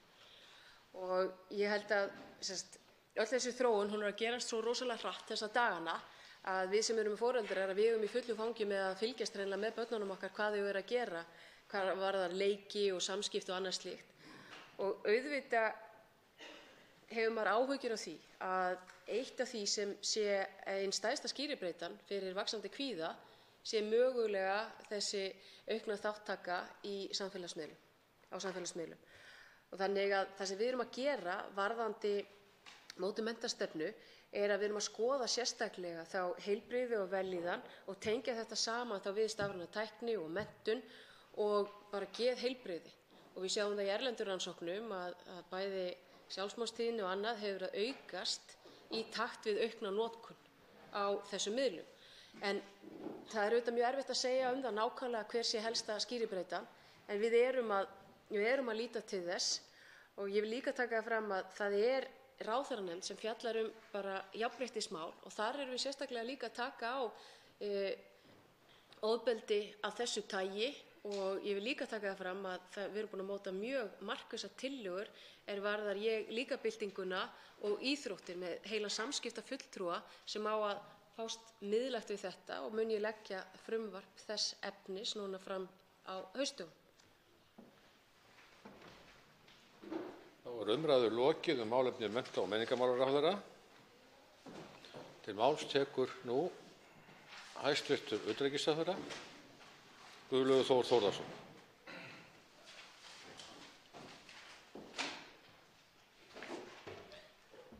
Virðulegi forseti, í ár fögnum við Íslendingar aldarafmæli fullveldis. Ég er stoltur af okkur Íslendingum sem höfum sýnt heiminum að þrátt fyrir fámenni þá erum við sjálfstæð þjóð sem hefur rödd í alþjóðasamfélaginu og getum staðið á eigin fótum. Ísland eins og önnur ríki sækir sjálfstæði sitt og fullveldi til viðurkenningar annarra ríkja og þjóðaréttar. Utanríkisþjónustan stendur vörð hagsmuni lands og þjóðar á alþjóðavettvangi á sviði stjórnmála, viðskipta og menningar og veitir skilvirka borgaraþjónustu. Heimsmarkmið Sameinuðu þjóðanna er leiðarljós í utanríkisstefnunni enda miða þau að því að tryggja sjálfbæra framtíð okkar allra. Fjárlagafrumvarpið byggir á 5 ára fjármálaáætlun sem Alþingi samþykkti síðastliðið vor. Frumvarpið gerir ráð fyrir að fjárheimildir til utanríkismála hækki samtals 1,7 milljarða króna og fari úr tæplega 15 milljörðum króna í 16,7 milljarða króna. Fjórðungur þessara hækkunar skýrist af hækkuðum framlögum til þróunar og mannúðarmála sem nú munu nema 0,28% af vergum þjóðartekjum í samræmi við stjórnarsáttmálann. Er þeim ætlað að stuðla að bættum lífsgæðum íbúa fátækra ríkja og öryggi á alþjóðavettvangi. Síðar í haust mun ég leggja fram þingsályktunartillögu þróunarsamvinnustefnu sem mun áfram miða að því að nýta íslenska sérþekkingu sem best í aukinni samvinnu við atvinnulífið. Hagsmunagæsla á sviði utanríkisviðskipta eru lykilþáttur í starfsemi utanríkisþjónustunnar. Tæplega fjórðungur af framlögum til utanríkismála varða verkefni sem tengjast utanríkisviðskiptum, en þau eru að mestu fjármögnuð af málaflokknum utanríkisþjónusta og stjórnsýsla utanríkismála. Einungis framlög til Íslandsstofu sem nema 796 milljónum króna falla undir málaflokkin utanríkisviðskipti, eins og hann birtist í fjárlagafrumvarpinu. Í vor samþykkti Alþingi breytingar á lögum í Íslandsstofu sem lúta því að efla samstarf atvinnulífs og stjórnvalda í markaðsstarfi og erlendum mörkuðum, tryggja bætta nýtingu fjármuna og skýra stjórnsýslulega stöðu Íslandsstofu. Viðskiptasamningar við önnur ríki hafa skilað íslensku þjóðarbúi umtalsverðum ávinningi, en þar ber hæst EES-samningurinn. Í samræmi við sáttmála ríkisstjórnarinnar er lögð aukin áhersla á framkvæmd hans og gert ráð fyrir 162 milljóna króna framlagi til að fylgja því eftir með því að styrkja fyrirsvar ráðuneyta og sendiráðs í Brussel. Þá eru viðskiptaþjónusta og menningartengd verkefni umtalsverður hluti af starfsemi sendiskrifstofu okkar í samstarfi við Íslandsstofu. Meginmarkmið með samstarfi öryggis- og varnarmál er að vinna að friði og öryggi í alþjóða- og svæðisbundnu samstarfi og tryggja varnir landsins með samstarfsríkjum. Gert er ráð fyrir að 13% af fjárheimildum til utanríkismála verði varið til þess málaflokks. Framlög aukast ríflega 286 milljónum króna á milli ára og fer aukningin að mestu í að bæta uppsafnaðri viðhaldsþörf og endurnýjun varnarmannvirkja á Íslandi. 17% fjárframlag er varið til borgaraþjónustu og hefðbundinna utanríkismála. Mikilvægi borgaraþjónustu utanríkisráðuneytisins hefur vaxið undanfarin ár með auknum fjölda Íslendinga erlendis. Nú búa yfir 40.000 Íslendingar víðs vegar um heiminn og þeir sem búa hér á landi fara yfir 500.000 ferðir til útlanda á ári. Þessar tölur undirstrika vaxandi umfang þessarar þjónustu. Þá eru verkefni margvísleg, allt frá því að útvega neyðarvegabréf í það að skipuleggja umfangsmiklar aðgerðir vegna neyðarástand erlendis. Þessum verkefnum gæti okkar fámenna utanríkisþjónusta ekki sinnt án sjálfboðavinnu 230 kjaraðismanna allan heim. Þjónustu við erlenda ferðamenn er einnig vaxandi þáttur í utanríkisþjónustunni, meðal annars útgáfu vegabréfsáritana til landsins. Mikil og hröð fjölgun ferðamanna til landsins gerir það að verkum að við getum ekki lengur reitt okkur aðstoð grannríkja okkar við afgreiðslu vegabréfsáritana í sama mæli og áður. Við þurfum því að axla aukna ábyrgð á þessu verkefni í samræmi við skuldbindingar okkar í Schengen-samstarfinu. Ekki er þó gert ráð fyrir áhrifum á afkomu ríkissjóðs þar sem auknar tekjur af áritunargjöldum renna í ríkissjóð og vega upp á móti auknum útgjöldum til að mæta auknu umfangi útgáfu vegabréfsáritana sem nema 160 milljónum króna samkvæmt fjárlagafrumvarpinu. Til utanríkismála verðum við í allt rétt ríflega 1,8% af heildarútgjöldum ríkissjóðs. Þrátt fyrir að umsvif málefnisins hafi aukist á öllum sviðum undanfarin ár, þá hefur þetta hlutfall lækkað lítillega á milli ára. Þessum árangri hefur verið náð með umtalsverðri hagræðingu og bættri nýtingu fjármuna. Virðulegi forseti, mikilvægi utanríkismála á eftir að vaxa á næstu misserum. Við stöndum ávallt frammi fyrir nýjum áskorunum í utanríkismálum. Á næsta ári förum við með formennsku í Norðurskautsráðinu, Norrænu ráðherranefndinni og leiðum samstarf utanríkisráðherra Norðurlandanna og Íslandsríkjanna sem og innan Alþjóðabankans. Við þetta bæti seta Íslands í mannréttindaráði Sameinuðu þjóðanna, en þar er mikilvægur vettvangur til að tala fyrir grunngildum okkar. Þá standa íslensk stjórnvöld nú frammi fyrir því brýna verkefni að tryggja greiðan aðgang íslenskra fyrirtækja að breskum mörkuðum eftir útgöngu Breta úr ESB. Verkefnið er því ærin og mikilvægt að áframhaldist góð samstaða um megináherslur Íslands í utanríkismálum. Til máls tekur hv. 5. þingmaður Norðausturkjördæmis, Logi Einarsson. Frú forseti, ég ætla að koma inn á tvennt. Ég ætla nú að byrja á því að þakka hæstv. Utanríkisráðherra fyrir ágætis yfirferð og ánægjulegt að við deilum skoðunum það að það þarf að bæta viðveru okkar og efla hagsmuni þegar kemur að EES-samningnum og gott að sjást aukin fjárframlög til þess. Það kemur hins vegar á óvart í þessu samhengi að það eigi ekki að taka fyrir þriðja orkupakkann hér á þingi fyrr en í febrúar á næsta ári og það tengist ekki beint fjárlögum. Þá langar mig að spyrja hæstv. ráðherra sem vel inni í þessum málum hvaða áhrif það geti haft á EES-samninginn og samskipti Íslands við önnur EES-lönd ef við myndum ekki innleiða hann og hvaða efnahagsleg áhrif það geti haft fyrir þjóðina. Að öðru leyti þá vil ég spyrja ráðherra framlög Íslands til þróunarsamvinnu. Þetta eru hluti af okkar alþjóðlegum skuldbindingum til að ráðast gegn fátækt og mér finnst ríkisstjórnin vera full metnaðarlítil. Vissulega vex krónutalan með auknum þjóðartekjum en hækkun á framlaginu þó langt frá því sem við getum verið fullsæmd af. Áform eru að þau verði 0,35 í lok 5 ára fjármálaáætlunar. Samkvæmt núverandi þingsályktunartillögu áttu þau að vera 0,4% 2016 og við erum langt frá þessum 0,7% markmiðum Sameinuðu þjóðanna. Það er líka algjörlega ólíðandi að hátt í 40% af þeim fjármunum sem talað að fara til þróunarsamvinnu skuli vera vegna innanlandsaðstoðar. Og mig langar að vita hvort að ráðherra sé sammála með því og hvort hann hyggst beita sér fyrir því vegna þess að það er ekkert talað það í kaflanum utanríkismál.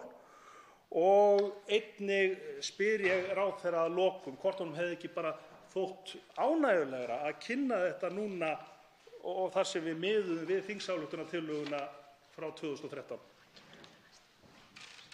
Til máls tekur hæstv. Utanríkisráðherra Guðlaugur Þór Þórðarson.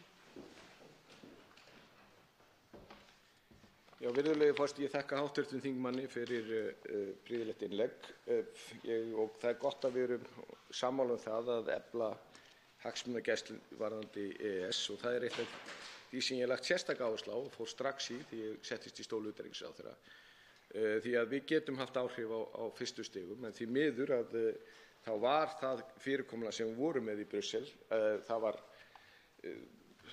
veikt mjög þegar við fórum í aðildarviðræðurnar í ESB og var ekki sett aftur á fyrir núna með því að við erum að setja 160 milljónir í hagsmunagæsluna og því það við erum þá verið með fulltrúa allra ráðuneyta í Brussel þegar að því er lokið.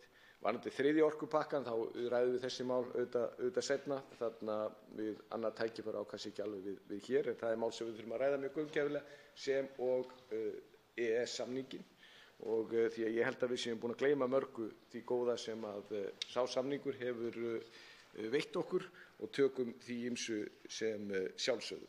En ég get kannski ekki í þessu stutt ansvari farið yfir það. Varðandi framlög til þróunarmála þá er mér til efst að í það minnsta hlutfallslega nokkur útgjaldaliður hafi hækkað jafn mikið á undanförnum árum eins og framlög til þróunarmála. Og við erum að tala bara frá 2013 til 2017 það eru þetta 3.000 milljónir á ári hækkun. Og ef við ætlum að ná 0,7% hækkunni þá eru það 19 milljarðar sem er náttúrulega miklu meira en öll framlögin sem við erum með núna til, eða þó nokkuð meira heldur öll framlögin til utanríkismála. Ég er þeirrar skoðunar að sígandi lukka sé almennt góð og það sé skynsamlegt sérstaklega þegar við farum í aukningu núna á það leggja áherslu að við vöndum mjög vel til verka hvernig við nýtum þessa fjármuni. Þetta eru fjármunir almennings og mikilvægt að við gerum þetta vel og ég legg áherslu á það að við höfum umræðan hér í þinginu og þingi veitir sömuleiðis aðhald ráðuneytinu og stjórnvöldum þegar kemur að þessu. En við erum með gríðarlega hækkun og við skulum ekki tala hana niður.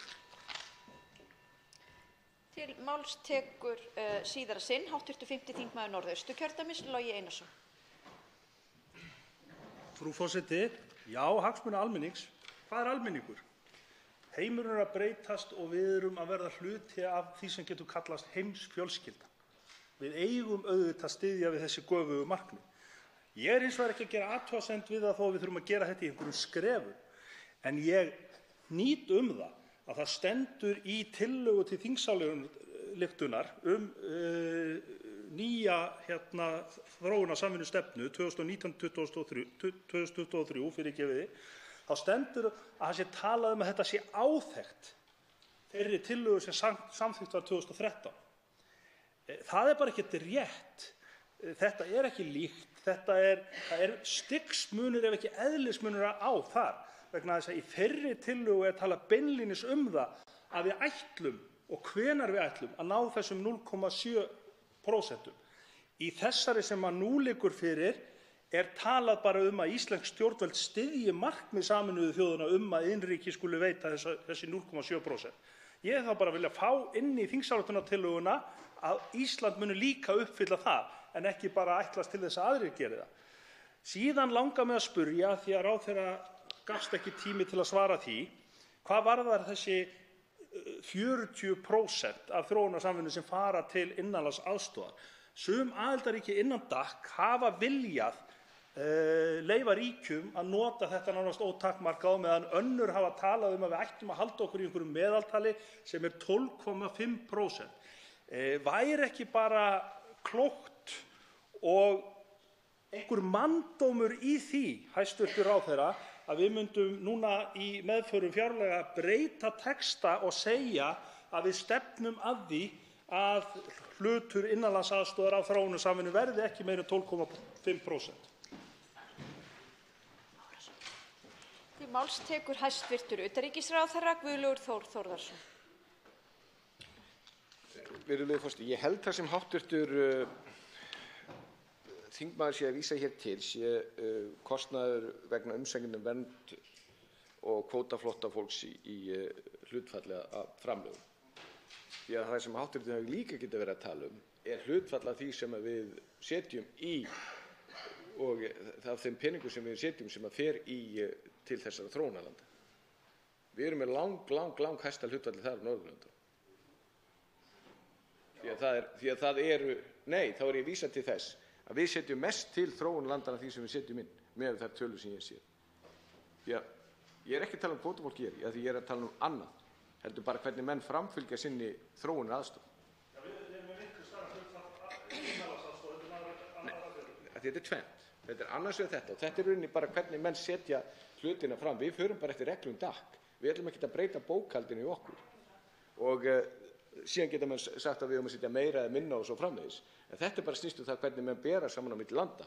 Það sem ég er að vekja athygli á, vegna þess að við erum að tala um það hvað við setjum mikið að hlutfalla peningunum til þróunarlanda, að þá setjum við hlutfallslega meira af þróunarfjörnum okkur til þróunarlandana heldur en Norðurlöndin og þá er ég ekki að vísa í vernd og kvótaflóttafólksins.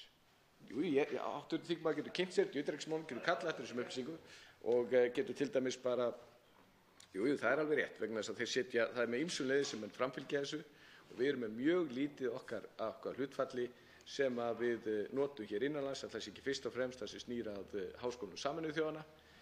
Þeir eru hins vegar með ýmislegt annað Norðurlandaþjóðirnar og aðrar þjóðir þarna sem þeir nota til að hjálpa þróunarríkjunum sem hins vegar nýtt í heimalandinu. Eitt land Evrópu er með 90% eða 95% af því sem þeir setja í þróunaraðstoð sem þeir eyða í heimalandinu sínu eigin heimalandi.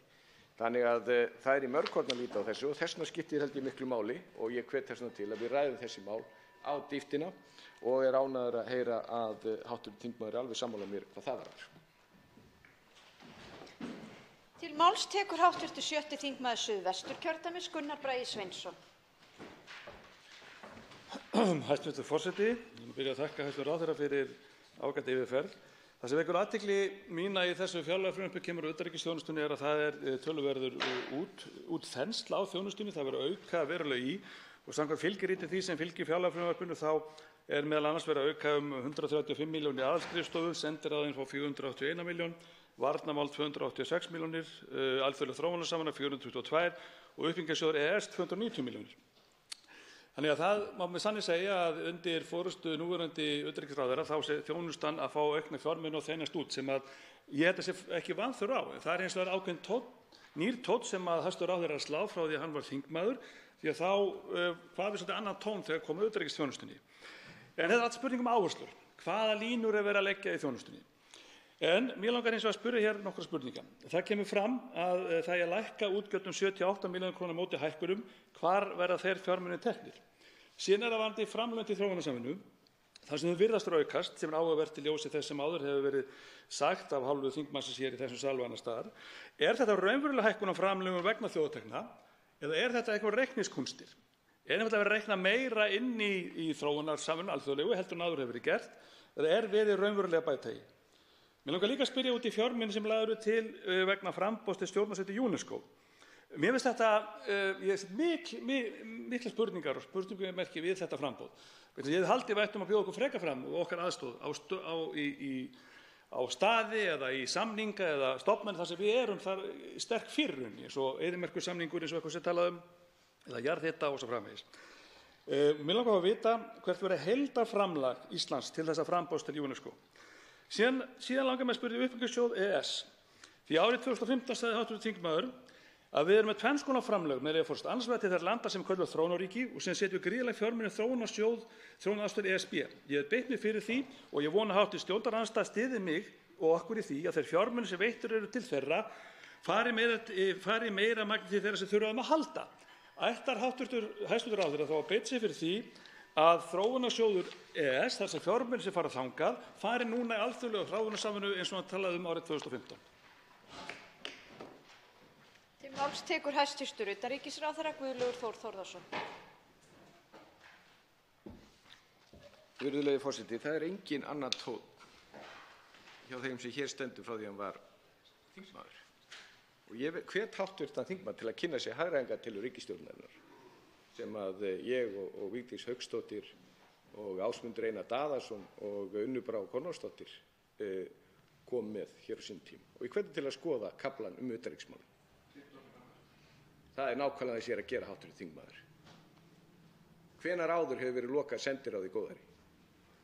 Hvenær áður hefur það verið gert? Ég er búinn að loka 2. Við fórum nákvæmlega yfir það hvar þörfin var mest og við lokuðum þar sem við þurftum ekki að hafa það. Við tókumst hér á í þingsal, hv. þingmaður og annars staðar, að þeir fjármunir sem voru komið aukalega í utanríkisþjónustuna, að þeir færu í að opna sendiskrifstofu í Strassborg. Það gerði ég ekki. Ég er að tala, hv. þingmaður. Þú kemur stað á eftir. Og ég nýtti þá fjármuni til þess að í okkar hagsmunagæslu. Bæði varðandi Brexit og sömuleiðis það sem snýr að EES-samningnum. Og það er augljóslega ekki vanþörf á. Það vísu nýtist ekki utanríkisþjónustunni beint, heldur er það að vera fjármagna fulltrúa sem eru úr viðkomandi ráðuneytum sem hafa ekki verið það lengur vegna þess að það því miður var ekki búið að setja aftur fjármuni í það, ekki forgangsraða fjármuni í það að gæta hagsmuna okkar hvað varðar EES. Varðandi Íslandsstofu, virðulegur forseti, þá var það nákvæmlega í samræmi við það sem var rætt í hagræðingartillögum þess hóps sem ég vísaði hér sérstaklega til. Þannig að það enga breyttar áherslur hvað þetta varðar. Og við skulum bara fara lið fyrir lið í aukninguna. Það sem hér er verið að tala við erum að setja 50 milljónir í norðurslóðasamstarfi af því að við erum að taka formennsku. Við erum að setja hér 48 milljónir í norræna ráðherrana vegna sem við erum að taka formennsku. Og búin að fara í gegnum EES-samninginn, það er að fara 160 milljónir í vegabréfsáritun sem við fáum inn, það kemur bara ekki í reikninga utanríkisráðuneytisins, heldur reikninga fjármálaráðuneytisins. Og ég get farið, virðulegur forseti, áfram í gegnum þetta og það er bara sjálfsagt og mér gleði og ánægja. Til máls tekur hv. 3. þingmaður Suðurkjördæmis Birgir Þórarinsson.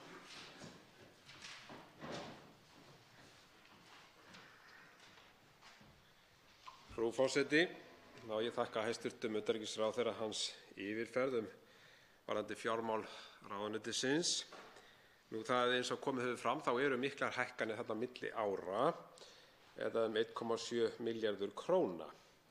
Og það má nú eiginlega segja það að þetta fjárlagafrumvarp, hvað þetta varðar, ber þess glöggt merki að vinstrimenn ráða þarna ríkjum. Þetta er jú þeirra helsta áhugamál að þenja út ríkisbáknið og Sjálfstæðisflokkurinn tekur nú þátt í veislunni.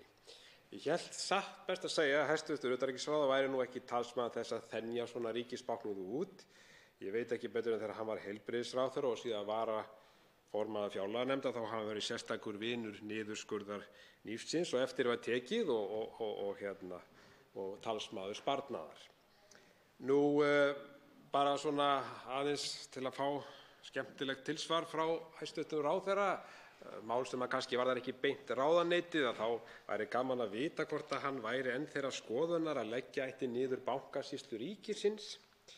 En hún fær nú 60 milljónir í fjárlagafrumvarpinu fyrir árið 2019. En það sem ég vildi spyrja hæstv. Ráðherra út í er þessi hækkun til sendiráðanna og þá sérstaklega er nefnt í frumvarpinu hækkun til sendiráðsins í Indlandi. Nú kannski tengist það, held ég, vegabréfsáritunum og auknum starfsemi hvað það varðar og væntanlega þá því að til stóð að eitt af íslensku millilandaflugvélunum hyggst fljúga til Indlands en ég skilst að þau áform séu nú einhvers staðar í algjöru uppnámi. Þannig að spurningin er hvort að það sé þörf fyrir þetta. Nú síðan minntist hæstv. Ráðherra á þessa formennsku. ráðherranefndin og í Norðurskautsráðinu, 50 milljónir og aftur 50 milljónir, 100 milljónir. Ég vil bara spyrja ráðherra því, ekki hægt að nýta eitthvað starfskrafta ráðuneytisins betur hvað þetta varðar, til dæmis sendiherra sem eru brátt að komast á eftirlaun, til þess að starfa að þessu með þeim hætti þannig að þurfi kannski ekki þessi miklu útgjöld þegar við tökum á okkur svona formennsku. Til máls tekur hæstv. Utanríkisráðherra Guðlaugur Þór Þórðarson.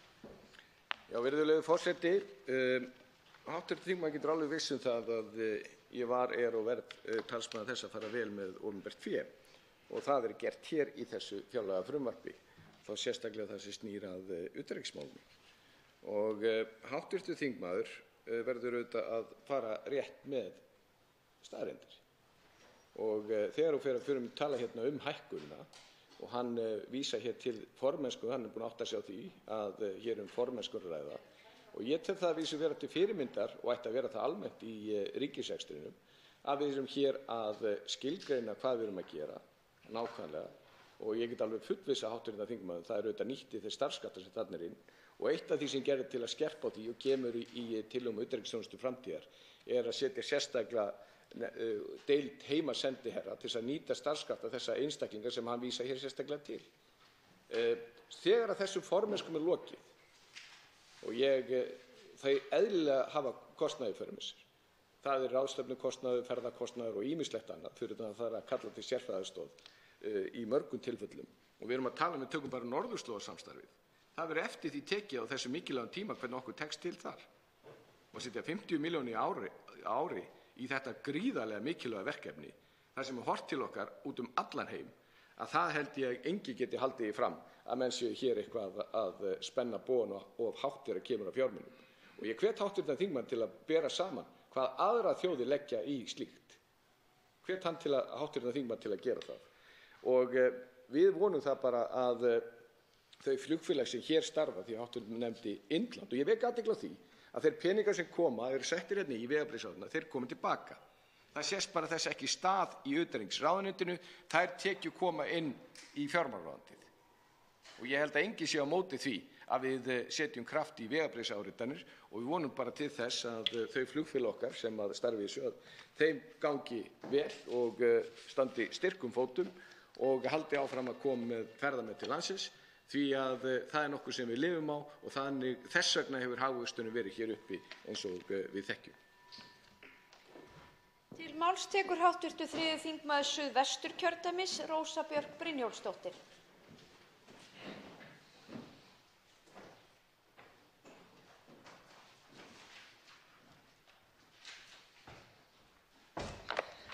Frú forseti, við ræðum hér fjárlög og þann kafla í fjárlögunum varða utanríkismálin og erum hér með hæstv. utanríkisráðherra til svara. Í umræðu við tengslum við fjármálaáætlun til næstu 5 ára hér á síðasta þingvetri fagna ég þeim ágætu og góðu hlutum sem þar komu fram varðar utanríkismál sem sýndu aukið vægi auðlinda og umhverfismál. Í utanríkismálunum og verkefni á alþjóðavísu varðar loftslagsbreytingar sem að Ísland hefur undirgengist. En mig langar til þess að beina spurningum hér til hæstv. Utanríkisráðherra varðar áframhald á verulega beinum aukningum á fjármunum og mikla hlutfallsaukningu á beinu framlagi Íslands innan NATO til að tryggja varnir Íslands sem þarfnast sérstakrar skýringar og sérstakrar umræðu hér í þingsal. Og vil ég óska eftir skýringum á þessum auknu fjárlögum sem fram koma í fjárlögunum við hæstv. utanríkisráðherra, frú forseti. Og svo verð ég nú líka að taka undir hér með formanni Samfylkingarinnar sem talaði móttöku kvótaflóttamanna og eins og fram kemur hér á blaðsíðu 217 í fjárlögunum þá þjónusta og móttaka kvótaflóttamanna flokkuð sem framlög til þróunarsamvinnu. Og andstætt því sem fram kom hér í máli hæstv. utanríkisráðherra hér áðan þá það ekki öll lönd innan DAC sem eru á þeirri skoðun eða flokka þetta með þessum hætti og þess vegna vil ég gjarnan fá að heyra það frá hæstv. utanríkisráðherra hvort að það sé þá stefna Íslands að slá þessu saman og hvort að við höfum unnið að því markvissum hætti innan DAC að einmitt flokka þetta saman vegna þess að hér að ræða verulegar fjárhæðir eins og fram kemur á blaðsíðu 217 Þarna hluti þessara útgjalda áætlaður 1.707 milljóna króna á næsta ári.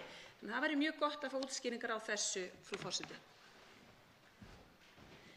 Til máls tekur hæstv. Utanríkisráðherra Guðlaugur Þór Þórðarson.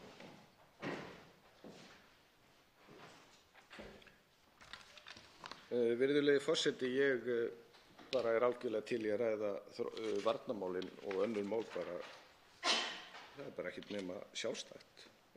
Við erum í Atlantshafsbandalaginu, höfum ákveðna sérstöðu þar, þannig að það sem við höfum tekið þátt í náttúrulega eðlilega að snýra hérna að beinum þáttum eins og ratsjárkerfin okkar og ýmis viðhaldsverkefni sem eru hér á Keflavíkurflugvelli, svo dæmi sé tekið, og síðan tökum við þátt í borgaralegu verkefnum á vettvangi Atlantshafsbandalagsins. Og það sómi að. Við erum stolt af því að vera í Atlantshafsbandalaginu og sem betur hefur verið þar. Og það bara partur okkar þjóðöryggisstefnu. Og ég held að enginn geti haldið því fram með neinni sanngirni að það sem að við leggjum fram í þennan málaflokk, þó að það sé erfitt að bera saman framlög okkar til varnarmála með við önnur lönd vegna þess að við erum ekki hér og verðum ekki með hér. En þannig að ýmislegt sem að heyrir undir varnarmál í öðrum löndum að það heyrir ekki undir varnarmál hér hjá okkur. En engu að síður að þá erum við að taka þátt í þessu eins og aðrar Atlantshafsbandalagsþjóðir og eftir því tekið hvað við erum að gera og það er vel.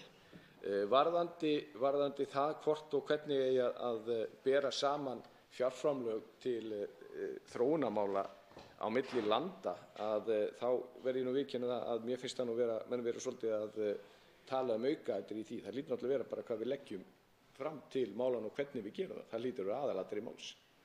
En síðan verðum við að geta borið saman okkar framlög við önnur ríki með réttum hætti. Og ég geri engan ágreining, það finnst ekkert óeðlilegt við það að þetta sé lagt fram með þessum hætti eins og aðrar þjóðir gera. Bara alls ekki.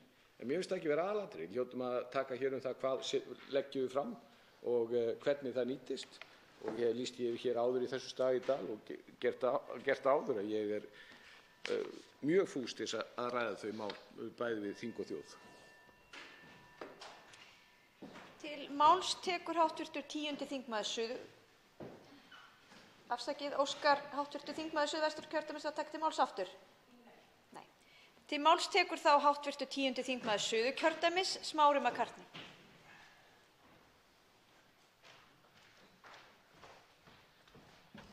Frú forseti, það gott að sjá í þessu frumvarpi að aukið fjármagn sé sett til sendiráðsins í Brussel sem endurspeglar alvöru eflingu á hagsmunagæslu okkar gagnvart EES-samningnum.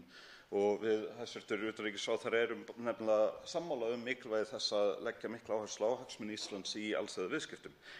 En þá kemur þessi umræða eða þessi aðgerðarpunktur að móta heildarstefnu á sviði utanríkisviðskipta, sem jákvætt skref að ég held.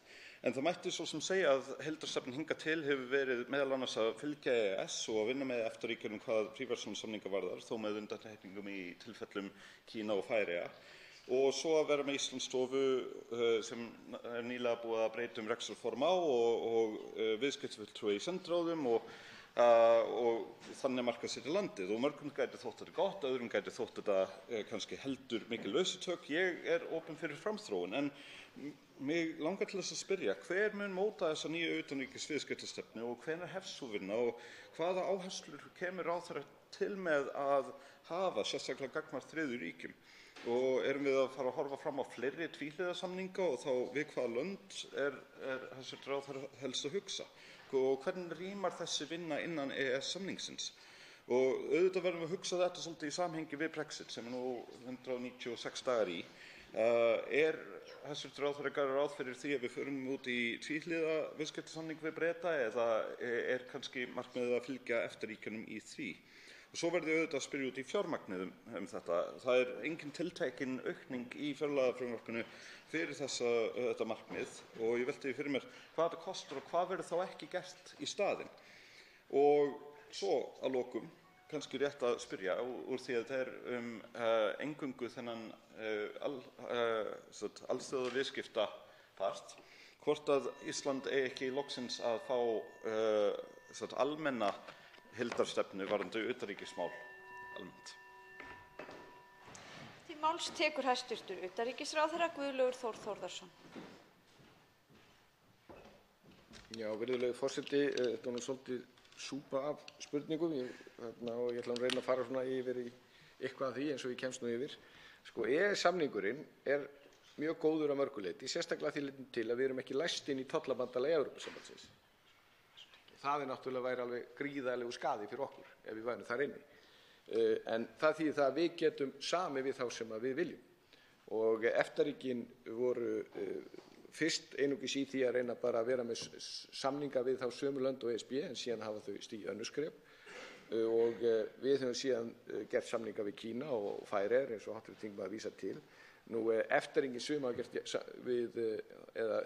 gert samning við Japan sem Sviss, þannig að við gerum það ekki á vettvangi EFTA nema það einhver sérstök ákvörðun það.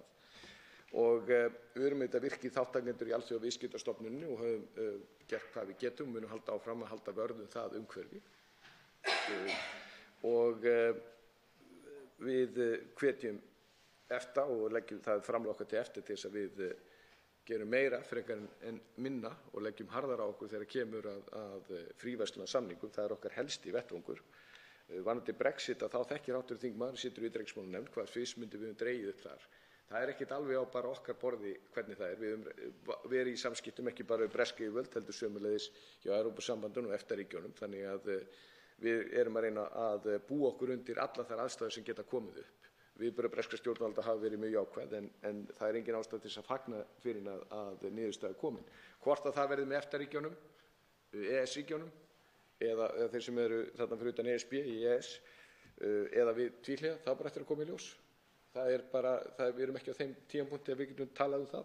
Varðandi kostnaðina þá fórum við náttúrulega í heildarendurskoðun og stefnumótun á utanríkisþjónustunni og þar erum við að forgangsraða, til dæmis að nýta meira starfsmenn, við höfum verið að loka sendiráðum og þarna setja viðskiptafulltrúa þar sem voru ekki í fjarlægum mörkuðum. Ef við ætlum að halda upp í lífskjörum hér þá verðum við að selja á fleiri mörkuðum heldur en gert núna. Það liggur fyrir og til þess var ég meðal annars virðulegi forseti í Kína. Til máls tekur hv. 4. þingmaður Reykjavíkurkjördæmis suður Þórhildur Sunna Ævarsdóttir. Frú forseti, ég vil gjarnan taka þráðinn aðeins upp frá því sem frá var horfið hjá hv. Samflokksmanni mínum, nema mig langar að spyrja svolítið út í mannréttindamál og áherslur hæstv. ráðherra í mannréttindamálum. Ég horfi þá sérstaklega til nokkurra aðgerða sem að finna má á blaðsíðu 210 í fjárlagafrumvarpinu. Þá fyrst og fremst aðgerðir 4 og 5, þar sem að fram kemur að ætlunin sé að styrkja málsvarastarf, samvinnu og þátttöku á vettvangi alþjóðastofnana og í svæðisbundnu samstarfi, auka samráð innan utanríkisþjónustunnar og Stjórnarráðsins alls, sem og að styrkja stofnanir, verkefni og viðburði sem stuðla að aukinni virðingu fyrir mannréttindum, jafnrétti, þjóðarétti og mannúð á heimsvísu. Og að fullgilda og staðfesta alþjóðlega samninga kemur þarna fram líka. Nú velti ég fyrir mér kannski nokkrum samvirkandi þáttum. Í fyrsta lagi þá erum við ekki með neitt sendiráð í Strassborg sem hefur komið fram og þá gagnvart Evrópuráðinu, en þar munum við einnig taka við formennsku fljótlega í ráðherraráði Evrópuráðsins.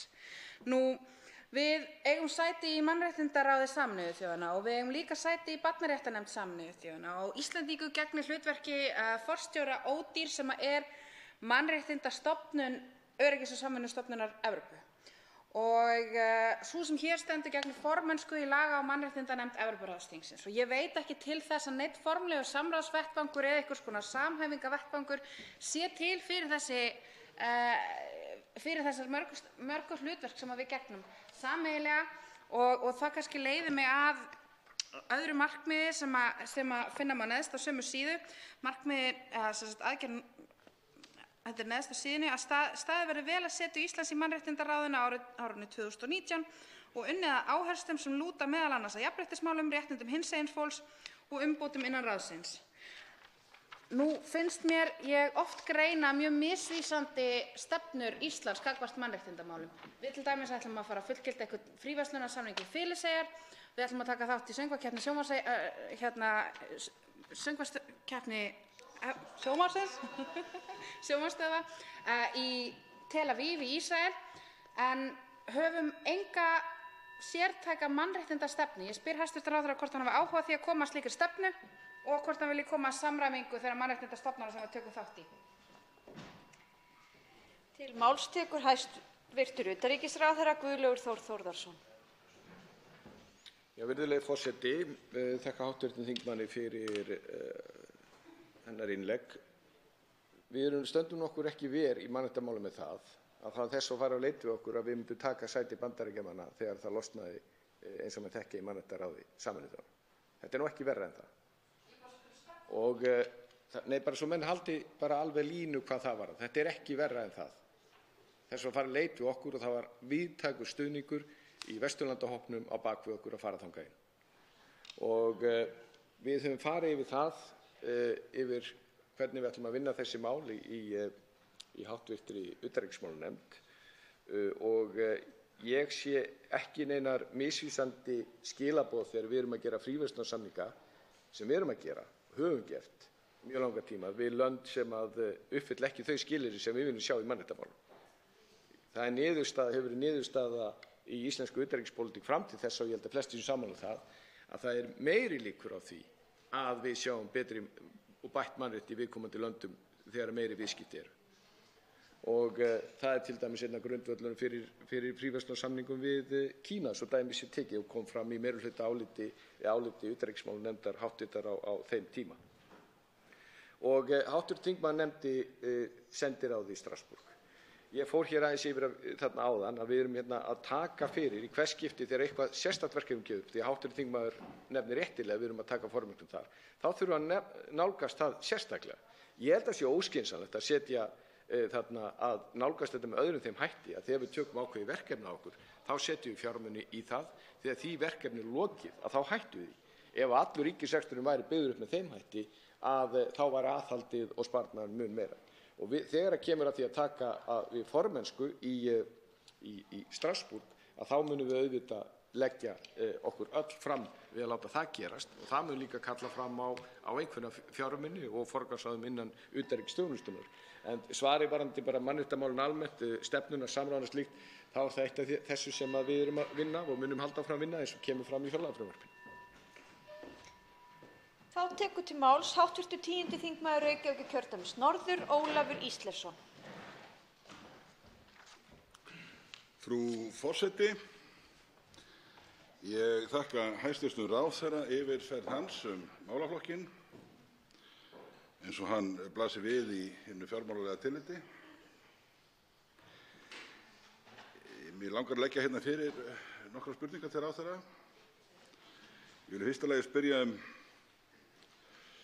í tengslum við viðskiptaþvinganir gagnvart Rússlandi hvort að ráðuneyti utanríkismála hafi borið sérstakan kostnað vegna þátttöku landsins í þessum aðgerðum og hvort þess sjáist stað í fjárlagafrumvarpinu.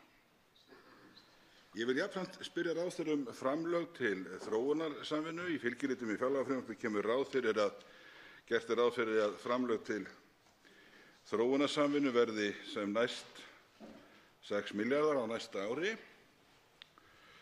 borið saman við sem næst hálfum 6 milljarði eða 5,5 milljörðum á yfirstandandi ári. Þannig að hækkunin milli ára nemur samkvæmt þessu nálægt hálfum milljarði króna. Ég vil spyrja ráðherra hvaða markmiðssetning liggur að baki þessum tölum og hvaða mælikvörðum árangur er beitt þegar kemur að ákvörðunum í þessum efnum. Hvaða kröfur gerir ráðherra til árangurs af þessu starfi? Ég vil í þessu sambandi spyrja hvort ráðherra geti upplýst hvað almennt gerist meðal nágrannaþjóða þegar kemur að spurningunni hvort reikna eigi kostnað vegna hælisleitenda með útgjöldum til þróunarsamvinnu einnig í alþjóðlegum samanburði.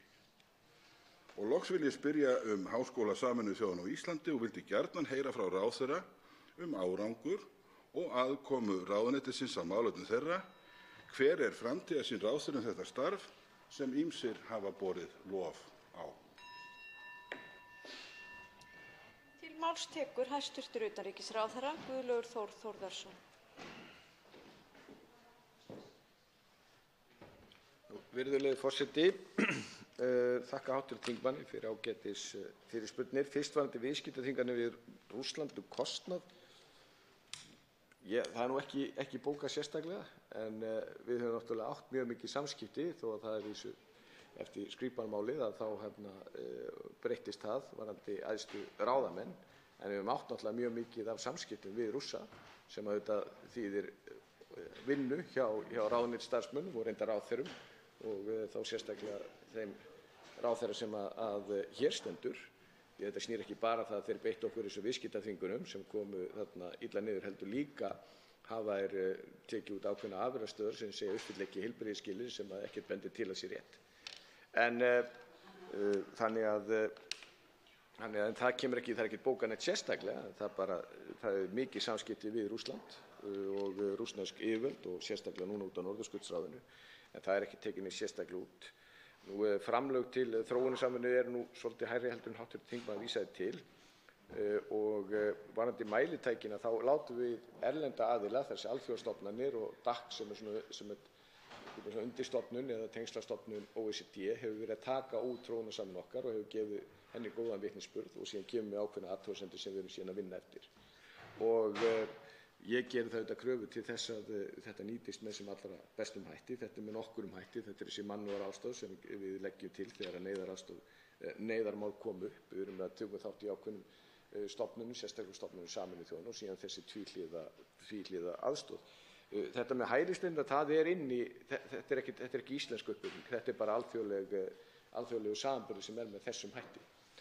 Og varðandi Háskóla Sameinuðu þjóðanna, ég held að það við gert það eitt af því sem getur verið mjög ánægð með og má segja að sé svona mörgu leyti svona ákveðin þungamiðja í það minnsta málaflokkarnir hvað varðar þarna þróunarmálin og við þurfum hins vegar að sjá hvernig við getum nýtt þetta ennþá betur. Við erum að bæta verulega, við erum að bæta á nokkrum árum og bæta 3.000 milljónum á ári í þróunarmálum og eitt af því sem að munum auðvitað bæta í þessi skóli og þá það spurning hvernig við getum nýtt þá fjármuni sem allra best. Til máls tekur í síðara sinn hv. 10. þingmaður Reykjavíkurkjördæmis norður, Ólafur Ísleifsson. Frú forseti, ég stend bara upp hérna til að þakka ráðherra fyrir einkar skýr og glögg svör. Ég vil nú kannski nefna það að þær tölur sem ég bar hérna fram voru sem næst lesnar upp af blaðsíðu 56 í fylgiriti með fjárlagafrumvarpinu, þannig að ég vil bara treysta því sem að þar stendur.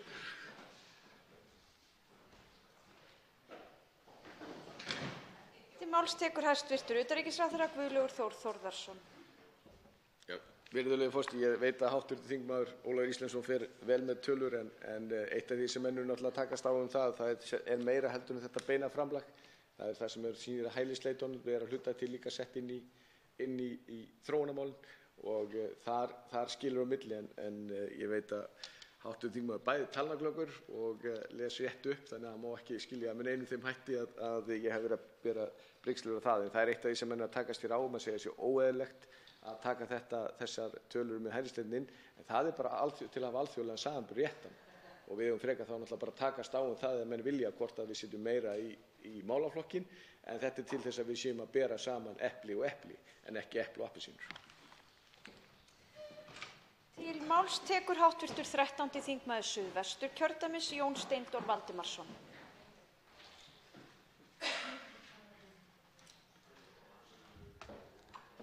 Frú forseti, það nú þannig að það á alltaf að hrósa fyrir það sem vel gert og hæstv. utanríkisráðherra leggur mikla áherslu á að styrkja EES-samstarfið og þess stað með auknum fjármunum í þann málaflokk. Hins vegar hef ég kannski örlitlar áhyggjur af því hvort nóg sé að gert. Ég geri ráð fyrir því að hæstv. Ráðherra deili áhyggjum mínum af því að sótt sé að EES-samningnum af m.a. sumum hv. þingmönnum og honum fundið flest til foráttu. Og í þessu samhengi langar mig því til að spyrja hæstv.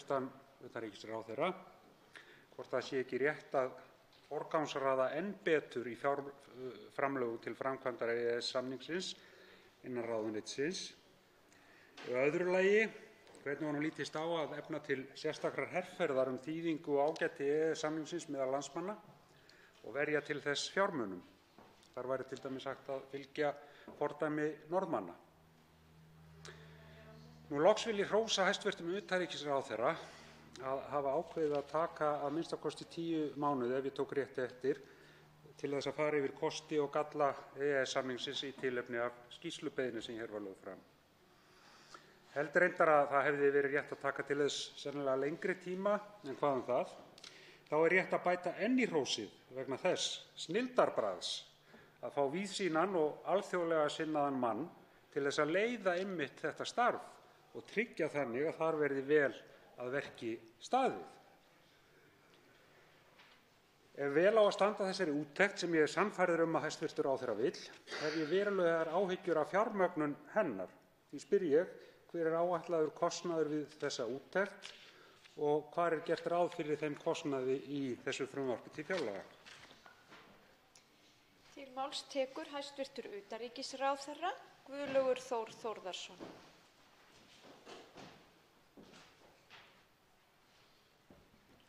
Virðulegi forseti, ég þakka hv. þingmanni fyrir innslagið og ég er aðeins að jafna mig. Ég man ekki eftir að hv. þingmaður hafi hrósað mig svo mikið. En ég reyni að jafna mig bara hratt og vel af því ég hef svo stuttan tíma.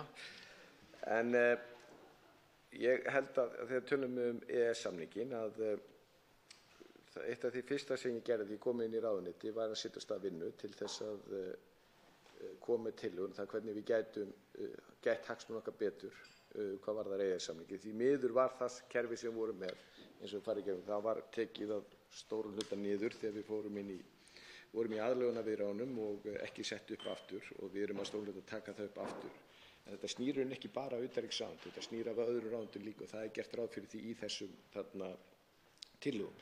Og aukningin núna 160 milljónir gengur út á það að við erum að fjármagna fulltrúa úr fagráðuneytunum, þannig það verði fulltrúa allra fagráðuneyta sem verði í Brussel til þess að fylgjast með þeim málaflokkum þar sem að þetta getur tengst inn á hagsmuni Íslands.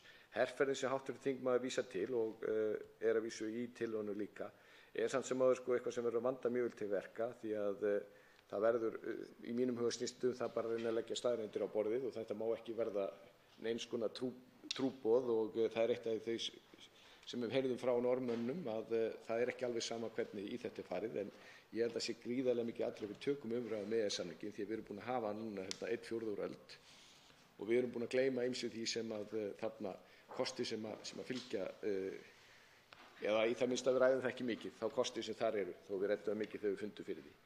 Nú ég held að það sé mikil styrkur að fá ekki bara Björn Bjarnason í þessa skýrslu heldur líka Kristrúnu Heimisdóttur og Bergþóru Halldórsdóttur.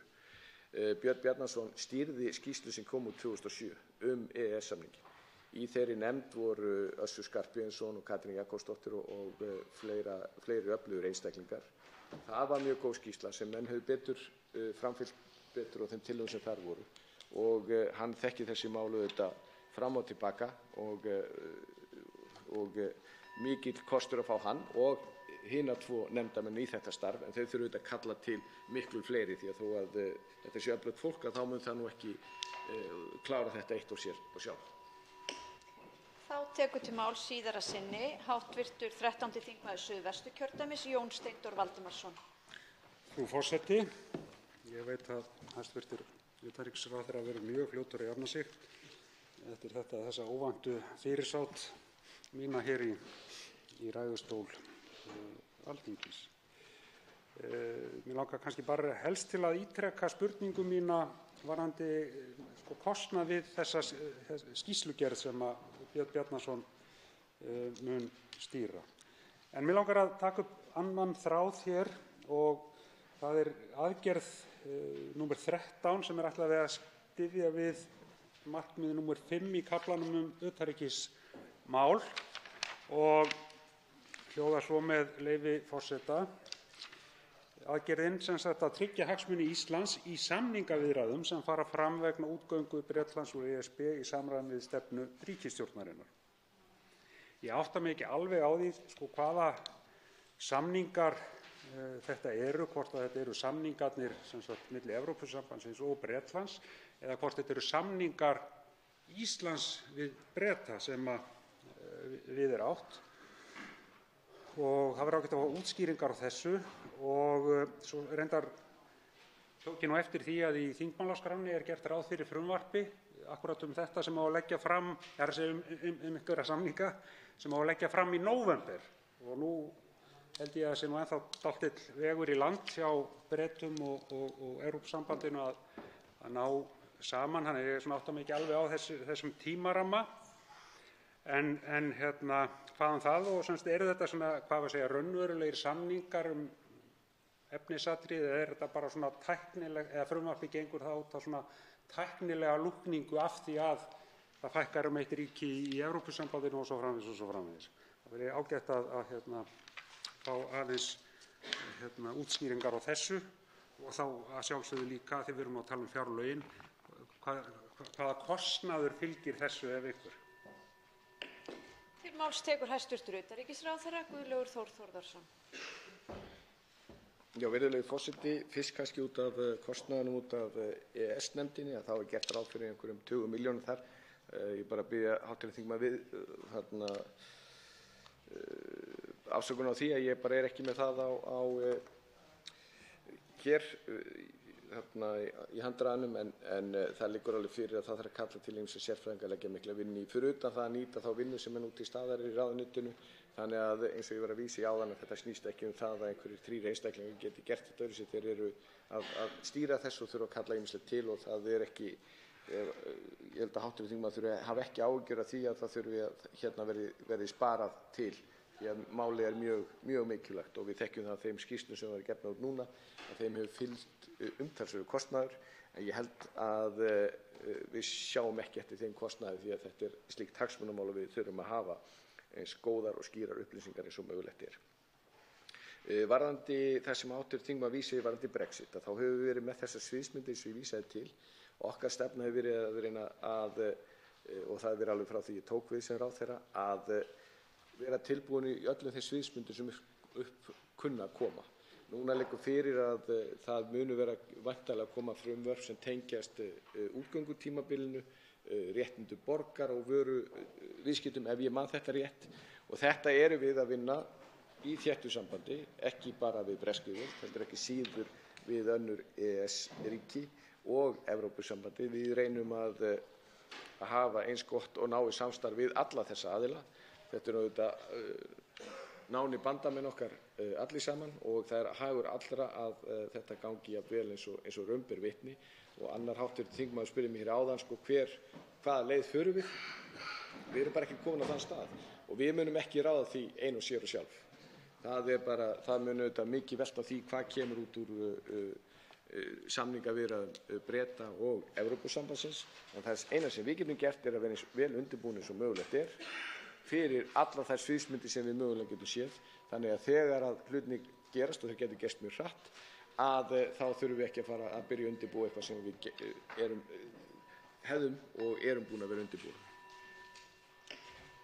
Þá tekur til máls síðara sinni fyrir hönd Vinstri grænna þingflokks hv. 3. þingmaður Suðvesturkjördæmis Rósa Björk Brynjólfsdóttir.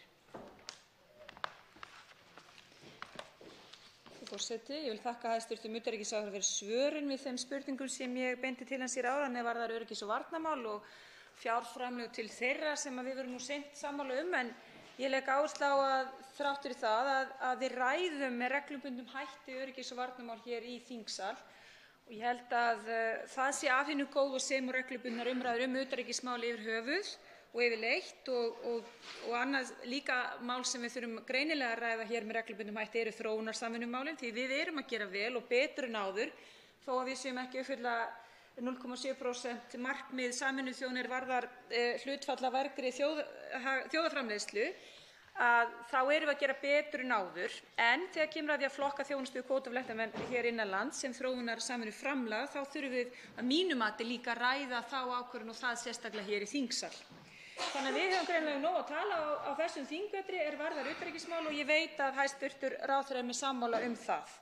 En mig langar til þess hér undir lokin og get ekki staðist á freistingu að tala þá ákvörðun að endurreisa ekki sendiskrifstofu Íslands við Evrópuráðsþingið í Strassborg sem þýðir að við erum eina þjóðin af 47 þjóðum sem eiga sæti í Evrópuráðsþinginu sem ekki með sendiskrifstofu við þingið, ólíkt því sem var fyrir hrun og ákveðið var að endurvekja 2016.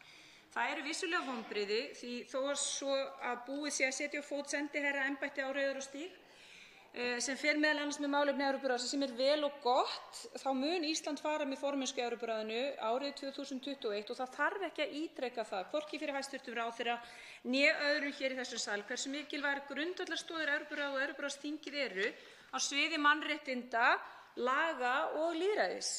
Stofnanir Evrópuráðsins, þar með talið ráðherranefndin, Evrópuráðsþingið og Mannréttindadómstóll Evrópu eru mikilvægustu mannréttindastofnanir álfunnar. Og viðvera okkar í Strassborg giftir þar höfuðmáli og ég vil ekki síst sem formaður Íslandsdeildar Evrópuráðsþingsins og varaforseti þess hvetja hæstv. Utanríkisráðherra til að auka fjárframlög þegar kemur að styrkingu og viðveru okkar Íslendinga við Evrópuráðið. Þar eigum við að láta gera okkur gildandi þegar kemur að mannréttindamálum, réttindum borgaranna og því að tryggja lýðræði okkar allra hér í þessari álfu. Að lokum tekur til máls undir þessari umræðu hæstv. Utanríkisráðherra Guðlaugur Þór Þórðarson. Já, virðulegi forseti, það ágætt að vera skammaður úr báðum áttum. Það þarna, svo meðaltali það bara prýðilegt. En ég bara þakka hv. þingmanni fyrir það sem hún fór yfir. Það alveg hárrétt hjá hv. þingmanni að við þurfum að ræða ýmis mál. Öryggis- og varnarmál til þess eitthvað sem við verðum að ræða. Og ég held að sé mjög mikilvægt að vera meðvitað það hvað búið að breytast mikið í þessu á örfáum árum. Og þessi aukna áhersla til þess Norðurlandanna sem að ég hef sömuleiðis lagt áherslu á og á þessu sviði nokkuð sem ég held að hafi aldrei gerst áður. Það alltaf að þétta samstarf Norðurlandanna í öryggis- og varnarmálum. Og þá bæði löndin sem í NATO og fyrir utan. Svíþjóð og Finnland í mjög þéttu samstarfi, hafa mjög mikinn áhuga á því og reyndar eru þau nánustu samstarfsríki Atlantshafsbandalagsins. Ég tel þetta sé góð þróun, það að segja, það ekki góð þróun að við þurfum að ræða öryggis- og varnarmál jafn mikið sem mögulegt en ég held að sé góð þróun að Norðurlöndin vinni þétt saman og það styrkur fyrir okkur öll. Og varðandi Strassborg, virðulegi forseti, þá það alveg, liggur það alveg fyrir að þegar við tökum verkefni eins og formennsku þar, þá munum við leggja meira í það, alveg eins og ég var að fara hér yfir áðan.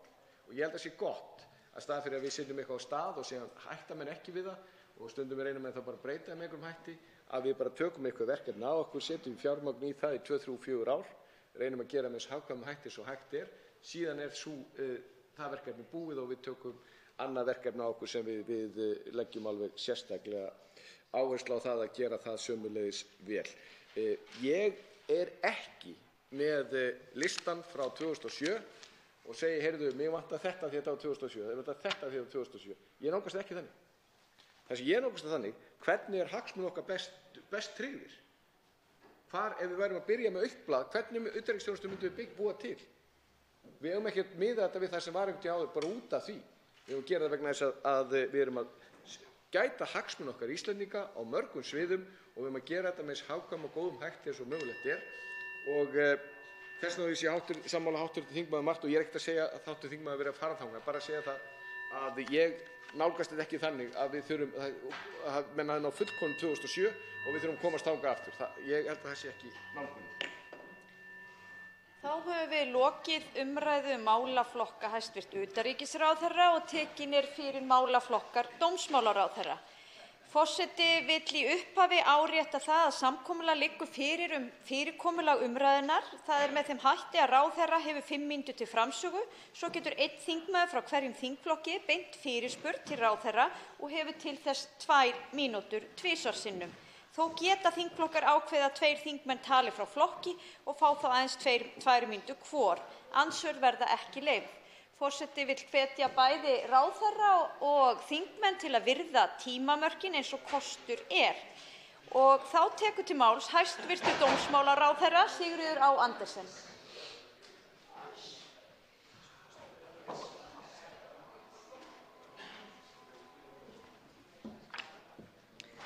Virðulegur forseti, ég þakka fyrir það tækifæri að fá að stikla hér á stóru í umræðum frumvarp til fjárlaga fyrir næsta ár og vík hér eðli málsins samkvæmt sérstaklega að þeim málefnasviðum sem undir dómsmálaráðuneytið heyra. En það eru í raun 3 málefnasvið sem undir ráðuneytið heyra. Það málefnasvið sem eru númer 2 merkt, tölulið 2 í fjárlagafrumvarpinu sem varðar dómstólana og það tölulið 9 í fjárlagafrumvarpinu sem málefnasvið almanna- og réttaröryggis og það málefnasvið 10 sem eru réttindi einstaklinga og trúmála. Heildarútgjöld málefnasviðanna 3 eru áætluð 47,7 milljarðar króna í fjárlagafrumvarpinu og aukast tæpa 5,2 milljarða króna sem 12,2% hækkun. Ég vil nefna það að í þessum útgjaldatölum eru 2 liðir sem heyra undir þessi málefnasvið dómsmálaráðuneytisins en eru þó á verksviði forsætisráðuneytisins og það óbyggðanefnd og ríkislögmaður en í fjárhæðum talið kannski óverulegur hluti heildarfjárhæðarinnar. En ég vil þá stuttlega gera bara grein fyrir þessum 3 málefnasviðum og víkja fyrst að dómstólunum. En til dómstólanna gert ráð fyrir að verði varið 3,2 milljörðum króna. Það 70 milljón króna hækkun frá yfirstandandi ári, sirka 2,2%. Og ef við horfum til raunbreytinga framlaga í einstaka málaflokkum málefnasviðsins þá munar þarna mest 39 milljóna króna lækkun framlags til Hæstaréttar en það vegna fækkunar 1 stöðugildi hæstaréttardómara og 1 stöðugildi aðstoðarmanns og þetta í samræmi við áhrif vegna breytinga sem gerð voru á lögum dómstóla. Og það svo sem lítið dómstólasviðið í rauninni að fjalla. Það hafa auðvitað verið miklar breytingar sem menn þekkja á dómskerfinu hér á landi með stofnun Landsréttar og dómstólasýslunnar en ég horfi til þess með miklar væntingar að dómstólasýslan láti til sín taka við að efla stjórnsýslu dómstólanna og mér hefur virst Landsréttur hafa farið vel af stað og í samræmi við fjármálaáætlun allt saman. Þá vil ég víkja hérna þá næst að málefnasviðinu heitir almanna- og réttaröryggi en til þess verður varið á næsta ári 29 milljörðum króna og gott betur, tæpum 30 milljörðum króna og það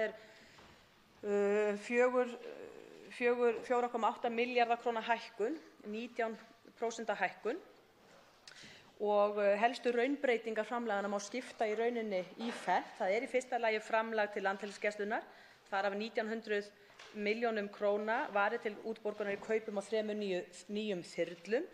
Í öðru lagi 1300 milljónum króna framlag til löggæslunnar og þar af rúmlega 800 milljónum varið til fjármögnunar aðgerðaáætlunar vegna framkvæmda við landamæravörslu og samþætta landamærastjórnun.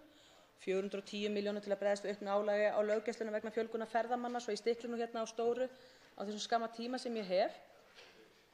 Og í þriðja lagi verulegum fjárhæð með 100 milljónum króna ætlað að fara til fullnustumála til að tryggja full afköst fangelsanna hér á landi, sérstaklega Hólmsheiði sem hefur ekki verið í fullri notkun en stefnir núna í það undir lok þessa árs.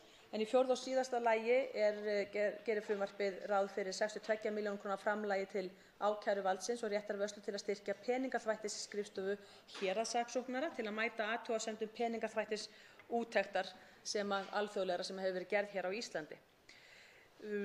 Ég vil þá víkja hérna örstutt að málefnasviðinu réttindi einstaklinga og trúmál og undir það heyrir líka stjórnsýsla dómsmálaráðuneytisins. En í þetta málefnasvið áætlað að fari 14,5 milljarður, það 306 milljón króna hækkun, 2,1% hækkun og þarna munar nú kannski mest 77 milljón króna framlag til persónuverndar til að mæta innleiðingu nýrra laga eins og þingheimur þekkir. Á móti lækka framlög til kosninga, við höfum væntingar til þess að það verði ekki kosningar á næstu ári og Þannig að þetta persónuverndin. Nú sé ég að tíminn nú eiginlega úti. En ég vil nefna það hérna sérstaklega líka að það standa yfir samningaviðræður við þjóðkirkjuna og sem að sér núna loksins fyrir endan á vonandi og varðandi útlendingamálin að þá virðist okkur að það áhlaup sem að dundi hérna Útlendingastofnun sé í einhverjum rénun en það gert ráð fyrir lítils háttar aukningu til þessa málaflokks. Annars hlakka ég til að taka þátt í umræðum hér málefnasvið dómsmálaráðuneytisins. Til máls tekur hv. 4. þingmaður Reykjavíkurkjördæmis norður, Helga Vala Helgadóttir. Frú forseti, ég kem hingað upp til þess að ræða þá grunnstoð samfélagsins sem hæstv. Dómsmálaráðherra fer með, nefnilega löggæsluna. Fjárheimild málaflokksins hækkar tæplega 1150 milljónir króna, sem jú dágóð fjárhæð og nauðsynleg til að efla löggæslu í landinu, sem hefur fengið að drabbast hættulega mikið niður á vakt Sjálfstæðisflokksins þrátt fyrir ítrekuð viðvörunarorð lögreglustjóra landsins, ríkislögreglustjóra og formanns Landssambands lögreglumanna. Áætluð fjárþörf til að hægt sé að hafa hér lágmarksmönnun í löggæslu landsins 3 milljarðar króna. Svo þegar sást glitta í þessar tölur, rúmlega milljarð króna, ekki laust við að vonarneisti hafi kviknað í brjósti þingmannsins. Það svo? Loksins verið að fara að efla löggæsluna? Á loksins að tryggja lágmarksmönnun hjá lögreglunni? Víða land eru tómar lögreglustöðvar, enginn á vakt, einn sofandi lögreglumaður með símann á náttborðinu, 3 lögreglumenn gæta 60.000 borgara hér á höfuðborgarsvæðinu og þar fram eftir götunum. Má sjá þess merki í fjárlögum að hæstvirtir ráðherrar dómsmála og fjármála séu loksins að svara þessu neyðarkalli sem að borist hefur frá lögreglu árabil. Nei, frú forseti, þegar fjárlög eru rýnd kemur í ljós að af þessum rúmlega 1100 milljónum sem verið að auka til málaflokksins rétt 850 að fara í landamæravörslu og þar af 230 í búnað. Ekkert fjallað fjölgun í almennri löggæslu og vil ég því spyrja hæstv. Dómsmálaráðherra, hefur hún virkilega engar áhyggjur af undirmönnun í lögreglunni, í hinni almennu löggæslu? Til máls tekur hæstv. Dómsmálaráðherra Sigríður Á. Andersen.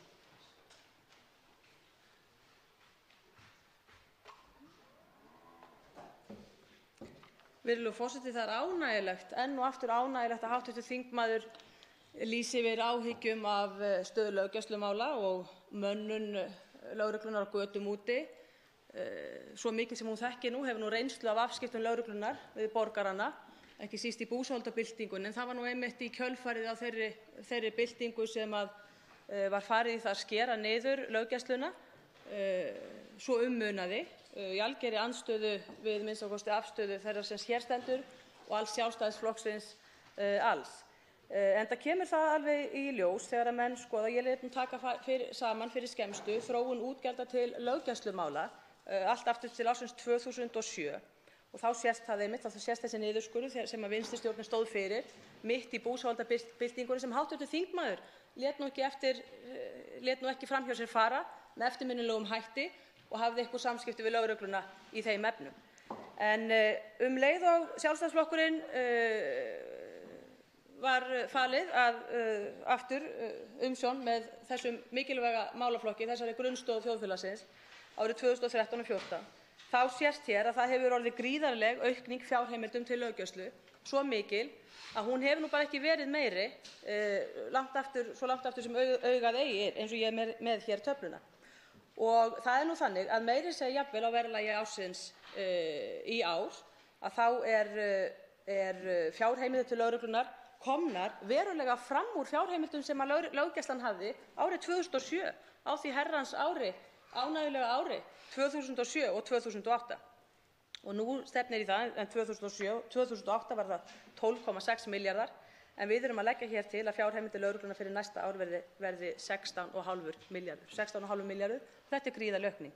Ég hef að sjálfsögðu áhyggjur af því að ef að lögreglan getur ekki mannað sínar stöður og við höfum lagt mikla áherslu á það og ég hef gert það, að tryggja það að endurnýjun geti átt sér stað með nýliðun í lögreglunni og það er endalaust verkefni. Það var farið í sérstakt átak til að fjölga lögreglumönnum í tengslum við meðferð kynferðisbrota sem og ég árétta og ítreka, almenn löggæsla. Það er ekki bara sýnileg, ekki bara lögreglumenn á fæti út á götu sem það er, en þarna var að ræða verulega fjölgun á þessu ári. Tekur til máls síðara sinni hv. 4. þingmaður Reykjavíkurkjördæmis norður, Helga Vala Helgadóttir. Já, frú forseti. Það verður að vekja ákveðna furðu að hæstv. Dómsmálaráðherra skuli gleðjast svona mjög yfir áhyggjum þingmanna og borgara, lögreglunnar sjálfrar, fyrrverandi gegnheils Sjálfstæðismanns og fyrrverandi yfirlögregluþjóns Geirs Jóns Þórissonar af einmitt gríðarlegri manneklu í almennri löggæslu á landinu. Talandi búsáhaldabyltinguna, þá stóð einmitt umræddur Geir Jón Þórisson, fyrrverandi varaþingmaður Sjálfstæðisflokksins, í ströngu hér ásamt öðrum lögreglumönnum og voru þar allir kallaðir á dekk. Frá þessum tíma hefur flokkur hæstv.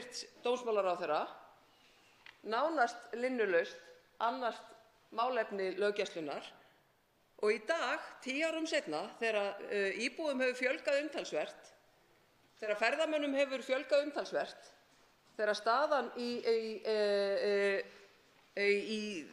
þeim verkefnum sem lögreglan þarf að annast þannig að það þarf mun fleiri á vakt en áður var, þá hefur lögreglumönnum fækkað. Þetta veit hæstv. Dómsmálaráðherra þó að hún hafi að því virðist enga reynslu af löggæslumálum, öfugt við þá sem hér stendur sem hefur starfað sem lögmaður, verjandi og réttargæslumaður árum saman.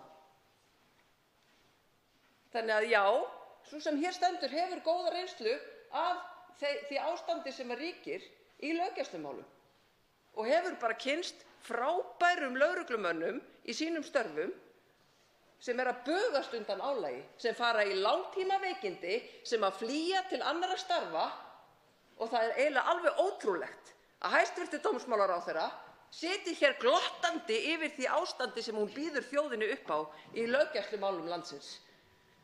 Ég held að hún ætti að frekar að reyna að ná eyrum hæstv. Fjármálaráðherra og reyna mögulega að fá einhverja fjármuni inn í þetta, því þarna er svo sannarlega þörf. Það er talið að 3 milljarða þurfi til þess að hafa lágmarksmönnun í löggæslu á landinu.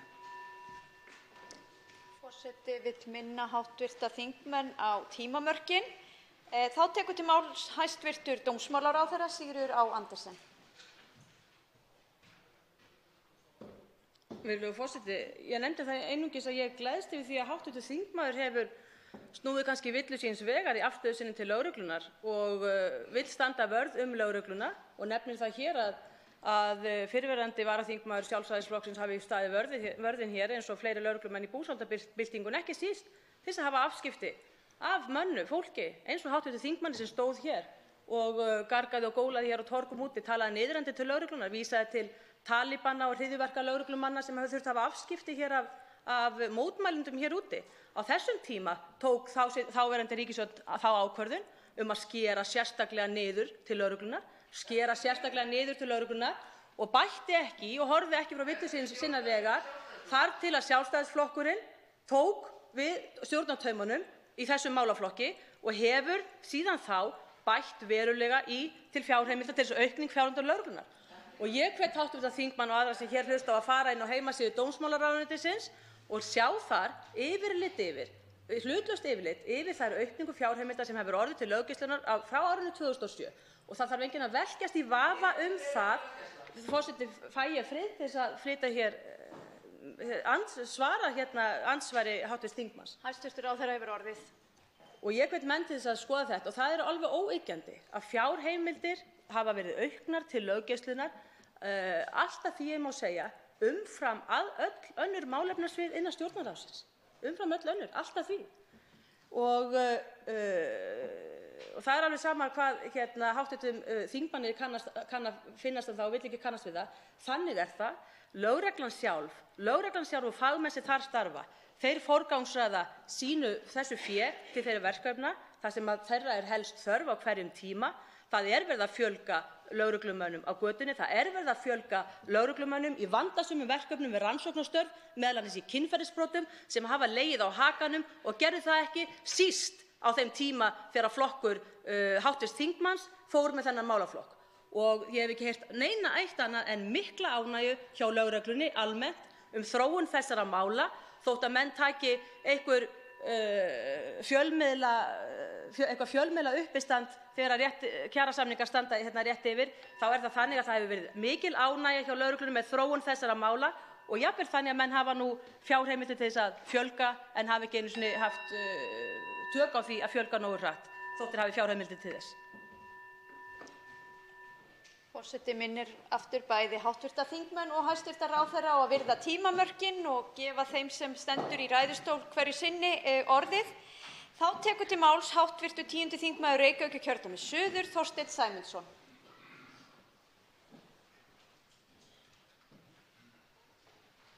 Hæstv. forseti. Ég vil nú viðurkenna það að mér þykir þessi umræða fara illa af stað. En fyrst að þakka það sem vel gert. Auðvitað það vel gert að bæta í landamæragæslu á Keflavíkurflugvelli og ég þekki þar bærilega til og bæta þar við eins og mér sýnist svona 5 mönnum á vakt ef að þarna var að vaktavinnumönnum. Ég seti hins vegar spurningamerki við það að þar sé verið að dreifa kröftum landamæravörslu og setja hluta hennar til ríkislögreglustjóra og ég seti þetta spurningamerki við það hvernig ríkislögreglustjóraembættið hefur vaxið á kostnað hinna venjulegu hefðbundnu lögregluembætta í landinu. Það óyggjandi og ég ætla ekki að fara að hengja mig í 2007, ég ætla að fara til ársins 2000. Ef við ætlum að færa fjölda lögreglumanna á höfuðborgarsvæðinu til þess sem þá var árið 2000, þá þurfum við milljarð króna til þess að gera það. Við þurfum 83 stöðugildi sem að, nota bene, eru ekki nema 17 sólarhringsmenn vegna þess að það eru 5 stöðugildi í einu sólarhringsmanni. Og ég verð að viðurkenna það, ég óttast það skilningsleysi sem að mér finnst skína úr orðum hæstv. ráðherra á almennri löggæslu. Ég bara skil hann ekki. Ég verð að viðurkenna það. Ég þakklátur fyrir það átak sem var gert í kynferðisbrotadeildinni í fyrra, kemur sér mjög vel.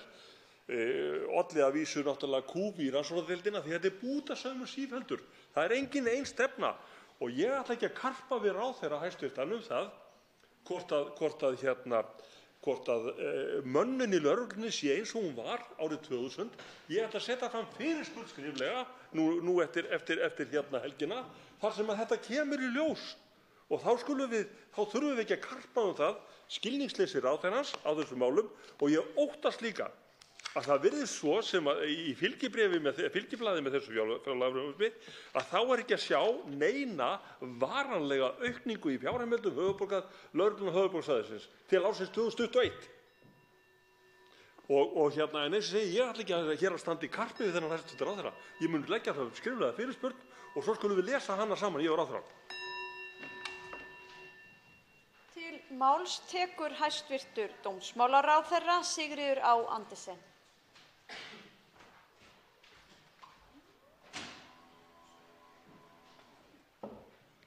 Virðulegur forseti, ég deili áhyggjum hv. þingmanns lýtur að mönnun lögreglunnar.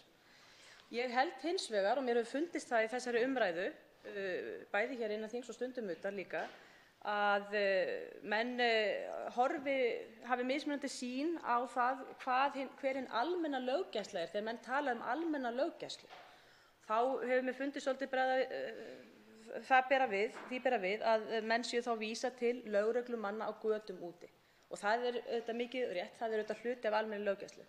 En almenn löggæsla í dag, árið 2018, bara orðin svo miklu víðtækari en það. Kynferðisbrot af áður óþekktum togum, bæði að eðli og umfangi, að berast lögreglunni í dag. Þetta almenn löggæsla og ég þreytist ekki á að benda á það vegna þess að mér finnst menn líta fram hjá því að rannsókn kynferðisbrota eða rannsókn efnahagsbrota og rannsókn netglæpa og rannsókn á skipulagðri glæpastarfsemi sem fer ekki fram á götum úti almenn löggæsla. Hún almenn löggæsla Og embættin hafa verið hérna á höfuðborgarsvæðinu meðal annars verið að fjölga rannsakendum sem ekki endilega eru lögreglumenn. Þetta er bara þróun sem er óhjákvæmileg. Hún breytir því ekki að löggæslan er öll að eflast. Og hún breytir því ekki, og ég tek undir áhyggjur hv. þingmanns, því að við þurfum auðvitað líka að tryggja hin almenna fjölgun í liði almenna lögreglumanna, og það erum við að gera með því meðal annars að ráðstafanir sem ég greip sérstaklega til að tryggja fleiri pláss fyrir nemendur í Háskólanum á Akureyri í löggæslunáminu. Það þarf að tryggja það að við fáum útskrifaða lögreglumenn, og breyting sem varð á náminu á sínum tíma núna að koma svona í ljós hvernig mun virka, og við erum að okkur líst öllum vel á það, en það þarf að tryggja að þetta fólk skili sér síðan til löggæslustarfa. En áhuginn hefur verið mikill, þannig ég hef ekki áhyggjur af nýliðuninni til lengri tíma. Þá tekur til máls hv. 3. þingmaður Suðurkjördæmis, Birgir Þórarinsson.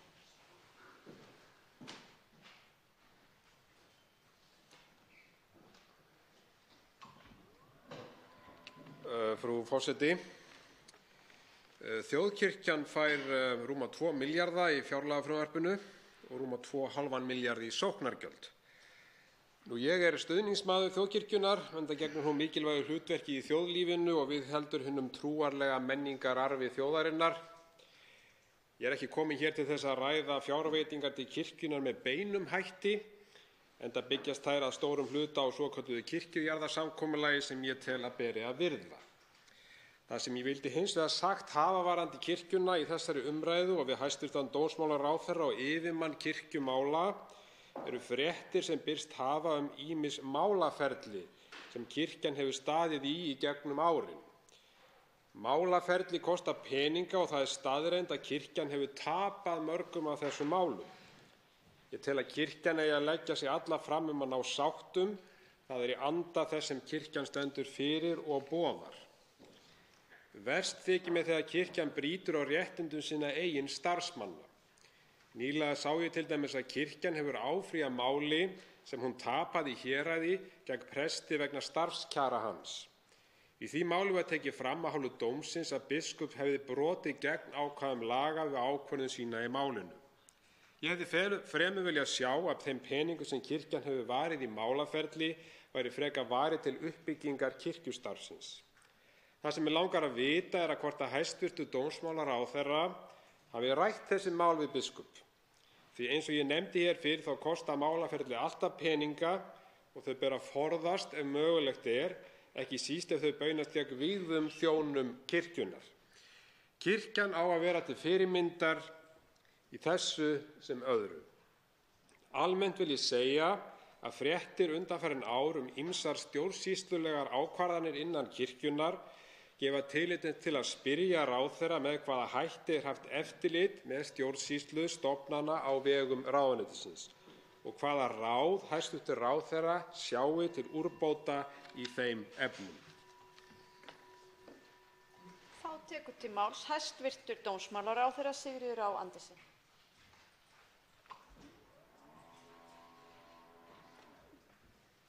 Virðulegur forseti, hv. þingmaður og ég deilum áhuga á kirkjunarmálum og höfum bæði áhuga, vænti ég, á að kirkjunni vegni vel í öllu tilliti. Nú er það hins vegar þannig að kirkjan hefur auðvitað fengið meira og meira sjálfstæði og að mínu mati, og ég held kirkjunnar líka, að þá er það til framtíðar litið þróun sem að muni halda áfram. Og kirkjan að mínum mati á að vera sjálfstæð hún er. En í öllum þessum málum, þessum málaferlum sem hv. þingmaður rakti hér í sínu andsvari, það er einmitt svona dæmi þau mál þar sem kirkjan er algjörlega sjálfstæð og það kemur aldrei inn á borð ráðherra eða ráðuneytis að meta þessi mál sem uppkoma. Auðvitað er það þannig þegar kirkjuna varðar á alla aðra að auðvitað vont að menn þurfa að leita til dómstóla, en það er þó ekki alls slæmt. Þar er vettvangurinn einmitt til þess að gera út hluti, fá niðurstöðu og menn reyna auðvitað lengstra eins og hægt er að ná einhverjum sáttum og ef það er ekki þá verður bara útkljáð það fyrir dómi. Þannig ég úr því að báðar þessar stofnanir heyra undir dómsmálaráðuneytið, það er að segja kirkjan að svo miklu leyti sem hún er ekki sjálfstæð, en dómstólarnir líka, þá held ég að þarna mætist geti báðar þessar stofnanir átt ágætis samstarf og það verið skorið úr þessum ágreiningi. En úr því að hér er nú hins vegar til umræðu fjárlagafrumvarpið, þá vildi ég nefna það bara þessar fjárhæðir sem hv. þingmaður nefndi og vísaði til í fjárlagafrumvarpinu. Þá vil ég bara árétta það að kirkjunni hefur verið, henni hefur verið jafnað upp með fjáraukalögum sem nemur fjárhæð til þess að mæta einmitt kirkjujarðasamkomulaginu. Því að við erum sammála það, hv. þingmaður og ég, að það samkomulag ber að efna og það hefur ríkið gert einmitt undanfarin ár eftir brotalöm árin eftir hrun. Þá tekur til máls hv. 7. þingmaður Norðausturkjördæmis, Bjarkey Olsen Gunnarsdóttir.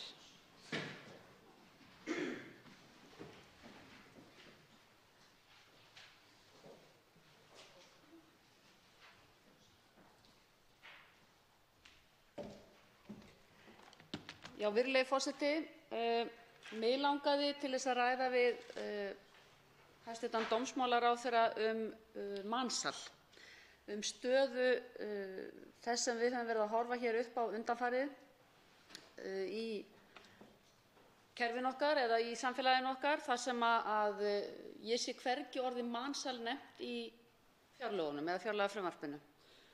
Og það var af hálfu ráðherra eftir boðuð aðgerðaáætlun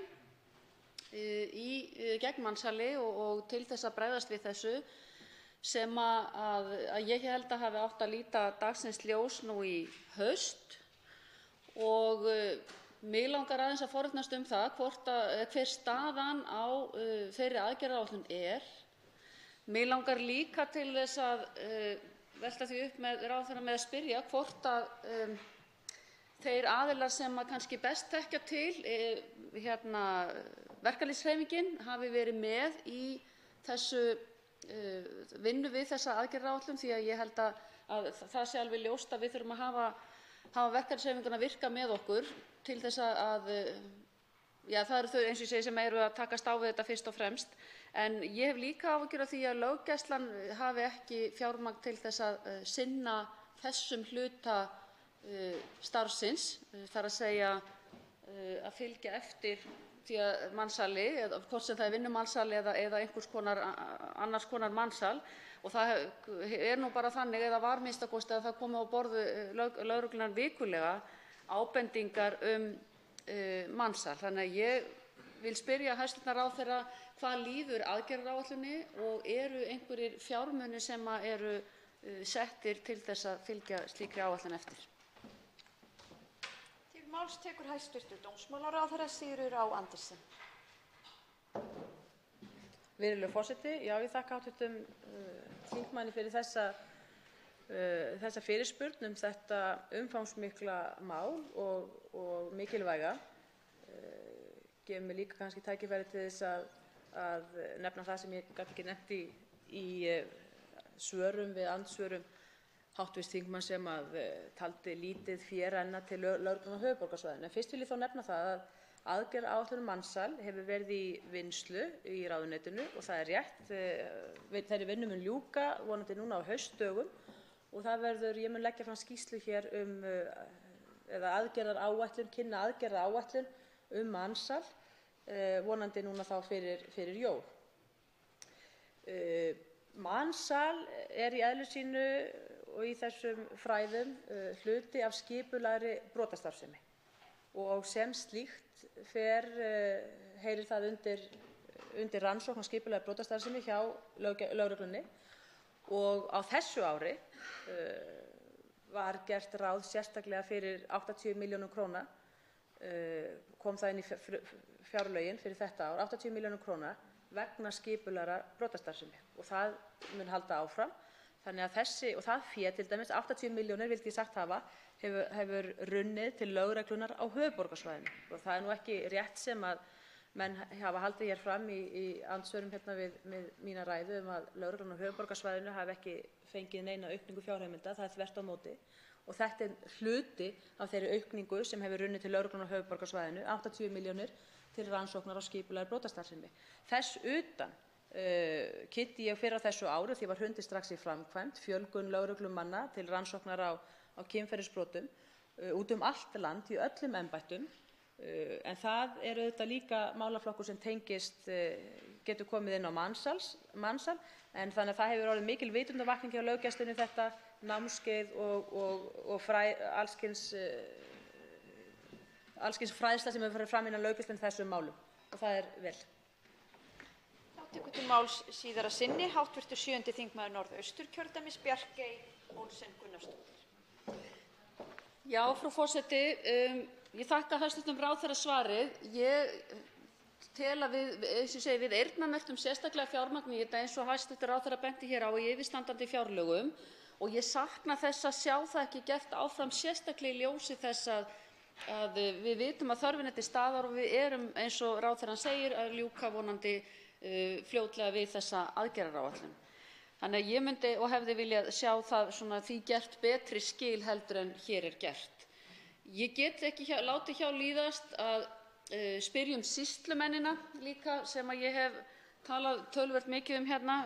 Löggæslan fær gjarnan meira vægi, eðli málsins samkvæmt kannski, en sýslumenn eru ekki að fá mikla hækkun hér á milli ára, líklega bara verðlagshækkanir sýnist mér að mestu minnsta kosti. Og mig langar aðeins að spyrja að því einhverjir þeirra hafa verið í húsnæði sem hefur verið mjög íþyngjandi og það hefur staðið jafnvel ónotað að stórum hluta og lítið gagnast og svo minnist ég enn og aftur á verkefnin sem aldrei hafa verið flutt yfir sem átti að gera þegar þetta var aðgreint. Það er líka eitt af því sem að ég hefði viljað sjá að þessi ríkisstjórn beitti sér fyrir að styrkja sýslumannsembættin enn frekar og ég veit að það var reynt að eiga við það hér fyrir ekki svo löngu síðan. Ég talaði við þáverandi innanríkisráðherra sem hreinlega óskaði liðsinnis þó ég væri nú í stjórnarandstöðu þá varðandi önnur ráðuneyti sem voru ekki tilbúin til að láta af hendi einhver störf til að styðja við sýslumenn. Þannig að mig langar til þess að spyrja út í það í framhaldi af hinu hvort það stendur eitthvað til að styrkja og hvort að þessi húsnæðismál sumra sýslumanna, hvort að þau eru ennþá á sama stað, þar að segja það sem er íþyngjandi og lítið notað húsnæði. Til máls tekur hæstv. Dómsmálaráðherra Sigríður Á. Andersen. Virðulegur forseti, ég verð að fá að nota tækifærið bara að leiðrétta mig mismælið sem ég nefndi varðandi 80 milljóna króna framlag til skipulagðrar glæpastarfsemi, rannsóknar á þeim til höfuðborgarsvæðisins, en það er að koma inn fyrst núna árið 2019 svo því sé haldið til haga og verður áfram. En lögreglan á höfuðborgarsvæðinu hefur hins vegar fengið verulega aukningu fjárheimilda, 180 milljónir munu líka fá vegna fjölgunar ferðamanna svo því sé haldið til haga. En sýslumennirnir, já, það er rétt,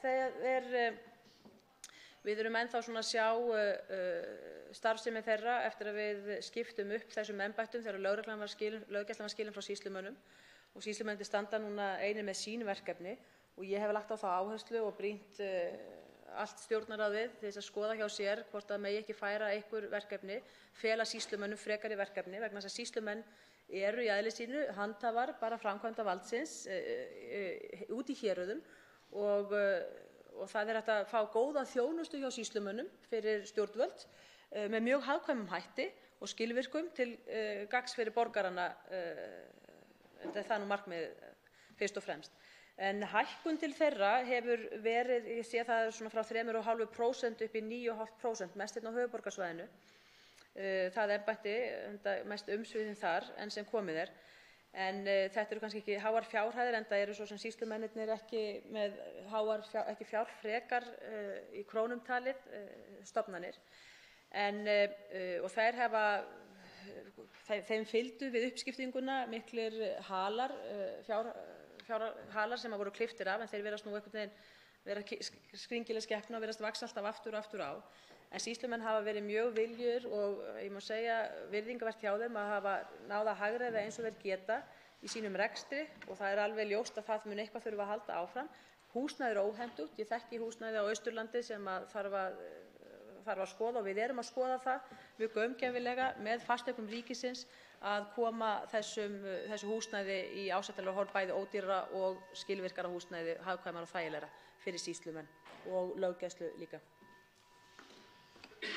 Til máls tekur hv. 4. þingmaður Reykjavíkurkjördæmis suður, Þórhildur Sunna Ævarsdóttir.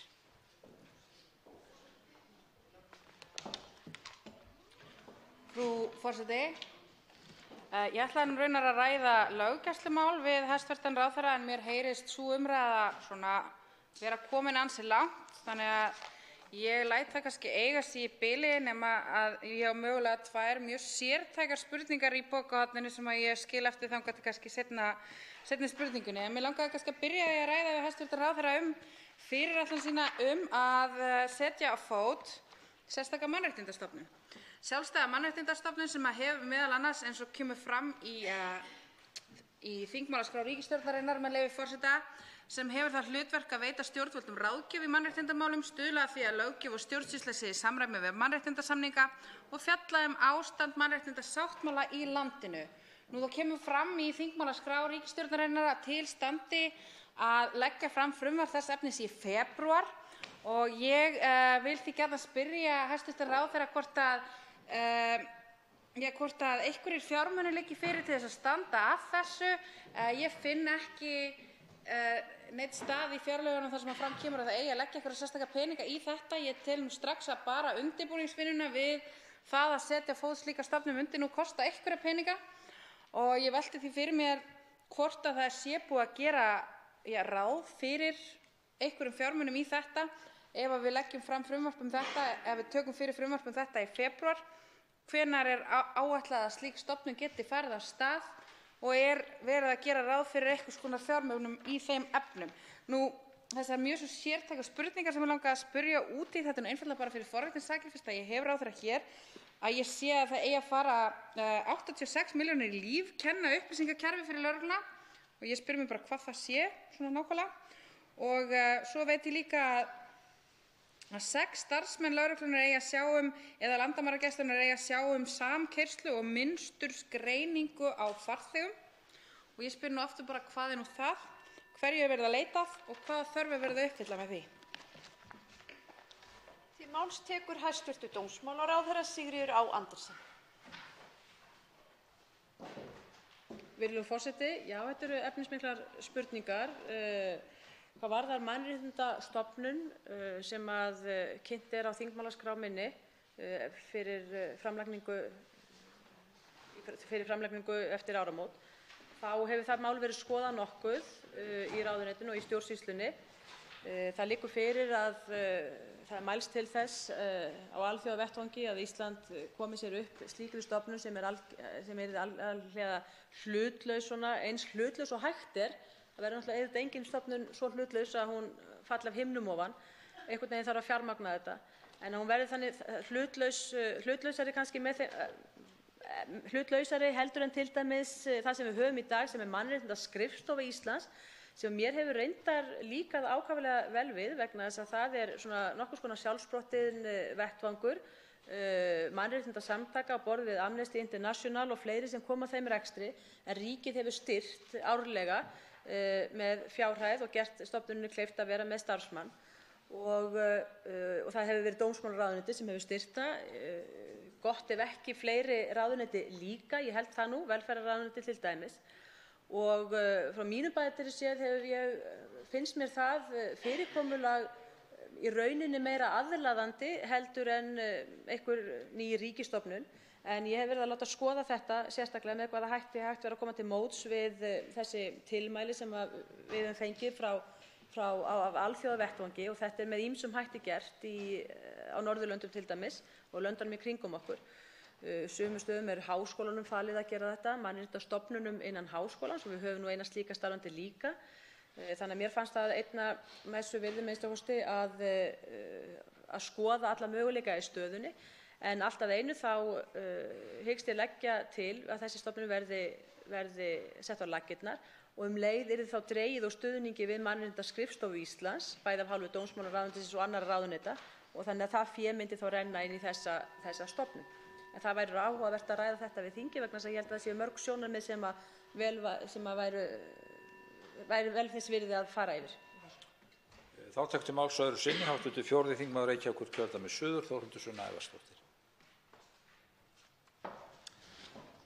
Herra forseti, ég þakka hæstv. Ráðherra svarið en ég geri þá ráð fyrir því að það sé hvergi gert ráð fyrir einhverjum sérstökum peningum í þetta, það sé ekki búið að pæla neitt sérstaklega í því og bæti kannski við að mögulega sé það ekki endilega frábært að dómsmálaráðherra sé ánægður með núverandi aðhaldsstofnun, en það nú kannski bara svona til hliðar. Sjálfstæð aðhaldsstofnun eða sjálfstæð mannréttindastofnun ætti náttúrulega að gegna því hlutverki að hafa nægilegt fjármagn og hafa nægileg umráð mannafla til þess að geta sinnt virku aðhaldshlutverki og til þess að þurfa einmitt ekki að hafa áhyggjur af því hvort þau fái nóg fjármagn frá dómsmálaráðuneytinu þetta árið eða ekki við sína vinnu. En hvað það? Þessar sértæku spurningar sem ég spurði áðan fékk ég nú ekki svar við en ég kannski læta bara vera að ítreka þær og sný mig frekar að hinu. Mig langaði að spyrja líka út í útlendingamál. Ég sé á fjárlagafrumvarpinu að það standi til að draga saman, ekkert sérstaklega mikið, en það breytir því þó ekki að samdrátt sé að ræða, 39 milljónir fjárheimild málaflokksins til þess að uppfylla aðhaldskröfu. Nú kemur samt sem áður fram í fjárlögunum að það sé mikil óvissa fjölda umsókna og já, hér kemur fram á blaðsíðu 267 með leyfi forseta sveiflum í málaflokkum bæði hvað varðar fjölda og eðli mála fylgir tilheyrandi ófyrirsjáanleiki varðandi kostnað. En með hraðari málsmeðferð má lækka kostnað við þjónustu. Nú liggur alls ekki fyrir hvernig þetta verður og ráðherra hæstvirtur hefur verið frekar duglegur að þrengja að því sem yfirvöld í þessum málaflokki hafa kallað tilhæfulausar umsóknir, meðal annars með þeim rökum að með því að þrengja að getu þeirra til þess að teppa kerfi eins og oft var sagt, að þá verði hlúð betur að þeim sem hafi hér raunverulegar og virkilega réttlætanlegar umsóknir. Nú spyr ég hvernig rímar þetta saman að draga saman í útlendingamálum, þrengja að þessum umsóknum sem eiga að heita ekki réttmætar, ef að rökin voru alltaf með því að þrengja að þessum málaflokki að þá ætti að vera hægt að hlúa betur að hinum. Af hverju erum við þá að draga saman í þessum málaflokki? Þá svarar hæstv. ráðherra Sigríður Andersen öðru sinni.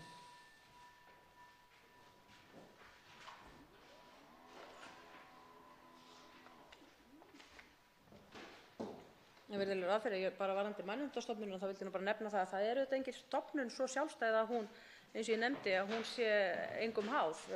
Fjárframlög koma, ef hún á að vera styrkt af fé frá skattgreiðendum, þá koma þau auðvitað frá löggjafarvaldinu og undan því verður ekki komist. Þannig að það er engin stofnun þannig sjálfstæð.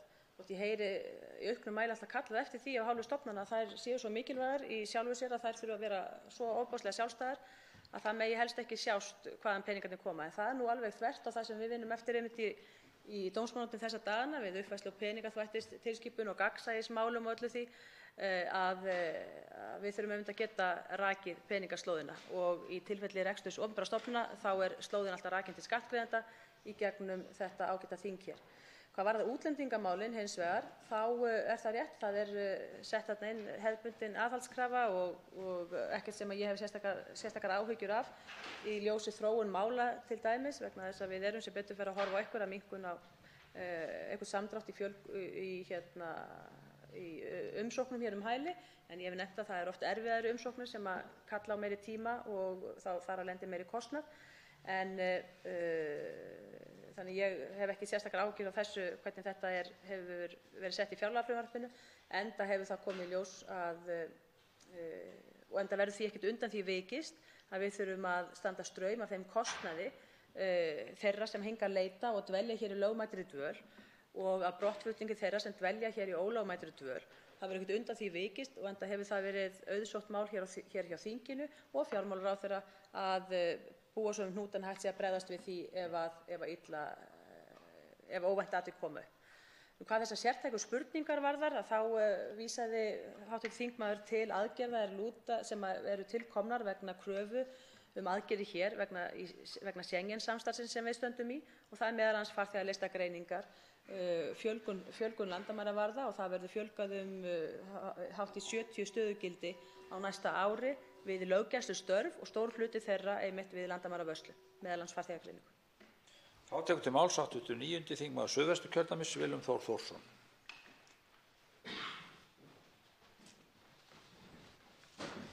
Hæstv. forseti. Ég vil byrja á því að þakka hæstv. ráðherra fyrir framsöguna og greinargóða yfirferð. Hér hafa löggæslumál borið á góma og þau hafa gert það undanfarandi í fjölmiðlum og verður sjálfsagt alltaf til umræðu eðlilega. Það ber svolítið keim af því að fullyrðingar fljúgi á milli í umræðinu og ekki bara nú, heldur oft áður og þá svo við fjölmörg önnur málefnasvið sem við fjöllum í fjárlagafrumvarpi. En ég ætla aðeins að koma inn í þessa umræðu vegna þess að það er mikilvægt þegar við skoðum þróun fjárveitinga og þróun ársverka að við séum að tala sama hlutinn þegar við erum að fjalla þessa þætti. Og þá er það ekki síður mikilvægt að við séum að taka sama tímabil. Og þá erum við farin að sjá það vegna þess að fjölmörgum málefnasviðum ef við tökum tímabilið frá 2010 til 2018 og svo frumvarpið sem við horfum á hér, að þá varð hér breyting á skipan lögregluembætta 2015, sama ár og við samþykktum lög opinber fjármál þar sem við breyttum framsetningu á málaflokkum og málefnasviðum og þetta verður alltaf að hafa í huga og þess vegna þarf að hafa svolítið fyrir því að taka gögnin á sama form. Þannig að við séum að ræða sama hlutinn þegar við erum fullir það hvernig þetta hefur þróast. Þess utan fór hæstv. Ráðherra hér ágætlega yfir þann breytta heim sem orðið hefur á þessum árum harðari fíkniefnaheim og aukið álag í löggæslu almennt, þess vegna skipulagða glæpastarfsemi og svo framvegis. Ég ætla að koma hér í seinni umræðunni að spurningunni, hæstv. ráðherra. Svarar hæstv. dómsmálaráðherra Sigríður Á. Andersen.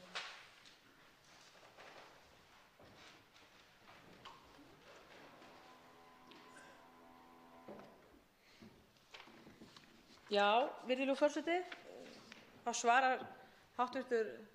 ráðherra. Ég heyrði hins vegar undir lok andsvars hv. þingmanns að hann ætlaði að koma að spurningunni í næsta andsvari, þannig að ég greindi enga spurningu sérstaklega í þessu andsvari, en það er rétt sem að hv. þingmaður segir og ég þakka fyrir þá tækifæri til þess að árétta það að það skiptir máli að menn beri saman sambærilegar tölur, hvort heldur er á milli ára, hvort heldur þá er á milli verkefna, að því löggæsla, ég rak mig á það þegar ég fór að skoða þennan málaflokk aftur í tímann, að það þarf að kafa svolítið djúpt til þess að átta sig á því hverju fjárhæðum hefur verið varið til löggæslumála síðustu árin þegar að löggæslan var út landið, til dæmis hjá sýslumönnum. En þessar tölur eru til og þess vegna lagði ég mikla áherslu á að særa þær fram og kynnti þær á heimasíðu dómsmálaráðuneytisins í ágætu yfirliti þar sem að menn geta séð heildarútgjöld til löggæslumála eins og þau hafa verið á árunum áður en að sýslumannsembættunum var skipt, áður en þau voru slitin frá lögreglunni. Og þar sést glöggt að aukning fjárheimilda, hún hefur öll orðið og veruleg á árunum eftir 2014. Árunum frá og með 2014 varð veruleg aukning fjárheimilda til löggæslunnar og ekki það þótt maður geti haft gaman af góðum þrætum og að þá finnst mér heldur tilgangslítið að þræta þá staðreynd. Og embættin út landið þessu skipt eftir þörfum og áherslum á hverjum tíma.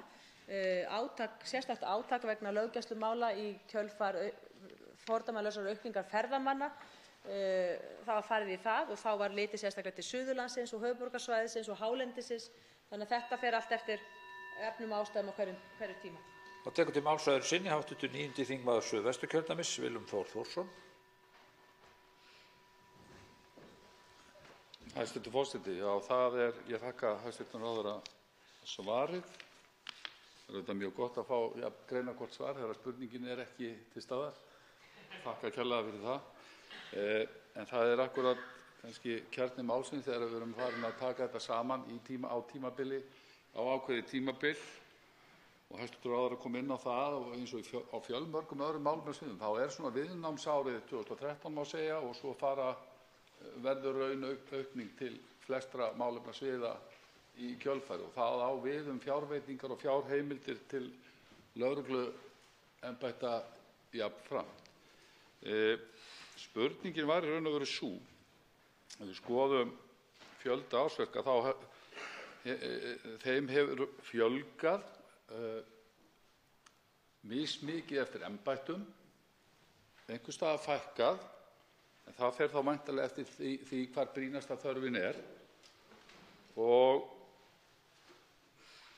fjárveitingar hafa að raungildi aukist og fjárheimildir og það hefur orðið viðsnúningur á fjárhagsstöðu lögregluembætta sem gefur manni von að það sé hægt að ná betur til framtíðar þetta mikilvæga málefni. Þannig að spurningin var í raun og veru sú hvort að þetta væri svo ályktun sem mætti draga samanburði þegar við erum búin að taka allt hér til skoðunar út frá þróun launavísitölu og verðlagsvísitölu. Það er gríðarlegur munur þar á milli og laun vega auðvitað mjög mistungt eftir því hversu mannaflsfrek málefnasviðin eru. En þegar allt er tiltekið þá ætti þetta fjárhagsstaðan að vera betri og við ættum að vera í færum að ná betur utan þennan málaflokk. Þá svarar hæstv. Dómsmálaráðherra Sigríður Á. Andersen öðru sinni.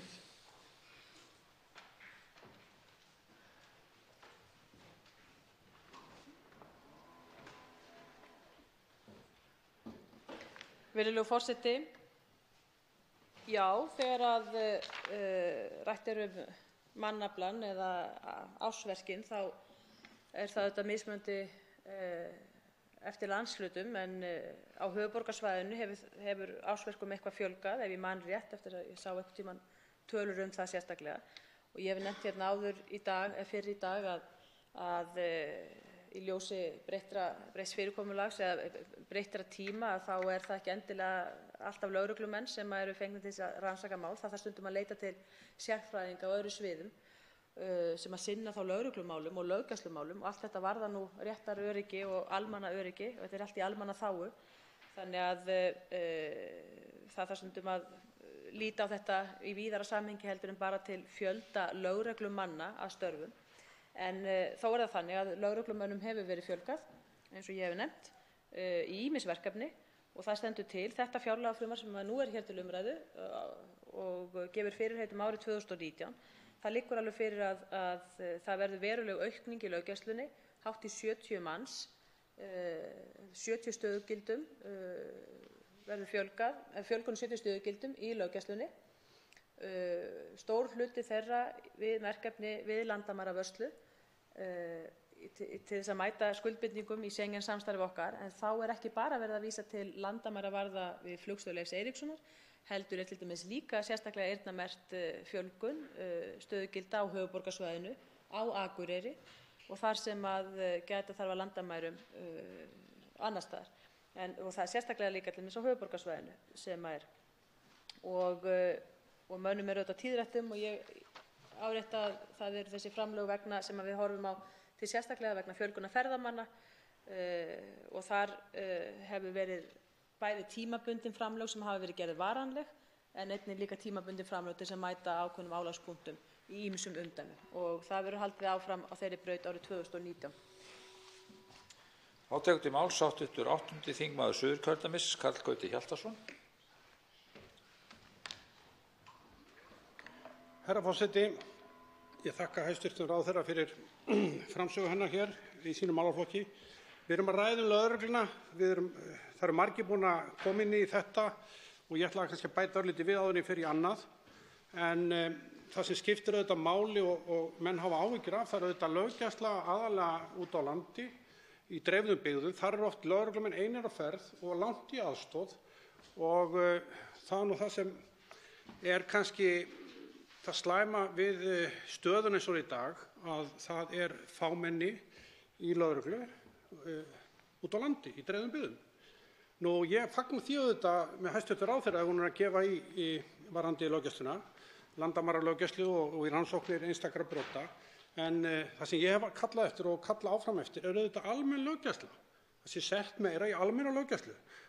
Hæstv. Ráðherra segir að hún ætli að fjölga lögreglumönnum og 70. Er þá verið að tala hreina fjölgun eða er þá tekið tillit til þess að á hverju ári hætta einhverjir tugir lögreglumanna og hafa sérstaklega undanfarin ár? Sko, fjöldi lögreglumanna náði þeim hæðum hérna á árum áðum miðað við 1000 íbúa, kannski 1,7, 1,8 þegar best lét. Það hefur dalað síðustu áratugi og er komið niður í fyrra niður í 1,4. Þannig ég spyr ráðherra, hversu marga lögreglumenn telur hún æskilegt var að ná á næstu árum þegar gefið verið í þessum málaflokki miðað við 1000 íbúa?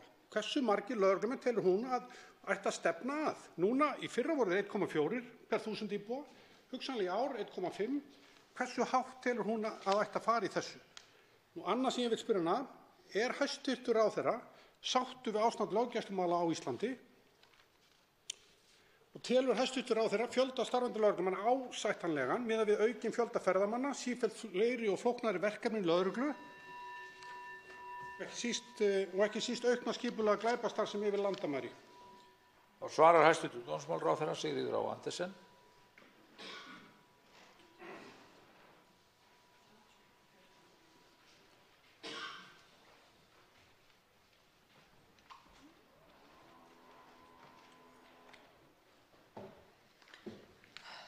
Virðulegur forseti, ég spurði að því hvort ég sé ánægð með löggæsluna á Íslandi.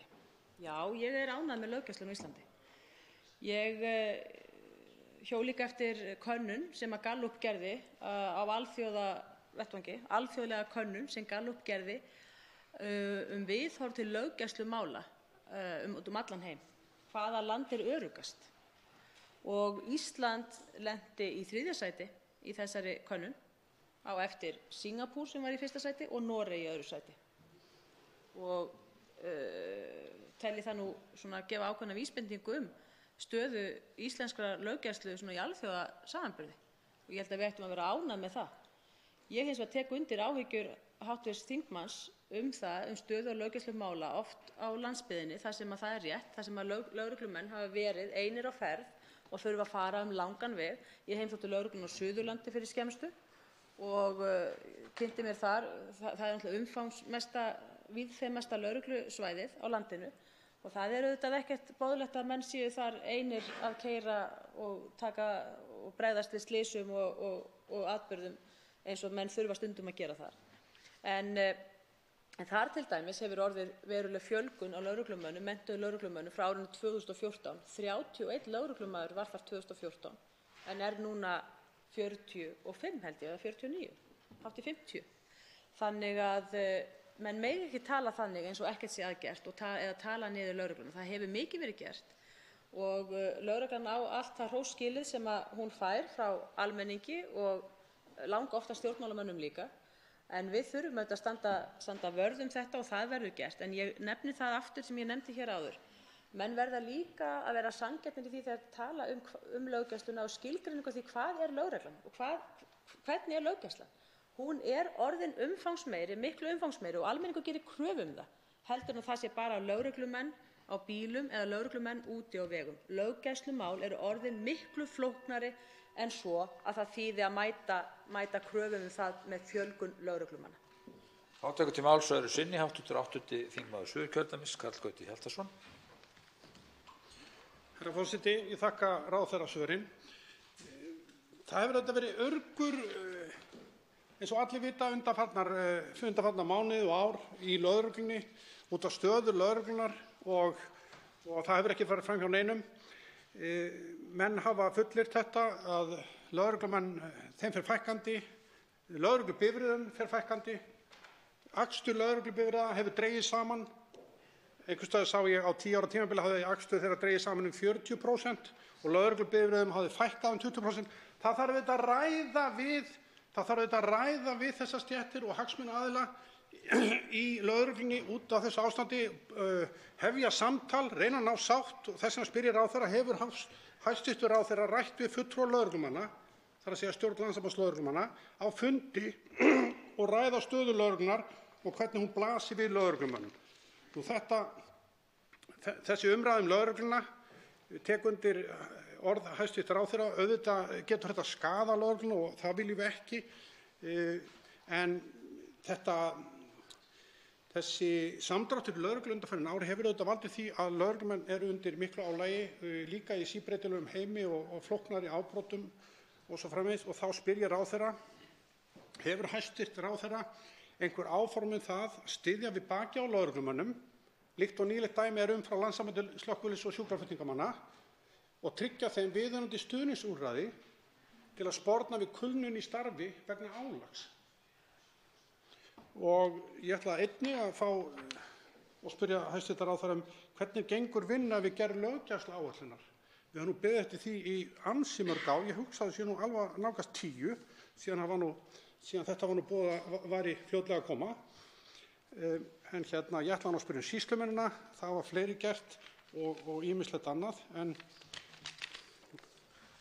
Þá svarar hæstv. Dómsmálaráðherra Sigríður Á. Andersen öðru sinni.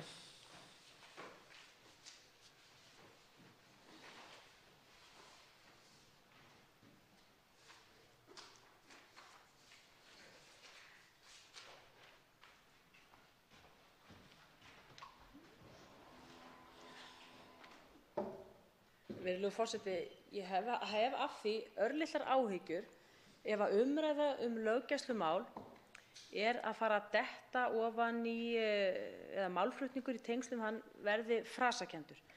Mér fannst það svolítið á máli hv. þingmanns sem hann nefndi það eins og hann væri á sjálfstýringu þegar hann sagði þrátt fyrir þennan niðurskurð undanfarinna ára. Ég er búin að segja það hérna nokkuð oft hér í dag og hef brugðið upp hér súluriti og bent á súluriti á heimasíðu dómsmálaráðuneytisins dmr.is og þreytist ekki á að segja það enn og aftur. Það hefur ekki verið niðurskurður til lögreglunnar frá því að Sjálfstæðisflokkurinn tók við stjórn þessara mála árið 2013. Það hefur bara ekki verið niðurskurður. Fjárheimildir hafa ekki verið auknar eins mikið í háa herrans tíð.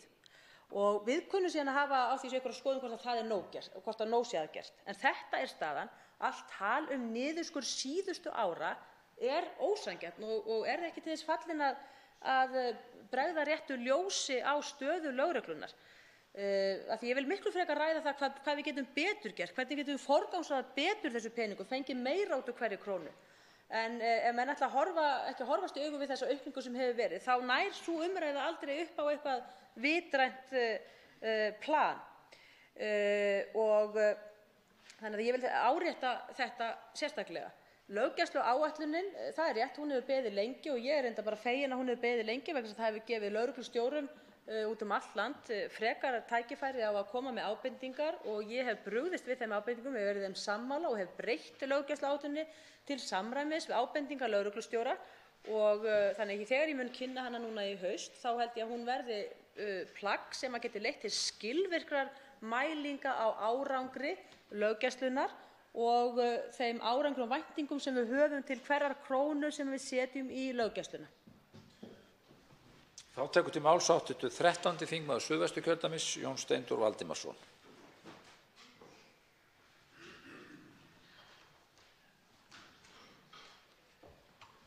Herra forseti. Það eru nokkur atriði sem mig langar til að nefna við hæstv. ráðherra. Það fyrsta þeirra er Schengen-samstarfið, en það gleður mig mjög að sjá að það eru verulegir fjármunir settir í þetta mikilvæga samstarf sem er einmitt mjög mikilvægur hlekkur í því að tryggja öryggi borgara þessa lands og annarra borgara sem hér eru á ferðinni. Þess vegna langar mig til að spyrja hæstv. ráðherra hvort að það sé ekki óhætt að túlka þessa áherslu á að sinna Schengen vel sem að það sé til marks ætlun ríkisstjórnarinnar og hæstv. ráðherra hennar allra að styðja við og sinna mjög vel þessari stoð í evrópskri samvinnu. Af því að það nú einu sinni þannig að það mjög mikilvægt að það sé talað ákaflega skýrt í þessum efnum, ekki síst á þessum tímum þar sem einangrunarhyggja og aflokkunarstefna virðist eiga mjög upp á pallborðið víða og sumu af því skolar á land á Íslandsstrendur. Þannig að mig langar bara til að spyrja ráðherrann mjög ákveðið og beint það hvort að það megi ekki treysta því að dómsmálaráðherra hæstvirtur og ríkisstjórnin muni standa vörð Schengen-samstarfið. Þá svarar hæstv. dómsmálaráðherra Sigríður Á. Andersen.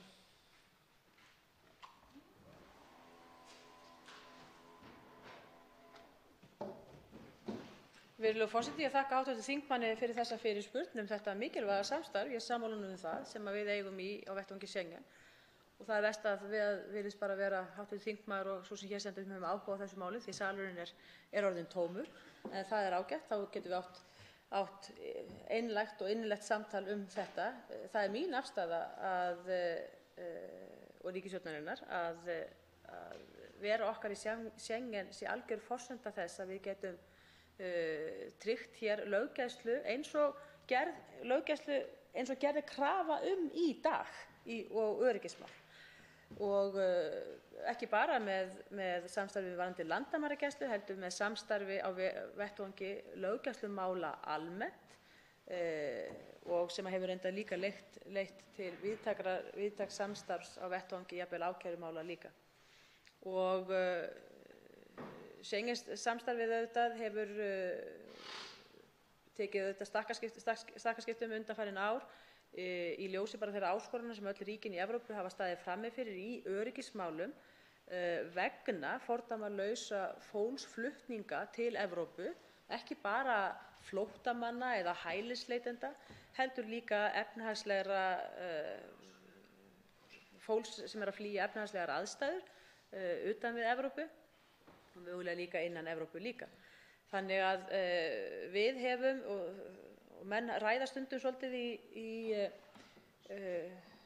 slengja því fram, vonandi í hálfkæringi að við hefðum fulla burði á að verja okkar landamæri þótt við værum ekki í Schengen og vissuleyti væri það einhverju leyti rétt, við getum gert það. Það breytir því ekki hins vegar að við hefum staðið frammi fyrir sömu áskorunum og ógnum og við gerum í dag og hefðum haft hins vegar minni eða færri tækifæri til að bregðast við þeim með jafn skilvirkum hætti og við höfum getað gert á vettvangi Schengen. Þannig að ég mun í öllu falli standa vörð þetta Schengen-samstarf og meðan það er eins og það en auðvitað tekur það breytingum og við höfum auðvitað málfrelsi á þeim vettvangi. Þá tekur til máls öðru sinni hv. 13. þingmaður Suðvesturkjördæmis, Jón Steindór Valdimarsson. Herra forseti, ég þakka hæstv. Dómsmálaráðherra kærlega fyrir svarið og gleður mig að hún talaði mjög skýrt í þessum efnum. Ég er að velta því fyrir mér hvort ég eigi að minnast hér á trúmál og kirkjuna. Þetta bar nú aðeins á góma hér í fyrri samræðum við þessa umræðu, en það eru 6,5 milljarður sem er varið til málaflokksins trúmál og þetta eru auðvitað gríðarlega miklir fjármunir. Það liggur í augum uppi, sérstaklega ef maður setur þetta í samhengi við mörg mjög brýn verkefni sem að sinna þarf. Og mig langar að spyrja ráðherrann hvort að hann sé sáttur við þessa skipan mála, þar að segja að svona miklir peningar fari til þessa málaflokks. Ég geri mér fulla grein fyrir því að hluta til byggist þetta á samningum og þess háttar, en samningum nú oft hægt að breyta og forsendur samninga breytast líka. Og þess vegna langar mig að vita hvort að það unnið með einhverjum skipulegum hætti innan ráðuneytisins að því að draga úr þessum framlögum til trúmála, og kannski að fá svona viðhorf ráðherrans til þess hæstvirts hvort að hún hafi svigrúm til þess að gera eitthvað meira í þessum málum. Síðan að því að tíminn nú ekki alveg útrunninn, þá langar mig aðeins að minnast hér á áætlunina kynferðisafbrotamál sem í gangi, og ég sá það að á borði ríkisstjórnarinnar í dag var verið að fjalla þau mál með einhverjum hætti líka. Og það sem ég langar að því að það mjög mikið talað að þetta sé allt saman full fjármagnað, og þess vegna langar mig að spyrja hvort að allar tillögur og ábendingar sem komu fram í skýrslunni sem ráðherra fékk núna fyrir nokkrum mánuðum síðan, þær sé að finna í henni endanlegu aðgerðaáætlun ráðuneytisins, og hvernig var staðið að því mati hvað telst full fjármögnun. Þeir sem eiga annast þau verkefni sem eru í áætluninni, voru þeir hafðir með í ráðum og hafa þeir fallist á það að þeir fái þessi full fjármagnað þar sem þeir eru að sinna. Takk. Þá svarar hæstv. Dómsmálaráðherra Sigríður á Andersen öðru sinni og lýkur umræðunni.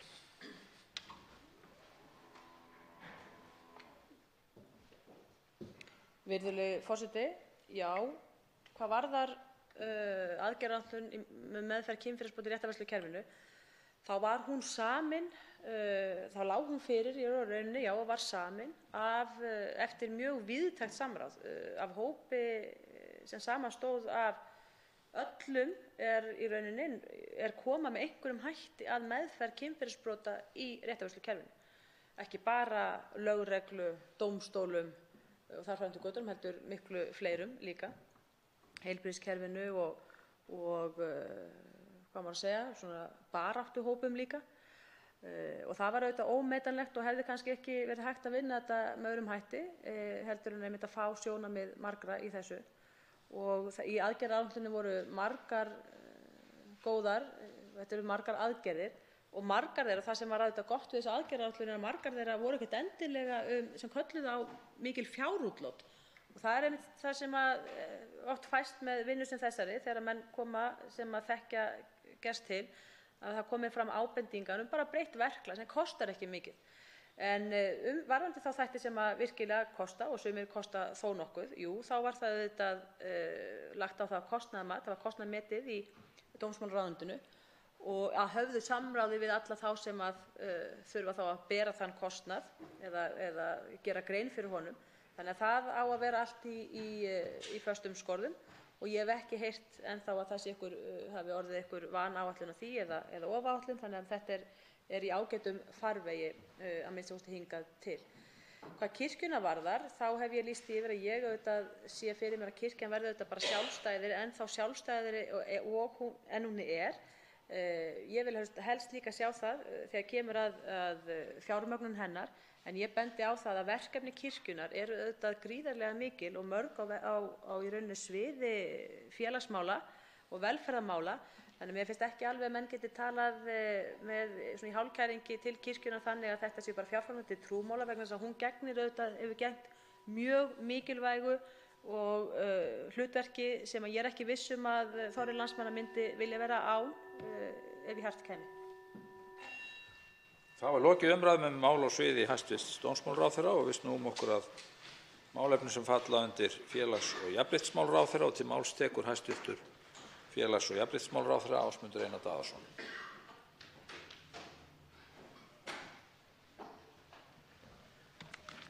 Virðulegi forseti, við ræðum hér fjárlagafrumvarp fyrir árið 2019. Það er með þetta fjárlagafrumvarp eins og örugglega öll önnur fjárlagafrumvarp sem samþykkt hafa verið eða komið til umræðu hér á Alþingi Íslendinga að það er ekki fullkomið, en það er hins vegar margt jákvætt í þessu frumvarpi, en vissulega eru þættir þar sem við þurfum að gera betur vegna þess að fyrir þann málaflokk sem sá sem hér stendur mælir fyrir þá alltaf verk að vinna og það skal enginn efast það. Ég ætla að fara svona bara á fljótu bragði yfir nokkur atriði sem þó eru jákvæð í þessu frumvarpi. Við erum með þessu frumvarpi að bæta kjör öryrkja, við erum að hækka greiðslur til foreldra í fæðingarorlofi, við erum að auka stuðning við börn og barnafjölskyldur, það áhersla á uppbyggingu félagslegs húsnæðis og það aukinn stuðningur við atvinnuleitendur og þessar tölur sjást allar í þessu frumvarpi. Heildarútgjöld til málaflokksins sem heyrir undir félags- og jafnréttismál að aukast að raunvirði 8,5% á milli ára gangi þetta fjárlagafrumvarp eftir, en það eru 15,6 milljarðar króna á næsta ári sem að aukast útgjöld til félags- og jafnréttismála. Og það að frátöldum launa- og verðlagsbótum, en heildaraukningin ef við bætum við launa- og verðlagsbótum þá það 21,4 milljarðar vegna þess að verðlagsbætur eru 5,9 milljarðar í þessu frumvarpi. Og það auðvitað gríðarlega mikil aukning á milli ára og ég mjög ánægður með það að við skulum vera að auka fjárveitingar til þessa málaflokks með þessum hætti milli ára. Helstu atriði sem þarna eru undir og verið að hækka meðal annars 4 milljarða króna aukin fjárveiting til að bæta kjör öryrkja og til þess að stíga fyrstu skref, og ég ítreka fyrstu skref, í endurbótum á almannatryggingakerfinu.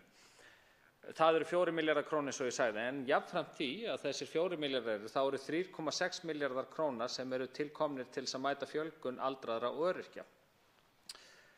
Það líka verið að auka fjárhagslegan stuðning við börn og barnafjölskyldur og þar munar mest að verið að hækka greiðslur úr fæðingarorlofi úr 520.000 í 600.000 krónur á næsta ári og heildarkostnaður vegna þessa nema 1,8 milljarði.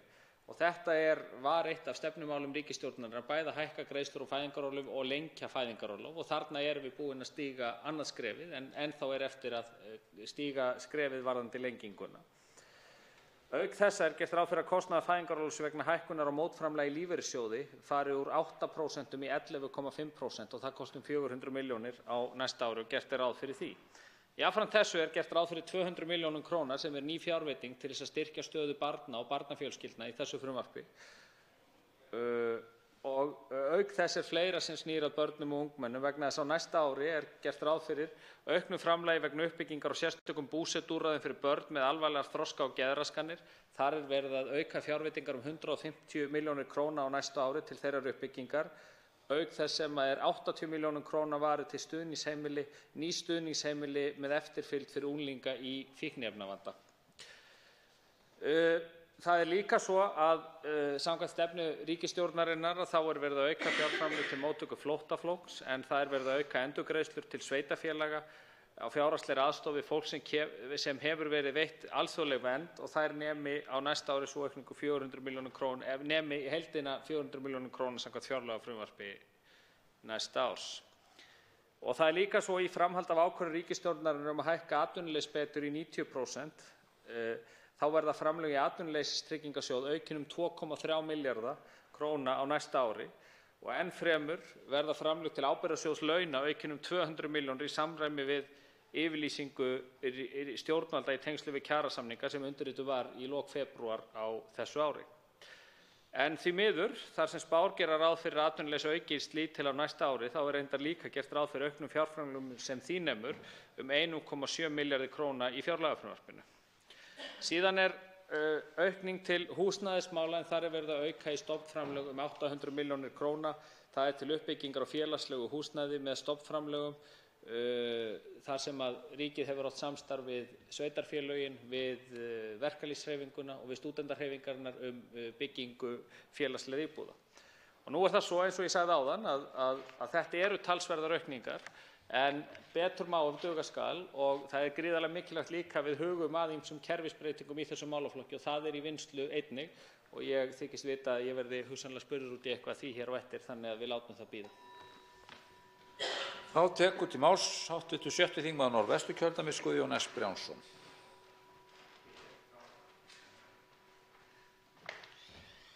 Virðulegi forseti.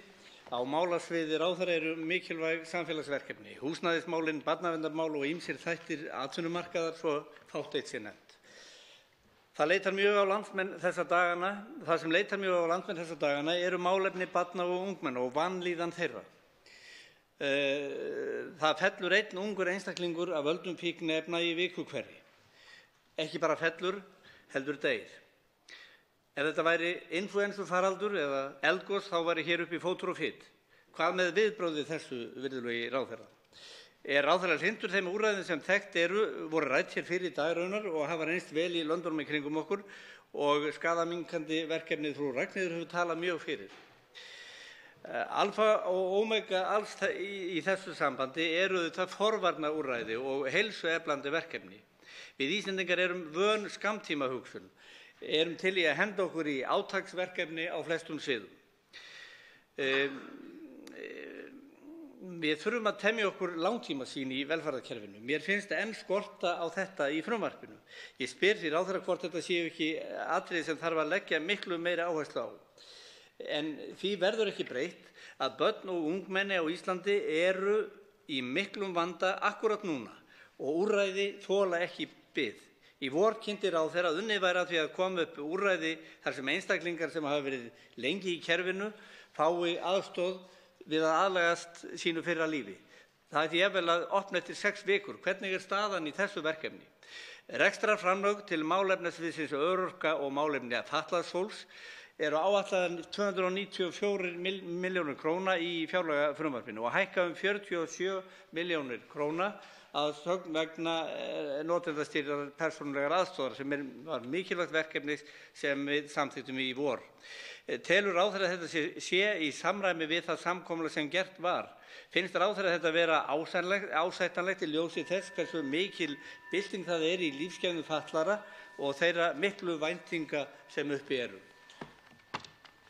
Þá svarar hæstv. Félagsmálaráðherra Ásmundur Einar Daðason. Virðulegi forseti, byrja á því að taka undir með hv. þingmanni Guðjóni Brjánssyni mikilvægi þess að fjárveitingum sé sérstaklega forgangsraðað gagnvart börnum og ungmennum. Og þar erum við að stíga bæði skref í þessu frumvarpi, eins og ég sagði áðan. Við erum með 80 milljónir nýjar á næsta ári til opnunar á sérstöku úrræði hér á höfuðborgarsvæðinu.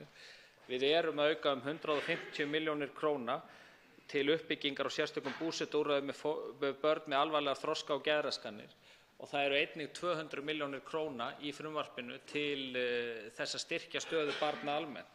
Þannig að þetta er hátt í hálfur milljarður sem þarna kemur nýr á milli ára umfram það sem að þegar er. Ég fundaði með Barnaverndarstofu síðast í síðustu viku til þess að fá stöðuna á því hvernig væri staðan á meðferðarúrræðum og öðru því sem að snera þessum málum. Ég veit ekki annað en að þar sé verið að vinna í því að leggja síðustu metrana við að opna úrræði sem ég nefndi hér áðan. Það hefur tekið lengri tíma og fyrir það hef ég svarað og það harma ég og finnst það skelfilegt, en ég hef líka fullvissu fyrir því frá Barnaverndarstofu að eins og staðan er núna þá er laust í fleiri úrræði, þannig að þeir gera ekki ráð fyrir því að þetta úrræði sem er að opna nú þegar, á að opna núna á næstunni, að það verði full nýtt á fyrstu dögunum. Þannig að ég get alveg sagt það að þetta fær mjög mikinn forgang í ráðuneytinu og hjá þessari ríkisstjórn. Það kemur fram í þessu fjárlagafrumvarpi, en hins vegar þurfum við að ráðast í miklu róttækari stefnubreytingar gagnvart velferðarkerfinu í heild þegar kemur að börnum. Sú vinna hefur verið sett á stað af stjórnvöldum og af ráðuneytinu og er að fara í gang núna þverpólitísk nefnd sem einmitt á að skoða hvernig við getum umbylt okkar velferðarkerfi þannig að börnin kom alltaf í fyrsta sæti. Og ég held að það þurfi enn lengri umræðu hér. En varðandi síðan örorkulífeyrisþega og málefni fatlaðs fólks og MBA, þá verð ég að fá að svara því í seinna andsvari. Þá tekur til máls öðru sinni hv. 7. þingmaður Norðvesturkjördæmis Guðjón S. Brjánsson. Herra forseti, hæstv. Félagsmálaráðherra sagði í ræðu hér á þessum stað 9. apríl. Það er það bil 6 vikur þangað til við opnum þetta úrræði. Var það bara blekking?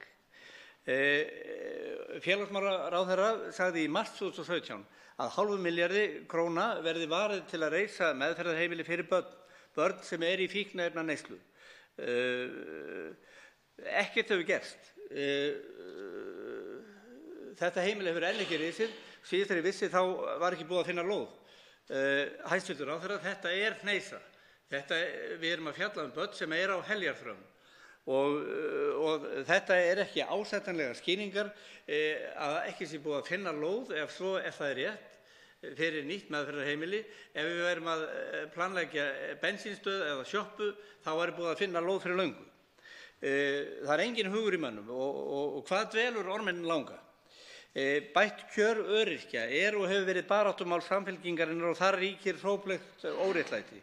Það er ekki annað að sjá í frumvarpinu að skerðingar verði áfram við lýði þótt að einhver skref verði stigin til að telja niður en þau skref eru stutt og þau eru allt of hæg. Í umræðunum kjaralega umgjörð öryrkja í sömu andranum gjarnan fjallað svokallað starfsgetumat. Ég spyr ráðherra, við því að búast að starfsgetumat verði að veruleika á komandi fjárlagaári og hvaða áhrif telur ráðherra að sú breyting hafi á lífskjör öryrkja og hugsanlega á einstaka liði fjárlagafrumvarps? Lögin jafnlaunavottun koma til framkvæmda áramót. Fram hefur komið að mikið vantar upp á að fyrirtæki og stofnanir hafi undirgengist ákvæðin og skammur tími til stefnu. Eru áætlanir það hvernig þessu kerfi verður fylgt eftir og eru opinberar stofnanir undir innleiðingu búnar fjárhagslega? Á Íslandi búa nú 36.000 innflytjendur, fólk af erlendu bergi brotið sem auðgar mannlífið og leggur ríkulega til samfélagsins með atvinnuþátttöku, menningu og listum. Það er okkur mikilvægt að ferskir kraftar fá að njóta sín sem best. Til þess þarf samfélag að styðja, leiðbeina og vísa leiðina völundarhús kerfisins. Framlög og nýbreytni í þjónustu við útlendinga og innflytjendur fátækleg samkvæmt þessu frumvarpi. Við eigum þó ágætar stofnanir sem eru reiðubúnar en fjárhagslega vanbúnar. Ég nefni Fjölmenningarsetur og Þróunarsjóð innflytjendamála. Ætlar ráðherra ekki að bæta hér betur? Þá svarar hæstv. Félagsmálaráðherra Ásmundur Einar Daðason öðru sinni. Virðulegi forseti, fyrst varðandi opnun á nýju meðferðarheimili. Annars vegar það svo að það stendur til að opna úrræði hér út í aðri höfuðborganir á höfuðborgarsvæðinu sem á að opna innan tíðar og gert ráð fyrir fjármögnun í þessu fjárlagafrumvarpi og það hefur dregist og fyrir það hefur verið svarað og ég hef sagt það að það engin hryggari yfir því heldur en sá sem hér stendur. Hins vegar varðandi nýtt meðferðarheimili þá alveg ljóst að við erum að glíma við svolítið sama vandamál þar og varðandi þetta sem á að opna á næstunni að það engar sérstakar vinsældir því miður hjá hvorki sveitarfélögum eða íbúum þeirra hverfa þar sem á að reisa þessi heimili að fá slík heimili inn í sín hverfi. Og við það höfum við verið að glíma og meðal annars verið í bréfaskriftum við lögfræðinga og aðra sem eru fyrir fólk sem býr í þessu hverfum og þetta hrygg ég vegna þess að ég hefði haldið að okkar samfélag sem á hverjum degi að gagnrýna það að við getum ekki byggt slík heimili að á sama tíma ekki vilji til þess að slíkt sé í túnfætinum hjá okkur sjálfum og það dapurlegt. En allir þeir liðir sem hv. þingmaður nefndi hér áðan við að auka umtalsvert fjárveitingar til. Ég talaði það áðan að það eru nýjar fjárveitingar til málefna barna og úrræða hátt í hálfan milljarð í þessum fjárlögum. Það eru 4 milljarðar til öryrkja. Þar erum við að vinna að því að koma upp starfsgetumati. Það starfshópur í gangi sem væntanlega lýkur störfum á næstunni. Það gert ráð fyrir því að það komi frumvarp hér fyrir þingið og verði lagt hér til en að starfsgetumati hins vegar verði innleiðingartími geti orðið hugsanlega 1 til 1,5 ár á innleiðingun á starfsgetumatinu sjálfu. Og jafnframt því gert ráð fyrir því að þegar við innleiðum starfsgetumati og það verður kynnt hérna þá verði farið yfir það hvernig fjárveitingar verði auknar til þessa málaflokks á grundvelli þeirra nýju hugsunar sem byggt upp í þessu starfsgetumati. Þannig að já, það gert ráð fyrir því að samhliða því sem að nýtt starfsgetumat kynnt, að þá verði kynntar áætlun og áherslur það hvernig fjárveitingar til þessa málaflokks muni svo þróast á næstu 2 til 3 árum, umfram þá 4 milljarða sem nýir í þessu frumvarpi. Og ég náði því miður ekki að svara öðrum spurningu sem hv. þingmaður var með að geta kannski lokaræði. Þá tekur til máls 10. þingmaður Reykjavíkurkjördæmis suður, Þorsteinn Sæmundsson. Hæstv. forseti. Mig langar að ræða við ráðherra hæstvirtan 2 atriði þar sem að ríkisstjórn sú sem hann situr í og hann sjálfur skila auðu. Það annars vegar málefni aldraðra og hins vegar málefni öryrkja. Greiðslur til aldraðra hækka samkvæmt þessu frumvarpi rétt því sem nemur fjölgun í aldurshópum sem að þiggja eða sem sagt eru að taka ellilaun. En þarna ekki að sjá neina aukningu, þarna ekki að sjá neina hækkun og þarna heldur ekki að sjá, sem ég svo sem átti ekki von á, viðbrögð við tillögu sem að við Miðflokksmenn fluttum við fjárlagaumræðu hér í fyrra það að öldruðum væri gert kleift að vinna sér inn tekjur án þess að þær skertu lífeyri. Og þetta hefði verið tiltölulega sársaukalítil aðgerð fyrir ríkissjóð. Þetta hefði skipt nokkur þúsund aldraðra töluverðu máli. Þetta hefði aukið þeirra lífsgæði, þetta hefði aukið þeirra virkni. Þetta hefði komið í veg fyrir einangrun og einsemd. En þessi tillaga okkar Miðflokksmanna var felld að viðhöfðu nafnagalli. Ríkisstjórnarflokkarnir allir felldu og Samfylkingin sat hjá. En ég sé að þetta ekki hér inn í þessu frumvarpi og ég hvet því ráðherra hæstvirtan til þess að styðja tillögu sem mun koma fram aftur á hálfu Miðflokksins þetta mál og á sömu forsendum og hvet hann til dáða í því efni vegna þess að þetta kannski einfaldasta leiðin til þess að gera vel við stóran hluta aldraðra og auka þeirra lífsgæði og hamingju. Nú svarar hæstv. Félags- og jafnréttismálaráðherra Ásmundur Einar Daðason. Virðulegi forseti, ég vil þakka hv. þingmanni Þorsteini Sæmundssyni fyrir þessa hvatningu. Núverandi ríkisstjórn hefur þegar aukið frítekjumark upp í 100.000 krónur og ég kannast við þá tillögu sem hv. þingmaður vitnar hér til. Ég vil þó segja það að tvennt sem ég langar að segja þetta í fyrsta lagi það, og það hefur verið gefið út og sá sem hér hefur gert það og forsætisráðherra líka, að við erum að vinna núna í því sem snýr að örorkulífeyrisþegum og aukningum þar og innleiðing á nýju kerfi þar vegna þess að eins og hv. þingmaður veit sjálfur að þá var það ekki klárað í þeirri nefnd sem meðal annars hann veitti forystu á sínum tíma og tók við af Pétri Blöndal. Við ætlum okkur að klára þá vinnu og það hef ég sagt og það ætlum við að einbeita okkur að núna. Við erum hins vegar jafnframt því í samtali og samstarfi við Landssamband eldri borgara hvernig við getum komið til móts við þá hópa innan eldri borgara sem að bágastar hafa tekjurnar og erfiðust hafa kjörin. Og sú vinna í gangi og það samtali í gangi og þeirri vinnu ekki lokið. En ég segi þó líka við hv. þingmann sem að tilheyrir Miðflokknum að Miðflokkurinn hefur verið mjög gagnrýninn á þetta fjárlagafrumvarp vegna þess að það sé mikil útgjaldaþensla í því. Ég fór hér yfir hvernig fjárveitingar hafa aukist til þeim málaflokk sem ég stend fyrir á þessu næsta ári. Rúmlega milli 8 til 9% hefur það aukist að raunaukningu og ég fagna því auðvitað ef að Miðflokkurinn hættur við að berjast gegn aukningu til félagslegra málefna eins og formaðurinn talaði hér í fyrradag og kominn til liðs við okkur hin vegna þess að ég tel, rétt eins og hv. þingmaður að segja, að við þurfum að veita meiru í félagslega kerfið en það gerist ekki með innantómum frösum og upphrópunum vegna þess að við verðum samhliða því að skoða kerfisbreytingar og að þær fjárveitingar sem við setjum inn í kerfið nýtist þá raunverulega fyrir þá sem að minnstar hafa tekjurnar og þurfa á því að halda. Þá tekur til máls öðru sinni hv. 10. þingmaður Reykjavíkurkjördæmis suður, Þorsteinn Sæmundsson. Hæstv. forseti. Það víst að kjör aldraðra verða heldur ekki bætt með útúrsnúningum. Og ég ætla bara að áminna hæstv.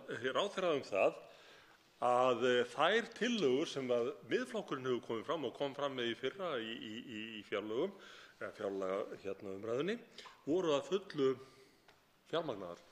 Þar var ekki nein útgjaldaaukningu að ræða en að sjálfsögðu þá lögðum við það til og höfum lagt til að félagslega aðstoð sé aukin eins og hægt er. En ég var svo sem ánægður með það að ráðherra hæstvirtur hann byrjaði að svara spurningu sem ég var ekki búinn að bera upp sem út af fyrir sig ágætt en hann svaraði henni reyndar rangt og mér þetta vænt með hann sýndi mér athygli. En varðandi öryrkja þá út af fyrir sig það sama upp á teningnum. Þar heykist ríkisstjórnin á því að afnema það sem er kallað krónu á móti krónu skerðing og er mjög ósanngjörn. En ráðherra boðar það hæstvirtur að það sé í gangi eitthvað viðtal við öryrkja. Málið er það er rétt sem hann segir að ráðherrann hæstvirtur að nefnd sú sem ég stýrði undir lokin, hún var komin með mjög góðan grunn varðandi starfsgetumat. Og það er hægt að vinna mjög vel á þeim grunni og það er hægt að vinna mjög hratt á þeim grunni og það er í sjálfu sér ekki eftir neina að bíða. En þess vegna hnykkti mig líka við vegna þess að það segir hér í þessu fjárlagafrumvarpi eða fylgiritinu á blaðsíðu 93 að það á ekki að setja krónu í virk eða endurhæfingu og slíkt til að örva fólk til vinnu aftur. Og það er náttúrulega nauðsynlegur hluti þess að menn fari í starfsgetumat. Þá verða menn líka að tryggja það að séu til hlutastörfi hæfi fyrir þetta góða fólk sem búið er að hæfa nýju og virkja nýju þannig að komi ekki að lokuðum dyrum þegar það er búið að vekja vonir með því. Og það ríkisstjórnin skilar minni en auðu því það er dregið saman 200.000 kall í þessu frumvarpi til virk. Skömmu því. Svarar hæstv. Félags- og jafnréttismálaráðherra Ásmundur Einar Daðason öðru sinni.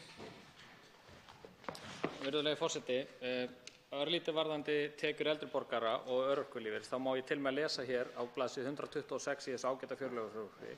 Þar stendur: Í frumvarpinu er gert ráð fyrir að próstahækkun bóta almannatrygginga, það er elli- og örorkulífeyris ásamt bóta samkvæmt lögum félagslega aðstoð verði 3,4% frá fyrsta aukning verði 3,4% 1. janúar 2019.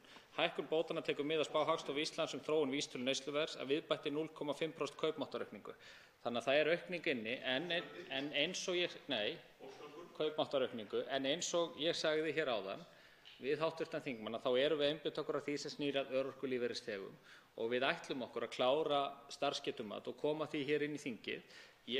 Mér finnst hv. þingmaður eiginlega vera komin í hring núna vegna þess að akkúrat hér í sambærilegri umræðu fyrr á þessu ári sagði hv. þingmaður að hann vissi svo mikið innleiðingu starfsgetumats og annað að það yrði aldrei hægt að ljúka þeirri vinnu og koma hér með frumvarp innan eins árs og léta því liggja. Nú segir hv. þingmaður að það sé hægt að gera það hratt og vel og ég veit að við erum sammála það, ég og hv. þingmaður. Hins vegar, þegar að slíkt frumvarp kemur fram, og ég sagði það hér í upphafsræðu minni líka, þá mun taka við innleiðingartími og að sjálfsögðu á þeim innleiðingartíma og þegar að frumvarpið kemur fram, þá munum við gera ráð fyrir því hvernig þú getur styrkt alla umgjörð í gegnum kringu starfsgetumat, ekki bara virk, heldur líka Vinnumálastofnun.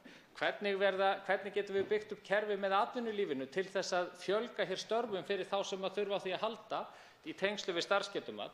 Þannig að öll þessi vinna verður unnin á innleiðingartímanum samhliða og þetta var ég mjög skýr með hér í máli mínu áðan og það liggur algjörlega ljóst fyrir að ríkisstjórnin er að einbeita sér að örorkulífeyrisþegum, aukningu bóta þar. Það er aukning núna á þessu ári 4 milljarða inn í frumvarpinu. Það þarf meira til, já, og það hef ég sagt opinberlega, það hef ég sagt við hagsmunasamtök örorkulífeyrisþega og fleiri aðila, en það á að styðjast við starfsgetumatið sem hv. þingmaður talar að sé hægt að gera hratt og vel og það er einmitt það sem ríkisstjórnin er að gera, það er einmitt það sem ríkisstjórnin ætlar að gera og það er einmitt það sem hv. þingmaður mun sjá að verður gert. Til máls tekur hv. 10. þingmaður Suðvesturkjördæmis Óli Björn Kárason.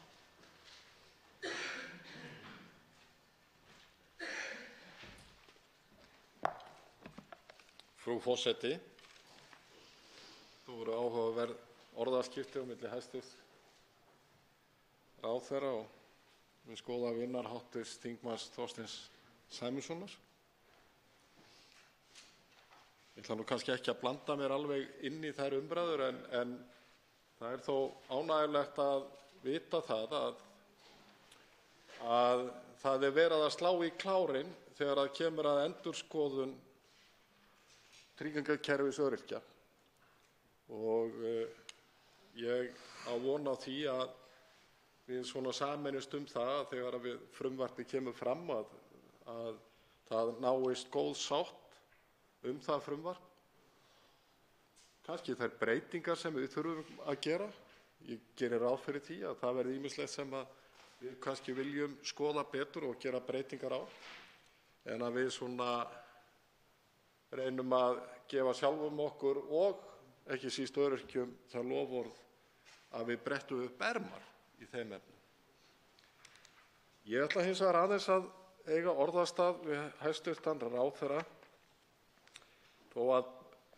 sem að tengist endurskoðun á tekjuskattskerfinu og bótakerfinu. Þó að það sé vegna þess að það auðvitað samvinnuverkefni milli fjármálaráðuneytisins og velferðarráðuneytisins og þá félagsmálaráðuneytisins. Það verið að meðal annars að endurskoða barnabótakerfið sem auðvitað ábyrgð hæstv. Fjármálaráðherra til einföldunar í tengslum við heildarendurskoðun á tekjuskatti einstaklinga. En að þessu verki kemur hæstv. Félags- og húsnæðismálaráðherra og ég vil inna hann eftir því hvaða sjónarmiðum hann að koma á framfæri, hvernig vinnunni miðar og hvenær við megum sjá eitthvað birtast opinberlega þannig að við áttum okkur á hvert þetta kerfi að þróast. Þá tekur til máls hæstv. Félags- og jafnréttismálaráðherra Ásmundur Einar Daðason. Virðulegi forseti, ég vil þakka hv. þingmanni fyrir hans andsvar og til þess að fyrirbyggja allan misskilning að sá þingmaður sem ég átti andsvarið hér áður, minn ágæti vinur Þorsteinn Sæmundsson, hann líka ágætur vinur þess sem hér stendur en ekki eingöngu hv. þingmanns Óla Björns Kárasonar. En varðandi fyrirspurn hv. þingmanns endurskoðun á tekjuskattskerfi og bótakerfi, þá það alveg rétt sem hv. þingmaður vitnar til að það í gangi vinna á milli velferðarráðuneytisins eða félagsmálaráðuneytisins, forsætisráðuneytisins, fjármálaráðuneytisins og að því kemur líka forsætisráðuneytið við að endurskoða bóta- og tekjuskattskerfin með það að markmiði að það nýtist betur þeim sem hafa lægri tekjur og lægri millitekjur. Mín sýn á það að við þurfum talsvert róttækar breytingar á þessu kerfi og við þurfum að létta byrði af þeim sem hafa lægri tekjurnar og við eigum að horfa til þess mögulega að sækja auknar tekjur til þeirra sem hafa hærri tekjur. Í þessari vinnu hefur verið gott samstarf við verkalýðshreyfinguna, enda það kveðið að við endurskoðun kjarasamninga í byrjun þessa árs, eða fyrri hluta þessa árs, að þá var óskað sérstaklega eftir því að verkalýðshreyfingin fengi aðkomu að því og ég held að það sé jákvætt vegna þess að, eða ég segi það fyrir minn smekk, vegna þess að þar sú sýn líka ríkjandi að það þurfi að bæta stöðu þeirra sem hafa lægri tekjur og lægri millitekjur.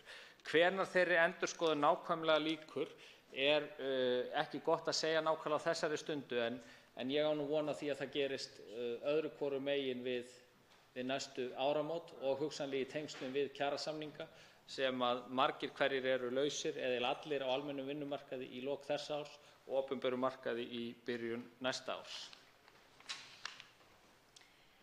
Til máls tekur í síðara sinni hv. 10. þingmaður Suðvesturkjördæmis Óli Björn Kárason. Frú forseti, ég þakka hæstv. Ráðherra ágætt svar. Ég vil benda á að það auðvitað hægt að nálgast viðfangsefnið með ýmsum hætti. Ég hef haft tilhneigingu til þess að horfa á þetta með þessum hætti. Ríkissjóður mun hafa í kringum 186 milljarða króna í tekjur af tekjuskatti einstaklinga. Kostnaður eða útgjöld eða framlög ríkissjóðs til almannatryggingakerfisins og til annarra bótagreiðslna, barnabóta, húsnæðisstuðnings o.s.v. Svipuð upphæð. Og þá segi ég, þetta eru 350 til 400 milljarðar sem við erum kannski annars vegar að horfa, þetta eru auðvitað tekjumegin og hins vegar gjaldamegin, en þetta eru samt 350 upp undir 400 milljarðar. Og þá segi ég, það hlýtur að vera þannig að við getum sniðið tekjuskattskerfið með þeim hætti að við tökum stóran hluta til dæmis almannatryggingakerfið og allt bótakerfið, allar barnabætur og vaxtabætur inn í tekjuskattskerfið. Og ég hef sjálfur bent á, og það var ekki, og er ekki upphafsmaður þeirra umræðu, að það eigi að innleiða hér stiglækkandi persónuafslátt. Hann eigi að vera mjög hár og síðan eigi hann að lækka og hverfa við einhver ákveðna tekjur, milljón eða 1,2 milljónir eða hvar sem menn vilja hafa. Og þetta mun leiða til þess auðvitað að það svona kerfið verður miklu hagkvæmara og fyrir láglaunumenn. Og við höfum líka séð það að þegar að menn eru til dæmis að hækka persónuafsláttinn sem gengur upp allan stigann, þá er ekki verið að nýta fjármuni sem að annars ættu kannski að nýtast til þess að koma til móts við þá sem lægri tekjur hafa. Til máls tekur hæstv. Félags- og jafnréttismálaráðherra Ásmundur Einar Daðason. Já, virðulegur forseti, það er margt áhugavert sem hv. þingmaður segir þessi mál og ég fylgist jafnan vel með þegar hann tjáir sig þessi mál. En ég er ekki viss að við séum alveg sammála í öllum smáatriðum, en ég held að það væri líka óhætt hjá hv. þingmanni vegna þess að hann er að skoða tekjuskattskerfið. Þetta eru svolítið róttækar breytingar sem hann nefnir þarna, að þá mætti hann líka skoða það þrepakerfi sem við erum með og fara yfir hvernig þrepakerfið er á Norðurlöndunum, hversu mörg þrep eru þar, hvernig eru efstu lög samfélagsins að leggja til í prósentum talið í tekjuskattskerfinu þar, vegna þess að ég hygg að við getum nýtt tekjuskattskerfi til róttækari breytinga í átt til jöfnunar ef við myndum stíga lengra í átt til Norðurlandanna. Og að því að hv. þingmaður er svona mikill áhugamaður að beita tekjuskattskerfinu í þessa veruna, að þá þyrftum við jafnvel að skoða það bara í sameiningu hvernig við gætum fjölgað þrepunum og þannig að þeir sem eru í efri lögum samfélagsins leggi hlutfallslega meira til samneyslunar, vegna þess að ég held að það sé nú svoleiðis í lok dags að það sem skiptir mestu máli er að þeir sem séu í lægri þrepum samfélagsins og jafnvel barnmargar fjölskyldur hafi sem flestar krónur milli handanna til þess að geta framfleytt sér og börnum sínum í hverju mánuði. Þannig að ég hvet hv. þingmann til þess að skoða svolítið skandinavíska módelið líka og svo tökum við þessu umræðu betur síðar. Til máls tekur hv. 11. þingmaður Reykjavíkurkjördæmis norður, Halldóra Mogensen. Forseti, ég er ekki frá því að Óli Björn Kárason hv. hafi bara verið að tala ágæti borgaralauna hérna rétt áðan í pontunni. Eða neikvæður tekjuskattur, eins og Milton Friedman kallar hann, sem er sami hluturinn. En samkvæmt, ég ætla að fara beint í spurningar til ráðherra. Samkvæmt þingmálaskrá er áætlað frumvarp til laga starfsendurhæfingu og greiðslur vegna skertrar starfsgetu eða það sem kallast starfsgetumat kom á dagskrá þingsins í október. Og langar mig að spyrja ráðherra hvort það sé komin einhver niðurstaða úr vinnu nefndarinnar sem var falið að fjalla starfsgetumati og ef svo hvort það ríki sátt þá niðurstöðu. Og ég skil ekki alveg hvernig ráðherra ætlar að hafa tíma til að klára þingmálið og koma því á dagskrá þingsins í næsta mánuði ef nefndin hefur ekki skilað af sér, sem skilst að hafi ekki verið búið, allavega ekki í gær. Er kannski vinna við frumvarpið hafin? Einnig langar mig að spyrja ráðherra út í afnám á krónu á móti krónuskerðingu örorkulífeyrisþega, en krafan að afnema þessar skerðingar mjög hávær og skiljanlega þar sem öryrkjar hafa þurft að sæta mismunun í þessum efnum í dágóðan tíma því að ellilífeyrisþegar losnuðu við þessa böl árið 2016. Í kaflanum bætur samkvæmt lögum almannatryggingar kemur fram að koma í veg fyrir víxlverkanir í samspili örorkubóta, almannatrygginga og örorkulífeyris lífeyrissjóða. Er þarna ætlunin að afnema þessar skerðingar og ef svo með hvaða hætti, hvað mun það kosta og hvaðan kemur fjármagnið? Í kafla 27 sem fjallar örorku og málefni fatlaðs fólks er minnst á 4 milljarða í framlag vegna kerfisbreytinga í almannatryggingum til að bæta kjör öryrkja. Í hvað verða þessir fjármunir nýttir?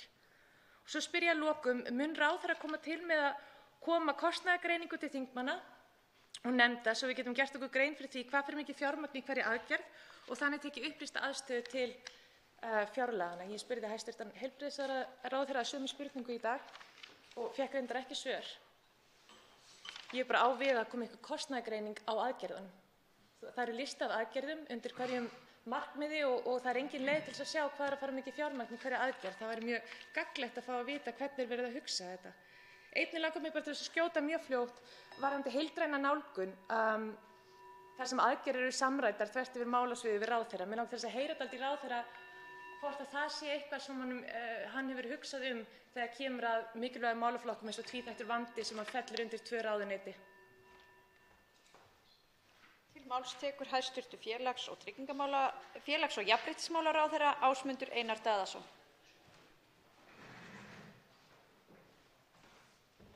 Virðulegur forseti,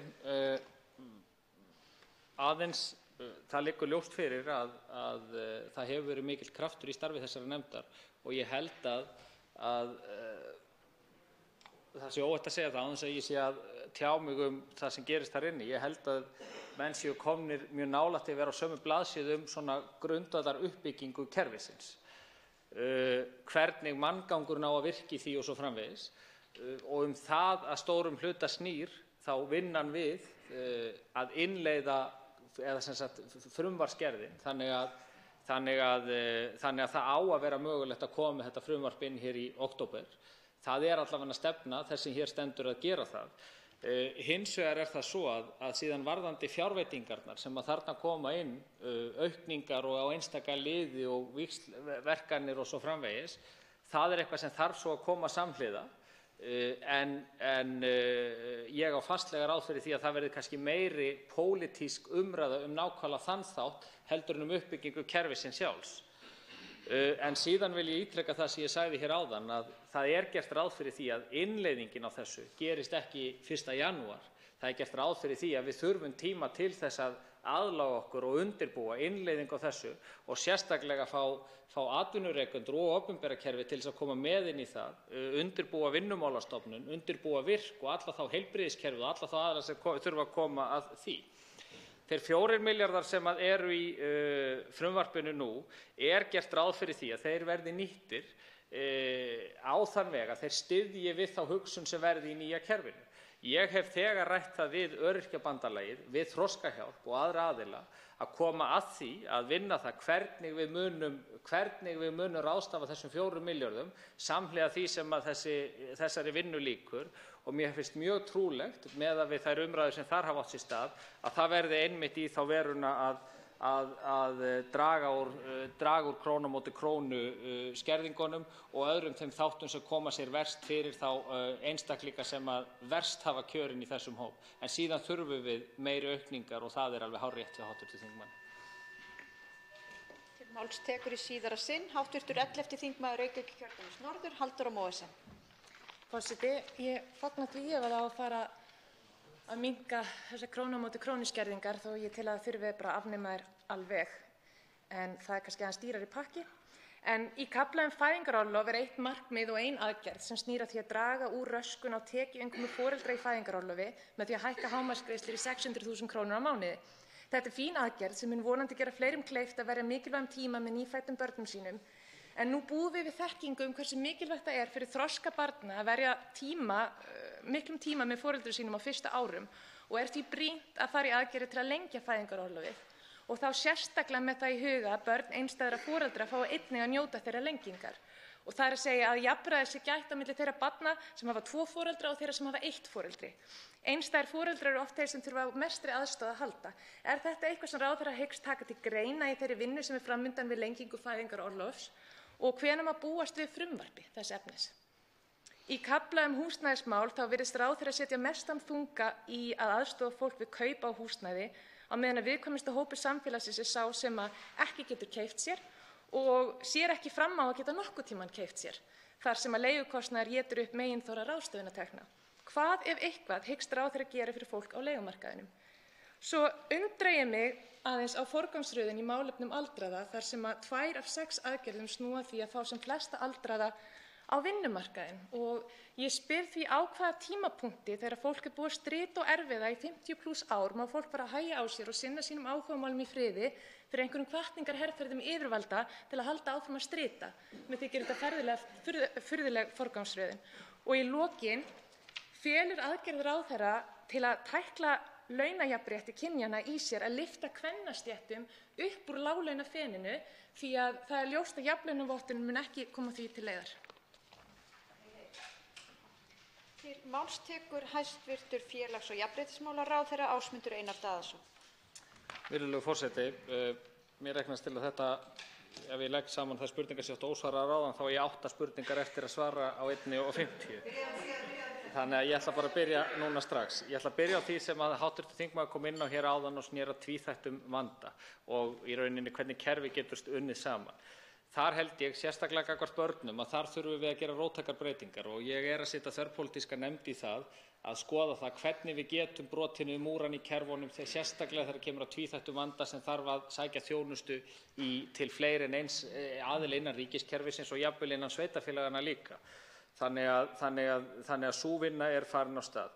Varðandi hækkun greiðslna úr fæðingarorlofssjóði að þá efurst ríkisstjórnin það á stefnuskrá sinni annars vegar að hækka greiðslur úr fæðingarorlofi og lengja fæðingarorlof. Við erum núna annað árið í röð að stíga skref til þess að hækka greiðslur úr fæðingarorlofi þannig að það liggur ljóst fyrir að þessi ríkisstjórn er nú ekki búin að starfa einu sinni í ár. Þannig að ég kalla það nú nokkuð gott að vera búin að ná öðru af þessum 2 markmiðum. Við ætlum okkur að lengja greiðslur úr fæðingarorlofi og það eru nú 3 ár eftir að þessu kjörtímabili og þá þurfum við einmitt að skoða ýmsar aðrar breytingar varðandi fæðingarorlofskerfið vegna þess að það eru ýmis smáatriði sem að þarf að skoða í því sambandi og ekki síður gagnvart fæðingarstyrkskerfinu sem að hefur svona verið til hliðar og hefur ekki þróaðst og þroskast með nægilega góðum hætti. Varðandi húsnæðismálin þá er það svo að við höfum í húsnæðismálunum undanfarið átt í mjög góðu samtali við bæði sveitarfélögin og verkalýðshreyfinguna og ég kom inn á það í stefnuræðunni hér í fyrrakvöld róttækari nálgun á þau mál heldur en við höfum verið að sjá. Það er ekki komin svona lending í það en ég hef verið að kalla eftir því að menn hugsi þar út fyrir boxið, séu tilbúnir í róttækar aðgerðir á félagslegum grunni og ég vænti þess að því samtali sem þar er í gangi við verkalýðshreyfinguna og sveitarfélögin ber af sér einhverja afurð. En því miður eru nokkrar spurningar ósvaraðar og ég held við þyrftum enn lengri tíma til þess að klára þær því ég myndi svo gjarnan vilja svara þeim öllum. Til máls tekur hv. 11. þingmaður Suðvesturkjördæmis Ólafur Þór Gunnarsson. Frú forseti, við ræðum hér málaflokka hæstv. félags- og jafnréttismálaráðherra. Það er margt ágætt í þessu og ég vil svona halda því til haga sem raunar hæstv. ráðherra hefur gert hér líka að það skiptir verulegu máli að það hefur verið að bæta 4 milljörðum í málaflokkinn öryrkja og málefni fatlaðs fólks. Það er verið að bæta 5 milljörðum í málefni aldraðra.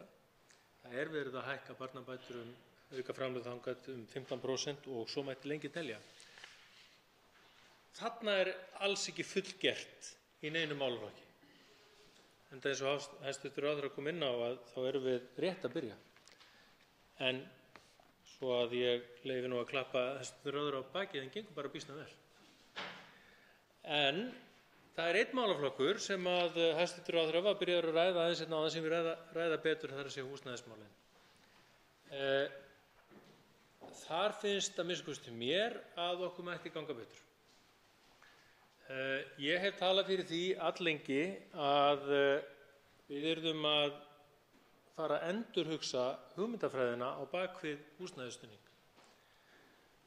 Fara upp úr þessum hjólförum vaxtabóta sem að í rauninni eru arfur af gömlu séreignarstefnunni sem að var það eina sem að menn gátu hugsa sér og yfir í það að markmið húsnæðisbótakerfisins eigi að vera að tryggja fólki þak yfir höfuðið, tryggja fólki öruggt húsaskjól. Og það er hægt að gera með fleiri aðferðum heldur en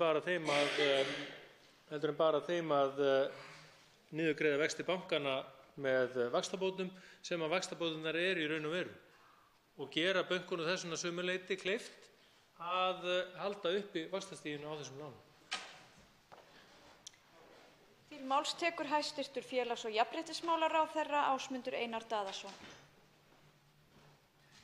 Virðulegi forseti, ég ætla að fara beint í húsnæðismálin og segja það að ég held að það sé rétt hjá hv. þingmanni að við þurfum að nálgast þann málaflokk með öðrum hætti heldur en við höfum gert. Við erum komin vel af stað gagnvart landsbyggðinni í þessu efni.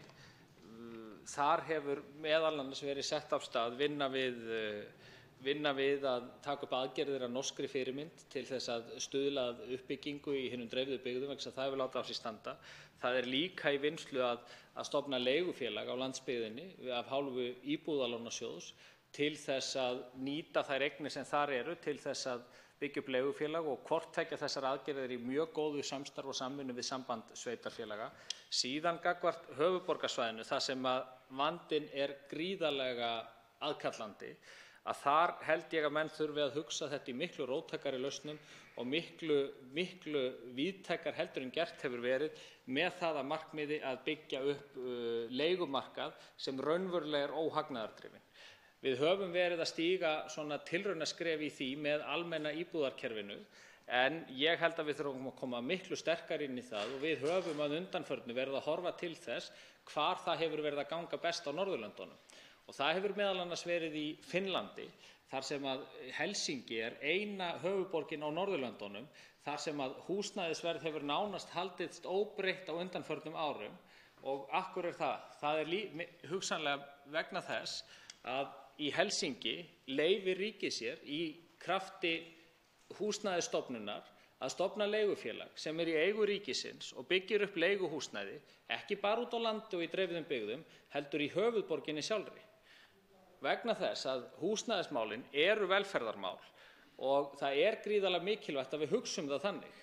Og við erum að skoða það núna hvernig við getum eflt og aukið samstarf við hin Norðurlöndin til þess að læra af þeim hvernig hlutirnir eru gerðir, en við þurfum líka að fá sveitarfélögin með okkur og við þurfum að hugsa svolítið víðar í því samhengi og hugsa kannski ekki eingöngu út frá Reykjavík heldur nágranna sveitarfélögin hérna í kringum Reykjavík og höfuðborgarsvæðið vegna þess að það þarf róttæk uppbyggingu þarna og hún er samtalin það er í gangi bæði við samband sveitarfélaga og við verkalýðshreyfinguna og ég er algjörlega sammála hv. þingmanni þá nálgun sem við þurfum að hafa í þeim efnum. Forseti vill minna bæði hv. þingmenn og hæstv. ráðherra á að virða tímamörk. En þá tekur til máls í síðara sinn hv. 11. þingmaður Suðvesturkjördæmis, Ólafur Þór Gunnarsson. Frú forseti, já, nú erum við að tala saman. Það er nefnilega þannig að við höfum núna sennilega í allavega 8 ár ef ekki lengur verið að tala það með hvaða hætti við getum breytt húsnæðiskerfinu, með hvaða hætti við getum breytt húsnæðisstuðningi. En við höfum stigið alveg ógurlega lítil skref í rauninni. Það er rétt almenna íbúðakerfið sem að þáverandi félags- og jafnréttisráðherra Eygló Harðardóttir kom á stað var mikilvægt skref en betur má duga skal. Hæstv. ráðherra nefndi meðal annars þátt sveitarfélaganna og ég held að samtalið sem að þarf að fara fram í þessum málum sé einmitt á milli sveitarfélaganna, aðila vinnumarkaðarins og ráðuneytisins. Þarna eru að mínu viti lykilaðilarnir, lífeyrissjóðirnir mega gjarnan vera með en lífeyrissjóðirnir eiga ekki endilega vera þeir eru ekki verið í ökusætinu í þessum efnum. Mér finnst að það sé miklu nær að þessir aðilar, það er að segja sveitarfélögin sem bera í rauninni í grunninn ábyrgð á því að allir hafi öruggt þak yfir höfuðið, að þau verði að vera þarna, ráðuneyti náttúrulega sem ábyrgðaraðili málaflokksins og sambandi náttúrulega með sveitarfélögunum. Því að þarna erum við í rauninni að tala það að sveitarfélögin geta alveg og hafa alveg tækin eins og hæstv. ráðherra kemur inn á. Þau hafa tækin til að halda niðri íbúðaverði að minnsta kosti að einhverju leyti.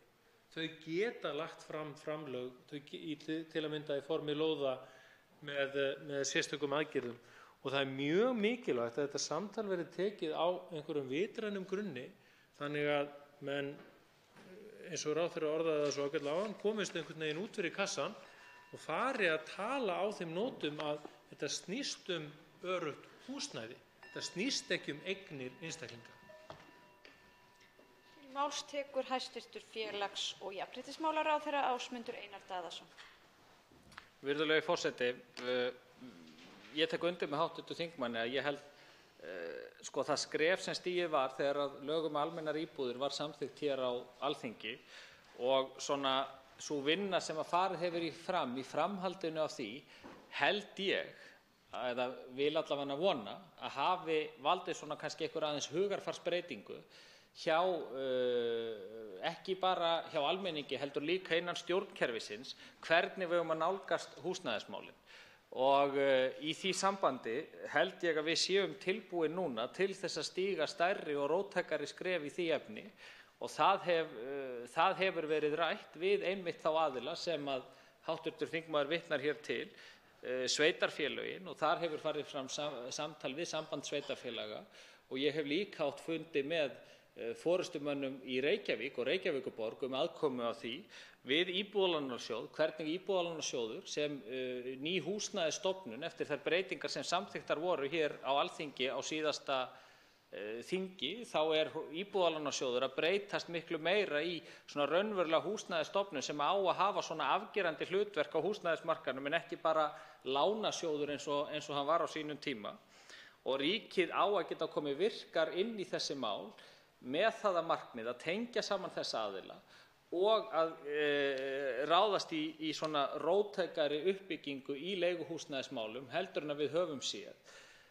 Verkalýðshreyfingin hefur lýst miklum áhuga að koma að slíku og ég held að þetta verði næsta vetur, við sjáum það bara í umræðum kjarasamninga, eitt af stóru málunum sem þar verða undir í samtali til hliðar við hinn raunverulegu kjaramál hvernig komum við húsnæðismarkaðnum húsnæðismálunum hér á landi í einhvern almennilegan skikk. Og það margt sem við höfum gert vel á undanförnum árum, við höfum verið að læra en við erum tilbúin í stærri skref og við eigum að undirbúa það að stíga þau. Til máls tekur hv. 8. þingmaður Reykjavíkurkjördæmis suður, Inga Sæland. Virðulegi forseti, ég ætla að snúa við beint að efninu og ég ætla að byrja á því að tala um öryrkja. Hæstv. Velferðarráðherra talar 4 milljarða sem eigi að leggja í málaflokkinn. Ég get ekki séð að ein einasta króna eigi að fara í það að gefa öryrkja kost á því að kaupa sér einni kartöflu meira á mánuði þegar hann í rauninni í manngerðri fátæktargildru sem alveg nánast ómögulegt fyrir hann að komast úr vegna þess að það í rauninni ekkert gert hér til þess að reyna að liðka til fyrir því. En ég hef áður komið með lausn á þessum svokallaða vanda sem talin vera með mikilli fjölgun öryrkja. Við getum fækkað öryrkjum án þess að hrinda þeim fyrir björg og við getum hjálpað öryrkjum upp úr manngerðri fátæktargildru án þess að kosti 4 milljarða, án þess að kosti krónu, en í staðinn myndum við auka stórlega við innstreymi í ríkissjóð. Það liggja fyrir gögn og skýrslur frá löndum eins og Svíþjóð, eins og Ungverjalandi, frekar en Hollandi, svo ég ruglist nú, ég held að sé nú Hollandi frekar.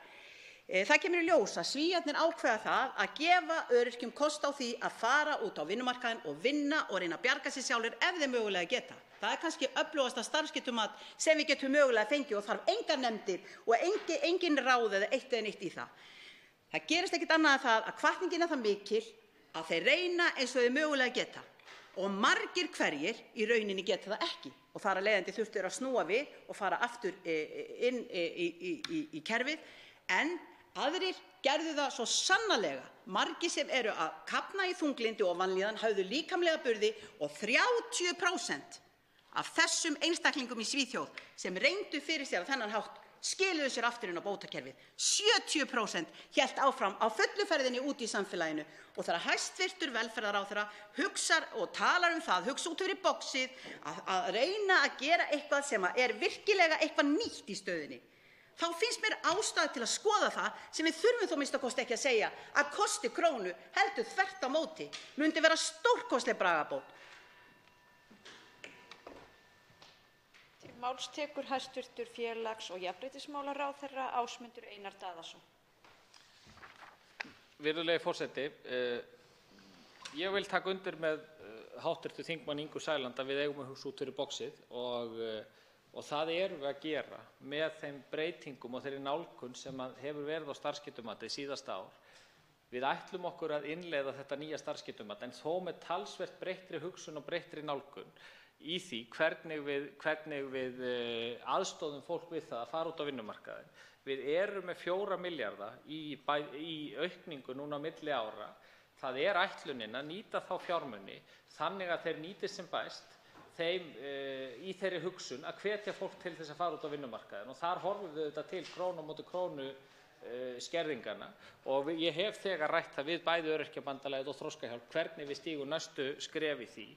En hins vegar gríðarlega mikilvægt ef við horfum bara á þróunina, hvernig aukningin gert ráð fyrir því á næstu árum, hver aukningin verði á örorkuþegum á Íslandi, þá held ég að við þurfum, og það líka gerst í Svíþjóð, því að hv. þingmaður minnist á það, að við þurfum líka róttækar breytingar í hvernig við nálgumst það að byggja upp atvinnu fyrir þennan hóp. Hvernig atvinnulífið kemur að því, vegna þess að núna í Svíþjóð eru stjórnvöld þar að huga því að gera þríhliða kjarasamninga á milli ríkisvaldsins, á milli atvinnurekenda og síðan samtaka örorkulífeyrisþega vegna þess að atvinnulífið ekki að koma inn. Þannig að jafnvel þó að þú gefur fólkinu færi á því að fara út á vinnumarkaðinn, þá atvinnulífið ekki tilbúið til þess að taka við þeim. Og það eitt af því sem þarf að skoða í þessu sambandi líka, hvernig við nálgumst það og þess vegna svo mikilvægt að við klárum þessa vinnu með starfsgetumatið. Það svo mikilvægt að við komum með löggjöfina hérna inn, klárum það og hefjum undirbúningstímabilið að því hvernig við aðstoðum fólk við að taka þátt í samfélaginu og fara út á vinnumarkaðinn vegna þess að öll erum við ólík. Við viljum að við getum verið ólík og við viljum að við getum tekið þátt í vinnumarkaðnum.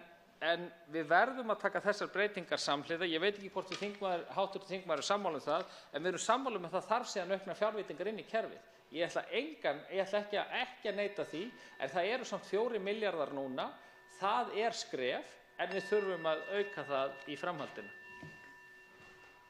Til máls tekur í síðara sinn hv. 8. þingmaður Reykjavíkurkjördæmis suður, Inga Sæland. Virðulegi forseti, ég þakka hæstv. Ráðherra fyrir svarið, en staðreyndin sú að ég enn ekki að tala neina aukningu í útgjöldum frá ríkissjóði. Spurningin snerist ekki það hvort viðkomandi einstaklingur fengi vinnu, heldur staðreyndin sem skýrslur Svíþjóðar sýna það að þessir einstaklingar fengu vinnu. Þeir voru ekki skertir á þessum reynslutíma sem þeir fengu. Þannig að það var ekki það að ræða. En svo ég vendi mér yfir í eldri borgarana. Við höfum lagt Flokkur fólksins fram frumvarp þar sem við óskuðum eftir því að afnema frítekjumark á launagreiðslur eldri borgara. Staðreyndin sú að samkvæmt skýrslu sem að ágætur maður Haukur Arnþórsson vann fyrir Félag eldri borgara, að þá það alveg á hreinu og hafið yfir vafa að það myndi gagnast í auknu streymi fjármagns inn í ríkissjóð. Þetta eru einstaklingar sem eru orðnir eldri, þeir eiga ekki mörg ár eftir á vinnumarkaði, þeir eiga möguleika á að rífa sig upp úr manngerðu fátæktargildrunni, en nei, það ekki gert. Það alveg með ólíkindum miðað við það að þetta skuli ekki kosta krónu. Það ekki eins og ég sé að tala eitthvað og spurja það hvað það kosti marga milljarða og milljarða ofan að leggja í þennan og hinn málaflokkinn. Það kostar ekki neitt. Það kostar bara það að þora að stíga skrefið og bara sýna djörfung og dug, hugsa út fyrir boxi, stíga út fyrir rammann og láta vaða. Og að endingu þá segi ég, endurreisum endilega verkamannabústaðakerfið og reynum að hugsa stórt í húsnæðismálum. Og hættum þessum smábarnaskrefum vegna þess að grunnurinn að allri framtíð barnanna okkar sem að líður illa mjög mörgum núna, það heimilisfesti, öruggt húsnæði, ekki flytja 10 sinnum, 20 sinnum áður en verður 12 ára vegna þess að þú hefur hvergi stöðu. Og það sem hæstv. Fjármálaráðherra sagði hér daginn að það væri aldrei annað verið skil á húsnæðislánum, þá hlýtur það að tengjast því að yfir 10.000 heimili fuku út á guð og gaddinn, þannig að allar þær fjölskyldur eru örugglega ekki skuldum vafnar á húsnæðislánunum sínum. Það geti ekki einu sinni farið í greiðslumat. Til máls tekur hæstv. Félags- og jafnréttismálaráðherra Ásmundur Einar Daðason. Virðulegi forseti, bara rétt til þess að botna umræðunum um örorkulífeyrisþegana og til þess að undirstrika mikilvægi þess að við innleiðum hugsun sem aðstoðar fólk við að fara út á vinnumarkaðinn, þá gert ráð fyrir því að örorkulífeyrisþegum muni fjölga 30% til ársins 2030 frá árinu 2016, þessi áætlun gerð þá, og að greiðslur framreiknaðar með við þróun, ef við aukum ekkert til einstakra aðila, ef við erum ekki að auka greiðslurnar til hópsins, að það aukist engu að síður úr 41 milljarði í 90 milljarða. Og það sem svo mikilvægt að við útbúum kerfi til þess að aðstoða fólk við að fara út á vinnumarkaðinn, til þess að það lendi ekki inn á örorkubótum, þannig að við getum í framtíðinni, þegar að hvert árið, þetta ótrúlega stutt í burtu, 2030, til þess að við getum aukið við þá sem að raunverulega þurfa á því að halda, sem að raunverulega geta ekki annað en verið á örorkubótum, en við getum það ekki meðan að það að fjölga svona rosalega þarna inni, og þess vegna það eitthvað í kerfinu okkar sem við þurfum að breyta, og það erum við að gera með róttækum hætti. Síðan varðandi eldri borgara, að þá það svo að núverandi ríkisstjórn hefur þegar hækkað frítekjumarkið upp í 100.000 krónur. Ég hef sagt það áður í þessari umræðu, við erum núna að einbeita okkur að örorkulífeyrisþegunum, en við erum engu að síður að skoða stöðu þeirra eldri borgara sem hafa lakasta afkomu og lakastar tekjur. Þar samvinna og samtal í gangi á milli stjórnvalda og samtaka eldri borgara. Það ekki komið út úr því, en ég vænti þess að þar verði vonandi, og þar verið að horfa sérstaklega þann hóp sem hefur bágastar tekjurnar. Síðan varðandi húsnæðismálin, þá tek ég bara undir með hv. þingmann Ingu Sæland að þar þurfum við svo sannarlega róttækar breytingar og nýja nálgun og nýja hugsun á þau mál, og ég mjög opinn fyrir því og mjög jákvæður fyrir því, og við verðum saman í byltingunni þar, ég og hv. þingmaður. Þá tekur til máls hv. 7. þingmaður Reykjavíkurkjördæmis norður, Þorsteinn Víglundsson. Frú forseti, ég þakka hæstv. ráðherra fyrir yfirferðina. Ég dálítið hugsi eftir málflutning hans, því að mér heyrist hæstv. ráðherra vera að lofa hér talsvert mikið upp í ermina á sér miðað við þær fjárveitingar sem lagðar eru bæði í þessum fjárlögum og í fjármálaáætlun á næstu árum. Ef við byrjum aðeins á örorkulífeyriskerfinu, þá þætti mér bara áhugavert að heyra, af því hér boðað frumvarp eftir raskan mánuð. Það alveg ljóst að breytingar á starfsgetumati, afnám fyrir krónuskerðingar, auk þeirrar fjölgunar sem að eiga sér stað í kerfinu, það mun kosta talsvert meira heldur 4 milljarða á ársgrundvelli. Ráðherra segir að það að innleiða þetta í þrepum, en í fjármálaáætlun held ég að sé gert ráð fyrir það bil milljarði til 1,5 í viðbót í málaflokkinn árið 2020. Þess spyr ég bara, og ég vil fá skýrt svar, hvert kostnaðarmat ráðherra á þeim aðgerðum sem hann mun leggja til? Það hlýtur að liggja fyrir ef að frumvarpið í fæðingu, og hvernig á þá að fjármagna þetta ef að við hér í vor samþykktum fjármálaáætlun sem engan hátt gerir ráð fyrir þessu. Þetta gríðarlega mikilvægt mál, hér þverpólitísk samstaða held ég í þinginu að afnema krónu fyrir krónuskerðinguna, og svo fjölgun öryrkja sem ráðherra vísar til stórt vandamál, en stór hluti þess liggur auðvitað í þeim neikvæðu hvötum til atvinnuþátttöku sem í núverandi kerfi. Þannig að þess vegna gríðarlega mikilvægt að þarna takist vel til. Ég horfi líka til þess sama varðandi þau útgjaldalofar sem hér eru veitt varðandi fæðingarorlofskerfið. Það alveg ljóst í fjármálaáætlun að umræðum hana var ekki gert ráð fyrir lengingu fæðingarorlofs. Það ekki fjárveiting til lengingar fæðingarorlofs, en hér talar hæstv. ráðherra aftur lengingu þess, og ég sé ekki að þess sjáist stað. Það gert ráð fyrir það bil milljarði til viðbótar í fæðingarorlofi á árinu 2020, sem þá alveg ljóst að það eitt og sér gerir ekkert í lengingu þess, sem myndi væntanlega kosta hið minnsta 4 til 5 milljarða miðað við núverandi útgjöld. Þannig að hvar fjármögnunin á þeim loforðum sem ráðherra að ýta hér undir? Til máls tekur hæstv. félags- og jafnréttismálaráðherra Ásmundur Einar Daðason. Virðulegi forseti, það liggur auðvitað ljóst fyrir og kemur skýrt fram í lögum opinber fjármál hvernig þessi mál unnin.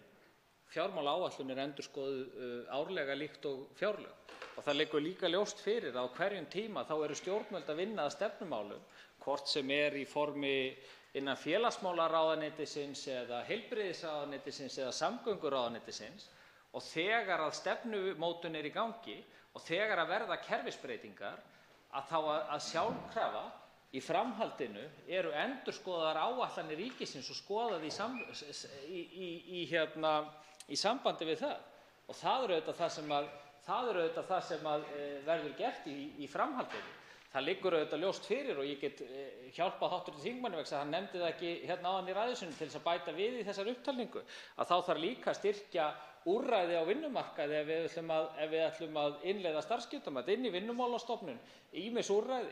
Þannig að það liggur auðvitað ljóst fyrir að við erum að fara í heljarina kerfisbreytingu og með kerfisbreytingum eins og þessum að þá skoðum við auðvitað allar áætlanir ríkissjóðs og hvað áhrif það hefur á aðra þætti.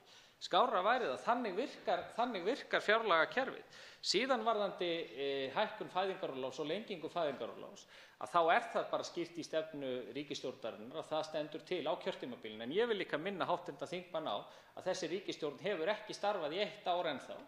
Hún á ennþá eftir 3 ár af þessu kjörtímabili. Það þýða 3 fjárlög, það þýða endurskoðun á fjármálaáætlun 3 sinnum.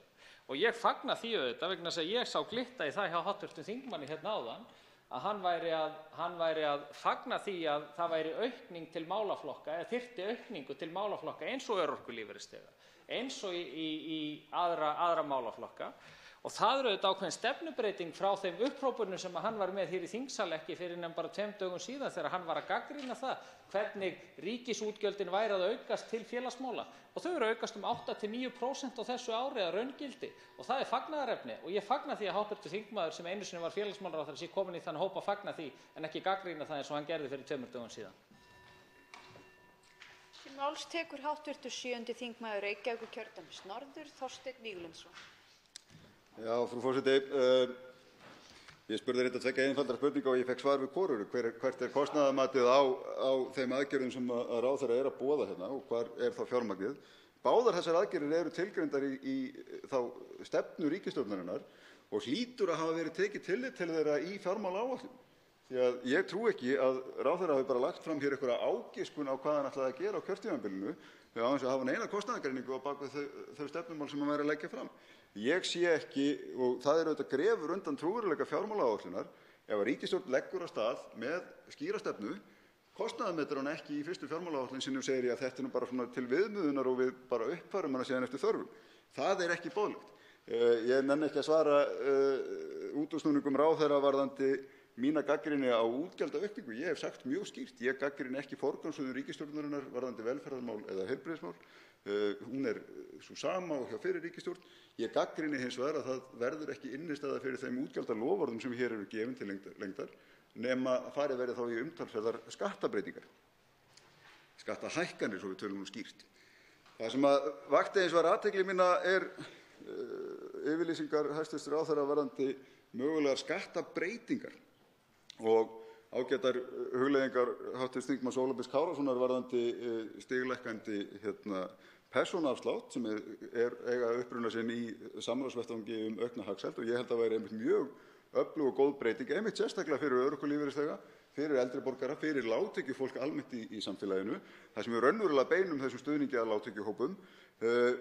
Ég veist ekki betur, þetta var eitt af stefnumálum okkar fyrir síðustu kosningar og þær síðustu kosningar og ég veit ekki betur heldur en að það hefur verið stefnumál Framsóknarflokksins og kosningaloforð Framsóknarflokksins að ráðast í slíkar breytingar á tekjuskattskerfinu en ráðherra blés á það í raun og veru og sagðist ætla að fara ykkur allt aðra leið.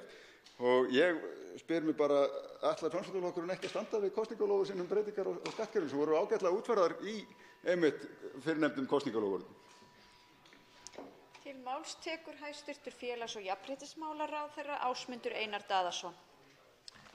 Já, virðulegi forseti, bara til þess að taka þennan seinni hluta þá fagna ég því að við séum komið með sjálfskipaðan eftirlitsmann með kosningaloforðum Framsóknarflokksins vegna þess að þá getur Þorsteinn Víglundsson hv. þingmaður bæst í hóp þeirra miðflokksmanna sem þegar eru í þessu eftirliti hérna í þingsalnum. Þannig að það er bara gott að fá fleiri til liðs við þá vegna þess að mér hefur fundist þeir vera að dala eilítið upp á síðkasti. Þannig að það er gott að þeim að fá styrk frá hv. þingmanni Þorsteini Víglundssyni. Það liggur auðvitað ljóst fyrir að skattkerfisbreytingar sem að við viljum ráðast í, ríkisstjórnin, eru breytingar sem að miða að því að styrkja lægri millitekjuhópa. Við erum opin fyrir öllu í þeim efnum og það samtal er í gangi, meðal annars við verkalýðshreyfinguna og aðila vinnumarkaðarins, vegna þess að það var eitt af því sem að var í yfirlýsingu sem undirrituð var hér í fyrri hluta árs varðandi skattkerfisbreytingar og eftir því erum við að vinna, eftir því er ríkisstjórnin að vinna og það ætti að vera fagnaðarefni. Síðan varðandi, ég veit ekki hvernig ég á að geta útskýrt þetta fyrir hv. þingmanni. Þegar við erum að ráðast í kerfisbreytingar, þá það svo að þær hafa áhrif.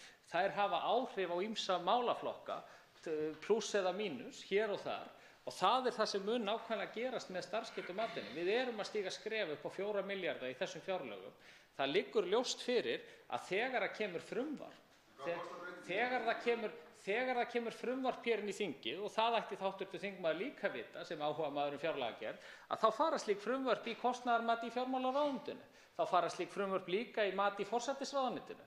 Þannig að hv. þingmaður þarf ekki að hafa neinar áhyggjur af því að þegar slíkt frumvarp kemur hér inn í þingið, þá mun það verða kostnaðarmetið og svo áætlun sem fylgir því fer þá inn í þá ferla sem að við hér erum búin að skapa í fjárlagagerð, bæði við fjármálaáætlun til 5 ára og til fjárlaga. Þannig að hv. þingmaður getur bara beðið rólegur, þetta mun koma og þetta verður kostnaðarmetið og væntanlega fer þetta inn í þann farveg og þá ferla sem við hér erum þegar búin að ákveða og það fjármálaáætlun á við það líka. Þannig að ég veit ekki hvernig þetta getur verið skýrara fyrir hv. þingmann. Þá höfum við lokið umræðum málaflokka félags- og jafnréttismálaráðherra og tekin fyrir málaflokkur umhverfis- og auðlindaráðherra. Þá tekur til máls hæstvirtur ráðherra umhverfis- og auðlindamála Guðmundur Ingi Guðbrandsson.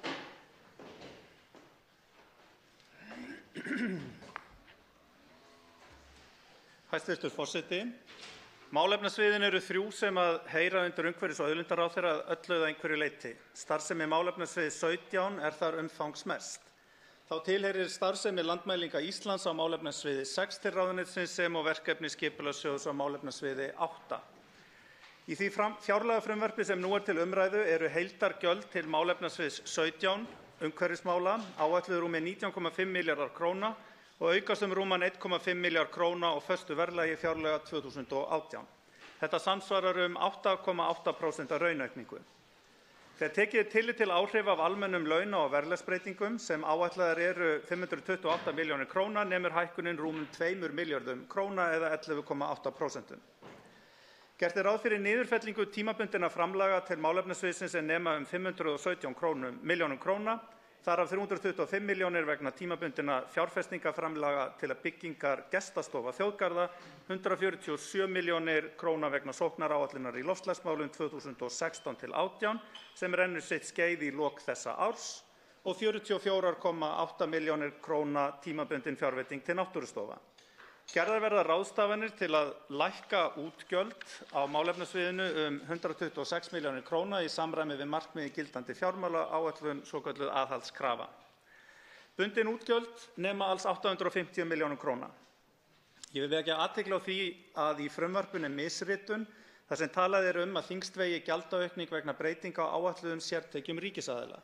Þessi tala á að vera 782,2 milljónir króna vegna vanáætlunar í fyrri fjárlögum, en þessi aukning hefur þó ekki áhrif á greiðslur úr ríkissjóði. Raunaukning þessa liðar nemur því 67,9 milljónum króna. Gert ráð fyrir að útgjaldasvigrúm innan ramma málefnasviðsins aukist 1320 milljónir króna og því fyrst og fremst veitt í ný og aukin verkefni vegna loftslagsmála, til styrkingar innviða á náttúruverndarsvæðum og til landvörslu. Þessi megin áhersla endurspeglar þær áskoranir í loftslagsmálum og náttúruvernd sem við stöndum frammi fyrir. Fyrr í þessari viku var fyrsta útgáfa aðgerðaráætlunar í loftslagsmálum kynnt. Eins og fram kom að því tilefni ráðgert að veita 6,8 milljörðum króna á næstu 5 árum til sérstakra aðgerða í loftslagsmálum. Alls gert ráð fyrir því að 600 milljónum króna verði varið til þessa verkefni strax á næsta ári, þar af 255 milljónum króna til þess að draga úr losun gróðurhúsalofttegunda, 250 milljónum króna til kolefnisbindingarverkefna og 60 milljónum króna í nýsköpun í gegnum sérstakan loftslagssjóð. Jafnframt gert ráð fyrir 35 milljónum króna af þessum 600 vegna starfsemi loftslagsráðs, eflingar stjórnsýslu og innleiðingar þaktilskipunar Evrópusambandsins.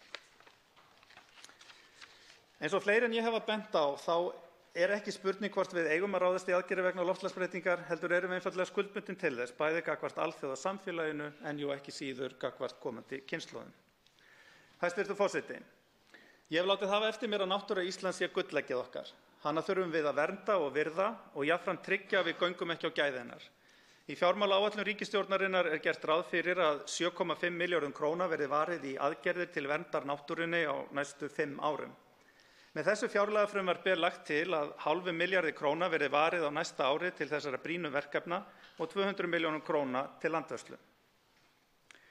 Af þessum hálfa milljarði er gert ráð fyrir að 350 milljónir fari til uppbyggingar innviða til verndar náttúru- og menningarsögulegum minjum, verður fjármununum útdeilt á grundvelli landsáætlunar þar og verkefna áætlun 2018–2020 sem kynnt var í mars síðastliðnum uppfærð með tilliti til þessa aukna fjármagns. Það mun þýða rúmum milljarður króna mun fara til þessa brýna verkefnis þar sem Alþingi var áður tryggt 660 milljónir króna til verkefnisins. Þá er ráðgert að efla rannsóknir og vöktun á náttúruverndarsvæðum með 80 milljóna króna fjárframlagi og starfsemi Vatnajökulsþjóðgarðs sem dekkar 15% landsins, styrkt með 40 milljóna króna framlagi til þess að mæta auknu álagi á náttúruna vegna ferðamanna. Umsjón með náttúruverndarsvæðum verður efld með 200 milljóna króna framlagi vegna landvörslu, bæði heilsárs- og árstíðabundinnar á næsta ári. Ég vil einnig láta hér fylgja að á árinu 2020 er gert ráð fyrir að 300 milljónir bætist við árlega vegna landvörslu á landinu öllu sem hluta af þeim 7,5 milljarða króna framlagi sem verja á til aukina verkefna tengdum náttúruvernd svo tryggja megi verndun náttúrunnar og sjálfbæra nýtingu hennar. Til máls tekur hv. 4. þingmaður Reykjavíkurkjördæmis norður, Helga Vala Helgadóttir.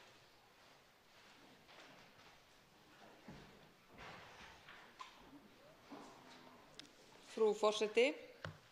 Ég vil byrja á því að þakka hæstv. Umhverfisráðherra fyrir hans yfirferð á því málefnasviði sem honum tilheyra. En ég vil líka óska hæstv. Ráðherra til hamingju með framsæknar tillögur í loftslagsmálum. Það var ánægjulegt að fylgjast með kynningu 7 ráðherra á þeim áætlunum sem ríkisstjórnin hefur nú komið sér saman og ég held og hef það trúi því að hæstv. Umhverfisráðherra hafi borið hitann og þungana af því starfi. Nú er það auðvitað svo að við eigum eftir að sjá hvernig þetta fer allt saman, hvernig framkvæmdin verður þegar áætlunar- og umræðustigi lýkur, en áætlunin er metnaðarfull og það er vel. Óska ég honum því til hamingju. Af því að loftslagsmálin eru stærsta viðfangsefni nútíma stjórnmála og það þarf svo sannarlega að bregðast við af festu og því vona ég að efndir fylgi orðum áætlun. Nú það er eitt og annað í þeirri áætlun sem og svo sem í fjárlögunum sem ég svona aðeins staldra við. Af því að vissulega er hækkun á fjárframlögum til málaflokksins en þetta eru auðvitað ekki umtalsverðar fjárhæðir sem þarna eru undir. Loftslagsbreytingarnar birtast okkur hins vegar með slíkum ógnarþunga á hverjum degi allan heim að við verðum að bregðast af festu við. Og ég verð að segja, og hér, af því að nú er tíminn að hlaupa frá mér, að ég hef töluverðar áhyggjur af losun. Og mér finnst einhvern veginn ekki vera tekið af nægri festu á losun frá einkabílum á Íslandi. Og vil því spyrja hæstv. Umhverfisráðherra hvers vegna ekki er horft meira til uppbyggingar almenningssamgangna á Íslandi þó að hann sé vissulega ekki samgönguráðherra. En þá veltir maður fyrir sér hvort að ráðherra hafi ekki áhyggjur af mengun einkabíla á Íslandi. Til máls tekur hæstv. Umhverfis- og auðlindamálaráðherra Guðmundur Ingi Guðbrandsson. Hæstv. forseti, ég þakka hv. þingmanni fyrir innleggið og fyrir að tala fallega nýja aðgerðaáætlun í loftslagsmálum sem er náttúrulega sameiginlegt verkefni okkar allra og ég fagna því að heyra orð þingmannsins. Ef við berum aðeins saman það fjármagn því að þingmaðurinn hv. kom inn á það að á síðustu 3 árum hafa verið 750 milljónir króna í sérstakri sóknaráætlun í loftslagsmálum sem sem lýkur núna í lok þessa árs, meðan við erum að tala 6,8 milljarða á næstu 5 árum. Þannig að það mjög umtalsverða aukningu að ræða sem ég náttúrulega mjög ánægður með að sjá, að sjálfsögðu. En spurning hv. þingmanns sneri að losun frá einkabílum. Jú, ég hef vissulega áhyggjur af því, ég hef áhyggjur af ýmsu, en þetta einmitt eitt af því. Það þarf að leggja aukna áherslu bæði á almenningssamgöngur, að gera okkur betur kleift að nýta okkur almenningssamgöngur, hvort sem það eru að fara á reiðhjólum eða ganga eða taka strætó. En það þarf líka að gera almenningssamgöngurnar sem eru knúnar jarðefnaeldsneyti umhverfisvænni. Og það eru tillögur frá starfshópi fjármálaráðherra að ráðast í ívilnanir vegna kaupa og innflutnings á slíkum bifreiðum, sem eru þá þessi stærri vagnar. Þannig að ég tek undir það með hv. þingmanni að þetta er mjög mikilvægt atriði, en það gengur líka stór hluti áætlunarinnar síðan út á það að breyta einkabílnum í annars konar bíla, með tækni, með rafvæðingu samgangna, þannig að þeir sem nota einkabílinn, sem mjög margir gera, hafi þá tækifæri til þess að ráðast í að skipta honum út fyrir umhverfisvænni bifreiðar. Til máls tekur hv. 4. þingmaður Reykjavíkurkjördæmis norður, Helga Vala Helgadóttir. Frú forseti, ég vil þakka hæstv. Umhverfisráðherra fyrir svarið. Það auðvitað góðra gjalda vert að fara í orkuskipti, fara að breyta spúandi einkabílnum í eitthvað umhverfisvænna. En það engu að síður svo að við erum eiginlega með alveg hörmulegar almenningssamgöngur, og ef við ætlum að einfaldlega breyta mengandi einkabíl í örlítið umhverfisvænni einkabíl, þá erum við samt sem áður alltaf með þessa stöðu að við erum einhvern veginn að teygja á öllum samgöngum og hugsum ekki að koma fjöldanum á milli. Það auðvitað góðra gjalda vert að fara og setja aukafjárveitingar í skógrækt, setja aukafjárveitingar í landgræðslu og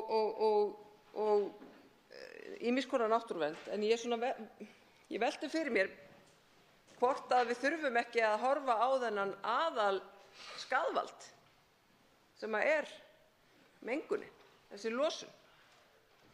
Og þá spyr ég bara hreinlega, þurfum við ekki að gera betur þar? Getur verið að það sé hægt að nýta fjármuni þar, eða hreinlega bara taka höndum saman inn í ríkisstjórninni með öðrum ráðherrum sem þá fara með þá málaflokka og reyna að knýja áfram einhvers konar byltingu þegar kemur að losuninni? Máls tekur hæstv. Umhverfis- og auðlindaráðherra Guðmundur Ingi Guðbrandsson. Hæstv. forseti, ég tek bara undir með hv. þingmanni að meginverkefnið að draga úr losun. Og ég sé þetta akkúrat þannig fyrir mér að það stóra verkefnið, draga úr losuninni eins mikið og við mögulega getum, svo tæknin leyfir má kannski segja, og þegar því lokið þá þurfum við með einhverjum hætti að halda áfram að draga úr því umfram magni koltvísýrings sem í andrúmsloftinu, og landgræðsla og skógrækt mjög skilvirkur máti til þess að gera það. Og sú áhersla sem lögð á þann þátt í aðgerðaáætluninni snýr náttúrulega ekki síst að þeim markmiðum að ná kolefnishlutleysi árið 2040. Og það að byrja strax mikilvægt vegna þess að kurvan bindingu, hún á fyrstu árunum verið að binda lítið, og svo verður það meira og meira eftir því sem að skógurinn eða landið safnar meira af kolefni, þá bæði í jarðveg og í gróðurinn sjálfan. Og svo það náttúrulega endurheimt votlendisins sem felur í sér að moka ofan í skurði, sem svona kannski eins og að setja tappa í bakar. Bakarið lekur og við erum að missa losun út, en með því að moka ofan í skurðina þá setjum við tappan í og komum í veg fyrir að eins mikla losun sé að ræða. Þannig að það eru svo sem líka þegar við erum að tala þessa kolefnisbindingu þá yfirleitt endurheimt votlendi sett þar undir þó að það sé ekki kannski alveg rétt að gera það akkúrat þannig. En þar líka til mjög mikils að vinna þegar við erum að hugsa loftslagið í heild sinni að takast á við þau mál. Til máls tekur hv. 3. þingmaður Suðurkjördæmis, Birgir Þórarinsson.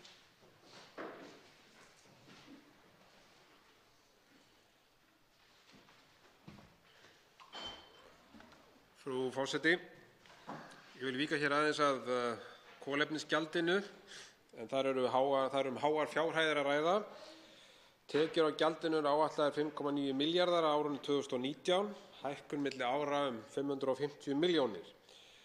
Hér síhækkandi skattheimtu að ræða á hinn almenna bifreiðaeiganda, ekki síst þá sem búa á landsbyggðinni, þar sem notkun rafmagnsbifreiða er mjög takmörkuð. Auk þess má ekki gleyma því að það hafa alls ekki allir efni á því að kaupa sér rafmagnsbíl og þeir henta ekki öllum. Gjaldið bitnar verst á tekjulægsta hópnum sem hefur ekki efni á því að fá sér bifreið sem losar minna. Ríkisstjórnin ætlar að setja 6,8 milljarða í kolefnisbindingu á kjörtímabilinu.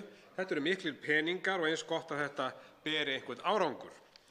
Hæstv. Umhverfisráðherra hefur viðurkennt að það sé erfitt að meta árangur af kolefnisgjaldinu. Þetta kom fram í svari ráðherrans á síðasta löggjafarþingi við fyrirspurn frá hv. þingmanni Ólafi Ísleifssyni. Síðan er það Katla.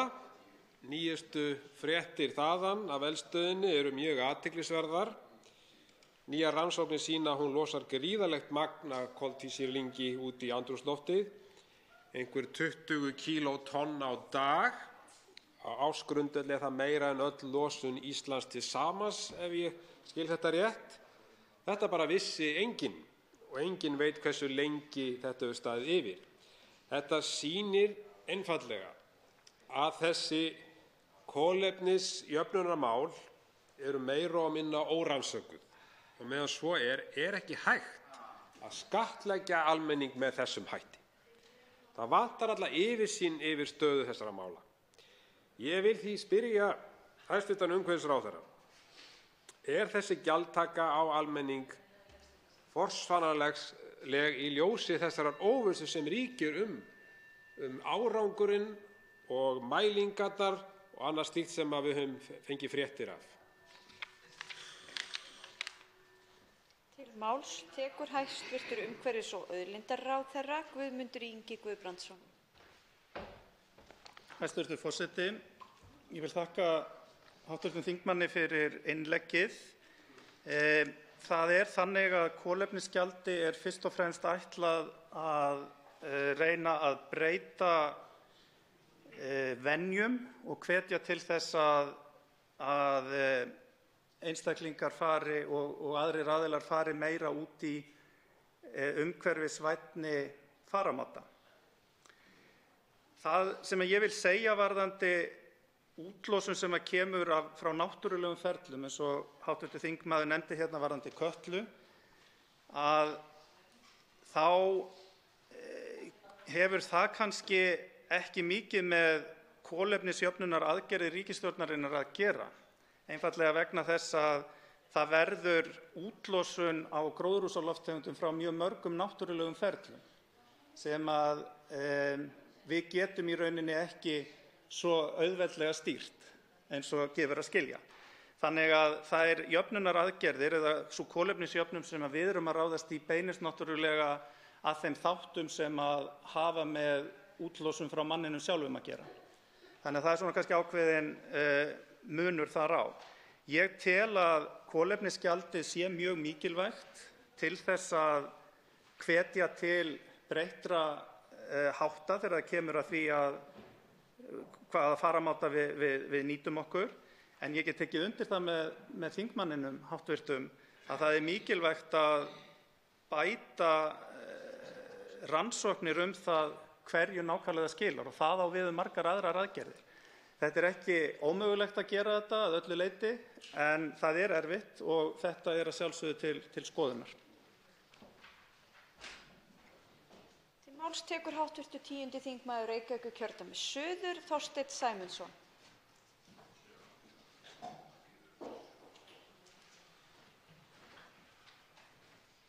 Hæstv. forseti. Ég vil byrja á því að þakka ráðherra hæstv. Fyrir ágæta yfirferð yfir sitt málefnasvið og ég vil segja það strax að ég fagna mjög áherslum aukna landvörslu og aukna vörn á fjölsóttum ferðamannastöðum og ég fagna því einnig að menn skuli ætla að taka á uppbyggingu á þegar friðlýstum svæðum. Mér líst mjög vel á það.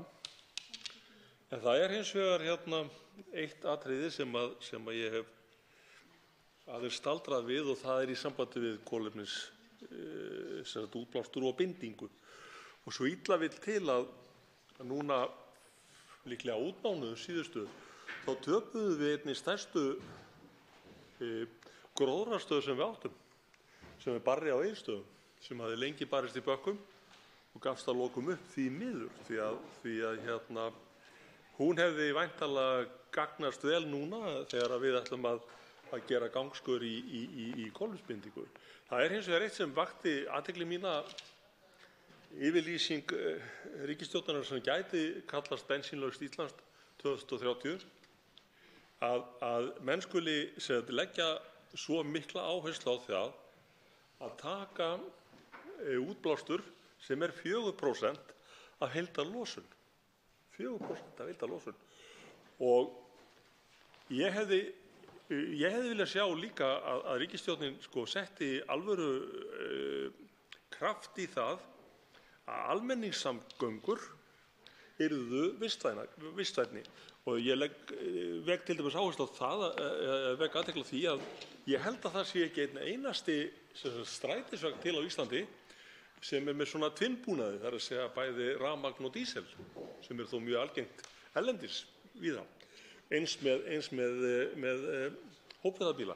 Þannig að þessi herferð gegn einkabílnum sem birtist hér og mun einkum bitna á þeim sem búa fjarri Reykjavík er að mínum mati ekki skynsamleg og ég held að menn hefði frekar átt að beina kröftum sínum að því að taka á losuninni frá setja riðjón í skurði og snúa sér að almenningssamgöngum að fullu afli. Til máls tekur hæstv. Umhverfis- og auðlindaráðherra Guðmundur Ingi Guðbrandsson. Hæstv. forseti, ég vil þakka hv. þingmanni fyrir innleggið. Það er nú svo að þegar skoðaðar eru beinar skuldbindingar Íslands gagnvart Parísarsamkomulaginu, þá taka þær fyrst og fremst til þátta eins og vegasamgangna, sjávarútvegs, landbúnaðar, úrgangs og að hluta til iðnaðar. Og olía er 60% af heildarskuldbindingum Íslands, þessi losun frá olíu. Og sú olía kemur mestmegnis frá vegasamgöngum, eða 60% af olíunotkuninni í vegasamgöngum. Þess vegna eru vegasamgöngurnar svona mikilvægar og þess vegna svo mikilvægt að takast á við þær. Þar eru mestu möguleikar Íslands til þess að standast við sína skuldbindingar gagnvart Parísarsamkomulaginu. Þannig að það er staðreynd sem við erum að vinna eftir. Varðandi nýskráningar á dísel- og bensínbifreiðum árið 2030 sem lagt til og stefnt að verði bannaðar, þá þarna verið að fylgja fordæmi margra annarra þjóða. Noregur miðað við 2025, Frakkland og Bretland miðað við 2040. Þetta eru skýr skilaboð í rauninni til bæði bílaframleiðenda, sem jú engir eru á Íslandi en eru erlendis, og innflytjenda, að á þessum tímapunkti verði ekki hægt að skrá nýjar bensín- og dísilbifreiðar.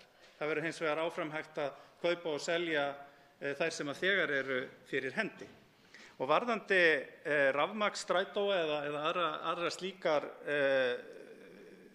aðra slík faratæki, að þá í tillögum nefndar fjármálaráðherra breytingar á skattaumhverfi eldsneytis og á bíla, tillögur það að það muni koma ívilnanir fyrir umhverfisvænni strætisvagna.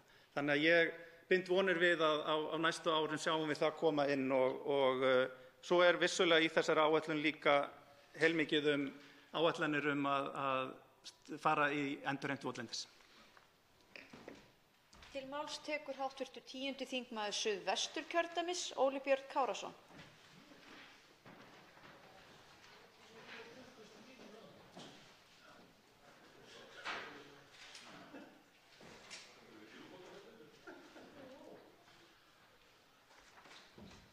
Frú forseti, ég þakka hæstv. Umhverfisráðherra fyrir hans innlegg hér. Það eru svona tvö mál sem ég myndi vilja eiga orðastað við hann um. Annars vegar í þessu fyrra andsvari mínu þá vil ég svona beina sjónum að þessari aðgerðaáætlun, metnaðarfull aðgerðaáætlun sem ríkisstjórnin hefur kynnt, 6,8 milljarðar sem fara á næstu 5 árum. Og ég hef verið pínulítið upptekinn af því, ég skal viðurkenna það, ég hef verið pínulítið upptekinn af því að horfa á bindingu, ekki bara losun, heldur hvaða árangri við getum náð hér í bindingu, breytt landnýting og svo framvegis, endurheimt votlendis þar sem það á við, en líka skógrækt.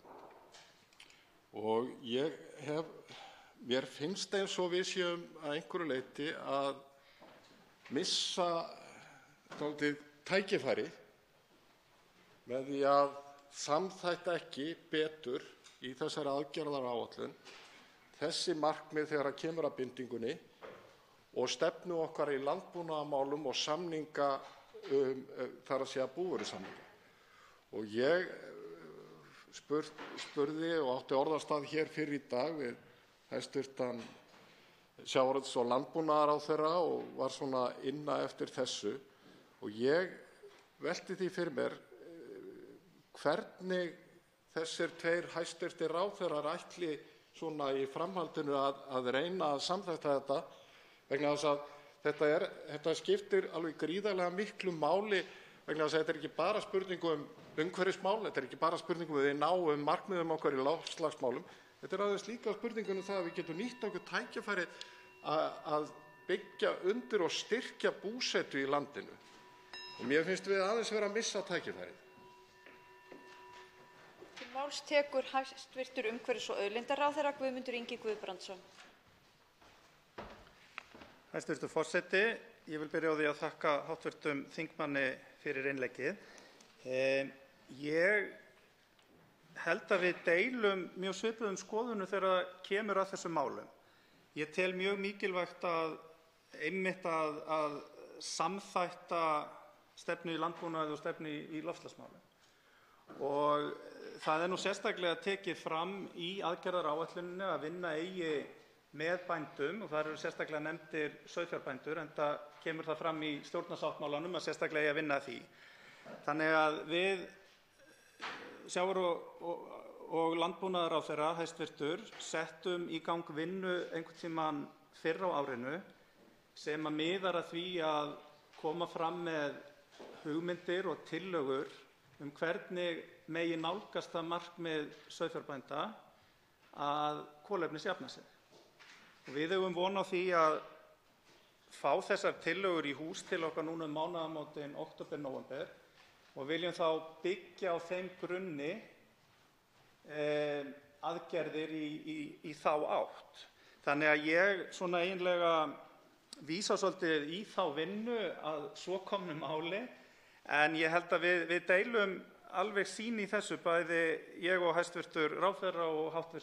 þingmaður, að þarna þessi tveir þættir þurfa að vinna saman og ég tek undir það að það eru mikil tækifæri fólgin í því að styrkja búsetu víða land, akkúrat í þessum geira og reyndar í náttúruverndinni líka. Að bændur geti í auknum mæli orðið, ef við getum kallað það, vörslumenn lands og hlakka til að greina frá því síðar svona ákveðnum hugmyndum með það, en ætla að láta það vera núna. Til máls tekur hv. 10. þingmaður Suðvesturkjördæmis, Óli Björn Kárason. Frú forseti, ég þakka ráðherranum hæstv. ágæt svör.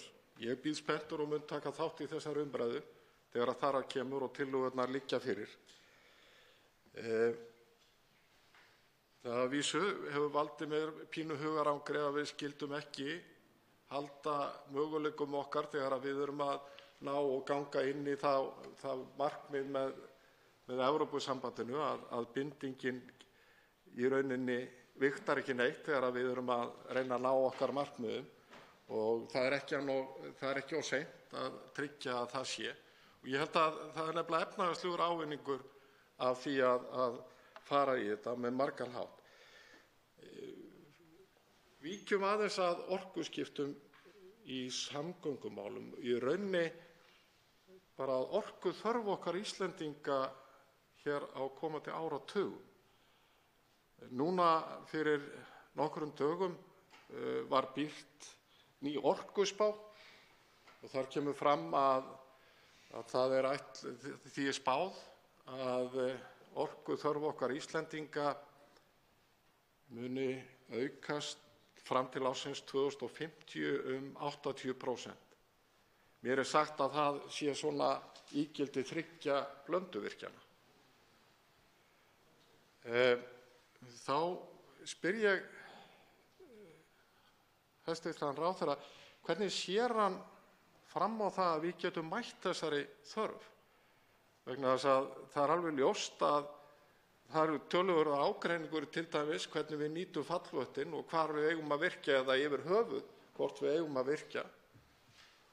Það eru tilbúnar áætlanir til dæmis virkjun í neðri Þjórsá, það er umdeilanlegt, það er verið að gera ágreiningu Hvalárvirkjun og svo framvegis. Þannig að ég held að þegar við erum að ræða hér loftslagsmálin, við ætlum að ná hér háleitum markmiðum og það skal ég styðja. Við erum að horfa fram á gríðarlega aukningu á orkuþörf okkar og þá hljótum við að verða að svara því leið hvernig ætlum við að mæta henni.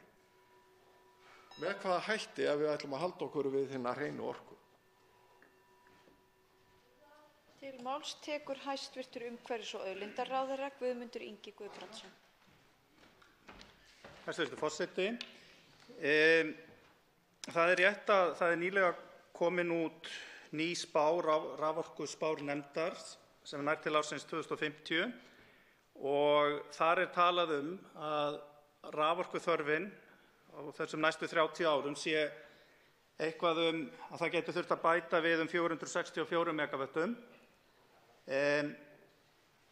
Ég vil benda á að þegar við svörum þeirri spurningu hvernig við getum mætt þessari þörf að þá í fyrsta lagi ef við lítum til núverandi nýtingarflokks rammaáætlunar sem þegar hefur verið samþykktur á Alþingi árið 2013 að þá er í honum að minnsta kosti tvöföld þessi raforkuþörf þó svo að svæði sé í orkunýtingarflokki þýðir ekki endilega að það verði ráðist í viðkomandi virkjun að þá gefur það okkur samt svona ákveðna vísbendingu það magn sem hér er að ræða. Ég vil líka benda á það að núna í sumar var opnuð og sett í gang Búrfellsvirkjun 2 sem er 100 megavött sem er nú nærri því 1/4 af þessu sem þarna er nefnt, svona bara til þess að gefa dæmi stærðargráðu. Við megum heldur ekki gleyma því að við erum að horfa til næstu 30 ára.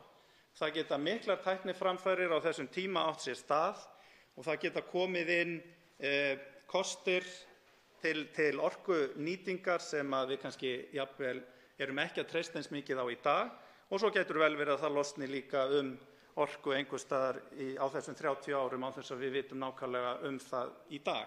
Þannig að ég hef ekkert ofboðslega miklar áhyggjur af orkuskiptum í samgöngum þegar að þessu kemur. Þegar við erum að tala rafbílavæðinguna þá eru þetta smánotendur sem að koma smátt og smátt inn í kerfið en vissulega þarf að horfa til þessara orkuspárnefndar til þess að hafa til hliðsjónar inn í framtíðina að sjálfsögðu.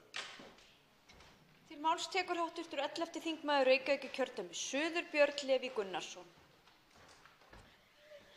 Virðulegur forseti. Ég ætla að gerast pínu smámannsamur og í stærra samhengi líka.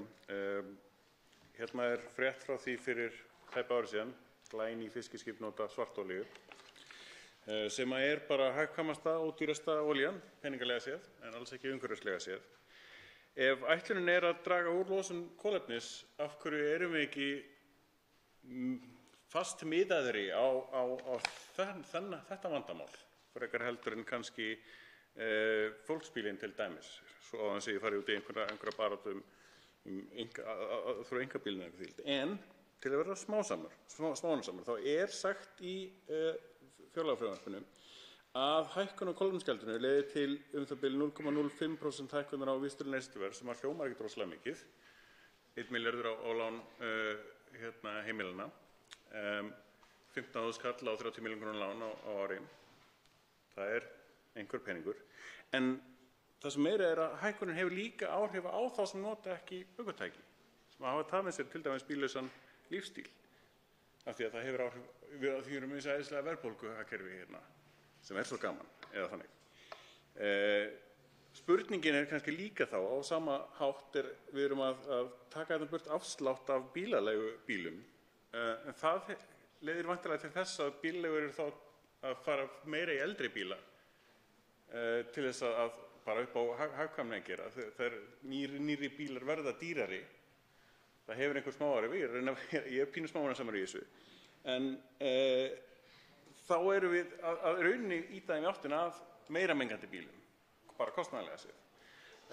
Hvort það væri ekki betra, jafnara eða árangursríkara að fara bara beint í afslætti af rafmagnsbílunum betur, til þess að það sé skilvirkara nákvæmlega fyrir það fólk sem er að nota og er að nota kolefni núna, og viljum fá það út án þess að hafa áhrif á þá sem eru í bílausum lífstíl til dæmis. Til máls tekur hæstv. Umhverfis- og auðlindaráðherra Guðmundur Ingi Guðbrandsson.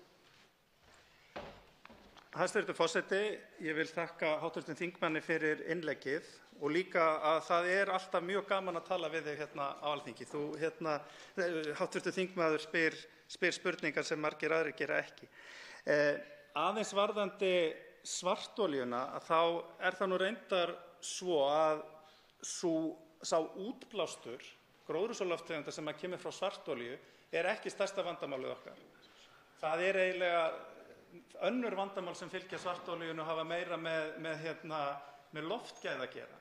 En þarna bara vinna þessi mál saman eins og svo oft er raunin í umhverfismálunum og sérstaklega þegar kemur að loftslagsmálum og loftgæðamálum að þetta fer saman.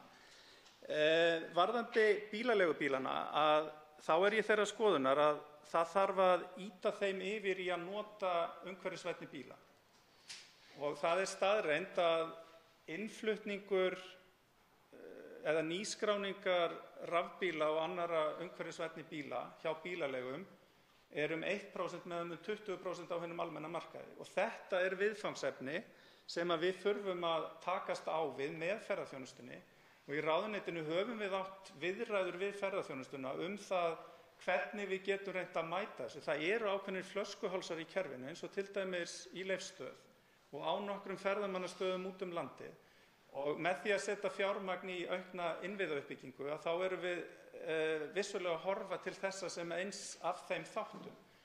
Og þess vegna tel ég þetta svona ákveðið grundvallaratriði þegar við förum að líta til þess að skipta fjármagninu nákvæmlega niður fyrir innviðina, að takast á við þetta, því að innflutningur bílaleigna er líka það mikill að endursalan, þegar þeir fara aftur á markaðinn, er stór hlutdeild af þeim bílum sem eru á markaði í dag. Til máls tekur hv. 3. þingmaður Reykjavíkurkjördæmis norður, Sara Elísa Þórðardóttir. Nei, það er þá rangt skráð hjá forseta. Óskar þingmaðurinn eftir að taka til máls? Já, takk. Já. Sara Elísa Þórðardóttir, 3. þingmaður Reykjavíkurkjördæmis norður, gjörðu svo vel. Frú forseti, eins og kannski mönnum er ljóst að þá áttaði ég mig ekki á að ég væri á mælendaskrá hér nú, en ég fagna því að fá að koma inn upp og bara þakka hæstv.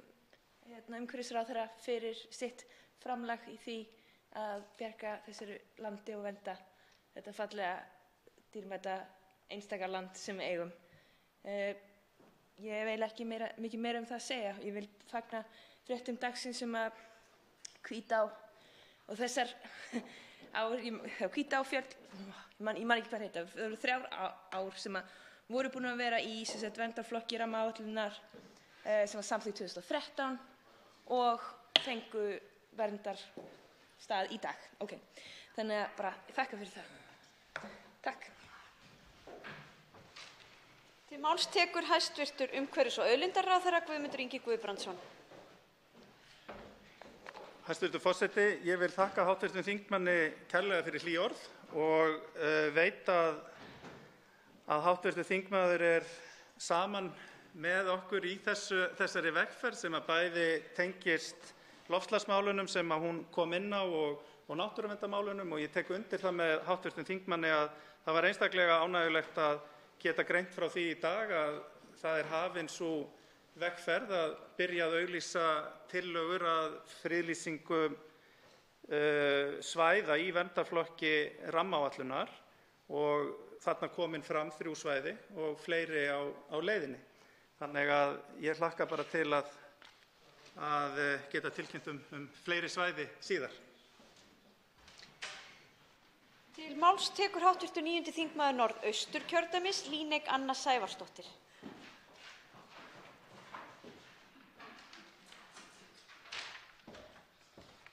Virðulegi forseti.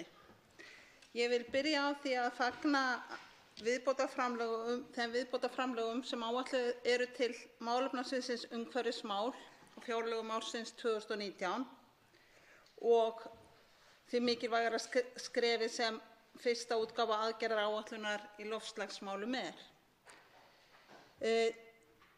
Það mikilvægt að við náum skuldbindingum okkar að draga úr losun gróðurhúsalofttegunda, en ég mjög sammála því markmiði sem kemur fram í aðgerðaáætluninni að markmið okkar í loftslagsmálum mega ekki einskorðast við það. Þess vegna eru aðgerðir til að binda kolefni ekki síður mikilvægar. Og það mikilvægt að samræma þær aðgerðir öðrum umhverfismarkmiðum og horfa þannig á skyldur okkar gagnvart heimsbyggðinni og komandi kynslóðum við að vernda gróður og jarðveg og binda kolefni sem eina heild.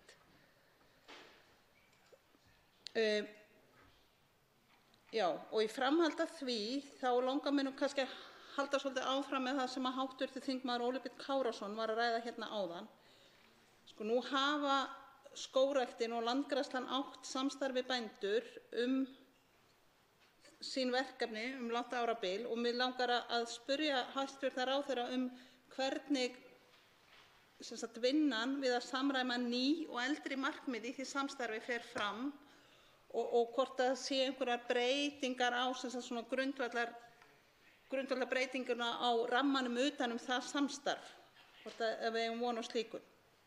Svo vil ég líka þá leggja áherslu á það sem líka kemur fram í aðgerðaáætluninni, rannsóknir og vöktun og grunnþekkingu á þeim ferlum sem liggja að baki bindingunni, og vil þá í framhaldi spyrja hæstv. ráðherra hvort að skráning á ástandi lands, rækt og mismunandi ræktun sé nægilega markviss. Erum við að skrá í marga gagnagrunna? Getum við eitthvað einfaldað þessa vinnu og gert hana aðgengilegri við alla sem við hana starfa? Til máls tekur hæstv. Umhverfis- og auðlindaráðherra Guðmundur Ingi Guðbrandsson.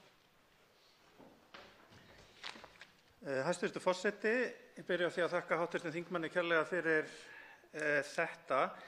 Ég tek svo heils hugar undir með hv. þingmanni þegar hún ræðir að samræma þurfi markmið kolefnisbindingu út frá loftslagsmarkmiðum við markmiðum líffræðilega fjölbreytni og markmiðum það að auka gróðurhölu í landinu hreinlega. Þetta gríðarlega mikilvægt og svona þessi samþætting sem í auknum mæli litið til á erlendum vettvangi á vettvangi 3 stórra alþjóðlegra samninga, samningsins líffræðilega fjölbreytni, eyðimerkurmyndun og samningsins loftslagsmál. Hvað varðar í rauninni þá vinnu sem fram undan við getum sagt að móta tillögur í landgræðslu, skógrækt og endurheimt votlendis, að þá hef ég þegar sett hana í gang með skógræktun og landgræðslunni, hef falið þeim það verkefni að koma með áætlanir lúta að endurheimt votlendis, lúta að því hvernig megi ná meiri árangri í því að stöðva jarðvegsrof, sem náttúrulega stórt og mikið verkefni enn þann dag í dag, þannig að við séum ekki að tapa auðlindum og frjósemi og kolefni út í andrúmslofti í meira mæli en nauðsynlegt endurheimt birkiskóg og víðikjars og nýskógrækt. Þannig að þetta eru svona áherslur sem ég hef lagt og að það sé einmitt með þessi fleiri markmið í huga eins og þingmaðurinn hv. benti á hérna alveg í upphafi síns máls. Varðandi rannsóknir og vöktun að þá erum við í rauninni sem hluti af þessari auknu áherslu á kolefnisbindingu að gera landgræðslunni og skógræktinni kleift að vinna betur í því að bæði að skrá og ná betur utan þá þætti sem að ekki eru eins vel þekktir, þar að segja hvað varðar til dæmis votlendið, meðan að við þekkjum betur hvernig kolefnisbókhaldinu er háttað fyrir landgræðslu og skógrækt. Til máls tekur síðara sinni hv. 9. þingmaður Norðausturkjördæmis, Líneik Anna Sævarsdóttir. Virðulegi forseti, ég þakka hæstv. Ráðherra svörin. Mig langar aðeins að skipta gír, en áður en ég geri það þá vil ég eiginlega biðja ráðherra að halda áfram með svari við skráninguna á upplýsingum og spyrja bara beint, landgræðslan og skógræktin að nota sama gagnagrunni til þess að skrá þau verkefni sem þessar stofnanir bera ábyrgð á? Er það samþætt við gagnagrunna sem bændur eru að skrá í jörð.is og ég kann ekki nafnið á þessu öllu en langar að fá upplýsingar það. Síðan langar mig að skipta aðeins og ræða aðeins varnir gegn náttúruvá, verkefni ofanflóðasjóðs. Það kemur fram í fjárlagafrumvarpinu að í raun standa fjárheimildir á þessu sviði í stað milli ára en ég vil samt sem og ég tel það í sjálfu sér mikilvægt, en ég vil líka draga það fram að þetta er mjög mikilvægur málaflokkur og meðan að áætluð verkefni eru óunnin sem falla undir ofanflóðasjóð þá er mikilvægt að halda jafnt og þétt áfram. Það kemur fram að það eigi að hefja verkframkvæmdir í 2 sveitarfélögum á árinu 2019, Vesturbyggð og Fjarðabyggð, og ég vil þá spyrja hvort að fyrir liggi hvaða verkefni taki við eftir það.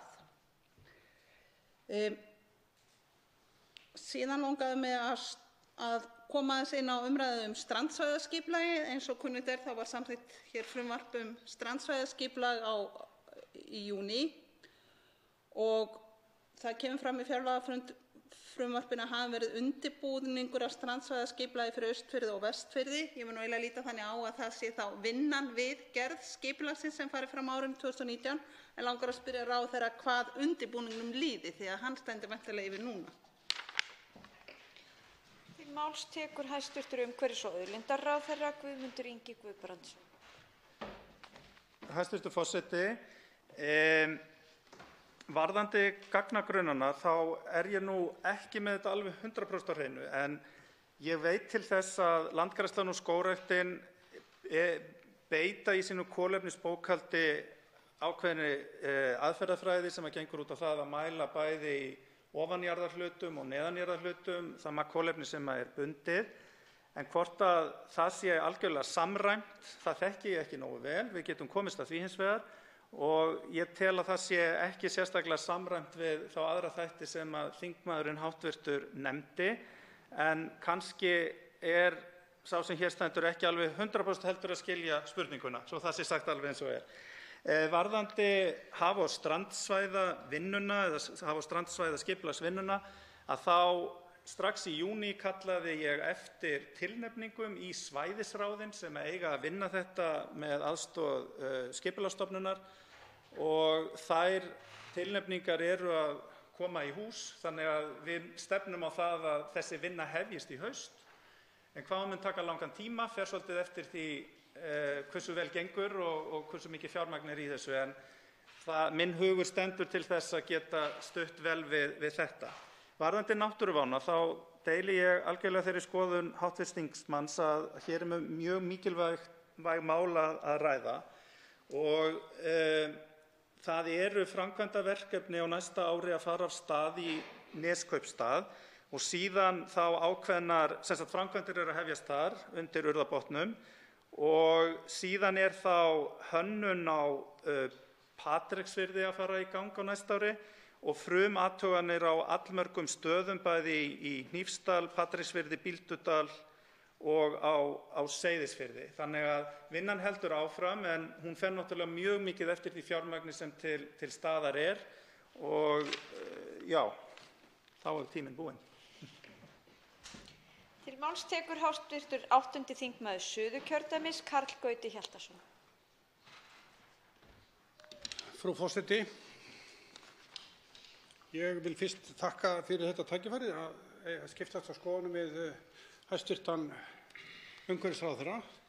Ég ætla að byrja á því að ræða aðeins framkvæmd aðgerðaáætlunar í loftslagsmálum til næstu 12 ára og byrja á lið merktur C, átak í kolefnisbindingu og bættri landnotkun og þá sérstaklega að huga að nokkrum þáttum þar eins og skógrækt og efling nýskógræktar til kolefnisbindingar, landgræðslu, votlendi, átak í endurheimt votlendis, samstarf við sauðfjárbændur.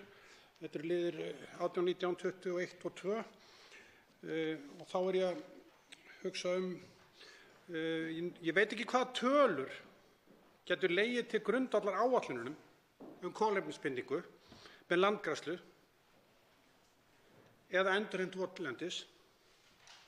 Að minnsta kosti hafa það hvergi verið birtar þannig að óyggjandi rannsóknir búa þar að baki en vil benda á í skógræktinni liggja traustar tölur fyrir og fá aðeins álit hæstv. Ráðherra á þessu.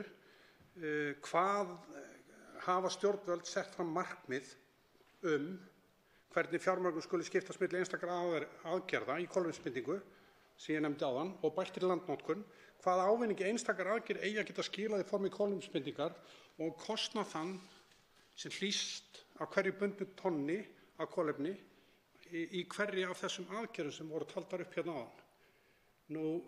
Ég geri mér alveg grein fyrir því að það þarf að bæta greiningu stórkostlega og það stendur í aðgerðaáætluninni reyndar að það þarf að bæta stórkostlega greiningu á árangri og kostnaði við flestar af þessum aðgerðum en vil samt benda á það að í skógræktinni þá liggja þessar tölur fyrir. Til máls tekur hæstv. Umhverfis- og auðlindaráðherra Guðmundur Ingi Guðbrandsson. Hæstv. forseti, ég vil þakka hv. þingmanni kærlega fyrir þetta innlegg. Það alveg hárrétt sem að þingmaðurinn nefnir að í skógrækt eigum við all góðar tölur þegar kemur að kolefnisbókhaldinu. Ef við horfum 20 ár eða jafnvel lengur aftur í tímann þá var skógræktin á þeim stað að þessar tölur voru ekki til. En það hefur verið unnið mjög markvisst í því á síðustu árum að bæta úr því. Varðandi landgræðsluna, þar eru líka traustar tölur því að Landgræðslan hefur líka verið að vinna í þessum málum mjög lengi og það helst þegar kemur að losun frá votlendi og áhrifum þess að moka aftur ofan í skurði þar sem að þekkingin minni. Hún hins vegar á þeim stað að það ekkert sem bendir til annars heldur en að hún sé mjög lík því sem að gerist á svipuðum breiddargráðum og í svipuðum vistkerfum eða svipuðum gerðum af votlendi og þess vegna alveg ljóst að aðgerðir sem að hafa með endurheimt votlendis að gera að skila okkur árangri í því að koma í veg fyrir losun. Það ekki deilt það. Hins vegar fjármagn sett með þessari áætlun einmitt í það að treysta þennan vísindalega grunn og það mjög vel og það gert bæði fyrir skógrækt, landgræðslu og endurheimt votlendis.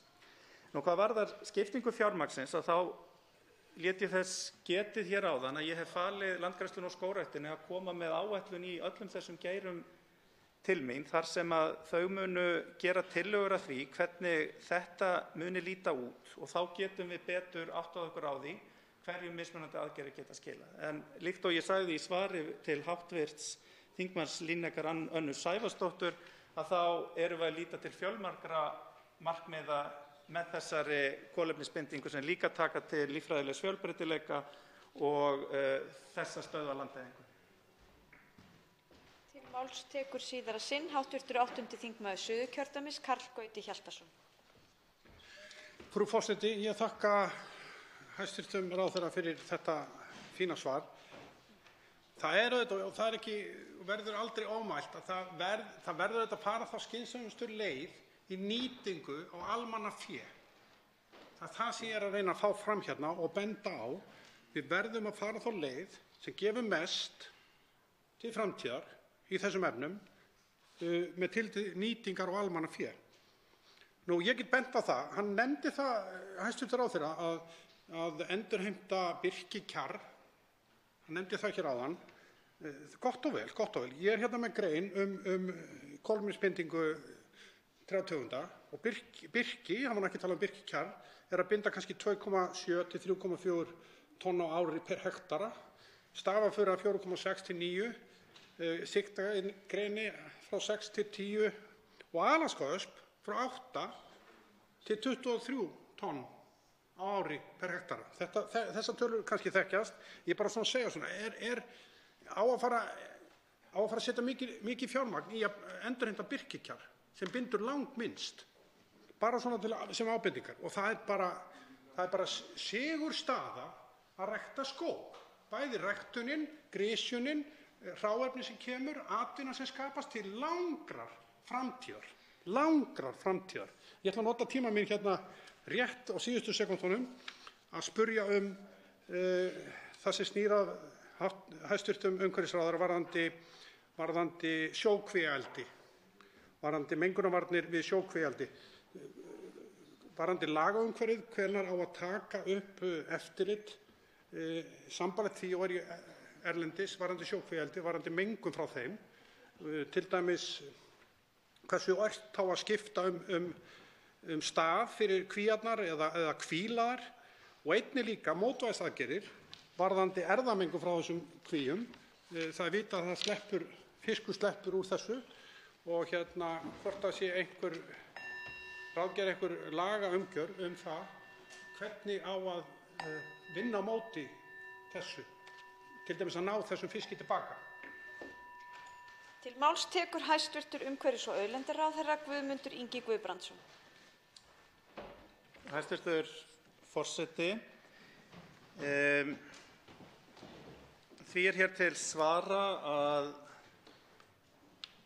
það skiptir miklu máli hversu mikið er bundið þegar ráðist er í aðgerðir sem að snúa kolefnisbindingu, en það skiptir líka máli að við séum að ráðast í fjölbreyttar aðgerðir sem að geta nýst einmitt víða land og kannski ekki síst bændum, bæði til þess að byggja upp skógarauðlind en líka til þess að byggja upp gróðurauðlindina almennt. Ég vil líka benda á það að við þurfum að huga að, eins og hér kom fram ágætlega í máli hv. þingmanns Líneikar Önnu Sævarsdóttur, að við þurfum að líta til fleiri markmiða heldur en bara hversu mikið magn við akkúrat bindum. Við þurfum líka að líta til markmiða líffræðilega fjölbreytni og markmiða það að stöðva gróðureyðingu. Þannig að hér erum við að vinna með fjölbreytt markmið og ég treysti fullkomlega þeim stofnunum sem mest þetta vita, Landgræðslunni og Skógræktinni, til þess að koma með skynsamlegar tillögur hvað það varðar. Varðandi sjókvíaeldi þá er það mín skoðun að við þurfum að líta í auknum mæli til þess hvernig við getum látið þennan atvinnuveg blómstra hér á landi án þess að þurfa að hafa áhyggjur af því að hér sé að verða erfðamengun í villtum laxi á Íslandi. Og það þýðir það að við þurfum að horfa langt fram í tímann, horfa 10–15 ár fram í tímann og horfa til þess að við getum farið í auknum mæli úr því kerfi sem við erum með í dag og í kerfi sem annaðhvort er upp á landi eða það sé tryggt þar sem að það er út í sjó að allar slíkar mengunarvarnir séu sem allra bestar, hvort sem það er lokað kerfi eða með einhverjum öðrum hætti sem kemur í veg fyrir sleppingar og þar sem hægt er að í rauninni að nýta það sem kemur frá þessum kvíum hreinlega sem áburðarefni. Máls tekur hv. 7. þingmaður Reykjavíkurkjördæmis norður, Þorsteinn Víglundsson. Háttvirtur.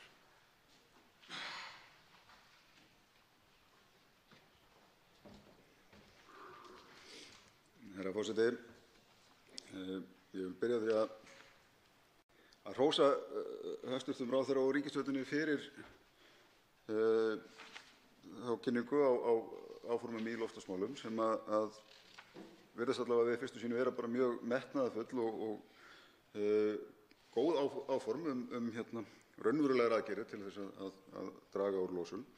Og það er auðvitað ánægjulegt að sjá að ríkisstjórnin ætli að setja þetta mál í forgrunn. Við vonandi getum flest verið sammála um það hér í þessum sal að þetta sé gríðarlega mikilvægt verkefni, ekki bara hér á landi heldur allan heim. Mig langar líka til að hrósa hæstv. Ráðherra fyrir það að þessi áætlun sé fjármögnuð í fjármálaáætlun ríkisstjórnarinnar og þá fjárlögum næsta árs því fjárlagafrumvarpi sem við hér erum að ræða því að mér sýnist að það sé nokkur misbrestur á því í áformum ýmissa annarra ráðherra. Og er það auðvitað miður þegar við erum að leggja hér áherslu á vandaðri vinnubrögð við áætlanagerð ríkisins að ráðherra séu að kynna aðgerðir eða áform sem hvergi finnst staður hvað varðar kostnaðið. En hér er því ekki til að dreifa og það er auðvitað mjög ánægjulegt að sjá.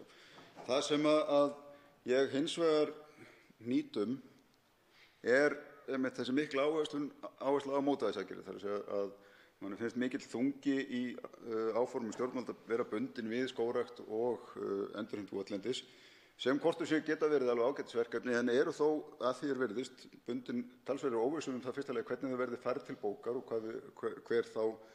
hvernig svona bókhaldsskilin á því verði þá í loftslagsuppgjöri okkar.